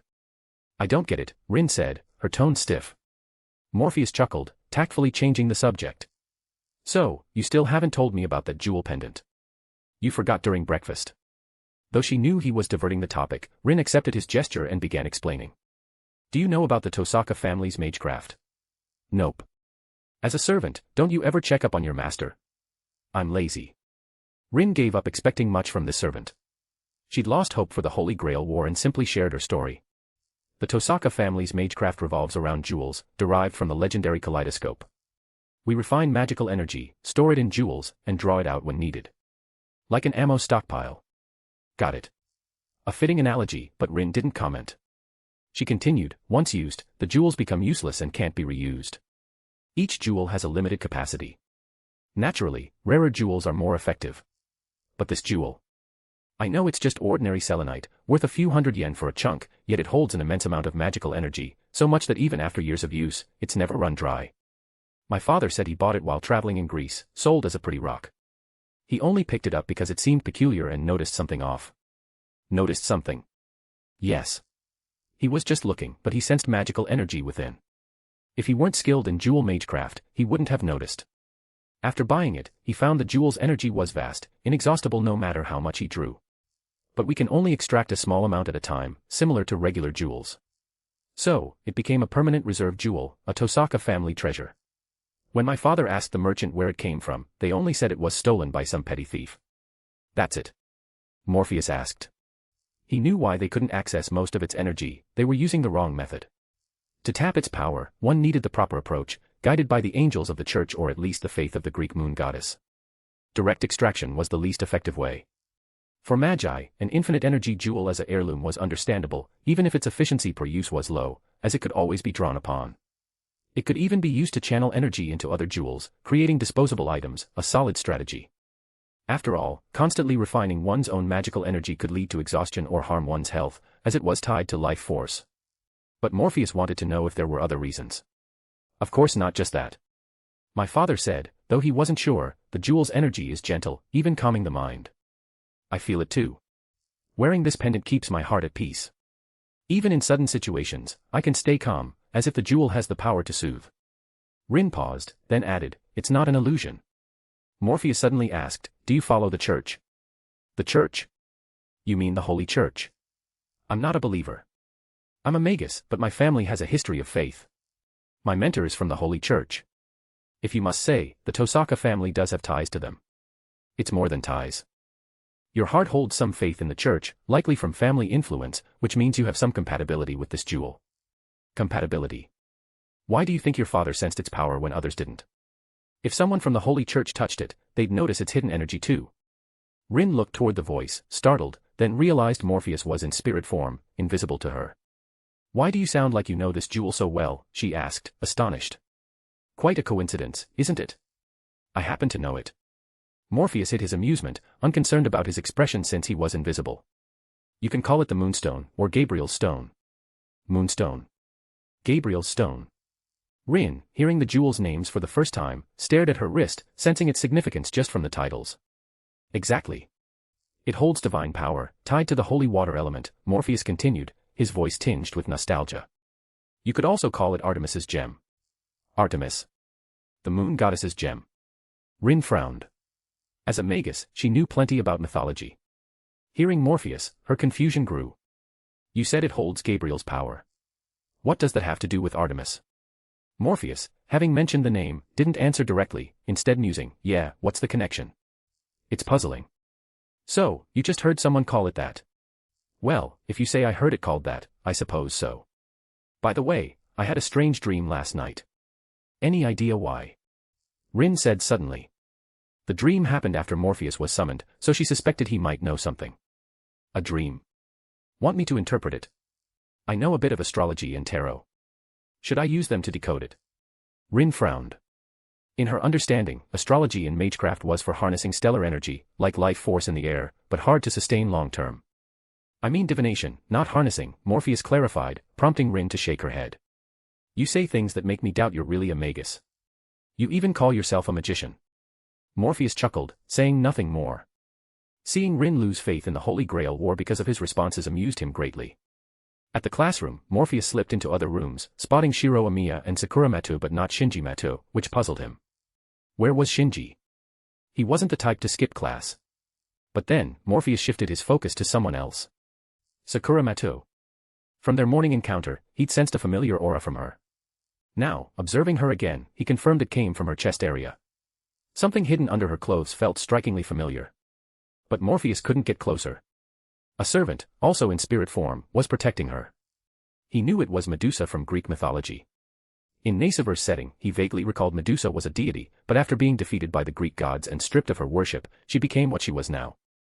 A descendant of Pontus, the primordial sea god and brother of Uranus. Medusa's mount, Pegasus, was actually her child with Poseidon, at least in legend. There's no evidence linking Medusa's Gorgon sisters to the Earth Mother goddess. At most, they're head-like monsters from Thessaly.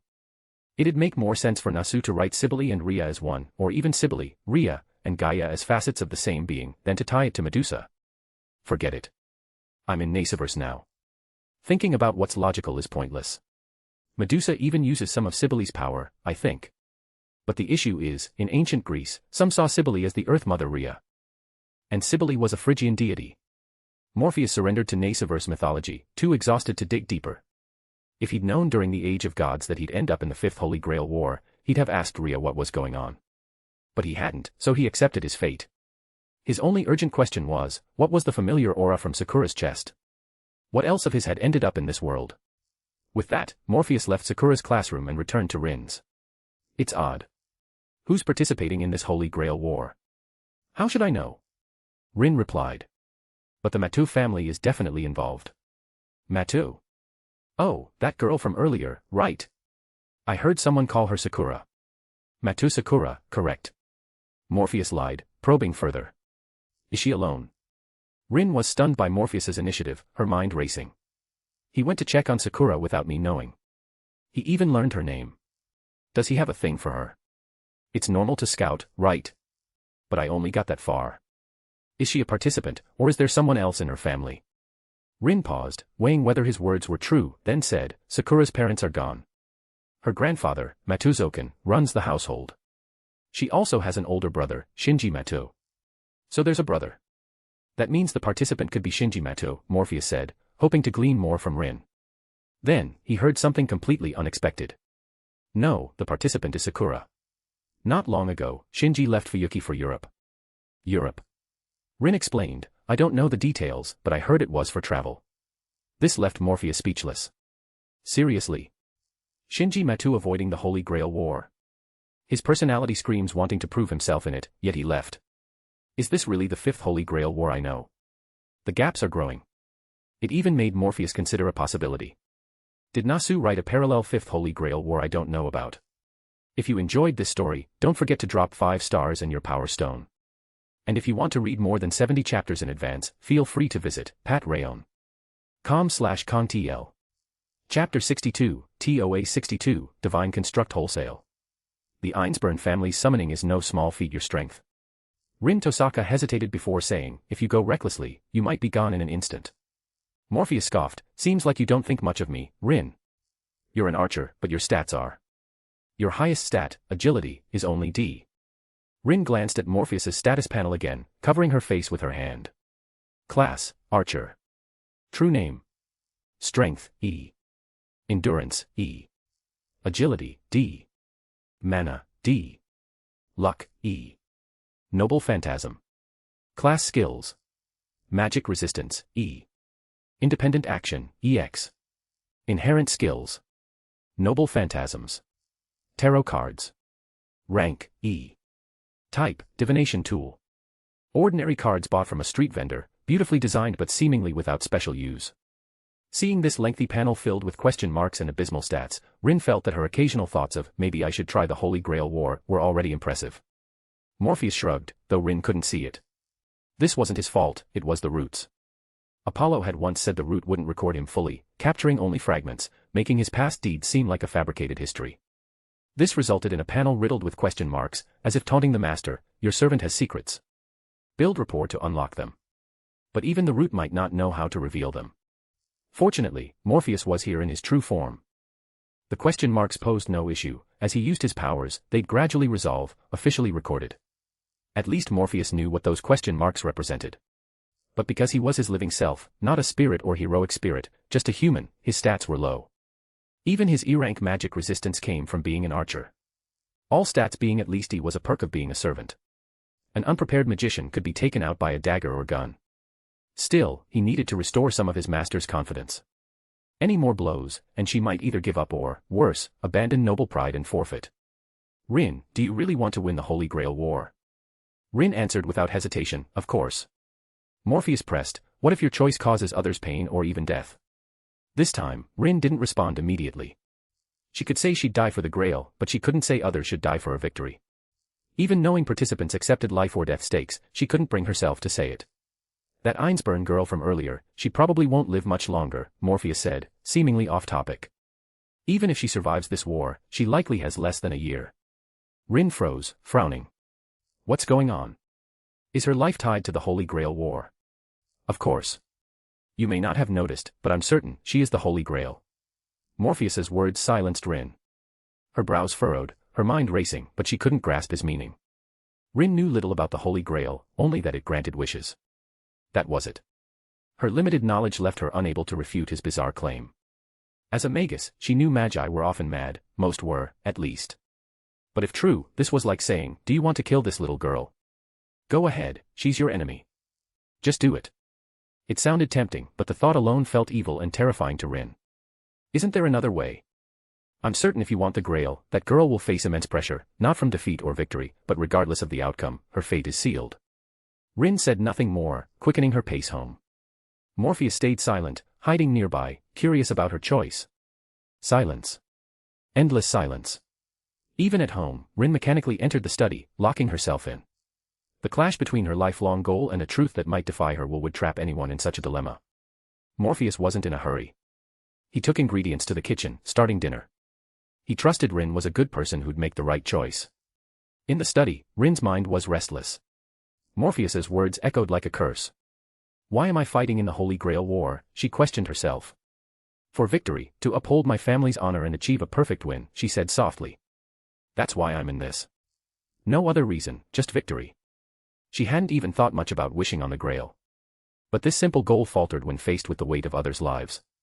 I'm not some shameless jerk. I can't say, for my victory, you must die. Rin muttered, shaking her head. She knew her heart, but she still had things to do. She was a magus, not a fool. Standing, she left the study.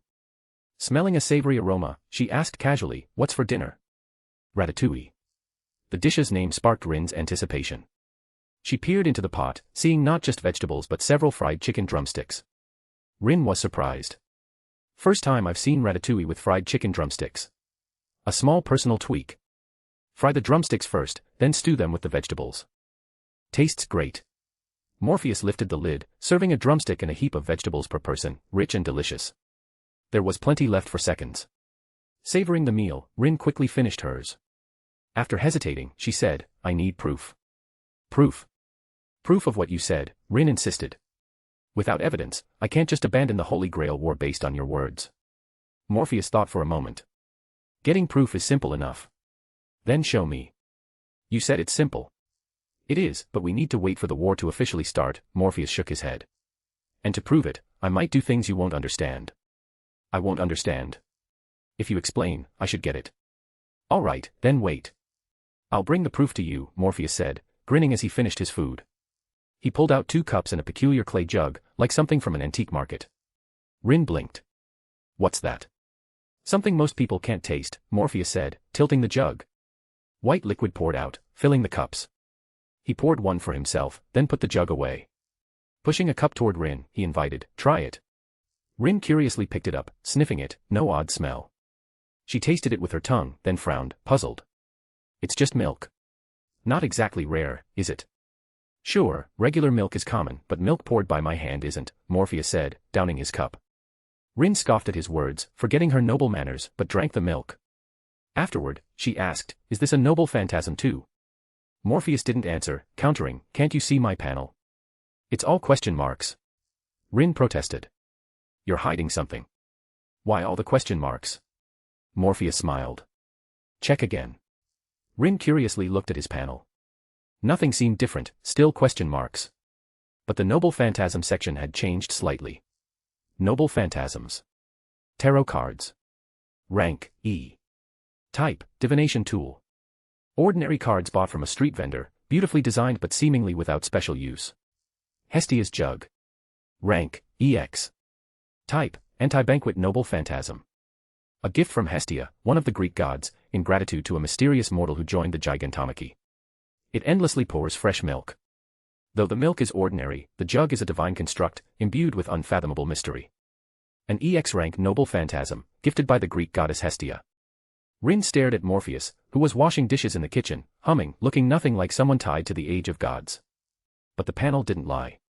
He produced a milk-pouring jug, and her dream last night seemed to confirm one thing. Morpheus was indeed an ancient being from the age of gods, with many secrets. This EX rank noble phantasm, though seemingly useless, hinted at other trump cards. Rin recalled the bow he'd shown her, claiming it was from Apollo. That bow, was it really from Apollo? Oh, that. Morpheus wiped his hands, waving to summon the ornate, ancient bow. It's normal you can't see it on the panel. The root isn't omnipotent, it can be disrupted. I didn't notice that before, he said, mana surging. The faintly glowing bow erupted in dazzling light. The light faded, the bow returning to normal, but Rin could feel its immense power. It's like I'm showing the root my stuff, saying, look, my noble phantasm, record it. Same as pouring milk from the jug. Rin checked the panel again. It had updated. Bow of God of the Light. Rank, EX. Type, anti-person noble phantasm. Max targets. A gift from Apollo, one of the Greek gods, in gratitude to a mysterious mortal who joined the Gigantomachy. A divine construct, the finest noble phantasm, unreplicable by humans. No arrows needed, when drawn, light gathers into arrows, automatically tracking targets. Another EX rank noble phantasm, another divine construct. Rin took a deep breath, rubbing her eyes. It was indeed EX. She hadn't misread. Was he wholesaling divine constructs? If you enjoyed this story, don't forget to drop 5 stars and your power stone. And if you want to read more than 70 chapters in advance, feel free to visit patrayon.com/contl. Chapter 63, TOA 63, Opportunity. Rin Tosaka slipped into the study and pulled out a thick book, its cover revealing it as an English edition of Greek mythology. To ensure her memories weren't skewed, she set them aside, turning to the book for evidence. But, predictably, there was no record of Morpheus participating in the famed Gigantomachy of Greek mythology. Not only was Morpheus absent, but the mysterious woman from his memories was nowhere to be found either. You're wasting your time. You won't find anything.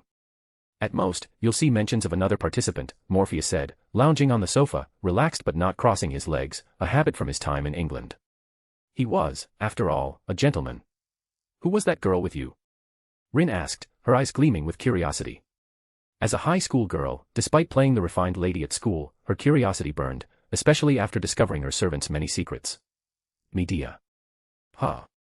The simple answer left Rin stunned, as if a mythical creature were charging at her. It was so straightforward that she couldn't process it at first. After a moment, she asked, Medea. No way. She was in the Gigantomachy. Yup, she was. What's so strange about that? Morpheus said with a grin. I'm sure she was there. I dragged her along. You dragged her along. I'm a magician. I wanted to test some new magic, so I joined the Gigantomachy. Since Medea was always with me, we went together. Wait, hold on. You were always with Medea. Wasn't she a priestess of Hecate, staying at her temple? And wasn't she supposed to appear later, during the Argonauts' voyage? It's not your world's history. Don't bother looking, Morpheus said casually, standing to browse the bookshelf. Not my world. You're saying you're from another world. Besides your family's magecraft, you go to a regular school. Do you like sci-fi novels? Rin shook her head. Morpheus continued, what about sci-fi movies? Or video games? Before Rin could answer, he answered himself. Right, I should have guessed. People like you probably don't indulge in ordinary hobbies. It's your choice, but it makes you out of touch with modern society. Rin's cheeks flushed. She glared, her breathing quickening. Me, out of touch. An Age of Gods relic is calling me outdated. The thought gnawed at her, impossible to suppress. Taking a deep breath, she said stiffly, humph. I do watch TV, you know. Your TV's ancient. Why not buy a new one tomorrow? Modern ones have recording features, so you can save shows while you're out. No. Rin almost blurted no money to refuse, but Morpheus's sly grin stopped her. What, scared you can't handle the latest tech? The taunt made Rin swallow her words, her neck stiffening. Fine, I'll buy one tomorrow and show you I can handle it. Seeing Rin's pride, Morpheus shook his head, deciding not to tease further. Buy it or not, your call. Let me explain. He snapped his fingers, conjuring a translucent image with a single dot. Everyone faces choices that shape their future. Different choices create different timelines, which we call parallel worlds. As he spoke, countless thin lines branched from the dot, extending outward. And each choice leads to more choices, creating even more timelines. The lines sprouted further branches, like a tree spreading. I come from one of those timelines. In it, I joined the Gigantomachy, along with Medea, altering history and its course. If I'm right, in this world, Medea met Jason early and didn't stick with him. Rin disagreed. Impossible. Even if Medea didn't like Jason, the gods would make her love him. It was Aphrodite's doing, all for Jason's quest. No, the gods wouldn't agree this time, Morpheus said with a smile. Rin paused, noting his confidence in the gods' changed decisions, recalling his noble phantasms. You're close with the Greek gods, so they made a different choice. Not that close. Aphrodite's gift was just a charm boost, useless for someone as handsome as me. Rin rolled her eyes but couldn't deny it. Morpheus was strikingly handsome, the kind who could star in a movie and drive women wild. But saying it himself felt infuriatingly smug. Still, I believe Artemis would protect her. Medea's no naive girl, she knows the gods' motives and would find ways to avoid being a pawn. Hearing these ancient secrets, Rin felt a new world opening. The gods' motives weren't just to help Jason complete his quest. Jason's quest for the Golden Fleece was unjustified. Why would the gods support it? And if they did, why not act directly instead of aiding covertly? Morpheus asked. Haven't you thought about it? Rin shook her head, raising her hand to stop him from answering, thinking for herself. You're right. The Golden Fleece quest stemmed from Jason's greed, sparked by his uncle's ambition.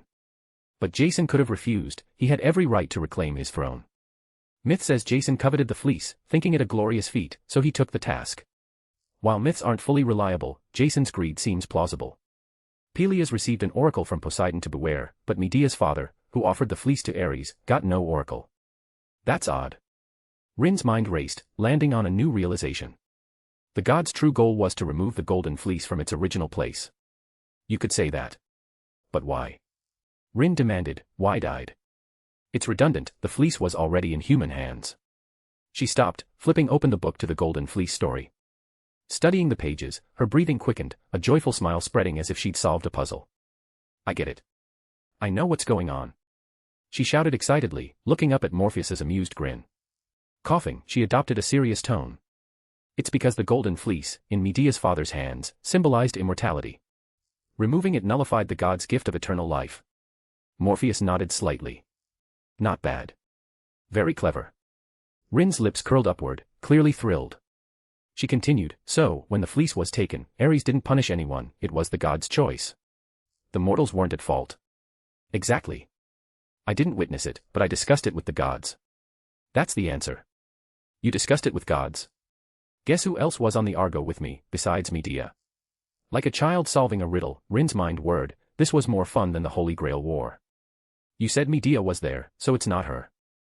And from your earlier words, can I assume this someone is a god? Morpheus nodded lightly. Not someone who'd become a god later, nor one who lost divinity, he clarified, glancing at her book. Not listed in the Argo's tale, but famous in Greek mythology. Rin pondered deeply. After a long time, unable to find an answer, she was about to ask when Morpheus said, guess right, and I'll teach you how to use that stone. That stone.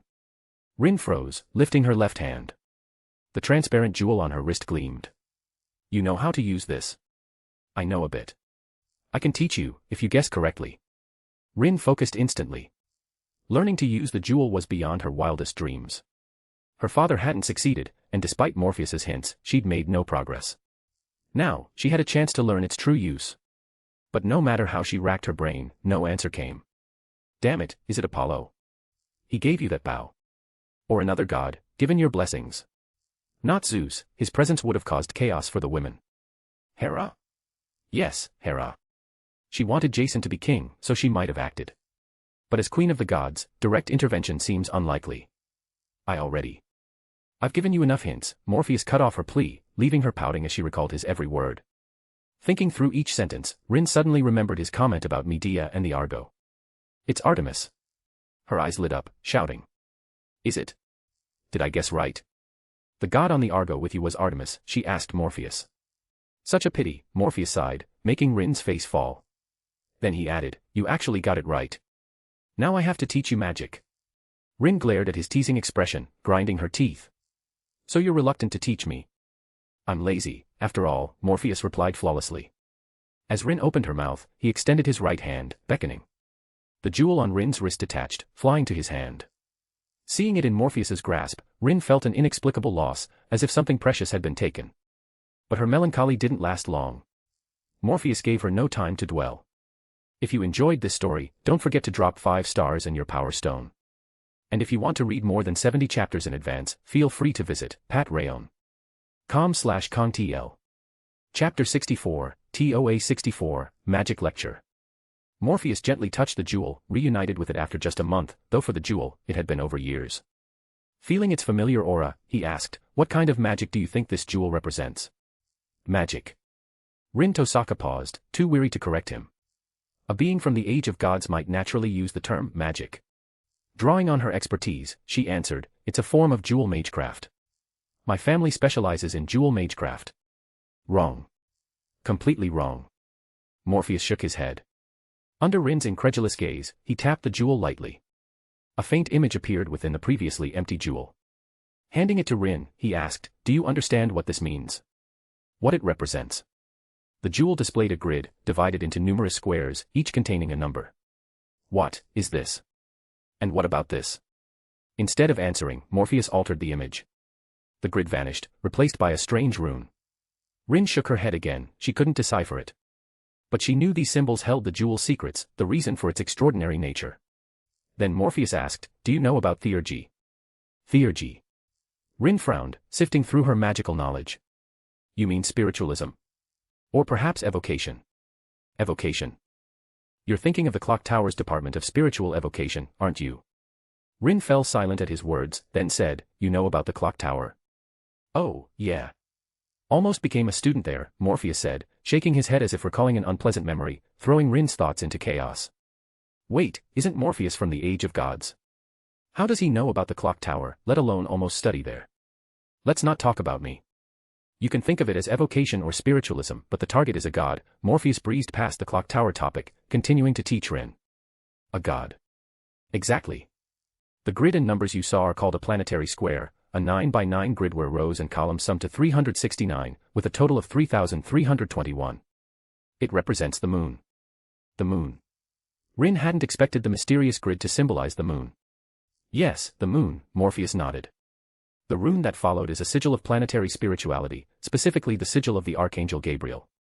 Gabriel. Rin gasped. The rune was tied to an archangel. So that's why you said the jewel holds divine power. Naturally. I asked if you knew theurgy because this jewel's use is rooted in it. So, you're saying this jewel belongs to the Department of Spiritual Evocation? No, it's astrology. If you must categorize it by Clock Tower standards, it's closer to the Department of Astromancy. Huh. It harnesses the spiritual power of planets to summon their guardian forces, turning that power to your use. Astrology often involves evocation elements too. Morpheus stepped behind Rin, gently taking her left hand holding the jewel. Rin blushed but heard his calm voice. Don't be nervous. Follow my movements. He guided her hand to her lower abdomen. This is near your stomach, your womb, your intestines. Rin's face reddened further. Noticing her reaction, Morpheus said softly, sorry, but this is magical knowledge.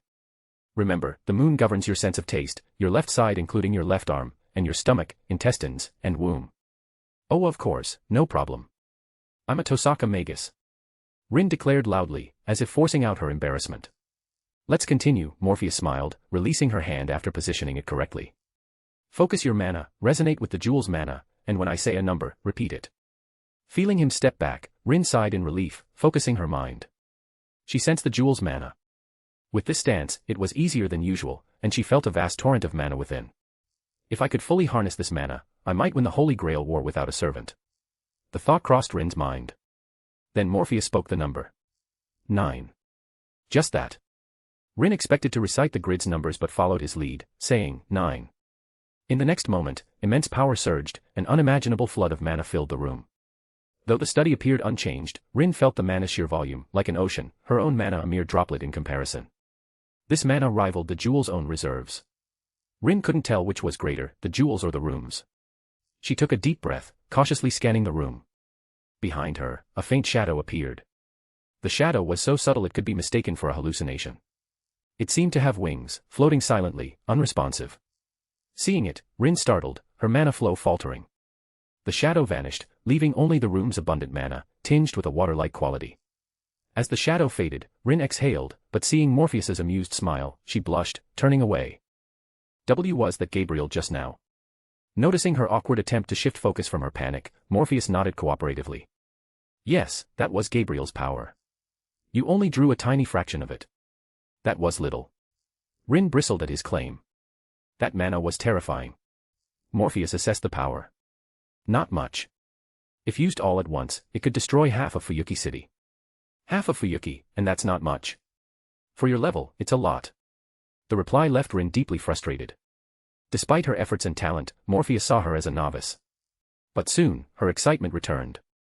This vast mana was incredibly useful. Magi typically refined mana from their life force, and Jewel Magecraft stored it for one-time use. Now, with this new theurgical technique, she could tap immense mana and wield it. It's like drawing mana directly from the greater source without complex processes.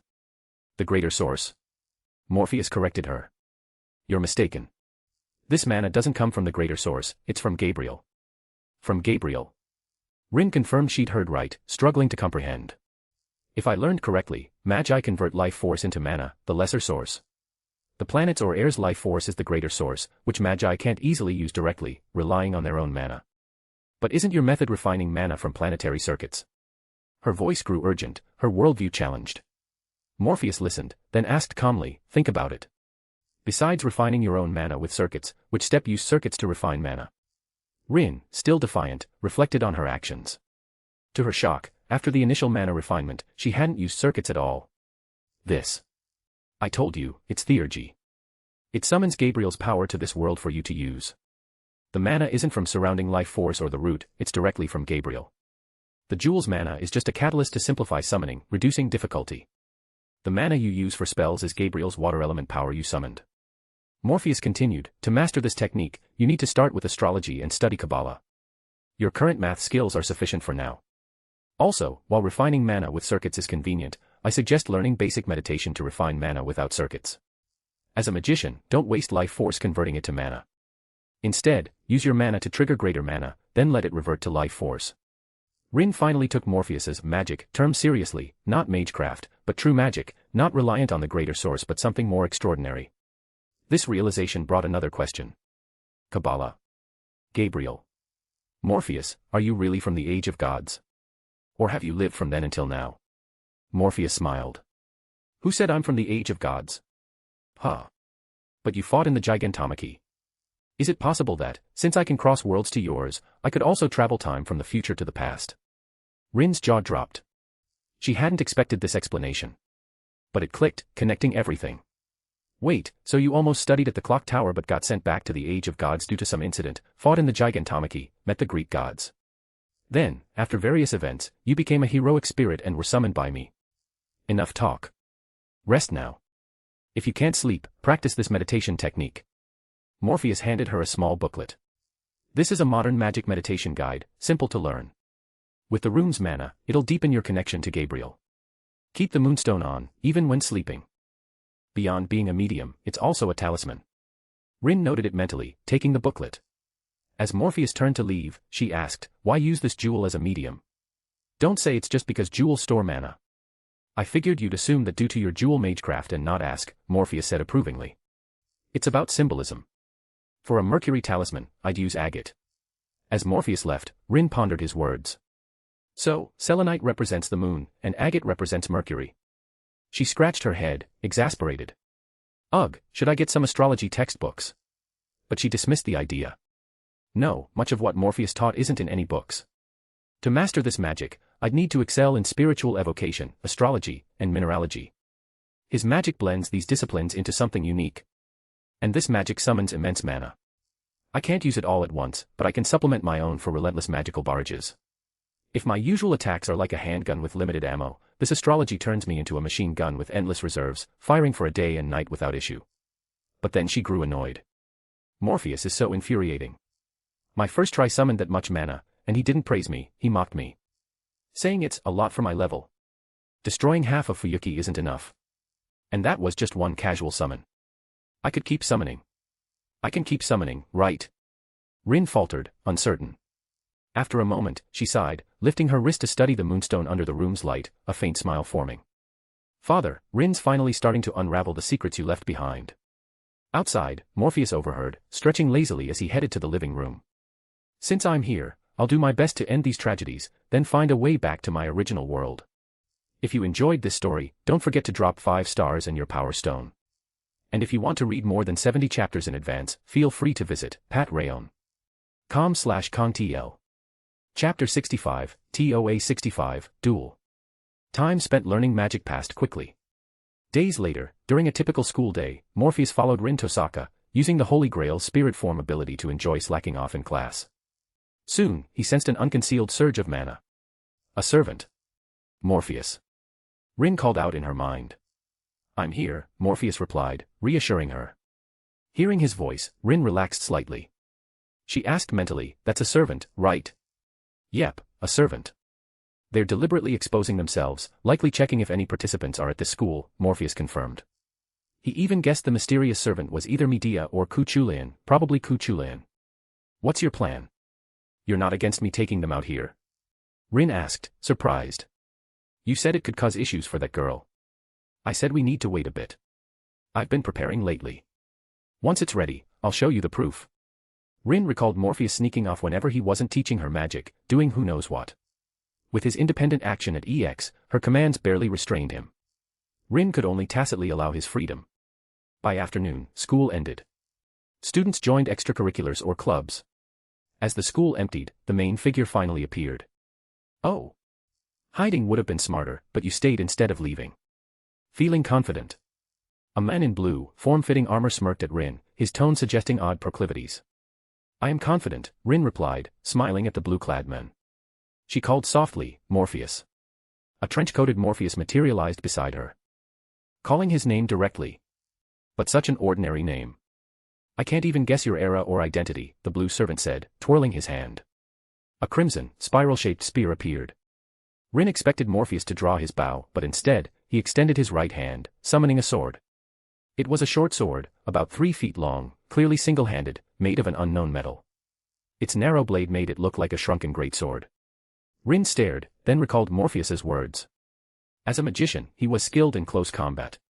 Was he planning to fight with melee skills? But the opponent was a lancer, and from the limited data Rin could see as a master, his stats far outclassed Morpheus's. To fight, he should leverage his archer abilities for ranged attacks. Yet, Rin soon noticed something different. Today, Morpheus's mana was far denser than usual. When did he cast magic? This isn't just channeling mana. He said his magic transforms internal mana to trigger external changes.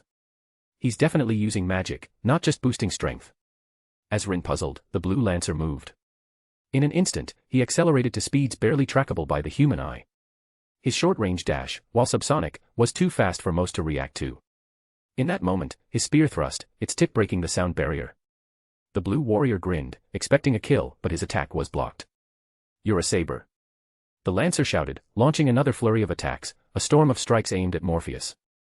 Morpheus merely smiled, raising his sword to effortlessly parry every blow, even finding time to answer.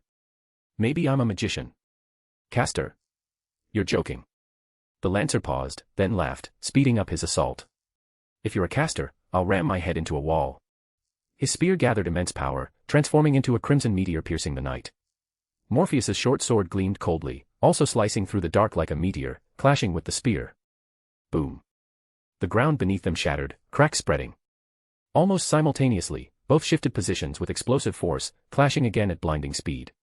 This wasn't their full power, both held back, but the lancer was still shocked. He could tell Morpheus was hiding his identity, yet despite being an archer, he was wielding a sword in close combat and matching him blow for blow. The lancer surged his mana, his speed skyrocketing past the sound barrier in under half a second. The air roared, his spear thrusting faster than his body, channeling all his power to its peak without using his noble phantasm. His agility was A rank, his short range burst unparalleled. Yet, his attack was blocked, as if Morpheus casually raised his sword. The thin blade withstood his near full force strike without bending. Morpheus's reaction speed surpassed his, executing a defense beyond his expectations. And he hadn't even used his archer abilities. The Lancer took a deep breath, knowing further fighting would force him to reveal his noble phantasm. He leaped back, creating distance. I'm done. My master's a coward. If I show my noble phantasm, he'll chew me out. Waving at Morpheus, he added, don't die first. I'd be disappointed. With that, the Lancer vanished into the air. Rin stepped forward. Why didn't you finish him? I didn't have time to create distance. Rin wanted to argue but held back. What? Think my speed was enough to pull back and snipe him with my archer skills? Seeing Morpheus read her mind, Rin nodded. Yes, that's what I thought. So, give me a reason.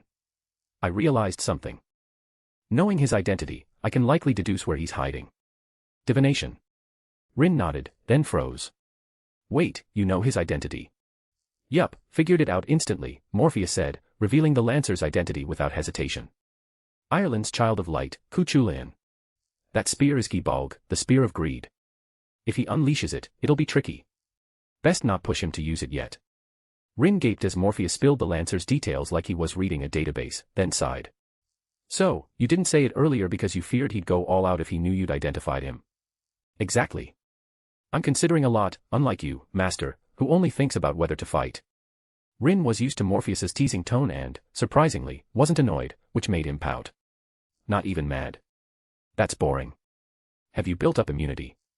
Morpheus then began repairing the school field, filling cracks with dirt and using magic to mend it, ensuring no corner was missed before vanishing. You could have left it, someone would have handled it later. Taxpayers' money isn't free, you know. Rin fell silent, realizing she couldn't outtalk him. If you enjoyed this story, don't forget to drop 5 stars and your power stone. And if you want to read more than 70 chapters in advance, feel free to visit patreon.com/contl. Chapter 66, TOA 66, The Men in the Church. Inside the church in Fuyuki City, a seemingly devout priest was leafing through a scripture. A figure appeared in the church. The priest looked up and asked, how did it go? The man, dressed in blue, form-fitting armor, was none other than Cuchulainn, the Lancer. Cuchulainn casually sat on a chair, addressing the priest, Kyrie Koto mine. Pretty strong. An archer who could keep up with me in close combat. An archer. Koto mine said, glancing to the side where a man in a modern suit sat, his red eyes, golden hair, and arrogant expression, accentuated by an earring, giving him an otherworldly air. An archer. Letting your guard down just because they're an archer could cost you, the golden-haired man sneered, his lips curling. Of course, that's mainly because you're too weak. If it were this king, those mongrels wouldn't stand a chance. Ignoring the golden-haired man's disdain, Cuchulainn vanished. The golden-haired man looked at Koto mine. What's your plan for this Holy Grail War? As always, I'll follow my own plan. The man's lips twitched upward. Your plan, huh? Let's see what you make of this war. Don't bore me, or you'll regret it. Koto mine's expression remained unchanged, as if accustomed to or ignoring the man's tone, continuing to read his scripture. Years of coexistence had made them familiar with each other's habits, nothing too outlandish. Morpheus intended to escort Rin Tosaka home, but she shook her head, rejecting the idea. We can't go back yet. We should scout around. Other servants might investigate after that fight, and we could use this chance to flush out those hiding in the shadows. All right, your call, Morpheus shrugged, effortlessly scooping Rin up. She was light, barely a burden even with his human strength. With a leap, he soared several meters into the air, landing on a high vantage point after a few bounds. No hidden servants nearby, Morpheus said, scanning the surroundings. You can detect others' traces. Yeah, my eyes are special. Not much escapes them, Morpheus said, his eyes shimmering with a silvery glow. Rin peered closely, noting they gleamed like moonlight. What's that? Try syncing with me. You can borrow part of this ability, Morpheus suggested. As Rin synced her mana with his, her vision transformed. It wasn't like looking through a telescope to zoom in on distant objects. Rather, it was like an analytical overlay, marking mana residues, footprints, and other traces in her field of view. This is like the HUD in a sci-fi shooter game, right? Morpheus grinned, voicing what Rin struggled to articulate. This was Artemis's blessing, a divine gift ensuring perfect accuracy and the ability to see through everything, or at least a facet of it. Perhaps because Artemis was originally a machine god, a starship with a sci-fi essence, this ability felt distinctly futuristic when used. Some old-fashioned types might find it jarring, but Morpheus was perfectly at ease with this data analyzing, quick processing power. What's this ability? A gift from Artemis, perfect aim and all-seeing vision, Morpheus explained casually, carrying Rin as he leaped toward the distance. Or rather, flew. His physical enhancements were still active, capable of supersonic movement if needed. Feeling the night breeze, Rin let herself be carried through the air. The sensation of soaring thrilled her, sparking fantasies of flying on her own. Want to learn a flight spell? Morpheus asked suddenly. And no way. Rin blurted, then softened. Okay, maybe just a little. So you are thinking about it. Morpheus adjusted his spell slightly, transitioning from leaping to true flight. Rin hesitated. But flying's tough, right? From what I know, flight magecraft is rare. Even servants who can fly are uncommon, like in legends. The original Golden Fleece's ram could fly, but that was divine. Pegasus can fly too. That's born from Medusa, possibly sired by Poseidon, another divine offspring, Rin countered. As a child of a Magus family, Morpheus knew flight was rare. Temporary levitation via mana wasn't hard, but sustained flight was. If flight were easy, Greek heroes wouldn't have needed the Argo, they'd have flown, saving countless troubles.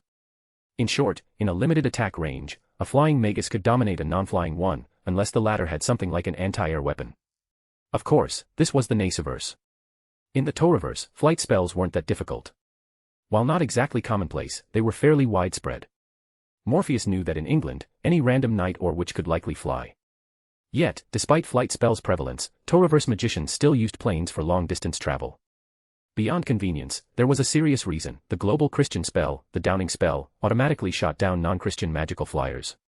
Thus, in the Toaruverse, Morpheus rarely used flight spells to avoid being struck down. But in the Nasuverse, no such restriction existed. So, after flying for a while, even changing directions mid-air, Rin finally noticed. You're not just leaping, you're flying. Morpheus grinned. Want to learn? I can learn. Of course, but you need a solid foundation. No handy tools like the Moonstone here, just pure magical skill. Fail, and you'll crash. The allure of flight and new magical knowledge ignited Rin's enthusiasm. I'm plenty talented. No problem. She glanced at their direction, puzzled. Where are we going? Shinto. Didn't we say we'd scout? We were in Miyama, now let's check Shinto. Maybe we'll find something, Morpheus said, flying toward Shiro Amiya's house. Tonight's events had diverged entirely from the original Fifth Holy Grail War. Without Shinji Mato, Shiro didn't stay late, so he didn't encounter Kuchulain.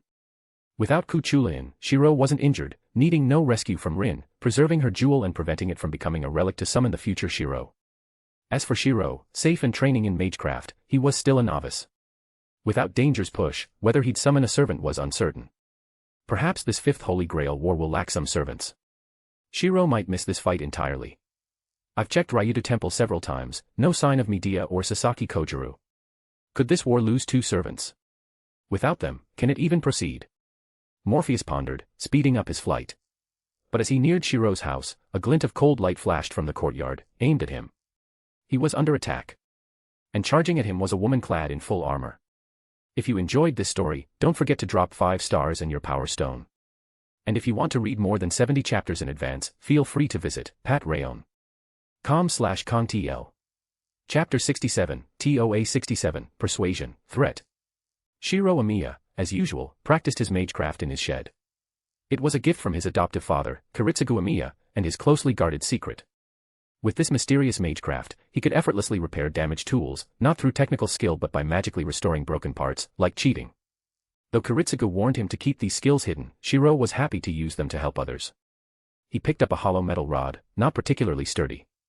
Touching it, Shiro softly recited words like a mantra. Trace, on. It wasn't a spell but a self-suggestion, like a hypnotic cue, allowing him to enter a special state, refine his mana swiftly, and cast his unique magecraft. Though he'd done this countless times, Shiro methodically repeated the process, deepening his understanding of his soul magecraft. Structural analysis, complete. Reinforcement, begin. Mana flowed into the rod, strengthening it bit by bit, surpassing the limits of an ordinary metal rod. Reinforcement, complete.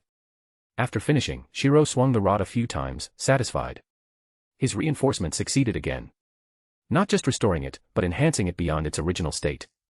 Though the effect was temporary, reverting soon after, it thrilled the young boy. Unbeknownst to him, an anomaly emerged in the shed. A red magic circle appeared on the floor, growing clearer as if responding to a call. When Shiro noticed it, the circle was fully formed, starkly out of place in the modern shed. It looked like an evil ritual from a deranged cultist.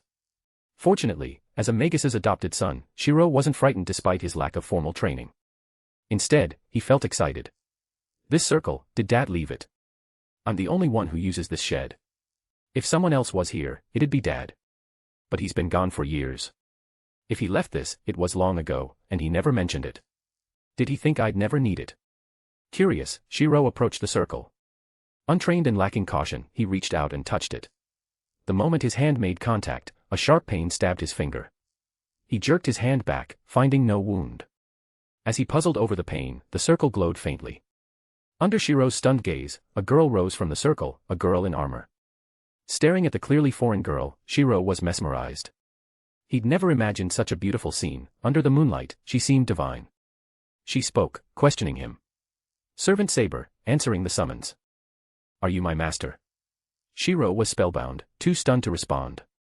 When he finally remembered to answer, the self-proclaimed Saber suddenly looked up, transforming into a whirlwind and charging out. Boom. Nothing could stop the armored girl. Her hands reached back, as if gripping something invisible. She launched into the air, swinging her unseen weapon as if striking something midair. The recoil sent Saber plummeting to the ground, while the airborne figure landed outside the Amiya residence. Saber! Shiro shouted, rushing out, only to see three figures in a standoff. Saber, hands raised, wielding something transparent, a British-looking man with a short sword, and, behind him, a familiar girl that made Shiro pause. Rin Tosaka. When Morpheus saw the glinting attack, he knew who it was. The figure was unmistakable, Artoria Pendragon, Britain's great queen and a prime candidate for Saber. But Morpheus had little interest in her. If anything, he'd prefer a male opponent, purely because they'd be more dashing. He drew his short sword, blocking her attack. Artoria, who'd leaped high, fell back to the ground. Morpheus dispelled his flight spell, landing as well, setting Rin aside and stepping in front to shield her from the battle-hungry Artoria. Glancing at Artoria's invisible weapon, he recognized it as Excalibur, the sword of promised victory, sparking a whimsical thought. If I had the British Royal Kurt Anna, wouldn't that be fun? He quickly dismissed it. No. Kurt Anna only works in Britain, and it's Michael-powered all-dimensional severance, that's a bit unfair. The real reason, though, was different.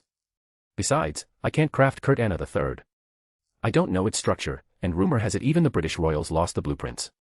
The Fifth Holy Grail War's Saber was a cunning warrior. In the Nasuverse, Saber's portrayal varied. Urabuchi's Artoria was a hesitant, unworthy king, while Nasu's was a ruthless dictator, sacrificing civilians for victory if needed.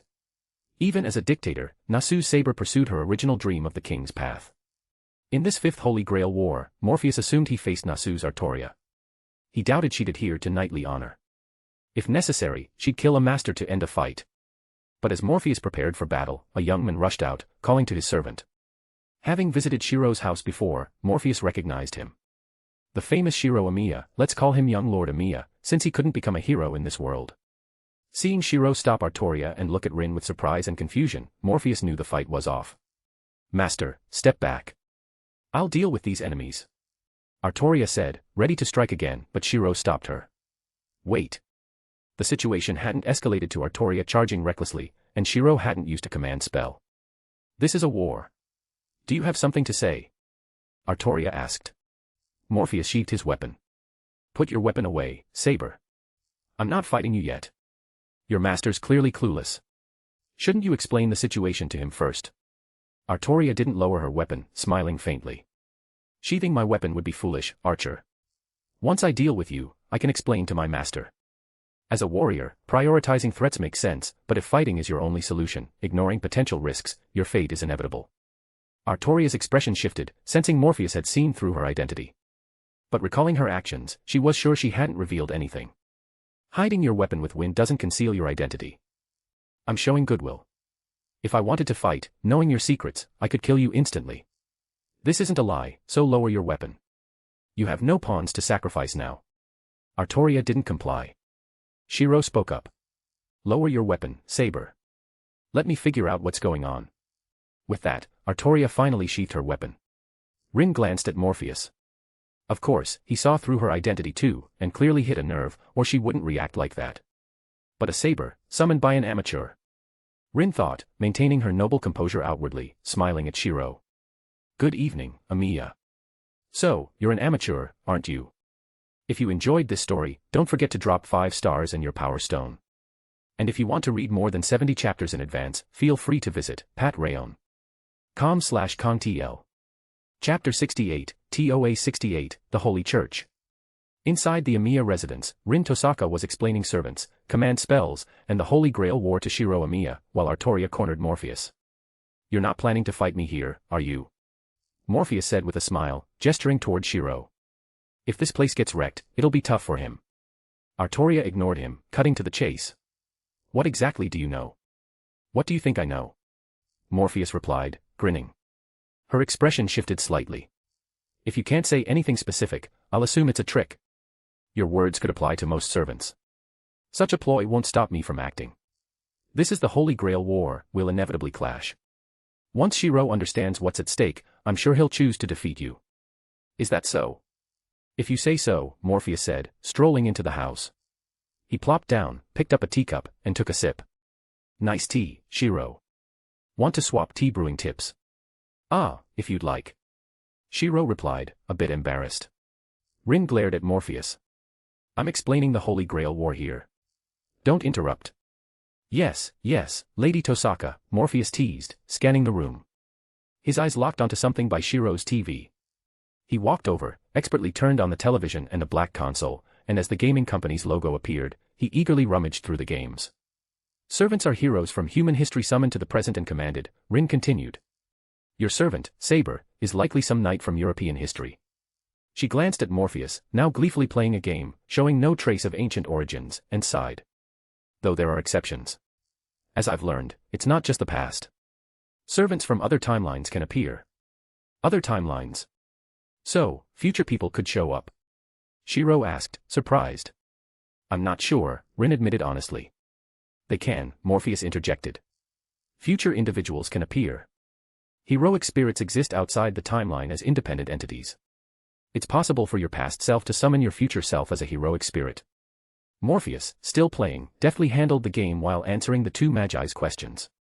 Shiro exclaimed, "You can really summon future servants?" "Of course, since they're outside the timeline," Morpheus said, maneuvering his character on screen. Beside him, Artoria watched, noting his skill, like a gamer who'd spent years glued to a screen. "But wait," Shiro said.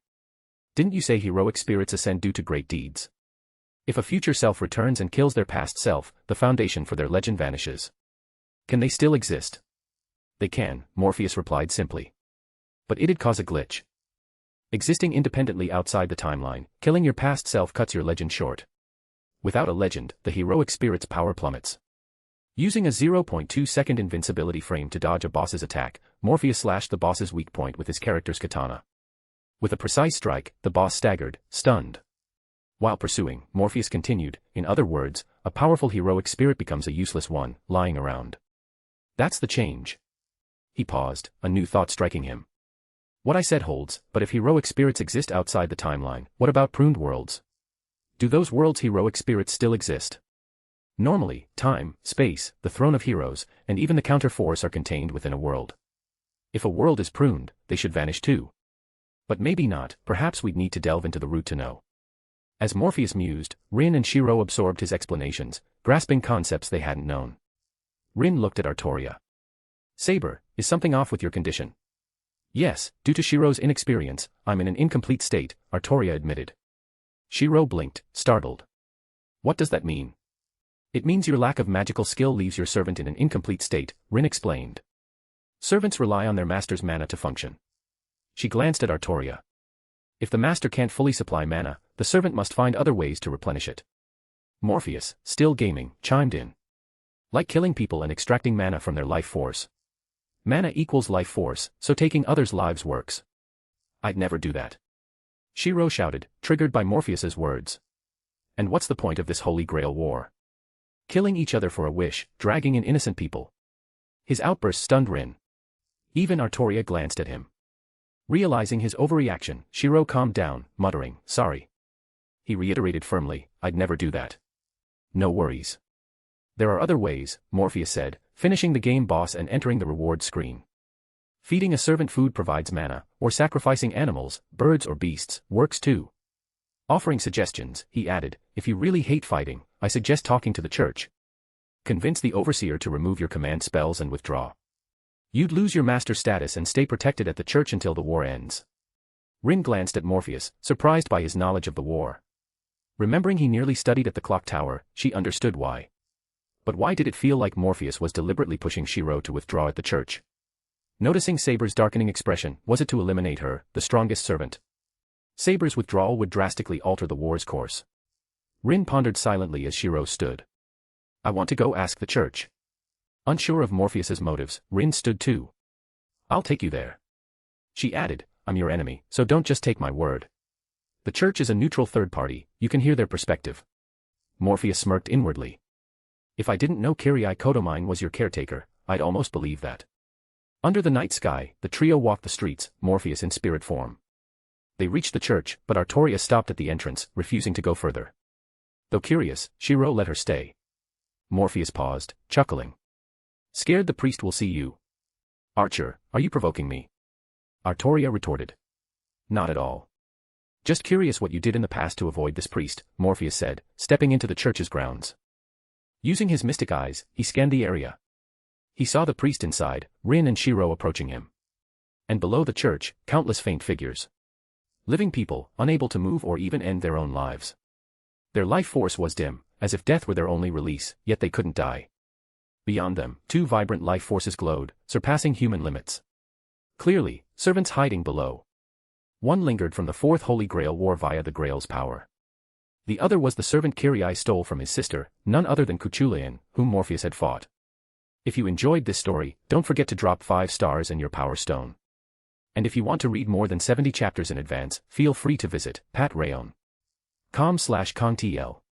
Chapter 69, TOA 69, The False Priest. I told you not to come, yet you brought an odd guest. Is he the 7th master, Rin? The tall priest closed his Bible, turning to Rin Tosaka. Rin looked away, avoiding his gaze, while Shiro Amiya stepped forward, drawing the priest's attention. I'm isekai'd. Your name, 7th master. I'm Shiro Amiya. Hearing the name, Kodomine paused, then said, Amiya. A low chuckle escaped him, as if he'd found something amusing. His expression brightened with a clear smile. You're Saber's master, then, Shiro Amiya. Yes, I've formed a contract with Saber, but honestly, I don't know much about the Holy Grail War or being a master. If a master needs to be a proper magus, it'd be better to choose someone else. Kodomine's expression didn't shift, his smile lingering like he was appraising a new toy. I see. A serious matter. His words clashed with his demeanor. Rin spoke up. So, explain it to him from the start. She didn't mention she'd already covered the basics, as if saying, I'm too lazy to teach, you do it. Kodomine raised an eyebrow. Oh. This is the first time you've asked me for a favor. He approached them. Shiro Amiya, a master's role can't be handed off. Once you're a master, you can't abandon it. Being a master is a trial, a burden you can't escape until you claim the Holy Grail. His hollow eyes fixed on Shiro, not truly seeing him but someone else, someone absent. Shiro Amiya, you're caught in a battle called the Holy Grail War. Where 7 masters slaughter each other, right? Shiro said. It's a ritual to select the one worthy of the Holy Grail. The Holy Grail. The one from the Bible. Shiro asked, prompting Rin to glance at him. She'd explained the Grail at his house, yet he acted clueless. He's quite the actor, she thought. Kodomine said, the Grail that descends on this town is genuine. Proof lies in the miraculous existence of servants. A Grail with such power would grant its owner limitless strength. In the face of such power, the item's authenticity is irrelevant. Shiro countered, if the Grail's that powerful, why have a war? Why not share it? As you say, but only one can claim the Grail. That's not our choice, it's the Grail's. Shiro's expression shifted. He hadn't heard this at home. The Grail decides. The Grail initiates it all, selecting a sole victor through their competition and bloodshed. That's the Holy Grail War. Shiro glanced at the command spell scars on his left hand, his face twisting with disgust. I can't accept that. Killing other masters is the only way. That's unthinkable. Wait, that's a misunderstanding. Rin interjected, correcting him. But Kodomine cut in, it's mutual slaughter. Rin glared at him. Shut up. She knew her caretaker was twisted, but misleading Shiro now was infuriating. She clarified, the Grail here is a spiritual entity. Our goal is to eliminate other servants to achieve soul possession. It's a necessary process. Understand? Shiro finally grasped the war's nature. Kodomine spoke again. Shiro Amiya, could you defeat your own servant? Huh. Even servants struggle to defeat servants. So what do you do? It's simple, however strong a servant is, if their master dies, they vanish. In other words. Shiro understood. Killing the master is more efficient. His face darkened. He couldn't do that, but clearly, not everyone shared his morals. Some would choose the efficient path. That's how it is. What if the servant is defeated first? Only servants can claim the grail, right? A master without a servant is worthless. Not so. As long as command spells remain, a master retains authority. For example, a servant without a master can form a new contract with a master who lost their servant but still has command spells. That's why masters must eliminate masters, to prevent such risks. Shiro raised his hand. What if I use all my command spells here? Indeed, that would strip your master status. But wasting command spells, which enable powerful magecraft, seems unlikely for any magus. If someone did that, they'd be beyond amateur, just a fool.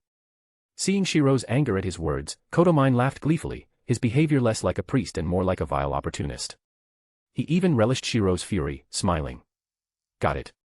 He was pushing Shiro to fight, as if with intent, refusing to let him choose peace.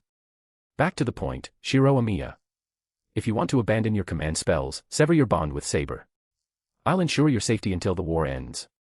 As the overseer of these recurring Holy Grail Wars, protecting disqualified magi is part of my duty.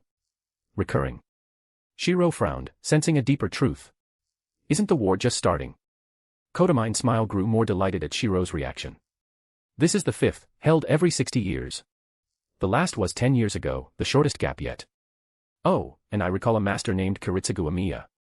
Hearing his father's name, Shiro lost his composure. Kiritsugu Amiya.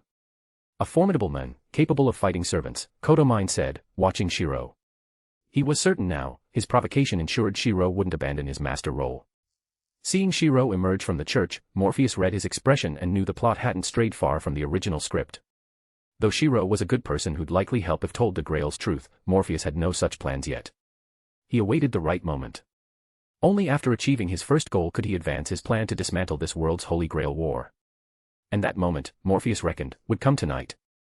Sure enough, on their way back, they were ambushed. A black giant, and beside him, a small girl in a purple cloak. Ilya. The frenzied giant, though still recognizable, had eyes consumed by madness. This was the mad-enhanced Heracles. Not the Heracles Morpheus knew, but this world's Heracles. Still, Morpheus sighed. Stepping forward, shielding everyone, he said, Rin, head back. I'll handle them. Morpheus. Rin said softly. I'll help. Artoria stepped up, but Shiro clearly wasn't leaving. Morpheus shouted, my fighting style's wild, you'll get in my way. For my safety, please go. He added confidently, head to the Amiya house together. I'll meet you there. His assurance, like a promise of victory, convinced the three to leave. Artoria told Morpheus, don't forget, we haven't fought yet. There'll be a chance, Morpheus replied, facing the old man and young girl, waving with a smile. Ilya, right. How about a deal? I'll give you something fun if you don't fight me. Sound good? Ilya eyed the man. She hadn't seen him before, but he was clearly Rin's servant. With a cute smile, she commanded, Berserker, attack. Without hesitation, as a master facing an enemy, she showed no mercy. If you enjoyed this story, don't forget to drop 5 stars and your power stone. And if you want to read more than 70 chapters in advance, feel free to visit patrayon.com/contl. Chapter 70, TOA 70, Berserker. The black giant moved in an instant. The moment his feet exerted force, the ground shattered beneath him. Under this immense power, the black giant turned into a cannonball, charging toward Morpheus. Boom. A deafening sound echoed as the slender figure raised the short sword in his hand, blocking the stone axe, or rather, stone blade, that could hardly be called a weapon in the giant's grasp. Under Heracles' attack, cracks appeared in the ground beneath Morpheus' feet. This was the colossal strength that could contend with the Gigantes, the terrifying power that could temporarily hold up the sky. Now, this force brought immense pressure upon Morpheus. Indeed, it's a real shame we couldn't fight back then. Morpheus muttered to himself, a trace of pity on his face as he looked at his familiar friend, now transformed into a berserk creature with little self-awareness remaining. It filled Morpheus with regret and sorrow. Then, his own power erupted in that moment. The magical formulas around Morpheus began to activate, unleashing even greater strength. In this instant, his physical durability, endurance, and more received tremendous enhancements. Then, amid Ilia's surprised expression, Morpheus used the short sword in his hand to push back the stone axe in Heracles' grip. Ilia blinked, then laughed again. Your strength is impressive, but it's still not enough compared to Berserker. Ilia shouted, like a child refusing to admit defeat, loudly urging her guardian to try harder. Berserker, take him down. Roar. The Berserker bellowed, his furious battle intent enveloping the surroundings. This was a residential area. If the fight continued, massive damage was inevitable. A peculiar magical fluctuation began to spread outward. It was a spell known as Idler's Dispersal, naturally prompting unrelated people in the vicinity to evacuate, creating an area free of bystanders. At the same time, Morpheus clashed with Heracles at incredible speed. In certain aspects, the great hero's power was indeed unmatched by anyone, but Morpheus now possessed supersonic combat capabilities, allowing him to withstand such assaults.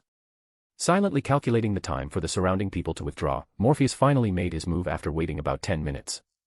Morpheus leaped upward, swiftly bypassing Heracles and rushing to Ilia's side. This sudden change stunned Ilia and drew a roar from Heracles.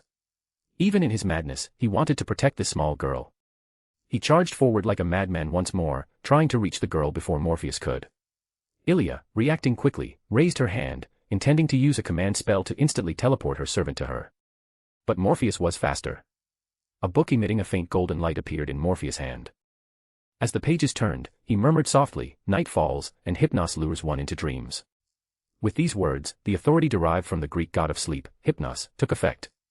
Under the cover of night, Ilia was suddenly overwhelmed by drowsiness she could not resist. Her eyelids began to droop, struggling to stay open. No matter how hard she tried to fight off sleep, she ultimately could not defy this divine power. Her eyes closed, and she fell asleep. At the same time, Morpheus scooped up Ilia in one swift motion and dashed toward the distance at top speed. He was heading to the place he had prepared in advance, the Amiya residence. Amiya Shiro, Tosaka Rin, and Artoria were currently running toward Shiro's home, but as they ran, confusion appeared on their faces. The surrounding streets were unnaturally quiet, too quiet. Many houses had already turned off their lights, and even in those still lit, people were opening doors, switching off the lights, and leaving. These people ignored Shiro and the others hurrying back, their eyes fixed only on the road ahead, walking away faster than the last. Soon, they vanished from sight, leaving the area pitch black except for the Amiya house and the street lights. Sensing this eerie change, both Shiro and Artoria grew alert. Shiro asked quietly, "What's going on? Is this some kind of magecraft?" Artoria added at that moment, "It seems like their minds are being interfered with. Could these people be controlled by a magus to become hostages?" For victory, she could abandon hostages, but clearly her master was not that kind of person. If these people became hostages, she would be in a very troublesome position. The battle would inevitably shift to a disadvantageous state for her. Idler's Dispersal. Rin muttered softly, then explained, "Don't worry, this is Morpheus magecraft.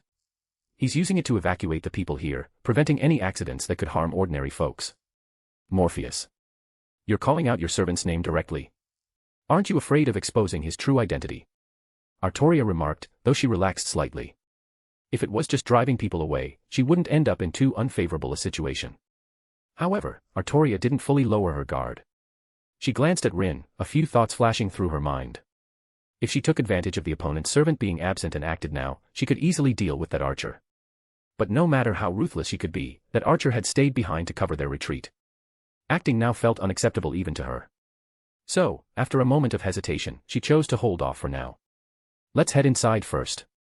Since Morpheus said he'd come back, I'm sure he will. Rin said, turning to Shiro. Amiya-kun, could you open the door? Ah, right, I'll get it. Shiro snapped back to reality and hurried forward to open the gate to the yard. Looking at the brightly lit house, he took a deep breath, recalling everything that had just happened. It all felt like a dream. What even is this situation? We suddenly get attacked, and the attacker is a little kid. That girl. I think I ran into her a few days ago. But why? Why is she a master too? Is she a magus? Unable to make sense of it, Shiro turned to Rin, hoping for answers from her. That little girl, She's from the Einsburn family, a magus named Ilia. Don't underestimate her, her strength is considerable. Rin reminded him. Whether it was her imagination or not, Rin noticed that when she mentioned the name Einsburn, the usually expressionless saber showed a subtle change in her demeanor. Filing that away in her mind, Rin continued, the servant by her side is incredibly powerful too. His magical energy is enormous, he could be called a monster, even among servants. Hearing Rin describe it so gravely, Shiro frowned. Then why did you have us leave? Morpheus alone. Rin took a deep breath and offered a faint smile. He'll be fine. I believe in him. Though she said that, Rin felt a twinge of uncertainty inside. Morpheus has the blessings of the Greek gods, and his noble phantasms are impressive, but the opponent is strong too. Is he really okay? I should have given him the Moonstone earlier. With it, he could have unleashed even greater power. The Moonstone's strength could easily suppress even that monster. But even if I had offered it, he wouldn't have taken it. He let me leave alone because I have the Moonstone on me now, and as an amulet, it protects my safety. Thinking this, Rin couldn't help but gaze into the distance, silently praying. Please be safe. You have to come back. It wasn't for the sake of winning the Holy Grail War, but simply hoping that the guy who loved teasing her and making her angry would return. Just for that, she prayed. At that moment, Artoria suddenly looked up. Still clad in her armor, she dashed outside. In barely half a second, the two inside the house heard a roar from outside. It was the voice of that black giant. Hearing it, both Rin and Shiro's faces changed drastically as they rushed out together. Then, they witnessed a scene that left them somewhat speechless. Morpheus was holding the unresisting girl with her eyes closed, addressing the roaring giant in the distance. Hey, Berserker, your rampage ends here. If you don't want this little one to face any danger, stand still like a good boy. The giant known as the Berserker, who should have had his sanity stripped away by madness, now only roared but dared not move recklessly. Watching the immobilized giant, Morpheus even burst into laughter. No matter how you looked at it, Morpheus in his trench coat seemed like the villain, while the black giant appeared as the victim. Rin couldn't help but raise her hand to cover her face. In that moment, she desperately wanted to say, I don't know this guy. Even Shiro, the advocate of justice, couldn't stand it. He called out, Morpheus, isn't this a bit much? Just watch for now. I'm not some villain. Morpheus replied, then shouted to Rin, Rin, come over here. No matter how unwilling she was to acknowledge this guy who used underhanded tactics as her servant, Rin had no choice but to approach. Morpheus handed her the girl, catch. And don't take the chance to grope her. Rin's eyes widened. I wouldn't. You never know. Morpheus said, eyeing the eager Heracles, who seemed ready to snatch her back. He raised his hand slightly and smiled. In the name of YHVH, I seal you here. In an instant, a light rose from the ground, enveloping Heracles completely. If you enjoyed this story, don't forget to drop 5 stars and your power stone. And if you want to read more than 70 chapters in advance, feel free to visit patrayon.com/kongtl. Chapter 71, TOA 71, On-Site Examination. A peculiar circular structure lay before them, enclosed by a larger triangle. Around the triangle's edges were inscribed the names Anaphaxiton, Tetragrammaton, and Primomaton. Within the 3 sections of the triangle, formed by the circle's division, were written MI, CHA, and EL. Is this a summoning magic circle? Tosaka Rin asked, somewhat surprised as she examined the array on the ground. But she quickly shook her head. No, that's not right. This isn't for summoning. At that moment, Morpheus called out, look closely, Rin.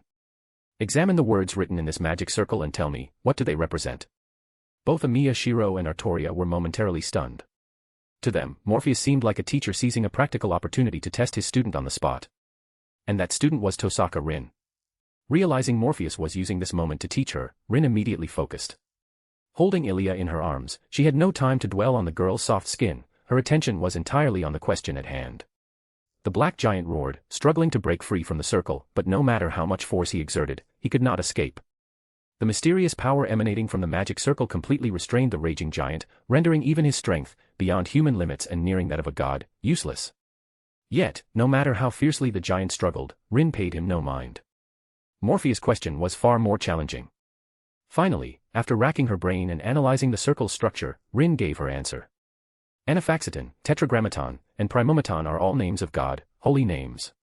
And the separated MI, CHA, and EL are actually meant to be combined, they form Michael, representing the Archangel Michael, leader of the 4 archangels. She shouted her answer to Morpheus as if proclaiming her victory. Her response brought a smile to Morpheus' face. Well done. A bit slow, but at least it's not wrong. Morpheus said, beginning to chant a spell. In the name of the great, glorious, and incomprehensible Almighty Lord, I bind you, spirit of the other world. By the holy name, I confine you within this circle.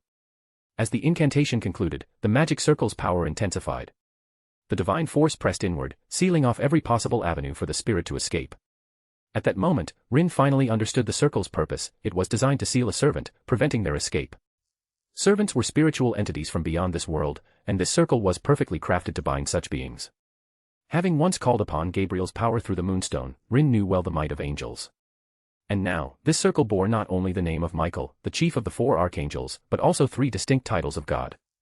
What kind of magecraft was this, sealing an existence with the name of God? What kind of magecraft is this? Shiro, an ordinary person with some supernatural knowledge, who had mostly lived a normal life, couldn't help but ask. Demonology, Morpheus replied calmly. The term sent a chill through everyone present. Demonology? Shiro asked cautiously. You mean that kind of demon? Yes, exactly. It could summon something like the 7 demon kings, but what I'm using here is the Triangle of Solomon. It's more suited for the 72 demons, though. Morpheus explained, as he lifted the hypnosis on Ilya. As the hypnosis faded, Ilya slowly woke up, just in time to hear Shiro's exclamation nearby. The 72 demons of Solomon. I know about those. They show up all the time in novels and games. Despite not being a true magus, Shiro, with hobbies typical of a high schooler, instantly grasped what Morpheus meant. At that moment, Ilya fully opened her eyes. She saw Heracles trapped within the magic circle. Instead of struggling, she carefully manipulated her own power. Her magic circuits began to react, generating immense magical energy. This surge came suddenly, and with it, Ilya finally issued her command. Berserker, come to my side. This was the absolute command of a command spell, capable of turning a servant into spirit form or even teleporting them instantly, a miraculous power granted by the Holy Grail. Oh no. Rin gasped, moving to restrain Ilya, but it was too late. The command spell had taken effect, and Heracles' physical form within the circle rapidly turned into spirit form and vanished. Artoria immediately drew her weapon, positioning herself beside Shiro to protect her master. If anyone on the scene remained calm, it was Morpheus. Just as everyone braced for danger and Ilya smirked, expecting her servant to rescue her, a roar echoed from within the circle again.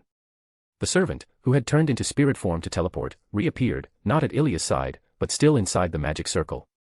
Despite expending the power of a command spell, Heracles remained unable to break free from the circle's seal. Berserker! Ilya shouted again, pouring her magical energy into another command spell, but it was futile. No matter how much Heracles roared, he couldn't escape the circle's bindings. The stubborn girl's face began to show signs of tears, but Morpheus merely shrugged. Now, can we talk calmly? Ilya gritted her teeth, silent. Her body was unique. As a descendant of both humans and homunculi, it had undergone extensive modifications. Her magic circuits were exceptionally numerous, and each could function as a command spell. This was why she had attempted a second try without hesitation. But despite her immense power, with her servant sealed, Ilya knew she couldn't oppose the people here. So, she quieted down, though she cautiously listened to the exchanges around her, trying to figure out whether she was being kidnapped or something else. Artoria, observing the sealed giant, asked, "You're not going to kill him?" "I need to prove something." Morpheus replied, turning to his master. "Rin, I told you I needed to make preparations. This is the result of those preparations, and the proof is now right in front of you." "Proof?" Rin asked, puzzled. She glanced at the sealed berserker and then at Ilya, who stood nearby, confused about the situation. Suddenly, it clicked. "Wait, you mean the preparations you mentioned these past few days?" Morpheus nodded. "I looked around and decided this was the best place. So, I've been coming here quietly the past few days to set things up at Amiya's house. This magic circle was prepared for this exact moment." Shiro was stunned, immediately shouting, "Hold on, you've been messing around in someone else's house?" "No choice. I calculated we'd face an attack, and after checking, this was the safest place to seal Berserker," Morpheus said unapologetically. "I could have done it at her place, but sneaking around to avoid triggering her bounded fields was too much hassle. Then this." Shiro pointed at the black giant. "He's just going to stay here. Let him stay in spirit form normally. I'm sure the lovely Miss Einsburn will cooperate," Morpheus said, glancing at Ilya, who was trying her best to minimize her presence. As everyone's eyes turned to her, Ilya smiled. "Why should I cooperate with you?" Morpheus looked at the defiant girl and suddenly said, "Let's talk privately." Ilya's smile grew brighter. "What's so important that you'd hide it even from your master?" Her words drew everyone's attention to Morpheus. A little girl, especially such a cute one, had just been used as a hostage by him. Her comment easily sparked misunderstandings. But Morpheus only said calmly, "If you don't mind everyone here knowing the secrets you're hiding, I don't care either." His words froze Ilya mid-mockery, her expression stiffening. After a moment of silence, she looked at Heracles. "Berserker, stay here quietly and don't cause trouble." Once the giant calmed down, she turned to Morpheus. Fine, if you want to talk privately, let's talk, UNC. She emphasized UNC with a pointed tone. Morpheus glanced at the others. Rin looked at him with curiosity, while Shiro seemed relatively calm, clearly trusting Morpheus as a fellow advocate of justice. As for Artoria, who looked ready to act, Morpheus rolled his eyes helplessly. Want to come listen too? I'm just making sure you don't do anything you shouldn't, Artoria replied. Oh, really? How about you stand guard at the door then? Morpheus shot back without hesitation, clashing with Artoria. Besides, I'd say my moral standards are top tier here. At the same time, Morpheus held back a thought he didn't voice. You're so protective of her, do you think you're her mom? Or do you have a thing for Ilya's mom? After all, in the Fourth Holy Grail War, Artoria's master was Amiya Kiritsugu, who was not only Shiro's adoptive father but also Ilya's biological father. Artoria and Ilya's mother had cooperated quite a bit during that war. But knowing that saying this might set Artoria off, Morpheus restrained himself from speaking it aloud. Then, he led Ilya to a small room ahead. Though Shiro and the others were curious, they didn't follow. Even the highly vigilant Artoria stayed put, standing alone and staring at the completely sealed Heracles, her mind swirling with thoughts. If I were sealed in there, could I break free? She couldn't help but wonder. If you enjoyed this story, don't forget to drop 5 stars and your power stone. And if you want to read more than 70 chapters in advance, feel free to visit patreon.com/kongtl. Chapter 72, TOA 72, Self-Destructive Persona. Inside the room, only Ilya and Morpheus remained, a servant belonging to another and a master of another servant. Their identities, in a way, were peculiarly intertwined. Ilya studied the unusual men before her. His attire didn't suggest an ancient existence, rather, it was strikingly modern, or at least from a recent era. Moreover, his mastery of magecraft was formidable. The magic circle earlier had neutralized the power of a command spell, completely trapping her berserker, unable to break free. This made Ilya even more curious about him. Possessing such impressive magecraft prowess, yet she had never heard of such a person in history, it was truly remarkable. While curiosity stirred within her, Ilya asked, "So, what do you want to talk about privately, UNC?" "First, stop calling me UNC. I'm still young," Morpheus said, casually sitting down and gesturing to the seat opposite him. "Have a seat. It'll be more relaxed this way." "Relaxed? You expect me to relax in the enemy's stronghold?" "That's almost laughable," Ilya replied, though she still took a seat. Ilya was proud. She had confidence in her abilities, resentment toward her circumstances, and her own goals for this Holy Grail War. Even if the opponent before her was stronger, Ilya was still scheming, searching for any way to defeat him. But the next sentence caused her scheming mind to freeze in shock. The enemy's stronghold. Isn't this your father's home? Or, well, your brother's home now. His tone was as casual as if he were chatting about mundane matters, but Ilya felt a chill run down her spine. She took a deep breath, prompting a smile from Morpheus. "You're nervous, Miss Einsburn. There's no need for that. Since I've brought up these things, it means I'm showing my sincerity." "I don't understand what you mean." "What do you mean this is my father's home? And that guy is my brother? Look at how young I am. If anything, he'd be the older sibling, and I'd be the younger sister." Ilya retorted, forcing herself to stay composed. She wasn't sure why she responded this way, whether to avoid admitting anything or simply out of fear. But clearly, Morpheus was unfazed by her response. "No matter what you say, whether you admit it or not, Miss Einsburn, I'm stating these things because what I'm about to say is built on these facts. And facts, no matter how much you deny them, remain facts." Morpheus' words cut straight to the point, addressing Ilya's current situation. "Your physical condition is dire. Even if this Holy Grail War hadn't started, you wouldn't live long. With this war underway, you might have about a year left, at best. The moment the war ends, you'll likely face death." Ilya no longer dared underestimate the men before her. Many of these were secrets, yet he spoke as if he knew everything. "When you met Rin last time, I already sensed something was wrong with your body. Today's encounter confirmed my suspicions. You're the Holy Grail, aren't you? Or rather, you're its core, its heart. For the Grail, you're an essential component." Ilya remained silent, offering no response. "The Einsburns have their own goals, like the third magic. But I believe that's not your goal. Compared to that, you must have something you desire far more," Morpheus said, closely observing Ilya's demeanor. The girl's expression wavered, but a flash of hatred in her eyes quickly suppressed that hesitation. Though Morpheus was only casually familiar with the lore, he had seen parts of the Fifth Holy Grail War's story long ago. He continued. "I've heard some things. They say a man once went to a certain castle multiple times to see his daughter but was never allowed inside. Because of his betrayal, the castle kept him separated from his daughter. It was his own doing, in a way, but still a pitiful man. Until his death, he couldn't let go of his daughter and passed away in despair. Ilya's expression shifted subtly. Listening to the story, she had some guesses, but she stubbornly replied, "Nice story, but what does it have to do with me, UNC? I'm not in UNC. Fine, call me what you want." Morpheus gave up correcting her and decided to get to the point. That man was Amiya Kiritsugu, and the girl was Ilya. "So, do you know this girl?" His final question was almost teasing. Ilya's composure broke, and she glared at Morpheus, clinging to her last shred of defiance. "Where's your proof? Your mother's death, and then some entity inside the Grail intimidated you. That entity would know these things clearly. Maybe you should ask it." Morpheus paused, thinking. "Besides, destroying the Holy Grail is for your safety.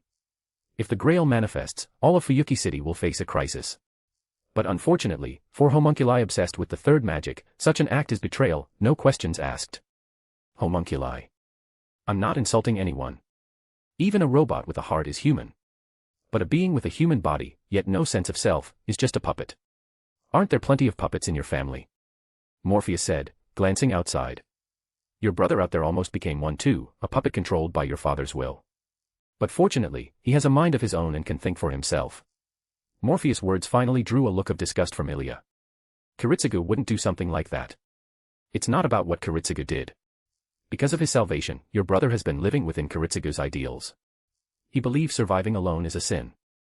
It's the perfect self-destructive persona. Morpheus finished, looking at the now pensive Ilya with a smile. So, you finally admit it, don't you, Miss Ilya? If you enjoyed this story, don't forget to drop 5 stars and your power stone. And if you want to read more than 70 chapters in advance, feel free to visit patrayon.com/contl. Chapter 73, TOA 73, The New Student. I didn't deny anything. Ilya huffed, then continued, so, you're trying to persuade me with this? To make me give up on the Holy Grail? No, what I'm saying is that I can find a way to keep you alive and free you from the Holy Grail's control, and by extension, the Einsburn family's control. In return, you'd need to help me analyze the Grail. With your strength, couldn't you just defeat all the servants and claim the Holy Grail? Then you could make a wish with it. Your body is the core of the Grail. I need to figure out how to transfer that function. Morpheus' words could easily anger someone. Even though your sense of good and evil differs from most people, and you might kill when you're upset, my sense of morality isn't like that. I want to resolve the Grail situation while minimizing casualties as much as possible. Ilya's expression grew displeased. Her upbringing hadn't been ideal, and her life had always been a struggle for survival. Only through Berserker's power had she managed to survive this long. To hear him say her sense of morality was flawed irritated her. That's just how my life has been. If I'm unhappy, I kill. If others are unhappy, they can try to kill me. The enemies I've faced have never shown me mercy. Isn't that because the Einsburn lunatics lack any mercy? Morpheus countered without hesitation. Except for those 2 maids of yours, they care about you. Maybe you should take them with you when you leave the Einsburns. Ilya frowned, glaring at Morpheus for a long moment before saying, are you a creep or something, UNC? Spying on a little girl. Spying. Oh, sure, spying. Not only did I spy, I saw every possible way you could die, even you as a magical girl, and yes, even you in the bath. Morpheus inwardly rolled his eyes but spoke formally, that's slander. I haven't spied on you, Miss Ilya.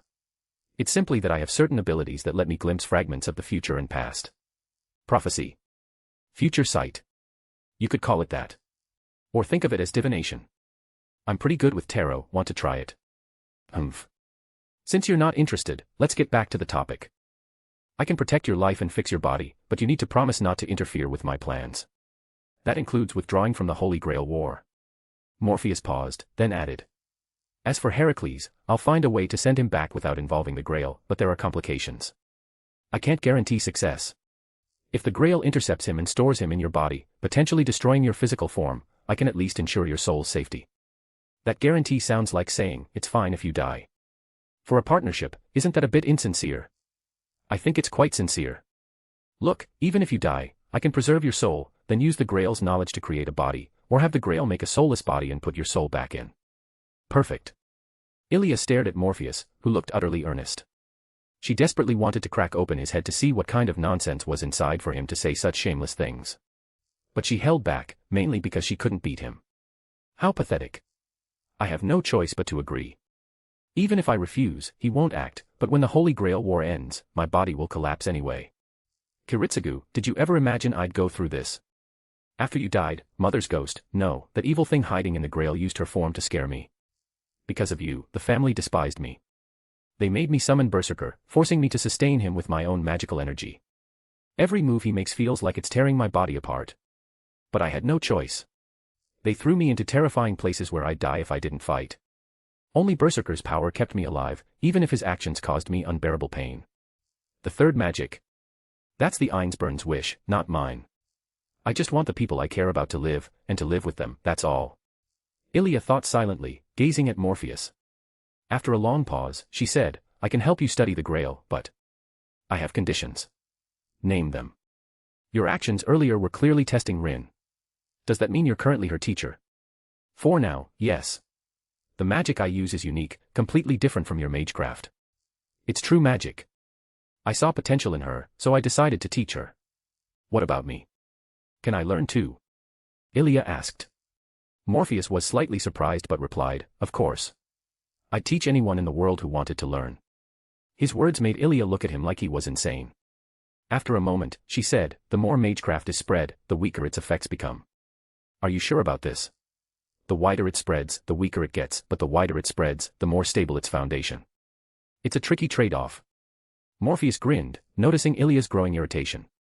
He quickly added. I didn't say what I use is magecraft. Nor did I say my mysteries are the same as the ones you know. Ilia wanted to argue. She had studied magecraft extensively and had a deep understanding of its principles. Asking to learn his magic was about strengthening herself. Sometimes, personal power was the most important thing. But she hadn't expected him to say something like his mysteries being different from hers. It was as if he was saying, your root has nothing to do with me. Just as Ilia was about to retort, Morpheus spoke first. It won't take much time. You can study with me and see the results for yourself to confirm whether what I said is true or not.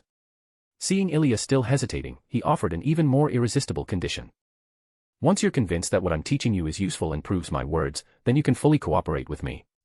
With the initiative now in her hands, Ilia felt a slight relief at his proposal. All right, UNC. Since you put it that way, let's start with a temporary, limited partnership. If you enjoyed this story, don't forget to drop 5 stars and your power stone. And if you want to read more than 70 chapters in advance, feel free to visit patreon.com/contl. Chapter 74, TOA 74, Meeting. This was a life support device Atram had funded himself, originally intended to keep sacrificial offerings alive for better mana extraction. Unexpectedly, it had become the key to sustaining his own life. You should be grateful you're still useful to her. Otherwise, death would be your only fate, said a samurai dressed in the style of Japan's Sengoku period, his lean figure addressing Atram. Atram took a deep breath, looking at the figure, or rather, the spirit, speaking to him. She should have hypnotized me and left me unaware. That way, I wouldn't have to endure this suffering. Atram muttered, his body pierced with 4 tubes continuously injecting fluids akin to glucose. These were the only things keeping him alive. Without them, he would have long since starved from lack of food. I'll pass your words to her, but I doubt she'll care, the samurai replied, walking out. His final words echoed from the doorway. After all, she hasn't bothered to check on you lately. Watching the samurai leave, Atram slumped against the glass, drained. That samurai was a servant. Atram realized that ever since summoning that treacherous witch, his worldview had been shattered. A servant resisting a command spell. That alone was terrifying, but it didn't end there. After severing his arm with the command spells and preserving it with special magecraft, the madwoman had set up a summoning circle, becoming a master herself and summoning a new servant. That crazy woman. She's a servant herself, and now she's summoned another servant. Ha, ha ha, ha ha ha. She might actually win this Holy Grail War on her own. Laughing bitterly, filled with self-mockery, Atram felt increasingly powerless. Even if this Holy Grail War was won, it would have nothing to do with him. The unnamed servant was right, if he weren't still useful, that woman would kill him without hesitation, disposing of him like garbage. The samurai arrived at the building's most comfortable lounge, where the witch who summoned him sat. Before her was a city map marked with various notations. At that moment, she resembled not a magus but a general, or rather, a scheming strategist. Kojiro, you're here, Medea said, glancing at the samurai as her delicate hand placed a chess piece on a specific spot on the map. The samurai, Sasaki Kojiro, noticed the piece was placed at the location of the holy church in the new city district. Addressing his master, Sasaki Kojiro said, "He's completely demoralized and hopes you'll knock him out. Since your goal is just to drain his mana, he'd be fine unconscious. Death ends everything, but living is suffering. There's a difference, and for him, unconsciousness would be a mercy I don't intend to grant," Medea replied, her gaze never leaving the map. "Are you punishing him?" "Punishment? No, I simply find him repulsive," Medea said, lightly tapping a spot on the map. "These are the residences of Fuyuki's Magus families. There are bound to be Holy Grail War participants among them." Seeing Medea's response, Kojiro didn't press further. Though she spoke this way, he knew her actions always had precise reasons beyond mere personal dislike. From what he'd gathered while chatting with the workers here, Medea's rebellion against her original master seemed tied to him killing innocent children. As Kojiro pondered this, he looked at the map and asked, "Aren't you going to scout? This is the Holy Grail War. They'll eventually lose patience and start fighting among themselves. That's when we make our move. For now, your range of activity is limited to this building. I need to find a way to expand it to the entire city." Kojiro knew his unique summoning conditions restricted his movement to this building alone. If it were destroyed, he'd vanish instantly. The witch had been researching something lately, seemingly constructing a magical formula. If successful, his range would expand from this building to all of Fuyuki City. It's just a simple earthbound spirit concept. I'll shift the anchor from this building to the concept of Fuyuki City itself, allowing you to move freely throughout the city. Kojiro didn't understand much about magecraft or magic, so he left it to the witch. His current role was patrolling the building and eliminating anyone who came to investigate. "Isn't that just being a security guard?" he thought to himself, then asked, "Is there an issue with the Holy Church?" From Atram's intel, the Holy Church acts as the overseer, monitoring the Holy Grail War in Fuyuki. They might have spare command spells. You want to steal them? No, it's to prevent them from using extra command spells to interfere in this war and cause trouble. Besides, who's to say the referees won't enter the game themselves? Medea smiled faintly. After all, for the Magus in the Holy Grail War, the last thing they'd expect is the Holy Church, the supposed overseer, making a move. The Grail, capable of granting nearly any wish, holds immense power. Few can resist its temptation. Kojiro nodded at her musings. Humans, after all, are driven by their desires. What's going on here? Fujimura Taiga, Shiro's teacher and a friend of Amiya Kiritsugu, roared like a tiger as she saw the sudden crowd in Shiro's home. "Tell me, did you do something bad to bring all these people to your door?" Taiga grabbed Shiro, whispering, like owing a debt and getting chased down. Shiro sighed helplessly. "No, Fujine, a debt wouldn't bring foreigners here, would it?" Having Saber around was already hard to explain, but with so many people now, Shiro found it oddly easier to justify. For example, Saber, Ilya, and Morpheus are here from Britain for a visit, and Rin is their friend, so she came to help out. Rin quickly chimed in with a smile. "Exactly, Fujimura-sensei. We're friends, and since they came to visit, I'm helping out. My house is too far, but Shiro's is spacious and central, so we asked for his hospitality." Taiga eyed Rin, then Morpheus and Saber, weighing the credibility of their story. "Oh, this trip to Japan was so sudden, what's the word?" "Right, sudden." Morpheus interjected, his Japanese sounding like someone who'd crammed for 3 days before traveling, complete with a distinct British accent. "It's really thanks to Mr. Amiya. Without him, I wouldn't even know how to get a meal, my wallet got lost on the way." Saber, hearing Morpheus' words, stared at him in shock, stunned by his act. Servants were granted local knowledge, including language, by the Grail, making them sound like natives. But Morpheus was convincingly playing the role of a clumsy foreigner with terrible Japanese. Couldn't he have warned me if he was going to act? Saber thought. How am I supposed to pretend I don't speak Japanese well? I haven't rehearsed this. As Saber fretted, Taiga burst out laughing. Your Japanese is pretty good. Haha, losing your wallet, huh? That's rough. Well, if that's the case, staying here is fine. Morpheus, praised for his Japanese, laughed heartily. Really? I've been studying for a while. It's great to communicate smoothly. Watching their exchange, Saber was speechless, while Rin looked away, too embarrassed to face her servant. Shiro, meanwhile, breathed a sigh of relief. Passed perfectly. He thought. Now, he just needed to figure out how to explain this to Matusakura, and there'd be no issues. Thinking this, Shiro glanced at the yard outside. Last night, a mysterious magic circle had appeared there, sealing the black giant. Now, the circle was gone, and the giant was freed, but Berserker was too conspicuous to explain if he materialized. So, he remained in spirit form, hidden. As for Ilya, she was over there watching TV, completely ignoring the conversation as if it had nothing to do with her.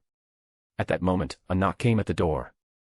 Shiro hurried to open it, revealing Matou Sakura, his underclassman who often helped at his house and the sister of his friend, Matou Shinji. Thinking of Shinji, Shiro felt a twinge of envy. The guy had gone traveling elsewhere, conveniently avoiding Fuyuki's Holy Grail War. Talk about luck. Good morning, Amiya-senpai, Sakura greeted, following him inside. She was about to greet Taiga but froze upon seeing the people in the room. Her gaze passed over Taiga, her sister Rin, and the blonde woman who was clearly a servant. Her attention locked onto the man in a trench coat, dressed in a distinctly British style.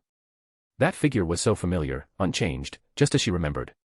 Sakura, the blonde woman and the man in the trench coat are both servants, came the voice of her hidden servant, Medusa, in her ear. But those words couldn't distract her, her mind was too overwhelmed to think of anything else. It's him. He's back. After all these years, he's here again. Sakura's heart leapt with joy. She wanted nothing more than to rush over and greet him, but she stopped herself. When he looked at her, he only smiled and nodded politely, a gesture meant for a stranger. In that moment, she recalled what her servant had said. Oni-san is a servant. How is that possible? That was her first thought, but relying on her unique senses, Sakura detected something special about him, indeed, the aura of a servant. How could this be? Why is Morpheus and a servant? Or is this some experiment from his pursuit of the magic path? Sakura pondered, holding back her urge to confront him. Instead, she masked her excitement with surprise, asking Shiro, Amiya-senpai, why are there so many people here all of a sudden? Since Morpheus was pretending not to know her, she wouldn't reveal their connection either. Though she was desperate to talk to him, Sakura knew she had to wait for a moment when they could be alone. After hearing Shiro's obviously fabricated explanation, Sakura nodded. I see. Looks like I'll need to make extra for breakfast today. There was no need to question it, these excuses were surely approved by Morpheus. If he was fine with them, she didn't need to overthink it. She just had to play along. If you enjoyed this story, don't forget to drop 5 stars and your power stone. And if you want to read more than 70 chapters in advance, feel free to visit patrayon.com/kongtl. Chapter 75, TOA 75, Guidance. Tosaka Rin had anticipated an awkward meeting with Matou Sakura, but the expected discomfort never materialized. It wasn't because there was no tension between her and Sakura. Rather, they hadn't even exchanged a single word. The reason was simple, Sakura's attention was almost entirely fixed on Morpheus. Despite her efforts to hide it, the admiration in her eyes was unmistakable. With Rin's deep familiarity with her younger sister, she could tell Sakura was intensely interested in Morpheus. For instance, during the group meal, Sakura's gaze barely left Morpheus. What's going on? They should be meeting for the first time. Morpheus is clearly acting like it's their first encounter, but Sakura's behavior, though she's pretending it's the first time, feels like she's seeing someone she hasn't met in ages. And that look in her eyes, the way she's acting toward Morpheus, is completely different. In all these years, I've never seen her show this kind of expression toward anyone else. Sure, Morpheus is pretty handsome. Forget just at school, he'd probably be top tier in all of Fuyuki City. But to captivate someone this quickly? That's a bit much. He can't possibly have succubus blood, right? Could it be because of that blessing from Aphrodite he mentioned, boosting his charm?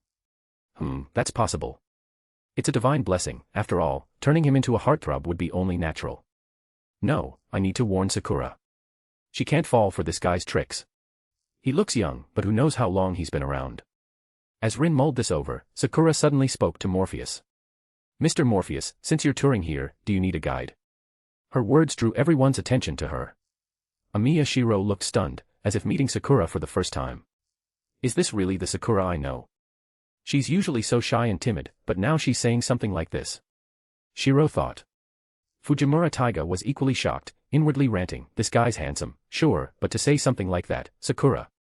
Rin stared at Sakura. She'd noticed her sister watching Morpheus, but she hadn't expected Sakura to be so bold. It sounded like a question, but the underlying meaning was clear, I can be your guide. Before Morpheus could respond, Rin interjected, no need to worry about that, Matou-san. I'll be his guide. Her smile was forced, unnatural. Sakura glanced at Rin, a mix of concern and doubt in her eyes. But aren't you busy, senpai? And when it comes to knowing the city, I'm probably more familiar. Rin maintained her strained smile. No worries, I have time to accompany him. Sakura let out a soft "oh," then turned directly to Morpheus. If there's any place you want to visit that senpai doesn't know, you can come to me. She was blatantly ignoring Rin, extending an invitation to Morpheus. Rin felt a surge of frustration, nearly choking on it, when Morpheus spoke. Thank you. If I need help, I'll trouble you then, Miss Matou. Sakura smiled faintly. It's no trouble. With that, their conversation ended. Ilya, eating nearby, watched the scene and fell into thought. It seems Morpheus and Mato Sakura don't know each other. That makes sense. Morpheus is a servant, so he wouldn't know many people in this world. He met Rin first, then the rest of us. If he met Sakura today, they should have just met. But Sakura's reaction feels like she's known Morpheus for a long time. Could he have been summoned 10 years ago? No, that's not right. I have records of the servants from 10 years ago, and none were named Morpheus. Ilya glanced at Artoria, who was quietly eating. Come to think of it, Saber and I knew each other 10 years ago. She's pretending not to know me now, and I'm doing the same. We're both acting pretty well. But Morpheus wasn't summoned 10 years ago, so what secret is hidden here? Could it be tied to his unique magecraft? No, his unique magic knowledge. The prospect of studying magic with Morpheus suddenly became even more exciting for Ilya. Time passed slowly. After breakfast, Taiga shouted about being late and rushed out. Rin, Sakura, and Shiro leisurely left for school. Morpheus stayed behind at the Amiya residence. Rin had the Moonstone for protection and could use a command spell to contact him, so she wasn't in danger at school. Morpheus also trusted that Sakura wouldn't let her sister face a crisis without intervening. So, staying at Shiro's house posed no issue. Besides, he wasn't alone. Ilya, Saber, and the still spiritualized Heracles were there too. With Rin at school, Morpheus decided to teach Ilya the basics, giving her an initial understanding of his magic to help her consider their future partnership. Thus, the foundational lessons he'd taught Rin were now laid out before Ilya. Time flew during study sessions, and Ilya proved a diligent student. In the pleasant teaching process, over 2 hours passed quickly. After leaving Ilya to review on her own, Morpheus stepped outside, looking at Heracles, who had materialized in the yard. He shook his head. You seem frustrated. Is it because of this giant? Artoria asked from nearby. Something like that. If Ilya had summoned him as an archer instead of a berserker, her chances of winning this Holy Grail War would have been higher. Artoria was surprised.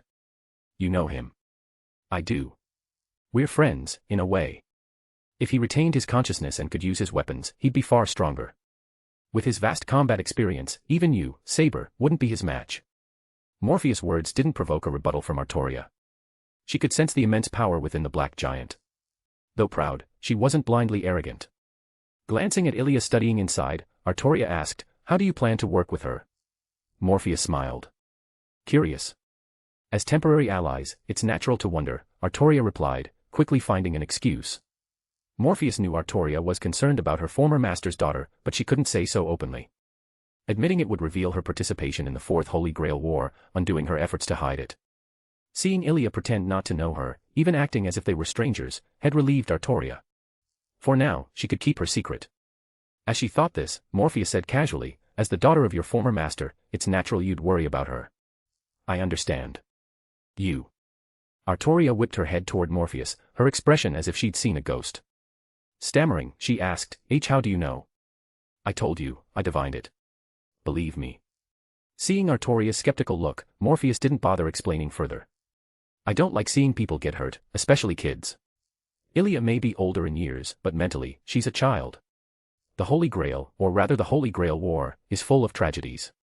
To reduce some of that, I'm stepping in. Morpheus suddenly asked, Saber, if the Grail isn't what you think, what will you do? If the Grail isn't what I think. Artoria echoed, growing increasingly convinced that this man knew much. Her secrets, and details about the Grail she didn't.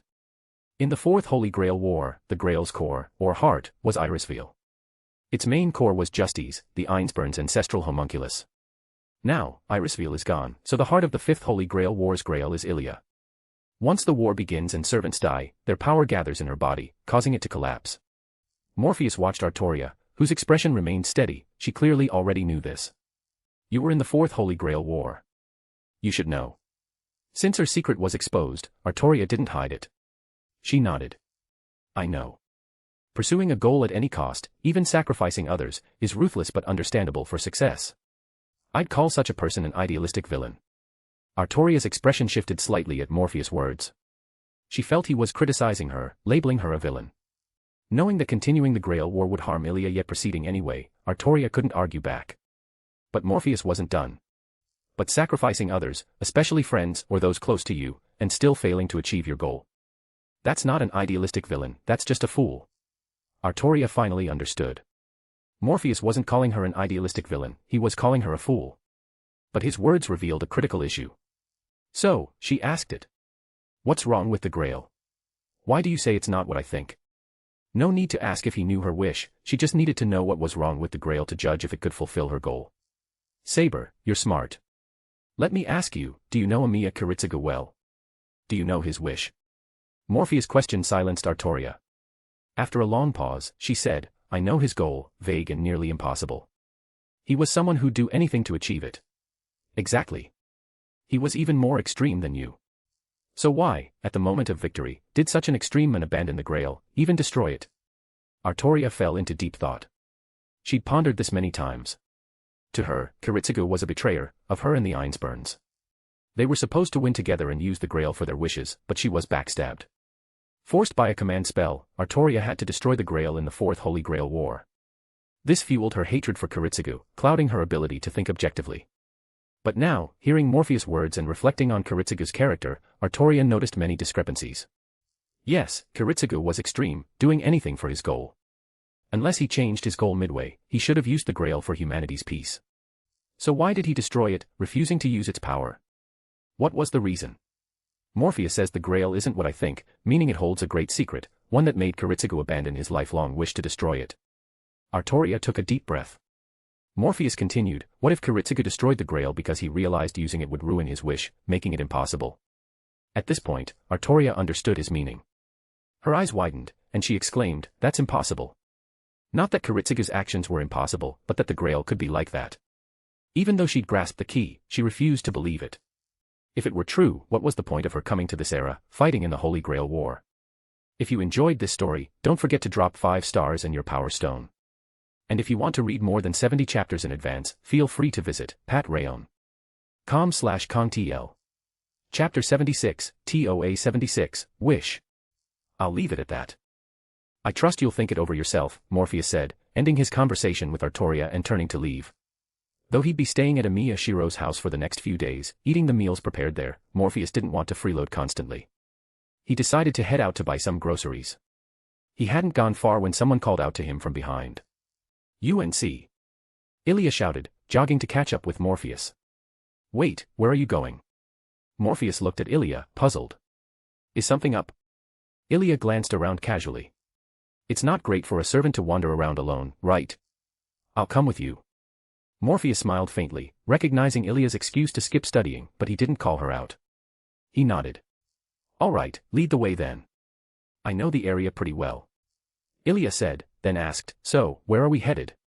The supermarket, to buy some vegetables and fruits. With so many of us, the ingredients in the Amiya fridge probably won't last. The supermarket? Follow me, I know where it is. Ilya took the lead, hands clasped behind her back, striding confidently. Her behavior was indeed like that of a 10-year-old girl. As they walked down the street, passers-by glanced at the pair. Morpheus, with his British appearance, and Ilya, of German descent, were indistinguishable to most locals. To onlookers, they seemed like siblings. At the supermarket, Ilya scanned the produce section, then suddenly pointed to something nearby. I want fried chicken legs. Morpheus, obliging her request, grabbed a large box of frozen chicken legs and placed it in the cart. Just then, Ilya's attention shifted elsewhere. Morpheus followed her gaze to see 2 kids walking together, each holding a cup of milk tea, chatting leisurely as they sipped. They're not at school, probably made some excuse to skip and hang out. Morpheus thought, noticing Ilya's eyes fixed on the milk tea. Without a word, he pulled a 1,000-yen note from his pocket and handed it to her. I'm a bit thirsty. Could you grab me a milk tea? I'll wait for you at the supermarket entrance. Ah. Me. You're not going, UNC.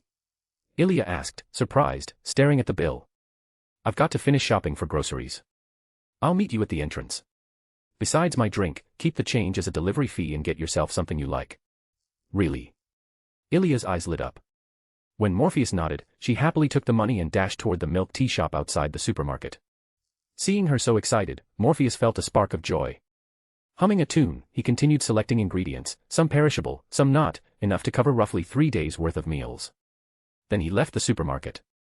At the entrance, he saw Ilya sitting there, swinging her legs, quietly waiting for him. When she spotted Morpheus, she jumped up, ran over, and handed him a milk tea. She also offered some change. That's your delivery fee. Keep it, Morpheus said. Ilya tucked the change away, sipping her milk tea happily. UNC, where'd you get the money? From Rin, of course. Won't she get mad if you spend it like that? Maybe, Morpheus mused, then shook his head. But it's fine. I'm pretty good at making money. You're going to make money here? Ilya looked at him in shock, unable to fathom a servant, who wouldn't be in this world long, bothering to earn money. Yup, I've already started. Stock trading doesn't lose money. Buy low, sell high, by tomorrow, I'll probably multiply Rin's money a few times. Ilya's surprise grew. You always win at stocks. Morpheus smiled faintly. Divination, you know. Ilya hadn't expected that answer, but it made sense. Using divination to predict which stocks would rise, when they'd peak, or when they'd fall, just follow the patterns and profit. This was magic. This was magic applied to the real world, to the ordinary world. There's little interference in this world, so the success rate is high, Morpheus added. UNC, that's cheating. Straight up cheating. Ilya giggled, playfully accusing Morpheus of essentially hacking the system, though her expression showed no real reproach. In fact, she looked eager to try it herself. If she left her family to live on her own, what would be most important? After ensuring her safety and fixing her body, money was key. Without it, surviving in this world was nearly impossible. Morpheus, seeing her thoughts, seized the moment. So, study magic with me properly. You won't have to worry about those troublesome things anymore. Ilya glanced at him. UNC, this sounds like you're trying to lure a minor. TCH, you're a minor. Younger than you, UNC. Nonsense, I'm only 16. Ilya didn't believe his protest. You, 16. Who are you kidding? With your magic skills and being summoned as a servant, there's no way you're just 16. Morpheus shook his head helplessly. I'm telling the truth. This body is 16, a genuine high schooler. High schooler. Ilya's mind raced. When did high schools even start? Are you from the modern era, UNC? Not quite. How about this, let's trade questions. You answer one of mine, I answer one of yours. You can refuse to answer and ask for a different question, but no malicious ones. Are we playing a king's game? Ilya laughed, even explaining with mock seriousness. A king's game needs at least 3 people to be fun. With just 2, it's boring, no drama. But Morpheus wasn't joking. He asked directly, Ilya, my question is, what's your true wish? Ilya fell silent. After a moment, she countered, didn't you already know? Yesterday, during their talk about cooperating, Morpheus' words had shown he knew her wish. Ilya was aware of this, so she was puzzled why he'd ask again, as if handing her a free question. But Morpheus shook his head. My guesses are just that, guesses. They're not guaranteed to be correct. That's why I'm asking you directly. I want the true answer from your mouth. Ilya didn't respond. Seeing her silence, Morpheus continued. Many tragedies could be prevented, but too often, people avoid saying what needs to be said, leading to bad outcomes. So, I hope you'll tell me your true thoughts. You're such a hassle, UNC. I was right to call you that, your mindset is totally UNC material. Ilya laughed, then fell silent again before speaking. My wish. It's simple. I want the people I care about to live well. If possible, I'd like to live with them, together. That's all. She shook her head. But it's impossible. The puzzle of this wish has been missing pieces from the start. I told you, I've always hated Kiritsugu. I've always thought it was his fault. Even after you told me the truth, I still think it's his fault. Ilya's voice grew soft as she sank into memories, her happy past and the pain of recent years. If the Einsburns were mere homunculi, then as a half-human, half-homunculus, her status in the family was even lower than theirs. She was only kept because she was Kiritsugu's child, and he had betrayed them in the Fourth Holy Grail War. If she weren't essential to the Fifth Holy Grail War, she'd likely have been discarded long ago. If he had taken me away from the start, taken me and my mother, would things be different now? Ilya fell silent again, then sighed. And mother's fate? I still can't accept it. You're really strong, Ilya, Morpheus said. Ilya looked up, puzzled, blinking at him. Huh? Why say that out of nowhere? I've heard most people spend their lives healing from childhood wounds. With what you've been through, going mad would be normal. I think you're calling me crazy, UNC. Morpheus shook his head earnestly. No, I'm not. Most people would have broken under those circumstances, but you haven't. That makes you strong. Ilya turned her head away. Flatter me all you want, I'm not happy about it. It's not flattery. I just don't think anyone should have to endure such hardships to stay strong. And your wish, as you said, is missing pieces from the start. Morpheus' voice carried undeniable compassion. He pursued magic to seek truth, and though that path might require sacrificing much, the pursuit itself stemmed from his deepest desires, the most fervent ones. Bound to emotion, he held true to his heart, which included a love for life. He didn't think he could match the woman from the Anglican Church, the one with the magic name Salver 000, meaning, be the salvation of those who cannot be saved. Nor could he reach the level of many priests and nuns of the Christian. But at least for the tragedies he witnessed firsthand, he wanted to resolve them with his power. Not out of some grand ideal to save the world, but simply to lessen the tragedies before his eyes. I've already been through it, and I'm still here, so don't worry about me, UNC. Ilya smiled, still radiating strength. This only deepened Morpheus' sympathy. Don't worry. Your wish may be missing pieces, but you can fill them in yourself, not by reclaiming what was lost. Those are your memories, your past. You can find new pieces in a new life, If I can successfully analyze the Grail, the success rate isn't quite 100%, but 99% is no problem. He smiled. After all, for you, Heracles is your most important family, right? Ilya didn't deny it. She simply nodded. That silent giant, unable to speak, was her greatest family. No question about it. If you enjoyed this story, don't forget to drop 5 stars and your power stone. And if you want to read more than 70 chapters in advance, feel free to visit patrayon.com/contl. Chapter 77, TOA 77, The Girls' Rivalry. Walking to school, Amiya Shiro found the journey unusually challenging today. It wasn't due to road construction or anything like that. In fact, the street was relatively empty and spacious. Even if he wanted to act out some Chunibu fantasy, Shiro felt there'd be no issue. The real reason the walk felt tough was the 2 girls beside him, Tosaka Rin and Mato Sakura. One was the school's renowned refined lady, the other a gentle and sweet underclassman. Most guys would be insanely jealous to see 2 such girls walking with him, but Shiro didn't consider it a good thing. From the moment they left the house, they'd been walking for over 10 minutes, and in that time, Rin and Sakura hadn't said a word to each other. Yet, even without words, Shiro could feel the charged atmosphere between them. It was a palpable tension, a silent rivalry, radiating an unmistakable, keep-out vibe. After a moment's thought, Shiro slowed his pace, letting the 2 girls walk ahead of him. Perhaps their silent standoff had finally run its course, because after a while, they started talking. Rin spoke first. This girl, who in Shiro's mind was the quintessential high-class lady with few friends, turned to Sakura. Mato-san, you seem quite interested in a certain someone. What was Rin talking about? Who's this certain someone? Was she referring to Morpheus? Shiro wondered silently. A certain someone. Sakura replied with a slight smile. What do you mean, Tosaka-senpai? I don't quite follow. Oh, really? Rin smiled back, as if Sakura had said something amusing. Shiro felt increasingly validated in his decision to hang back and let them walk ahead. If he were still walking side by side with them, he'd be drowning in awkwardness, probably wanting to dig a hole with his toes. At the same time, Shiro couldn't help analyzing the situation. Strange.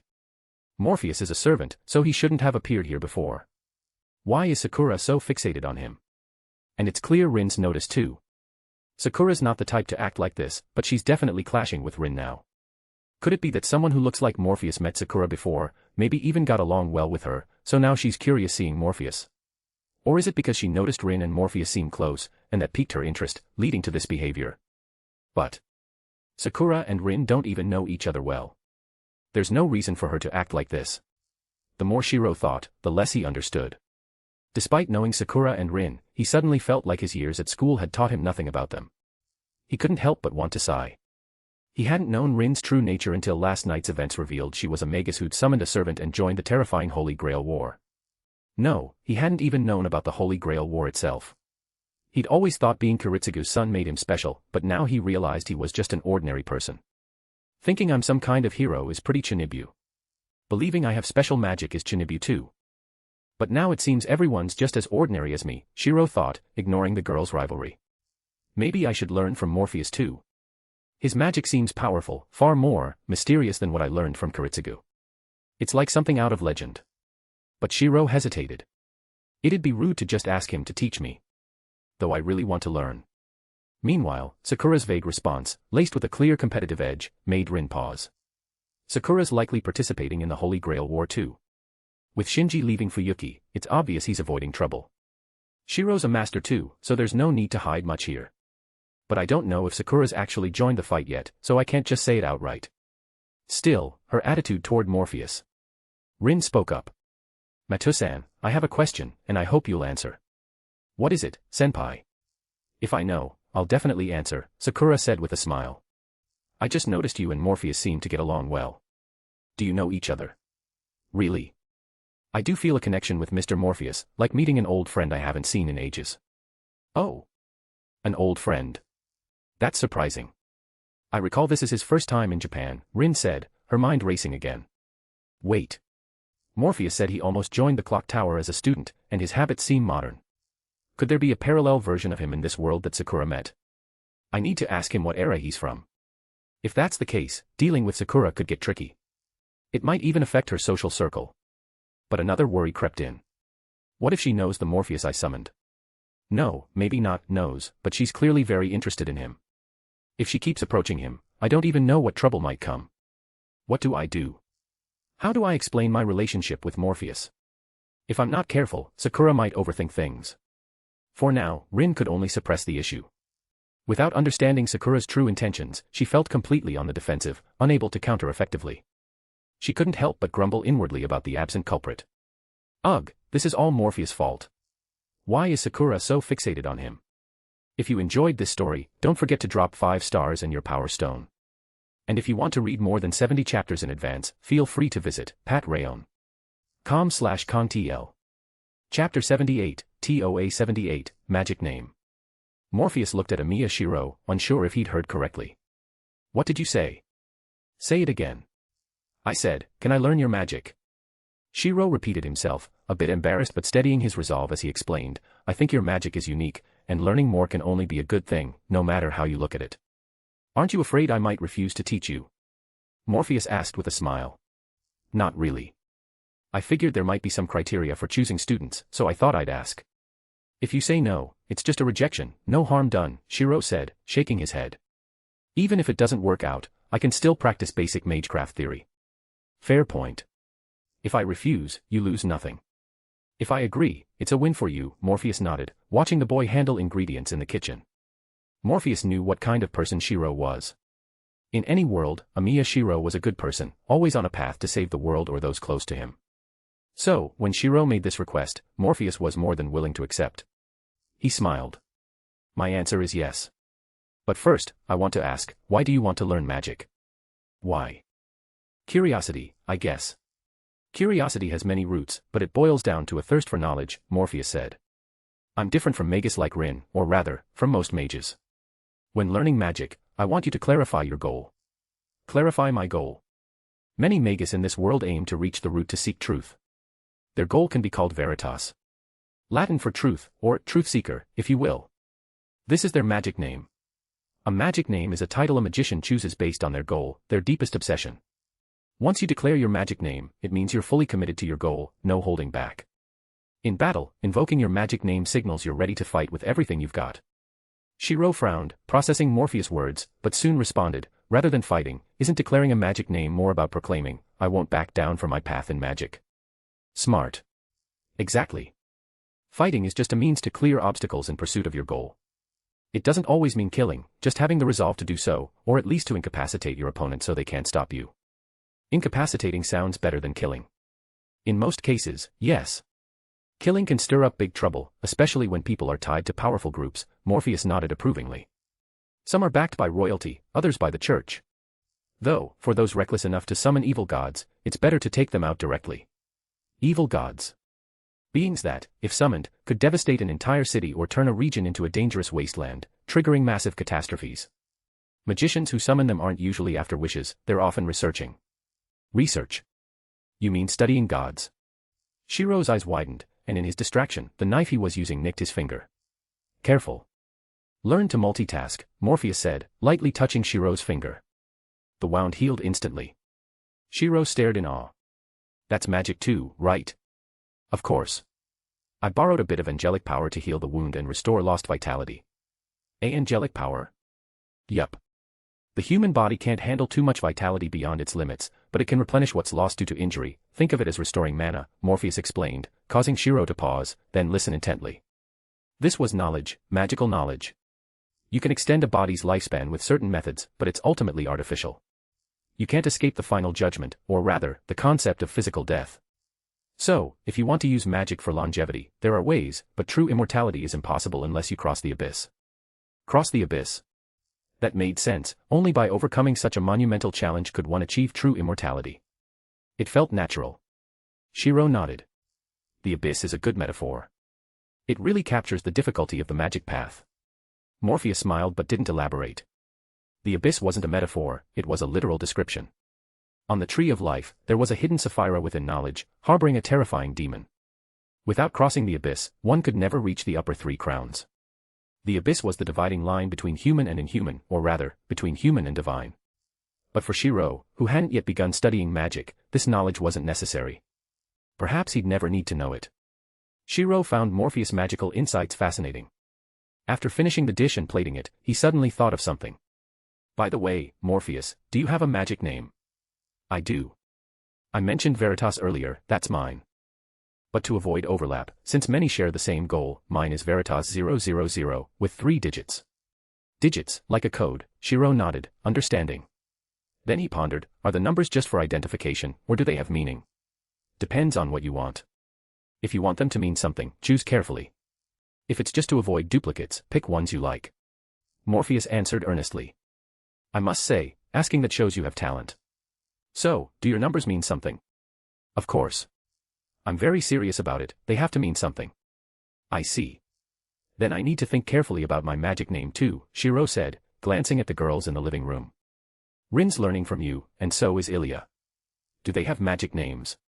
Not yet. It's not time for them. Shiro blinked. But it's time for me. They come from magus families, but you don't. You're an ordinary person, even if you've practiced some magecraft. You're stepping into the unknown, purely unknown. So, you need to define your goal first. Seeing Morpheus' serious response, Shiro nodded, committing the words to memory. I know what magic name I'd choose. Following his heart, after years haunted by nightmares, he felt he'd found a solution. I want it to be about saving, about protecting. He chose it without hesitation. As expected of Amiya Shiro, so influenced by Kiritsugu. But a magic name isn't fixed, goals can change, and so can the name. The word could stay, but its deeper meaning could shift. It was up to him. Morpheus wasn't too surprised, only a bit wistful, and offered advice. Salvus. Or maybe Salver. Pick numbers you like. After all, Shiro clearly didn't know Latin. If you enjoyed this story, don't forget to drop 5 stars and your power stone. And if you want to read more than 70 chapters in advance, feel free to visit patreon.com/contl. Chapter 79, TOA 79, Big Reveal. Night fell, and Morpheus lounged quietly on the sofa in the living room. Though Amiya Shiro's house looked like a traditional Japanese residence from the outside, the interior blended tatami mats with modern touches like sofas. This made Morpheus wonder about Amiya Kiritsugu's choices. Had he aimed for a cohesive classical style with the Japanese aesthetic but added sofas for practicality? Of course, these were just Morpheus' musings. As he sat there, contemplating whether to buy a phone once he'd earned enough money, Tosaka Rin's voice broke his thoughts. Morpheus. Not asleep yet? Morpheus asked. No. Rin hesitated, then continued, I have something to talk about. A beautiful girl inviting me for a chat on a quiet night. Should I be excited? Morpheus teased, staying outside her room. Even if she was in pajamas, Morpheus felt it was proper to respect her space. Barging in would be creepy, wouldn't it? Come in and talk, Rin said. With her permission, Morpheus entered the spare bedroom in the Amiya house where Rin was staying. One side of the sliding door was open, letting in bright moonlight that illuminated the room clearly without a lamp. Rin had climbed out of bed, sitting in her pajamas, bathed in moonlight. Under the moon's glow, the girl had an oddly captivating allure. By the way, about what you said earlier, Rin started, glancing at Morpheus with a slight smirk, it could be taken as harassment. Harassment. I was just voicing my thoughts, Morpheus replied, unfazed. When a beautiful girl calls me over at night, any normal guy would be thrilled. Enough of that. Rin shook her head. She realized arguing with Morpheus was futile, his thick skin and shamelessness were unbeatable. She shifted to the question she really wanted to ask. Do you know Matu Sakura? No, Morpheus answered without hesitation, telling the truth. But why do I feel like you two know each other? I really don't know her. This is technically my second time seeing her. The first was at school. I considered scouting the Mattu residents before, but their bounded fields were too strong, and I didn't want to tip them off, so I gave up. Rin stared at Morpheus, stunned. She hadn't expected him to have planned to investigate the Mattu family so early. He was that invested in the Holy Grail War. No, his goal wasn't to win the Grail but to prevent tragedies. It made sense he'd focus on the war's participants. Rin, having spent time with Morpheus, reflected silently. Morpheus continued, but you're right. I also feel like Sakura might know me. Sakura. Calling her by her first name already. Rin raised an eyebrow. I'm lazy. His blunt response left Rin speechless. Fewer syllables were indeed less effort. Have you two discussed me? Morpheus asked. A little. By the way, do you think she's a master? She is. His unsurprising answer prompted Rin to seek any chance Sakura wasn't involved. You found proof. When she came this morning, there was clearly a servant hiding nearby. I don't know if Saber or the others noticed, but I could sense it following Sakura. That makes it obvious, she's one of the masters in this Holy Grail War. As for her command spells, they're not on her hand. Could they be hidden elsewhere? Right. No command spells on her hand. Rin mused, struggling to think where they might be. It's hard to guess, there are too many places they could be. Then don't dwell on it. Sakura's definitely a master, and she's hiding her identity. As the Mattu heir, she's a tragedy, a big one, Morpheus said, subtly watching Rin's reaction. Her expression shifted, growing tense. What's wrong with the Mattu family? Why so nervous? They're your rivals. If they have issues, shouldn't you be relieved? It's not like they're dying. Morpheus' casual tone didn't ease Rin's worry. She turned her face slightly but pressed, what secrets are the Mattu hiding? As a Tosaka, I need to know. Morpheus smiled. But prying into a Magus family's secrets is like declaring war, isn't it? Rin's face darkened, her expression like someone forced to swallow something vile. What do I do? Morpheus is right, this is Magus family etiquette. I shouldn't break these rules. I'm a Tosaka, heir to this land's overseers. Rin's heart wrestled, but her resolve won out. As your master, I order you to tell me, what secrets are the Mattu hiding? It's all for Sakura, my only sister. Rin declared this inwardly. But Morpheus wasn't ready to spill so easily. Then tell me, why are you so desperate to know the Mattu's secrets? Seeing his obvious grin, Rin stiffened, retorting, because I'm the overseer of this land. Even if that role's less relevant now, I'm responsible for this place. If the Mattu's secrets pose a huge threat, I have to intervene for the people here. Good excuse. I'll accept it, Morpheus nodded, making Rin sigh in relief, thinking she'd passed. But his next words nearly made her scream. So, this has nothing to do with Sakura being your sister, right? Rin's heart stopped, then raced like she'd been in a crash. Her eyes went blank, then widened. She nearly jumped up. Pointing at Morpheus, she stammered, unable to form a coherent sentence. Why you? You. So, my poor master's lost her ability to speak. Morpheus teased. Taking a deep breath, Rin exhaled, struggling to speak. Her mouth felt out of control. How did you know? Finally, she got the words out. With my incredible abilities, of course. Morpheus replied. Rin remained in shock. What secrets could I possibly hide from him? How much does he know? It seemed not just her secrets but the Mattu families were an open book to him. A wave of embarrassment from being exposed hit Rin, her cheeks flushing, her body heating up. But as the shame faded, she felt a strange relief. No longer needing to hide her thoughts, she embraced a reckless abandon and said directly, Fine, I'm worried about my sister. Can you tell me now? Of course, Morpheus nodded gently, then revealed a harsh truth. Sakura isn't being groomed as an heir. Rin didn't grasp the cruelty at first. So, Shinji's the heir? Why do you think so un-Magus-like? Morpheus critiqued her reasoning, seizing the moment as she puffed her cheeks in irritation to continue. Shinji isn't the heir either.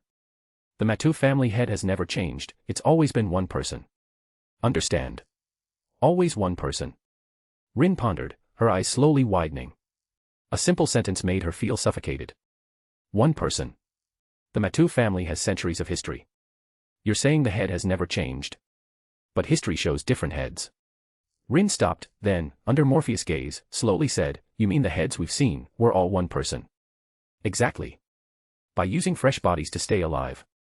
Just swap bodies, preferably ones with better aptitude. He wouldn't want a useless body, so Shinji's not the heir. The heir is Sakura's body, not her soul. The simple explanation revealed the Mattu family's horror and cruelty. Rin suddenly recalled a man from her childhood, someone shy around her mother, kind to her, always smiling. So, Uncle Korea left the family because he learned this. Oh, Matu Korea. Another tragedy. He knew the truth but fell into it, and in the end, it was his own choice, Morpheus said. Rin looked at him, shocked. You know that too. Matu Korea, a participant in the Fourth Holy Grail War. He'd left the Matu family but returned for your sister, Sakura. But that undying old-timer never cared about winning. He just wanted to see the traitor who defied him suffer. For Korea's fate, I bet the old-timer was thrilled for a long time. Maybe he even thought the suffering wasn't enough. What happened back then? Rin asked cautiously. Morpheus looked at her with pity. Are you ready to know everything? Your father's death, the source of all these tragedies. Rin wanted to say she was ready, but his pitying gaze and the truth it hid weighed heavily on her. She couldn't say, I'm ready. After hesitating, she said, not now. Tell me about Sakura first. Yes, nothing else mattered now, only knowing what happened to Sakura. I can tell you that directly. Sakura's body has been tortured and modified to adapt to Matu magecraft and the old-timer's spells. She's been subjected to worm bites in their nest, forced to become a vessel for them. From the moment she was taken, she's endured this torment until she adapted enough to live a semblance of a normal life. As for why she's at Shiro's house, it's to monitor him. As Kiritsugu's son, he could affect the Holy Grail War, so the old-timer needs to keep tabs on him. Rin's eyes blazed with fury. She'd never imagined her sister's suffering could be so horrific. Morpheus' brief words painted a nightmare beyond comprehension. To call it hell was no exaggeration, yet Sakura had never told her. No, it's my fault. I never asked her. Because of the damned Magus family rules, she'd never inquired. Rin's fists clenched tightly, her anger desperate for an outlet. The old-timer's obsession is to use the Grail to extend his life. So, imagine how great it'd be to destroy the Grail in front of him, ending the Holy Grail War for good. Morpheus said, fanning the flames with his plan. If the old Rin might have hesitated, the current one didn't. Her only thought was to make that undying old-timer pay. If you enjoyed this story, don't forget to drop 5 stars and your Power Stone. And if you want to read more than 70 chapters in advance, feel free to visit patrayon.com/contl. Chapter 80, TOA 80, This Isn't a Holy Grail War Anymore. Over the next 2 days, Matu Sakura behaved much as she always had, or rather, as she did initially. But Amiya Shiro could still sense subtle differences. Sakura's attention often drifted toward Morpheus, as if it were a long-ingrained habit. Shiro didn't ask about it. He felt it was her secret, not his to pry into unless she chose to share. Days passed like this, and after about a week, the group faced their first exam, or rather, the first exam for everyone except Tosaka Rin. Morpheus stood calmly at the doorway, watching the frenzy of students tackling their papers inside. He then glanced to the side, where another figure stood, the girl named Artoria. Curious? Morpheus asked. Artoria shook her head. Just, intrigued. She gestured toward the room.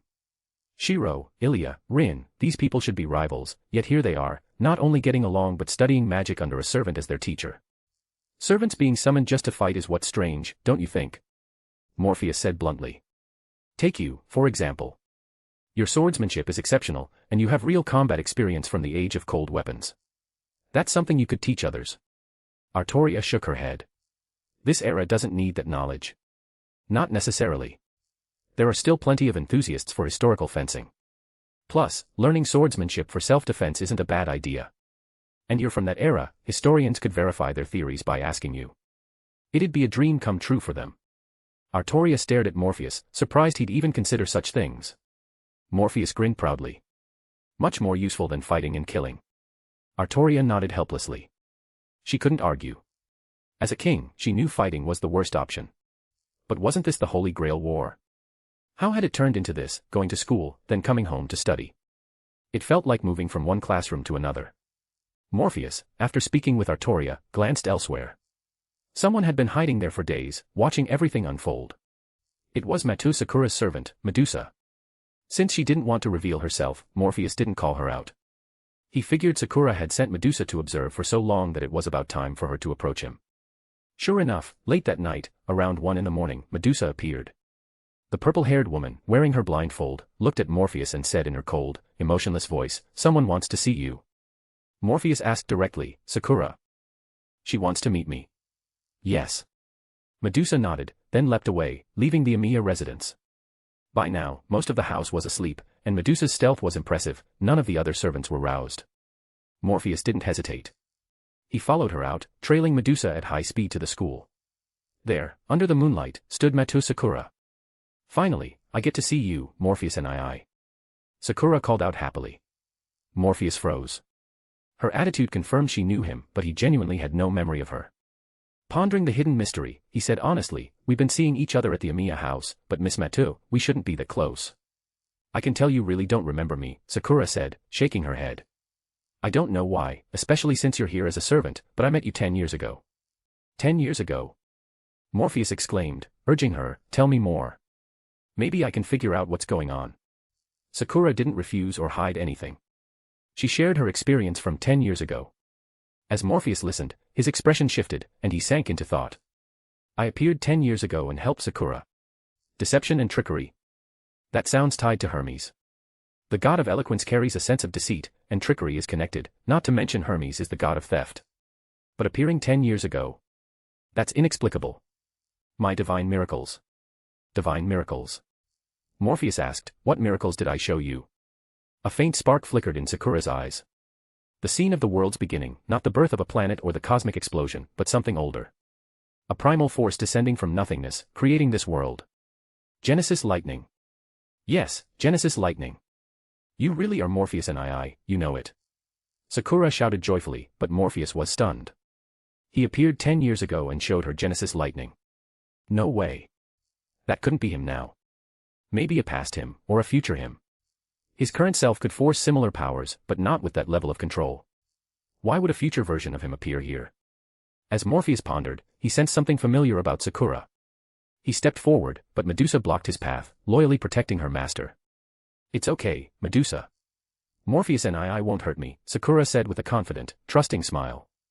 Medusa stepped aside, allowing Morpheus to approach. He reached out, not touching Sakura's body but the pendant hidden under her clothes. As I thought, the Eye of Horus. Morpheus felt the familiar power. He'd given this to Atlanta, and it should have stayed with her. Even if it became a noble phantasm after her death, it shouldn't be in this world. It belonged in Fate/Grand Order's proper human history, unless the pendant crossed worlds too. Uncle Korea gave it to me, saying it'd bring good luck, and that night, I met you. What a twist of fate, Morpheus muttered, shaking his head. 2 artifacts he'd made, one given by Tosaka Tokiomi to Rin, the other by Matou Korea to Sakura. One likely summoned a future version of himself from another timeline, blessing her and averting tragedy. The other acted as a beacon, guiding him through spacetime turbulence to this era. Something unseen seemed to be orchestrating this. Morpheus didn't think it was Gaia's doing, but perhaps Alea's. Maybe this was the choice of human order. Smiling faintly, he asked, the fire in your eyes, you gazed upon the world's creation. Did you comprehend any magic? Sakura nodded, then shook her head. I understood some, but I'm not proficient. I can only roughly channel the power and manifest it in the real world. As she spoke, she raised her hand. Morpheus saw mana condense, transforming into elements. Earth, wind, water, fire, ether, 5 elements united, even combining to form different substances. Morpheus was silent for a long moment before murmuring, Genesis lightning. Even a scaled-down version, it was true Genesis lightning, capable of creating matter from nothing, unlike Morpheus' version, which was just raw energy bombardment. It wasn't as powerful, but in control and mastery, Sakura's Genesis lightning surpassed his. Worthy of someone who witnessed Genesis lightning. Morpheus said softly, then asked, what about your followers? The magic they learn, is it the same? They can't learn it. They can't comprehend or understand how it works. All I can teach is elemental magic, based on earth, wind, water, fire, and ether, using their own mana to condense it. Sakura looked embarrassed. I know more, and I'm a Matou Magus, but I can't bridge the gap. Without foundational magic knowledge, it's hard to progress. I thought about destroying the Grail earlier, but my group's strength wasn't enough, so I didn't dare act. Only when this Holy Grail War began did I see an opportunity. Seeing Sakura blame herself, Morpheus shook his head and gently pinched her cheek. No, you're already impressive. And you've built a secret church, a true esoteric leader. You're a qualified head of a magical cabal. Really? A magical cabal, yes, that's the right term. Sakura beamed at the praise, and Morpheus asked, since it's a church, do you have a god you worship? Yes, the god of magic, Morpheus. Morpheus froze, his jaw dropping. It took him a moment to react. Wait. God of magic, I get, but why Morpheus? Me. Yes. You said you walk the path of magic, not yet a god, but aiming for the top of the tree of life. I thought if I created a church for you, like how heroic spirits are born, and gave you a divine role, it'd help you reach that goal sooner. Sakura's answer stunned Morpheus again. He hadn't expected her to do something like this for him. Still, he had to clarify. Divinity brings benefits, and a divine role grants understanding of natural concepts, but it's not necessary. In fact, such faith can influence the god itself. As he spoke, Morpheus felt a new power, one that hadn't existed moments ago. Divinity. He was intimately familiar with it from his time in Greece, surrounded by gods. Divinity was forming within him, growing clearer and stronger. Because he'd just learned what Sakura had done, had their connection finally aligned, granting him the position of god of magic. But it was bizarre. Though he'd gained divinity, it wasn't true godhood, still restricted, more like a marker, akin to Heracles' demigod status. Seeing Sakura's guilty expression, Morpheus couldn't blame her. It was well-intentioned and beneficial, but for him, it wasn't exactly good news. I once refused Zeus' offer to become a god. Morpheus sighed, then smiled. But no matter. This opens a path I hadn't considered. See, can it be undone? Sakura asked anxiously. I suspect it was a future me who appeared to you, and he'd know what you did. If we reason backward, your actions didn't cause major issues, or the alternative path I'm envisioning is viable. Using a pagan god's identity to explore the path of a magic god, without becoming one, just absorbing knowledge, then using demigod power to cross the abyss. It was a feasible plan, though it required vast knowledge, perhaps even the abyss' own secrets. Maybe, after getting the grail, I'll try Akasha. Morpheus muttered. Sakura looked up, blinking. So, should I tell them not to destroy it? No need. Most masters and servants are with us now. There's no fight left, Morpheus nodded. Plus, I'm studying the grail's structure. Your body, the grail fragment, is it inside you? Yes, it's there. I can't hide it. It gives me immense mana, though I don't need it. Perfect. Join us at the Amiya house to study magic. I'm teaching them, and while you lack foundations, you have something akin to an original grimoire, Morpheus smiled. Let's see how to summon the full grail while preserving the servants and masters.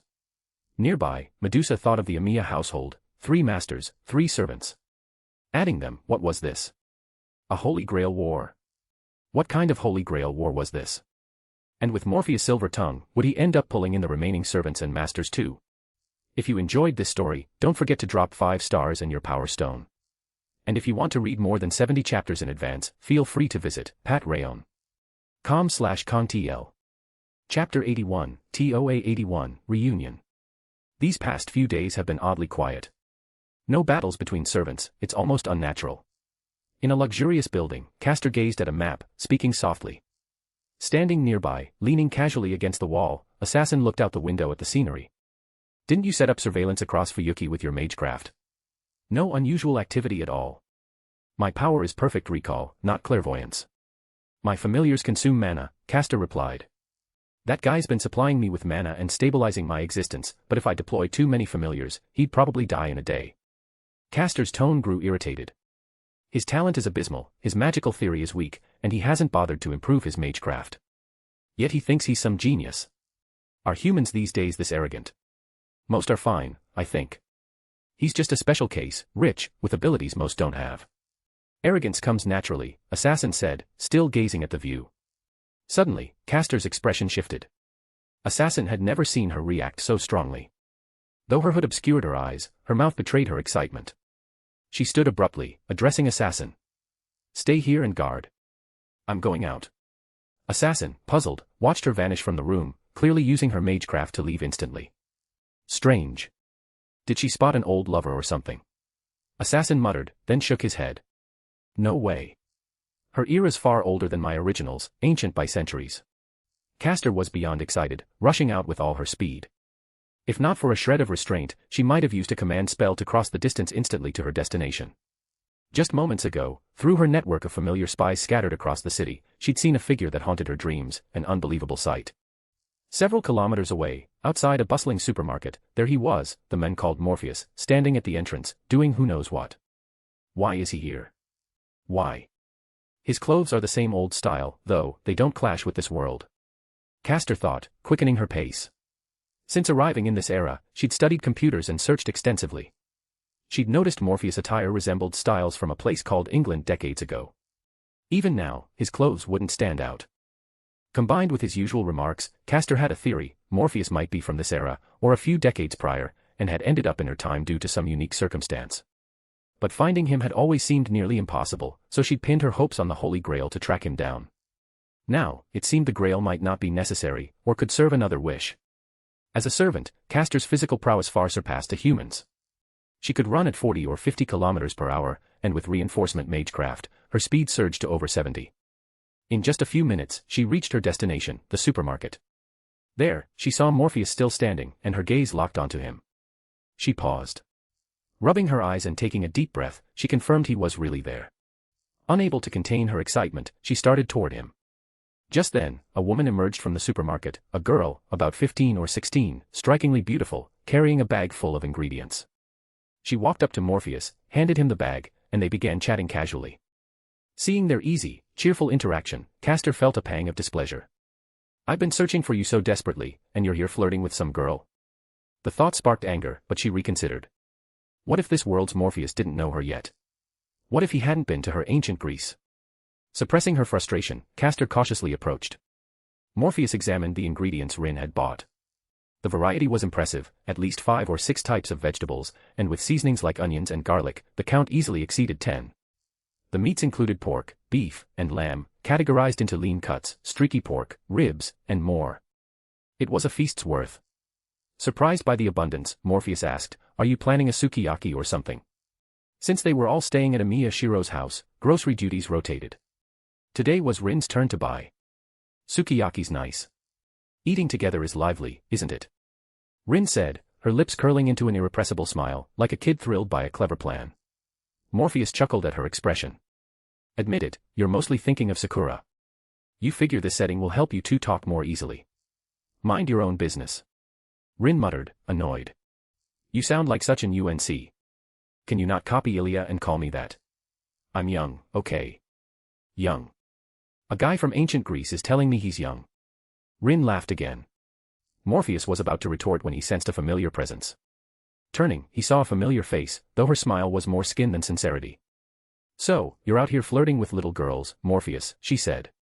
It was Castor. Medea, the grown version, after all this time. If you enjoyed this story, don't forget to drop 5 stars and your power stone. And if you want to read more than 70 chapters in advance, feel free to visit patrayon.com/contl. Chapter 82, TOA 82, Not Really Angry. Tosaka Rin stared at the beautiful, mature woman who appeared before them, exuding a sensual aura and clearly familiar with Morpheus. A sense of crisis surged within her, one she'd felt not long ago when she noticed how close Metu Sakura seemed to Morpheus. Now, it was back, stronger. "Morpheus, she is. Medea." Morpheus said, his voice trailing as he called out her name. The name made Rin pause. She quickly realized this woman was the legendary witch of betrayal, the one who'd even killed her own children. Medea. Her presence here could only mean one thing: she was a servant, an opponent in this Holy Grail War. But then Morpheus said something that stunned Rin. "You know me?" Morpheus asked, a hint of confusion in his voice. He wasn't fazed by Medea's question and instead countered, "But if you know me, your current appearance. Maybe the Grail messed up. It was supposed to summon this world's Medea, but it called me instead. Still, it's a chance, so I answered the call. I thought I might find you through the Grail," Medea replied. She wasn't truly angry with him. She'd already noticed something. Morpheus carried the aura of a servant. He'd come to this world as a servant too, but beyond that, Medea sensed a human essence in him, even a divine one. He was like a hybrid. "Find me, huh? I ended up here with no choice in the matter, but you being here too." Morpheus frowned slightly. "That's not normal." "Why not?" "Because I'm interrupting your flirting with your master," Medea said, glancing at Rin. She smiled at the girl, who looked awkward but was trying to act nonchalant. "Nice to meet you, Magus." Despite Medea's notorious reputation in myth, Rin responded politely. "Nice to meet you, Lady Medea." Quite courteous. A word of advice: this guy's a thief of hearts. He loves to steal them and then vanish without a trace. Rin glanced at Morpheus, then said earnestly to Medea, "Thank you for the warning, lady." Morpheus rolled his eyes. "I made it clear from the start I'd have to leave, didn't I? And it's not like I chose to back then. I had no choice. If I hadn't done what I did, the whole ship might have disappeared." He protested, "I was saving the world, preserving history." That only fueled Medea's anger. I'd rather have gone with you than be left alone. She took a deep breath, suppressing the fury born of worry. If Artemis hadn't used her divine power to contact me, and Apollo hadn't helped confirm you were okay, I would have lost my mind. Then she asked, so, you were summoned this time to claim the Grail? She smiled. If you need it, you can ask me. I might consider letting you have it. Morpheus was taken aback, and Rin's eyes widened. Your master would agree to that. Oh, my master. He'd agree in a heartbeat. He's desperate for the Holy Grail War to end so he can escape, Medea said with a laugh that sent a chill through Rin, sparking an inexplicable fear. What does that mean? Escape. Rin thought. Morpheus, both surprised and approving, asked, you've got your master tied up. You know I'm actually pretty gentle, Medea said, praising herself before huffing. That guy, he's not even human. They say the ancient world was barbaric, but even Sparta wouldn't do this. They believed in survival of the fittest, natural selection. But this guy sacrifices countless children's lives to extract mana. Morpheus, unfamiliar with later events, was stunned. He knew Medea had been betrayed her first master, but not that he was this monstrous. I suggested freeing the kids and building a new workshop. I even showed him ancient divine magic. And he got jealous, tried to use a command spell to make me kill myself. Medea gave a slight smile. Though I'm not thrilled with my legend in this world, the noble phantasm it gave me isn't bad. It lets me sever my contract at will. Rin's back went cold. The command spells, born from the Grail's contract, were the strongest link between master and servant. They made the relationship seem like master and slave, with 3 absolute commands, even suicide, enforceable. It was a way for masters to protect themselves, given servants overwhelming power. But this woman claimed her noble phantasm could break that contract, escaping any command. It was chilling. Rin glanced at Morpheus, but he showed no fear, only excitement. Rule breaker. Exactly. You knew, Medea nodded, not hiding anything. She and Morpheus had no need for secrets. She even asked warmly, do you need it? Rin's heart tightened. But Morpheus shook his head. No need. I'm a bit special. Command spells don't affect me negatively, only positively. I'm not even a heroic spirit's avatar. I'm the real thing. Rin's jaw dropped, struggling to process this, while Medea wasn't surprised. She nodded lightly. Seems after that incident, you've been through things that would shock even great heroes. Shall we find a place to talk? Then come with me. I have questions for you too. You don't seem to need the Grail, so. Medea, will you help me destroy the entire Holy Grail ritual? If you enjoyed this story, don't forget to drop 5 stars and your power stone. And if you want to read more than 70 chapters in advance, feel free to visit patreon.com/kongtl. Chapter 83, TOA 83, The Old Worm's Doubts. Tosaka Rin didn't mind Morpheus bringing Medea back to Amiya Shiro's house. The two clearly knew each other and likely needed to discuss matters like the Holy Grail's fate. Her curiosity about Morpheus and Medea's relationship consumed her, though. On the way back, she kept her ears perked, trying to catch any hints from their conversation. Morpheus had already shared his plan with Medea, who responded, so, you want to analyze the Grail's nature and minimize its destructive impact. Pretty much. Ilia's a homunculus human hybrid, but she has her own soul. I don't want the Grail War's mechanics to harm her body, Morpheus said, sighing. But I know I can't guarantee a perfect solution. If it comes to it, sacrificing her body temporarily and using the Grail's knowledge to craft her a new one is an option. Medea smiled. Can't stand seeing others suffer, huh? That's so you. She thought for a moment. From what I know, the Grail's core, beyond Ilia, is actually centered at Ryuta Temple. I've confirmed it but haven't gone there yet. What's holding you back? Morpheus asked. This city has several Magus families, like Miss Tosaka here, who manage the land. Then there's the Matu family, and maybe others I don't know about. Unlike Magus who come from outside for the Grail War, these families have deep roots here. They've likely been preparing for decades, even centuries, giving them a home field advantage. They surely know Ryuta Temple is the core. They might have set traps there for anyone who approaches. Medea smiled faintly. I'm decently strong, but I'm not careless. Getting ambushed would be too embarrassing, don't you think? Is that all? Morpheus pressed. No. I also don't trust the Holy Church. Rin, who'd been listening, froze. She wasn't fond of Kyrie Kotomine, but distrusting the Holy Church hadn't crossed her mind. Medea's words piqued her curiosity. Why would she say that? Morpheus grinned. As expected, you'd suspect the Holy Church. Medea laughed. You think they're shady too? Oh, definitely. Big problems, Morpheus nodded, his lips curling. I don't know the Holy Church's inner workings, but the person stationed here is trouble. Back in the Fourth Holy Grail War, they used spare command spells to rig the game. Rin knew he was talking about her father and his disciple, the current church priest, isekai'd.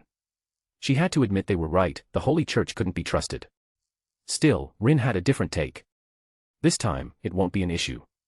I'm not working with him, so he has no reason to join this Grail War. Morpheus and Medea shut her down in unison. Rin, you're thinking too small. Too naive, lady. Rin puffed out her cheeks, muttering, why am I too naive? Morpheus explained, simple. You don't know isekai'd or his goals. He might have a wish for the Grail, a wish-granting device.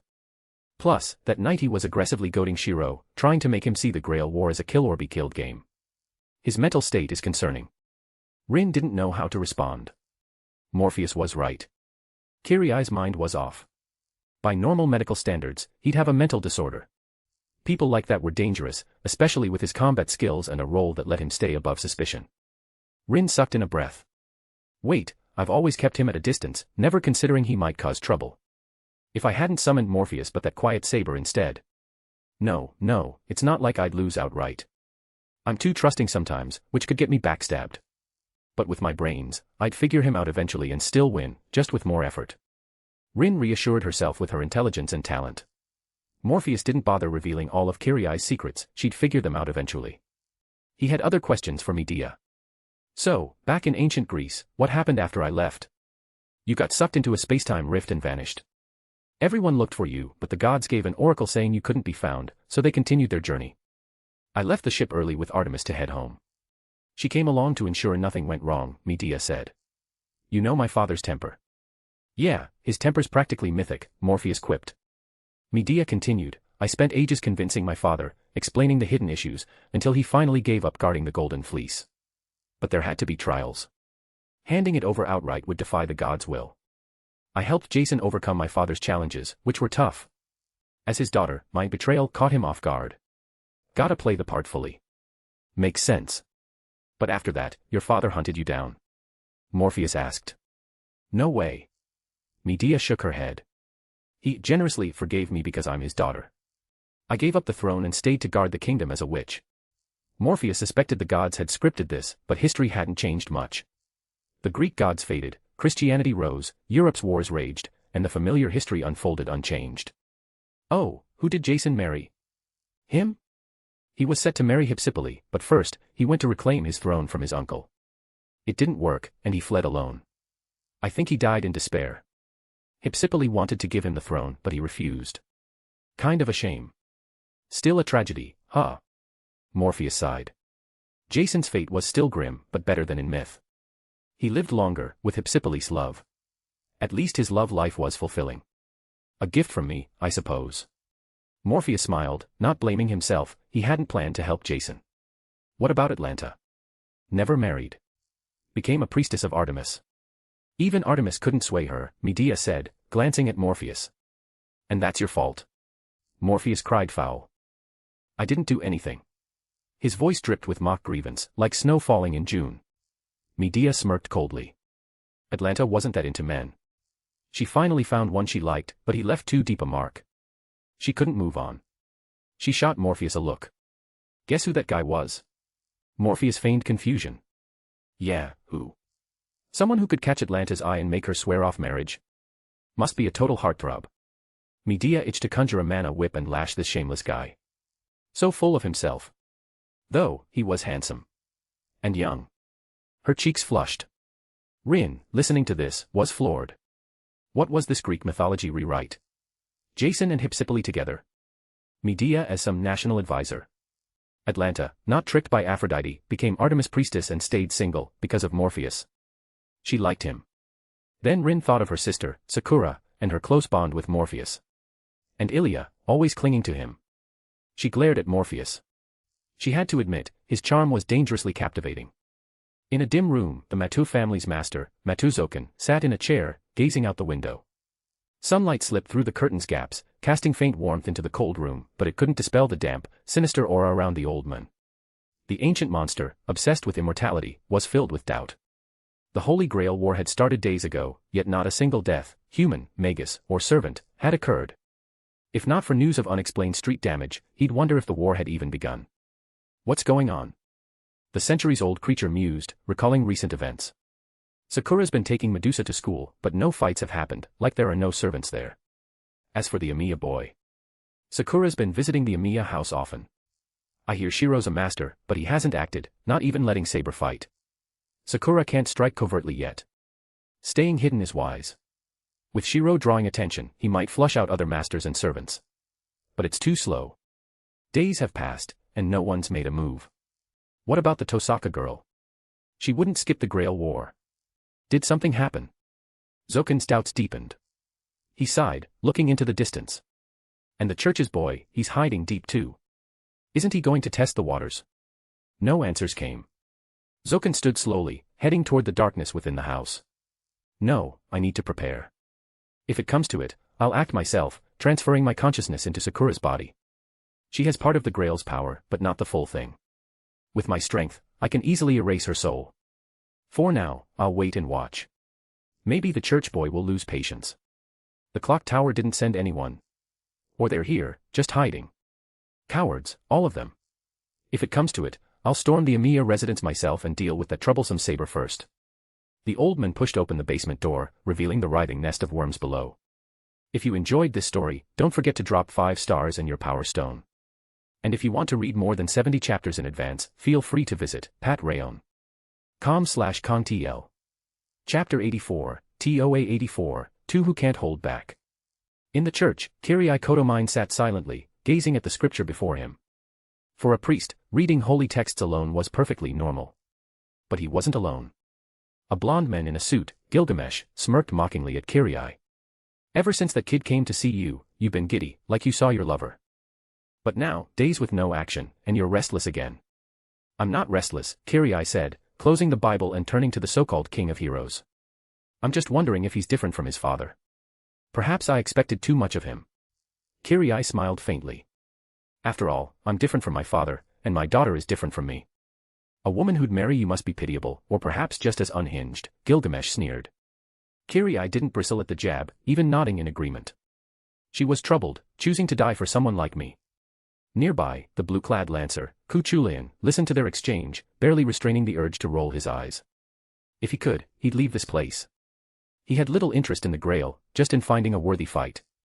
But fate wasn't so kind. He was stuck here, bound to his cursed master, Kirii Kotomine. Thinking of his original master, Bazett, Kuchulayan sighed inwardly. She was experienced in combat, yet her trust in this man led to her betrayal, stabbed in the back, her fate unknown. Bound by command spells, Kuchulayan had to serve this man, which left him deeply uneasy. If I could, I'd run him through myself, he thought darkly. Unfazed by Gilgamesh's taunts, Kirii continued, it's not just Amiya Shiro. This Grail War's participants are peculiar. They're all hiding their identities. Only Rin and Shiro revealed themselves to me. That woman doesn't count, she's out. Gilgamesh knew Kirii meant Bazett. He'd planned to take her to the basement as a mana battery, but when he went to retrieve her, she was gone. Kirii seemed unconcerned. He'd severed her hand and left her body carelessly, not bothering with her survival. What puzzled Gilgamesh was that she'd vanished without a trace, odd, to say the least. But more pressing to him now was another matter. Speaking of Amiya Shiro, who's his servant? No idea, but given when he came to ask questions, Saber was his only option, so his servant must be of the Saber class, Kirii replied. Gilgamesh's lips curled. Saber, huh? Makes me a bit excited. Kirii smiled, his expression hinting at unspoken thoughts, all veiled behind that smile. He knew what Gilgamesh anticipated. In the Fourth Grail War, Saber, Amiya Kiritsugu's servant, was the legendary king of knights, a woman. Gilgamesh had been smitten, obsessively wanting her as his queen, only to be soundly beaten by her. Having gained a false body from the Grail's black mud, Gilgamesh lingered in this world. Hearing that Kiritsugu's son had summoned a saber, he was clearly thinking of her. Noticing Kuchulan's bored expression, Kirii said, go scout Amiya Shiro's house. See what he's up to. If possible, test his servant's strength and confirm their identity. But if you're outmatched or sense danger, retreat immediately. I'm not flush enough to waste a servant. Kuchulayan said nothing, vanishing in a flash. Gilgamesh scoffed. Why send someone? Still can't let go, huh? Kirii shook his head. I just want to know who his servant is. Gilgamesh's eyes narrowed, but he said nothing more. At Amiya Shiro's residence, confusion and uncertainty hung in the air. The cause was the mature woman now sitting so close to Morpheus she was practically glued to him. Just moments ago, Morpheus had introduced her as Castor, a participant in this Holy Grail War, someone who should have been an enemy. Yes, should have been. Artoria stared at the woman, at a loss for words. I'm almost certain Morpheus is right, the Grail is flawed. I've chosen to work with him, and Ilya clearly has too. That girl, Sakura, said she's coming over today. She might be a master, though it's not confirmed. Even if she isn't, we've got 3 servants cooperating already. Now with Castor, that's 4. If Sakura's a master and joins Morpheus, that's 5. So, we're left with maybe 2 or 3 enemy servants, likely acting alone without allies. This Grail War will be nothing like the last, it's shaping up to be completely one-sided. Morpheus spoke up. I'll start cooking. When Sakura arrives, I'll explain the situation in detail. Artoria's suspicions solidified. As expected, Sakura's a master too. If you enjoyed this story, don't forget to drop 5 stars and your power stone. And if you want to read more than 70 chapters in advance, feel free to visit patrayon.com/kongtl. Chapter 85, TOA 85, Probing. Matu Sakura was a remarkably resilient person. Despite enduring immense suffering, she faced the world with optimism. Most importantly, she didn't passively accept her fate. Instead, she quietly gathered strength, preparing to resist. This was the impression Medusa had formed of the young girl after spending days as her servant. At home or school, Sakura's smiles were often forced, not out of pain or deceit, but to conceal her true self from those watching her in secret, avoiding any danger. Now, though, her smile was genuine. Even with the unique bond between master and servant, Medusa could sense no falsehood. This was a true smile, born from Sakura's heart. Sakura, you seem happy, Medusa said, unaware that her own voice carried a hint of warmth. Of course I'm happy, Medusa, Sakura replied, beaming. This morning, I came clean with everyone, and Nisan specifically invited me over tonight. That means he accepts me as part of his team. You called me by my name, Medusa noted. To avoid exposing their identities and becoming targets, masters typically referred to servants by their class. Sakura's shift to using Medusa's name surprised her. There's no need to hide anymore. We're all working together now. With Nisan's abilities, I believe the Grail isn't even that important to him. This Holy Grail War doesn't have much left to worry about. You trust him a lot, Medusa observed. Of course. Everything I have now, this power to protect myself, it all came from him, Sakura said, her eyes twinkling. Though, we seem about the same age now, don't we? She fell into thought as she spoke. Medusa, watching her, could guess what was on her mind but didn't pry. Those were Sakura's private matters, not hers to question. Sakura's magecraft, or rather, magic, was unique. Even with Medusa's own considerable foundation, she couldn't fully grasp it. For a man to grant such power to Sakura, Medusa was willing to try trusting him. But if he ever betrayed Sakura? Medusa took a deep breath, clenching her fists, ready for anything. When Sakura and Medusa arrived at the familiar Amiya residence, Sakura's eyes widened slightly as she stepped inside. There was Morpheus, cooking, with a mysterious woman practically glued to his side. The mature, 20-something woman sparked a flicker of wariness in Sakura's heart. Who is she? Why is she so close to Nisan? Her attire doesn't fit this era, another servant. Sakura thought, subtly channeling mana into her eyes to see the woman's spectral aura. Definitely a servant, and one with immense magical power. Must be Castor, Sakura concluded. Evening, Morpheus and she greeted aloud. Sakura's here. Hang out with the others for a bit, dinner's almost ready, Morpheus replied. Sakura hung her coat aside and asked, need any help? No, it's nearly done.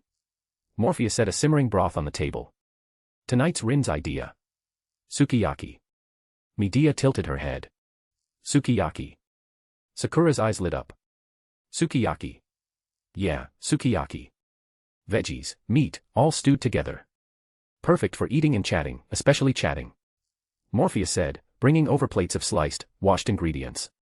The long table was laden with food, enough for 2 or 3 meals if everyone's appetite was normal.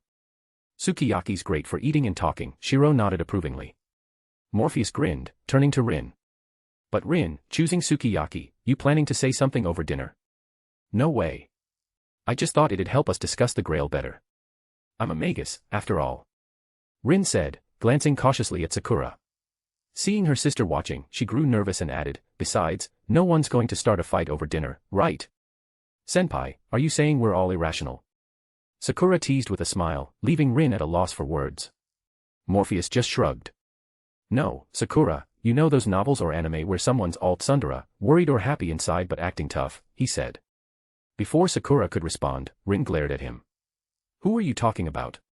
Did I say anyone? Morpheus quipped, prompting another glare from Rin as she sat down, puffing her cheeks. Sakura's eyes softened briefly, though she quickly hid it.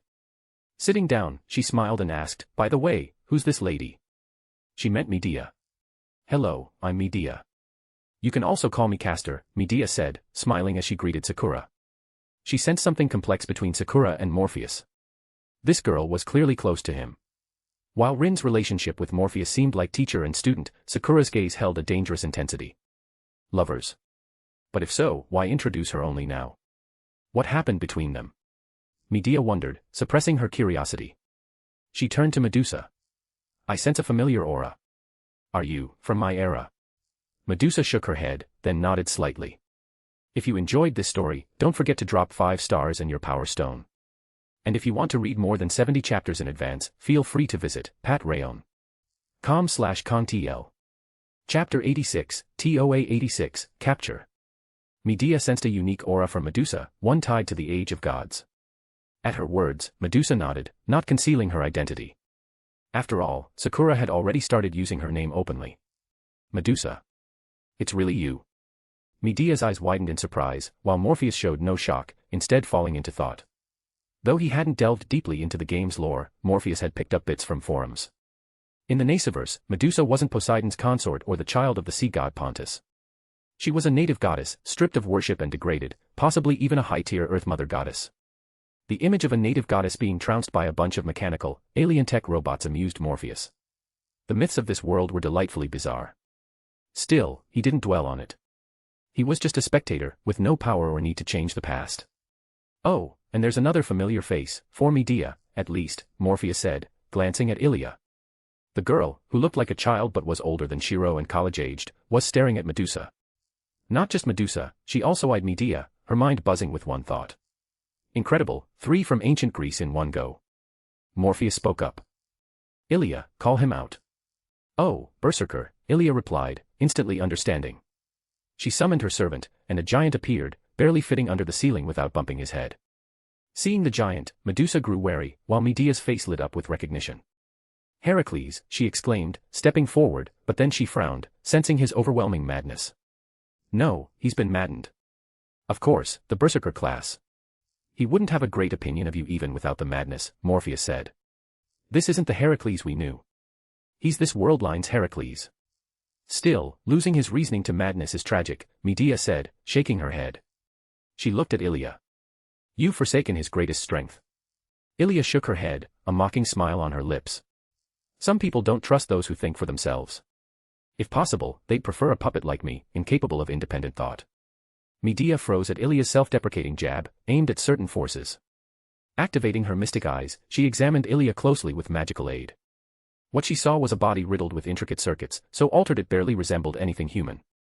This girl hadn't been treated as human, not even as an animal. Hunters killed prey with minimal suffering, often with gratitude. But Ilia was a tool, an experiment, with no care for her well-being.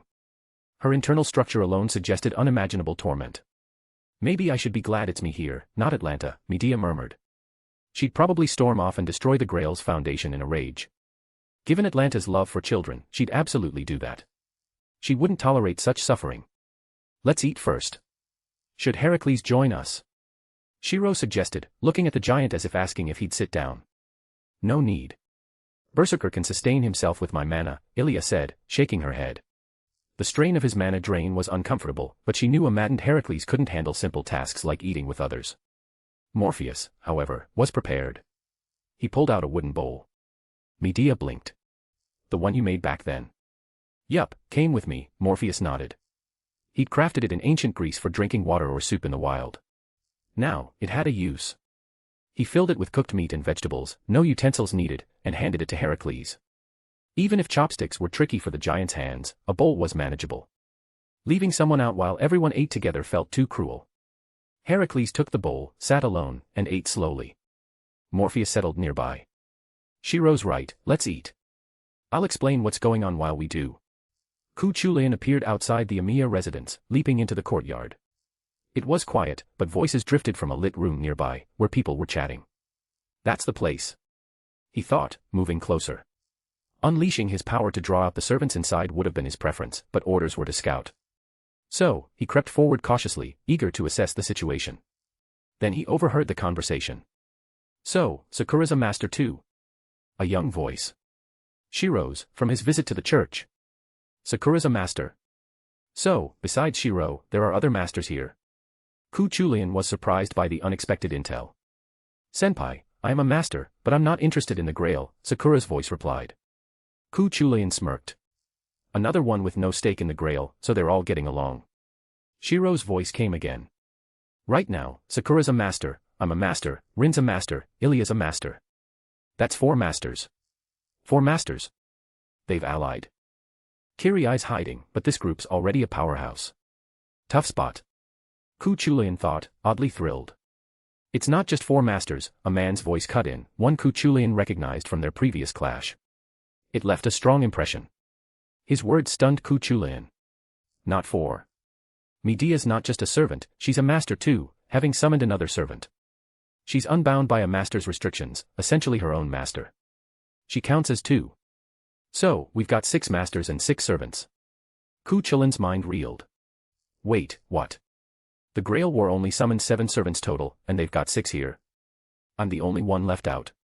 Even with his love for battle and bravery, this revelation made his lips twitch. Can I jump ship? Urgent, how does a servant switch sides? As he pondered, the archer's voice inside chuckled. I think we'll have 7 servants soon. Ku Chulayan froze, about to dodge, when glowing lines appeared around him. In an instant, he was trapped within a strange pattern of triangles and circles. If you enjoyed this story, don't forget to drop 5 stars and your power stone. And if you want to read more than 70 chapters in advance, feel free to visit patreon.com/kongtl. Chapter 87, TOA 87, The Holy Grail's Intervention. In the church, Kirai Kotomine remained as impassive as ever, as if nothing could surprise him. Beside him, Gilgamesh lounged with his legs crossed, seemingly uninterested in anything. After a while, Gilgamesh suddenly stood up and headed outside. Kirai showed no reaction to this, he knew it was because Gilgamesh was bored and wanted to wander around like a street idler. Kirai approved of such things, after all, even a dog needs to be let out for a walk now and then to avoid getting stifled. Next, I just need to wait for Ku Chulayan to return and see what intelligence he brings back, Kirai thought, a faint smile appearing on his face. He's truly an amusing fellow. No matter how dissatisfied he is with me, he still has to work under my command.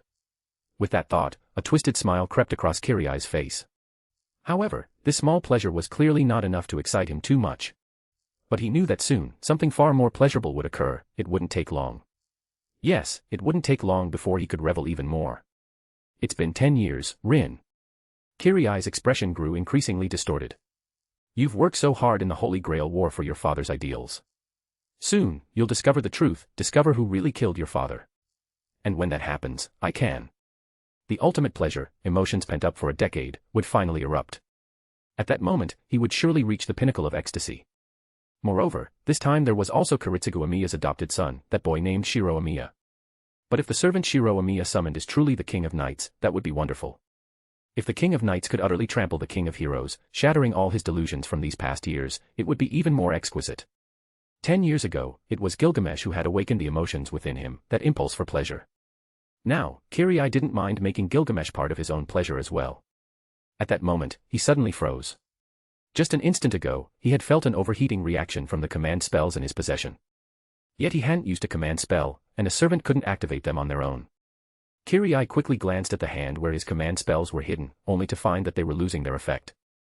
His contract with Ku Chulayan was breaking, as if something had directly severed the bond between them. This situation typically meant only one possibility.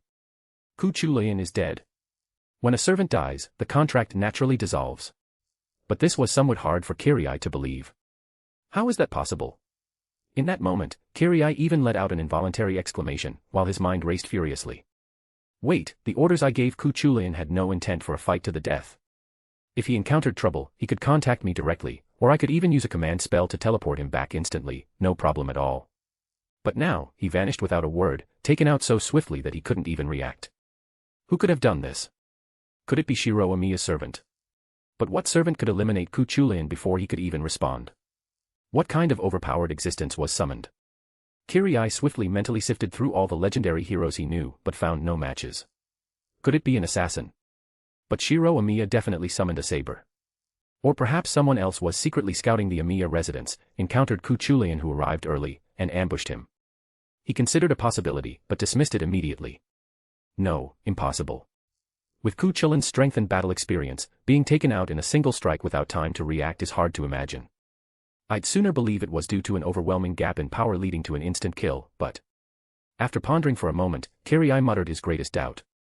What servant could possess such immense power? Perhaps there was only one answer. Could it be that the servant Shiro Amiya summoned isn't human, but a divine spirit? It's possible, after all. Gilgamesh himself is a demigod, and many heroes can be called demigods. Summoning an actual god isn't impossible, even if the difficulty is extreme and the probability minuscule. What if Shiro Amiya just happened to hit that slim chance? His thoughts had veered into absurd territory, but instead of worrying, Kirai began to laugh, exceptionally delighted. Ha ha ha. Excellent, truly excellent. Variables like this are what make things thrilling. Even after losing his servant, he felt no fear and instead began contemplating other methods. Gilgamesh is a servant from the previous war who lingered until now. Ritually, the Holy Grail summons a maximum of 7 servants for the Holy Grail War, but that's just the rule. No magus has ever tried summoning more.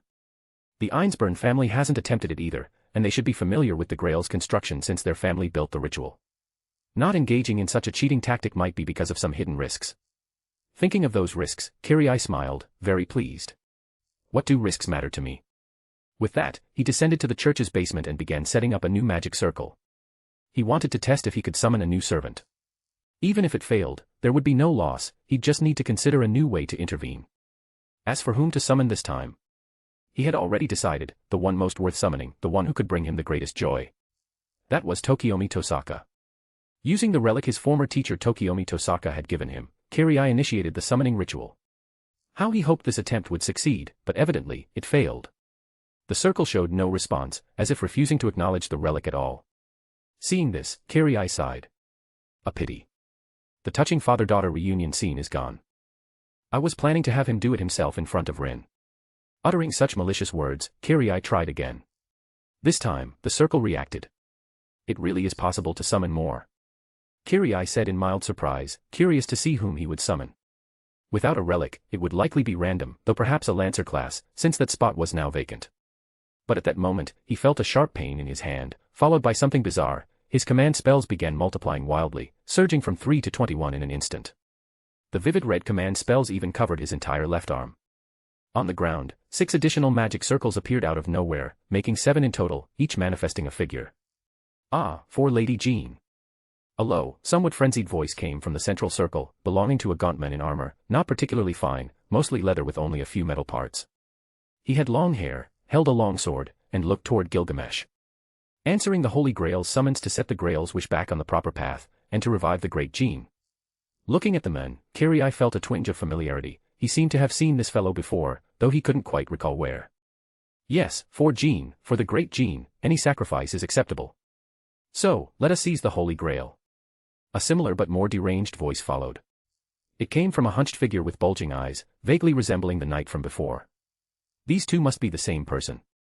Gilista Rice. Kirai finally remembered who they were. The caster from the Fourth Holy Grail War. I am indeed Gilista Rice, master. For Jean, let us fight. The two servants spoke in unison. They even glanced at each other, sharing a relieved smile. For Jean. For a woman. Whatever. I'm only here to complete the task. A cloaked man, who looked like an archer or perhaps a ranger. So, this time it's a direct mission from the Holy Grail. How peculiar. I didn't encounter anything like this last time. A handsome man holding 2 spears, another familiar face. Seeing him, Kirai showed surprise again. He remembered this man, Diarmuid Ue Dubni, the Lancer from the Fourth Holy Grail War. It seemed he was summoned as Lancer again. As for the green-clad ranger, it appeared to be Robin Hood, archer class. Yahoo, my name is Astolfo. My class is Rider. And then, nice to meet you. A voice full of energy from what looked like a girl in pink knight armor, cheerfully introducing themselves. As for the cloaked, masked figure, Kirai knew him well. It was the assassin he had summoned in the Fourth Holy Grail War, Hassan of the 100 Faces. The last one was a woman in a kimono, with white horn-like protrusions on her head. She gave a faint smile, making one doubt if her class was assigned correctly. Servant, Kyoheim. Class Berserker. I come in response to the Holy Grail's summons. Summoning 7 servants at once, each with notable origins, left Kirai momentarily baffled about what was happening. Still, he recalled the clues from their earlier words. The Holy Grail summons, to set the Holy Grail War back on track. What happened to the Holy Grail? Kirai asked. He knew the Grail had its own consciousness, so what situation had driven it to this frenzied behavior? Someone is obstructing the Holy Grail's proper descent. The ritual is being delayed and cannot complete. If we finish the task, our wishes will be granted. With a 7 as a team, eliminate the adversaries. Kirai smiled. This change had exceeded his plans once more, but at least the advantage was on his side now, 7 servants, all with him as master. It was simply perfect. After Ku Chulayan was locked into the magic circle, he found he couldn't even send a signal. He was utterly unable to communicate with Kirai Kodomine via the command spells. In that moment, he was completely trapped there. After a brief panic, Ku Chulayan calmed down again. Looking at the person who emerged, he asked, "What is this?" "A little summoning circle, I modified it. Now it's temporarily acting as a sealing circle. Don't struggle, not even you can break it. Even if I summoned a demon from hell, it couldn't resist this power." Morpheus said, waving a hand. "Yo, we meet again, Mr. Lancer with Lucky. You can see my stats." Ku Chulayan asked in surprise. "Who knows?" Morpheus shrugged, then leisurely approached Ku Chulayan, naturally, without entering the circle. Ku Chulayan glanced at this archer, then at the group of servants nearby. Each one emanated impressive magical energy, none were pushovers. Counting them, there were 5, plus himself, 6 servants from this Holy Grail War gathered here. Facing 5 alone, he saw no hope of victory. "Let's make a deal," Morpheus said, turning to Medea. "Lend me that dagger of yours." Medea had already prepared Rule Breaker. At Morpheus's request, she handed it over immediately, even thoughtfully explaining how to use it. Ku Chulayan, seeing the two whispering, frowned. "What deal do you want with me?" "Just a moment," Morpheus said, then whirled and struck. Before Ku Chulayan could react, Morpheus's peculiar dagger had pierced his body. "What are you doing?" Ku Chulayan shouted, reaching for his weapon, only to feel a massive change in his body. He sensed the connection with Kirai Kodomine severing, the contract crumbling in that instant. But being free from working under Kirai Kodomine did feel like a weight lifted, so he asked, "What exactly are you getting at?" "Simple. See that little girl over there? She's from the Einsburn family, also a participant in this Holy Grail War." "The Einsburn family. I know. I considered scouting their place, but the barrier was too much hassle, so I didn't bother," Ku Chulayan said, puzzled. "So, what's she got to do with this?" "Of course she's relevant. She's so young, yet because of the Holy Grail War, she faces losing her life. Her family treats her like a tool. All she's had for company is a berserker who's lost all reason and can't communicate. Don't you think that's pitiful?" Ku Chulayan fell silent. He hadn't realized the Holy Grail had such issues. "Look, I'm not keen on using the Grail to make wishes myself. If possible, I'd like to study the Grail and help her solve this problem. But if a servant dies during the process, their magical energy and soul get funneled back into that girl, slowly killing her. So, for her sake, you absolutely cannot die." "Got it." Ku Chulayan remained silent, not because he was unwilling to help, but because he was weighing whether this guy was telling the truth or spinning a lie. "All right, if you're really willing to help, in the future. I mean the future, if I manage to get hold of Odin's runes, I'll find a way to send a copy to your true self in the Throne of Heroes." "How's that?" Ku Chulayan let out a scoff. "Your pie in the sky promises need work. A pie that's too far-fetched won't attract anyone." "Maybe so, but what if I actually obtain that knowledge in the future?" Morpheus replied. Ku Chulayan shook his head and walked off, saying, "Talk to me when you actually have it." With that, he approached Shiro Amiya. "Kid, let's make a contract." He then glanced back at Morpheus. "Since this is your deal, you can handle the command spells, right?" Morpheus gave a slight smile and looked at Medea. "It's all yours." "No problem. I'm quite familiar with this," Medea said with a smile, stepping forward. Poor Shiro Amiya was thus turned into a temporary host, left at Medea's mercy just to have a few more command spells etched onto him. Feeling the connection form with the boy before him, Ku Chulayan added, "I haven't fully trusted you yet. I'm just checking things out for now.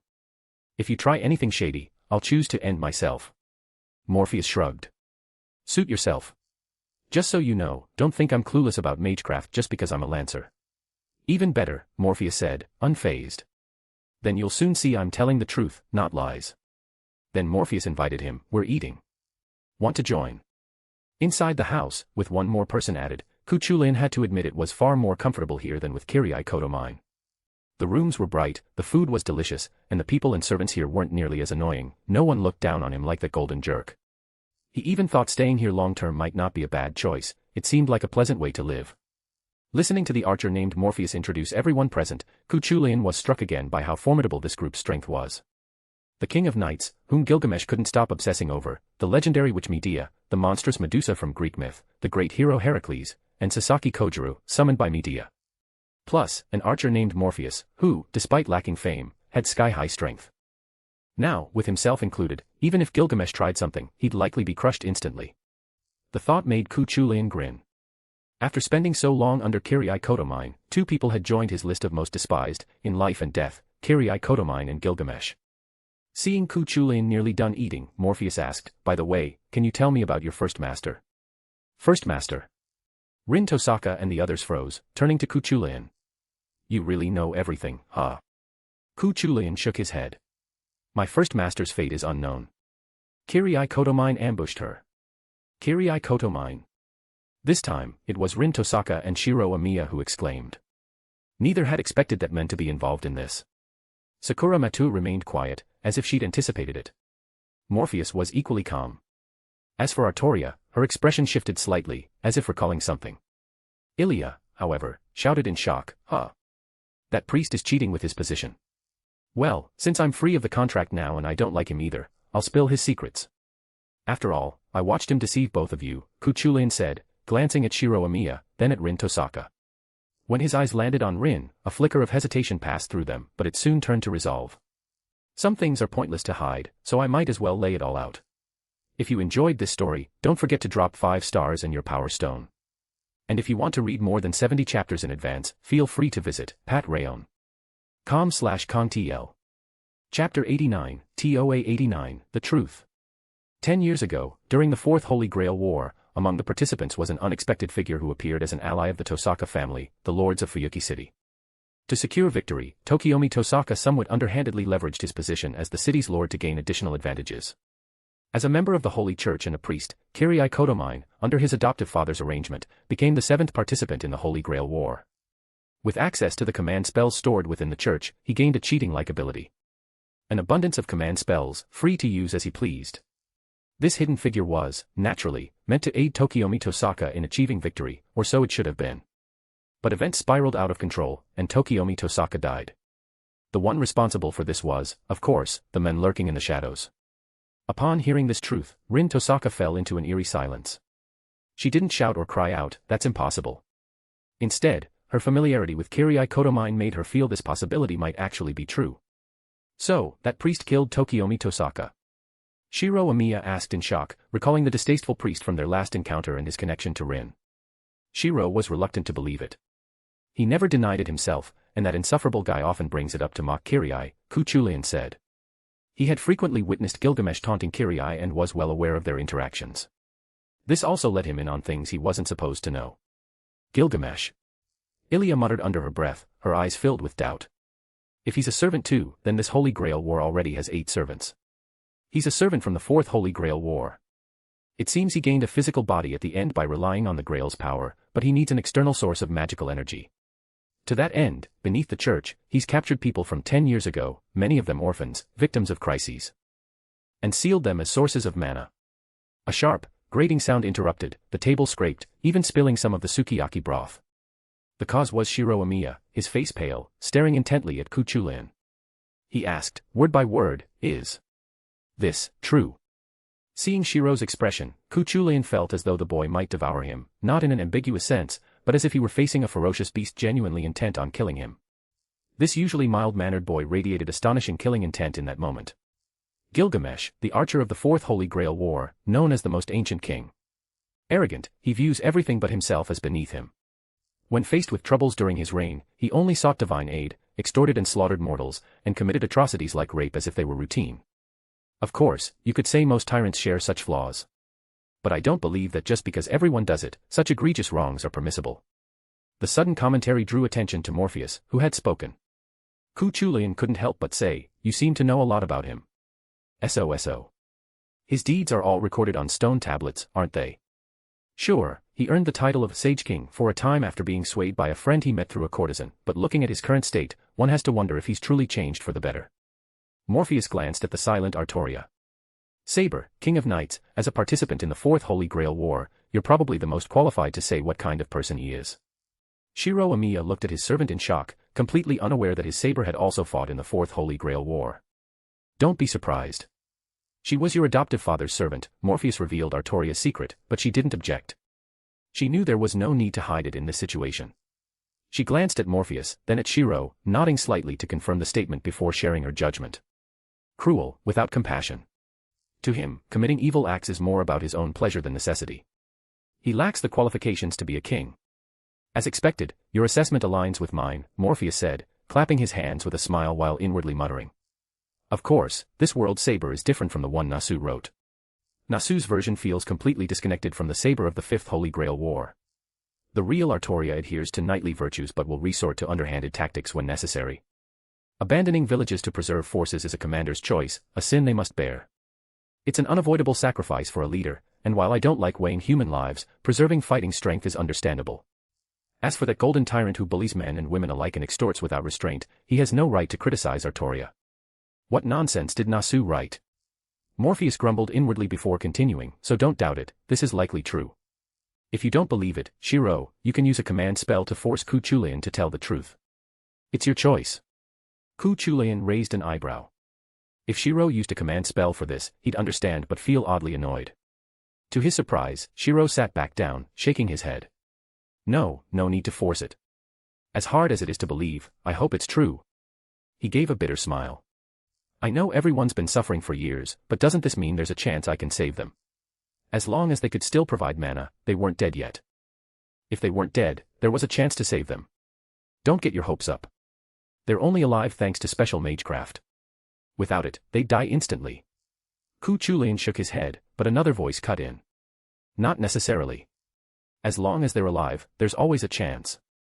I happen to know some unique methods to save people. Morpheus's expression was calm. After a long pause, Rin Tosaka finally spoke. Morpheus. I'm here. Did you already know about this? Morpheus was silent for a moment before nodding. Yes. Sorry, I need to clear my head. Rin stood and walked out, her back looking forlorn. Medea glanced at Morpheus, her eyes asking what to do. He shook his head. Let her cool off for now. It's not a good time to follow. I'll talk to her later. He then looked at another person connected to Tokiomi Tosaka. Sakura Mato. Sakura's expression remained largely unchanged, but deep in her eyes, a hidden sorrow lingered. Perhaps not wanting it seen, she quietly ate the food in front of her. Even if he had sold her off, he was still her father. In the end, it left her heart uneasy. If you enjoyed this story, don't forget to drop 5 stars and your power stone. And if you want to read more than 70 chapters in advance, feel free to visit patrayon.com/kongtl. Chapter 90, TOA 90, Take On. The night breeze blew, and in this season, the weather remained chilly, with occasional light snow falling. Letting the wind brush against her cheeks, Rin Tosaka silently pondered the words she had just heard. She didn't know what to say or how to react. Only after a long while did she let out a deep sigh. Feeling better? A voice came from behind. Rin knew it was Morpheus. She had expected someone to comfort her, perhaps Morpheus, but she had hoped it would be Sakura Mato. Yet she also knew that was a selfish thought. For someone who had been abandoned, mourning the one who abandoned them was asking too much. Yeah, a bit. Rin said quietly. After 10 years, learning the truth so suddenly brought a surge of resentment and anger, but after calming down for a moment, those feelings settled. This made Rin give a bitter smile. I'm really a cold person, calming down so quickly. Time is the most powerful balm, it heals all wounds. No need to feel embarrassed about it, Morpheus said, stepping to Rin's side. Feeling the sudden warmth beside her, Rin instinctively leaned closer. Don't think you can take advantage of me. Morpheus teased with an exaggerated yelp, prompting Rin to glare at him. Who's taking advantage of you? Seeing Rin perk up, Morpheus chuckled and held out a cup filled with a thick, cocoa-colored liquid. The sweet aroma told Rin it was hot chocolate, likely mixed with plenty of milk and sugar. Taking the cup and feeling the warmth from its sides, Rin fell silent again. So, any thoughts now? Like revenge or something? Rin hesitated. She wanted to angrily declare, I'll take revenge, I'll kill him, but found she couldn't say it. Whether you choose to forgive or not is up to you. I respect your decision, Morpheus continued. He's your senpai, and he has been looking after you these years. Him? He practically squandered my family's fortune. Rin retorted sharply. Morpheus shrugged. I don't go out of my way to badmouth people I dislike, but as for isekai'd ruining your family's wealth, that was more of a blunder on his part. A blunder. He didn't know how to manage businesses. He genuinely tried to handle things well and didn't intend to claim it all for himself, but his terrible decisions ended up tanking your family's assets, Morpheus said with a shrug. You can rest easy on that point. Then why did he harm my father? If he had no designs on the Tosaka fortune, why target her father? For the Holy Grail. No, Morpheus answered without hesitation. Things had reached this point, and Morpheus felt it was time to tell her what he knew. Want to hear about the past? The story of the Fourth Holy Grail War, in more detail than Artoria's account. Just say it. Rin said, touching the cup and leaning closer. This time, Morpheus didn't react dramatically, letting her rest against him. And so, under the night sky, Morpheus began recounting the tale of the Fourth Holy Grail War. Do you know the purpose of the Holy Grail War? To grant wishes. In a way, yes, but you need to understand why the families who created the Grail did Southwest in the first place, Morpheus said, meeting Rin's puzzled gaze with an explanation. First, the third magic user died. To recreate their magic, their disciples began crafting homunculi, hoping to replicate the third magic user exactly to manifest the third magic again. Of course, you could say the third magic user failed. If they had succeeded, they wouldn't have died. On that basis, the head of the Einsburn family during the First Holy Grail War was born, Justice Lizrich von Einsburn. Secrets from centuries ago, unknown to Rin, were now casually revealed by Morpheus. To truly achieve the third magic, a tremendous price is required, like reaching the root to gain the necessary knowledge or drawing mana directly from it. To that end, Justice Lizrich von Einsburn sacrificed herself to form the foundation of the Greater Grail. In other words, she is the Greater Grail. At the same time, to keep the Holy Grail War going, a Lesser Grail is needed as an external vessel. This war's Ilia, and the previous war's Ilia's mother, were created for this purpose. So, you could say the Einsburn family is a group of homunculi driven by hate, not love. Or rather, their hatred surpasses their love. Isn't it ironic that emotionless dolls end up like this? Then Ilia. Half-human, born from a homunculus and a human, Morpheus said, shaking his head. That's her tragedy. Her emotions are richer, but the pain she feels is greater. At this, Morpheus's urge to dismantle the Einsburn family intensified, but knowing they'd spiral into self-destruction after this war, he let the thought go. The Mateu family's old geezer, the first head, was a naive dreamer back then, thinking he could save the world. He joined the Holy Grail War to use the Grail's power to eradicate evil of humanity.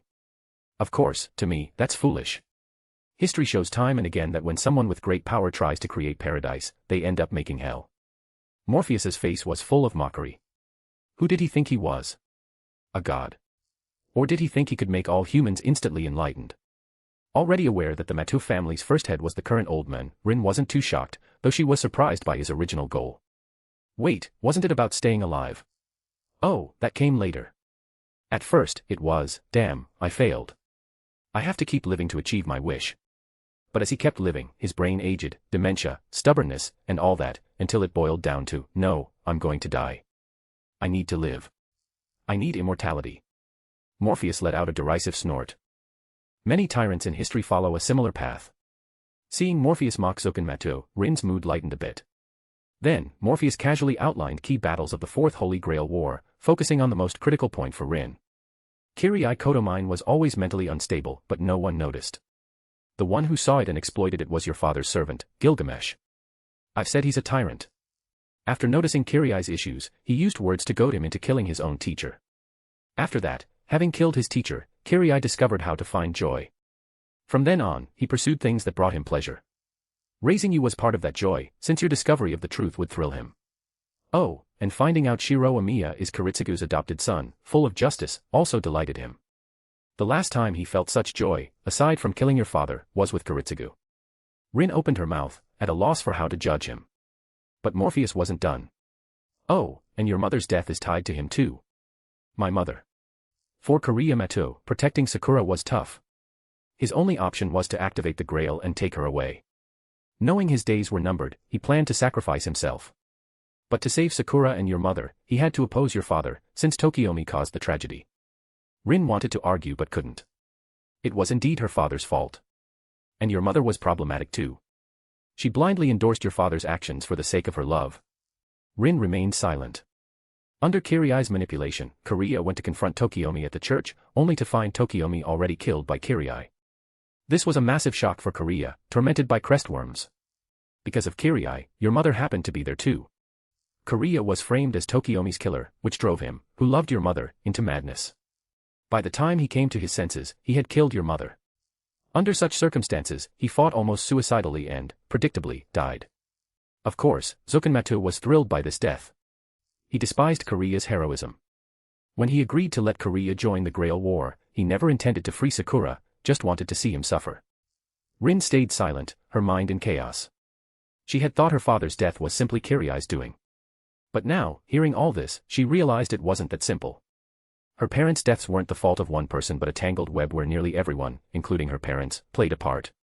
And the root of it all was that damned Holy Grail. Granting wishes with the Grail. Everyone, including servants, was led by this promise, becoming puppets manipulated by the Grail. Rin had never imagined that after preparing for the Grail for years, she'd come to loathe it. Now, she had only one thought. Destroy the Holy Grail. Forget the third magic or reaching the root, she didn't care about any of it. Destroy this thing that only brings tragedy. Morpheus smiled. Of course. Rest assured, I'll give everyone a satisfying resolution. Though that won't include a few less than human folks. Near the wall, Sakura Matu listened to their conversation. She let out a soft sigh, then continued leaning against the wall, her head slightly raised. After a long silence, she finally lifted her feet and walked back inside. Medea, watching from the side, said nothing, quietly following her. Inside, Shiro Amiya listened as Artoria spoke about his adoptive father. Many details clashed with the Kiritsugu he knew, as if she described a completely different person. But Shiro didn't argue. He listened quietly, accepting it all. That was his adoptive father, not a symbol, but a real person with different facets. He could understand, agree, or disagree, but he didn't think Artoria was lying. So, Shiro, what do you plan to do next? We can't rush. We need to stay calm. Since Morpheus said he can save them, he'll need time to prepare. If we act too hastily, we might end up killing them, Shiro said, forcing himself to stay composed. For years, the shadow of being the sole survivor had weighed on him, the pain and guilt of it. Now, the day to resolve it had finally come. Wait, just a little longer. Soon, I'll definitely save you all, even if it costs my life. The boy, prone to self-sacrifice, swore in his heart. If you enjoyed this story, don't forget to drop 5 stars and your power stone. And if you want to read more than 70 chapters in advance, feel free to visit patreon.com/contl.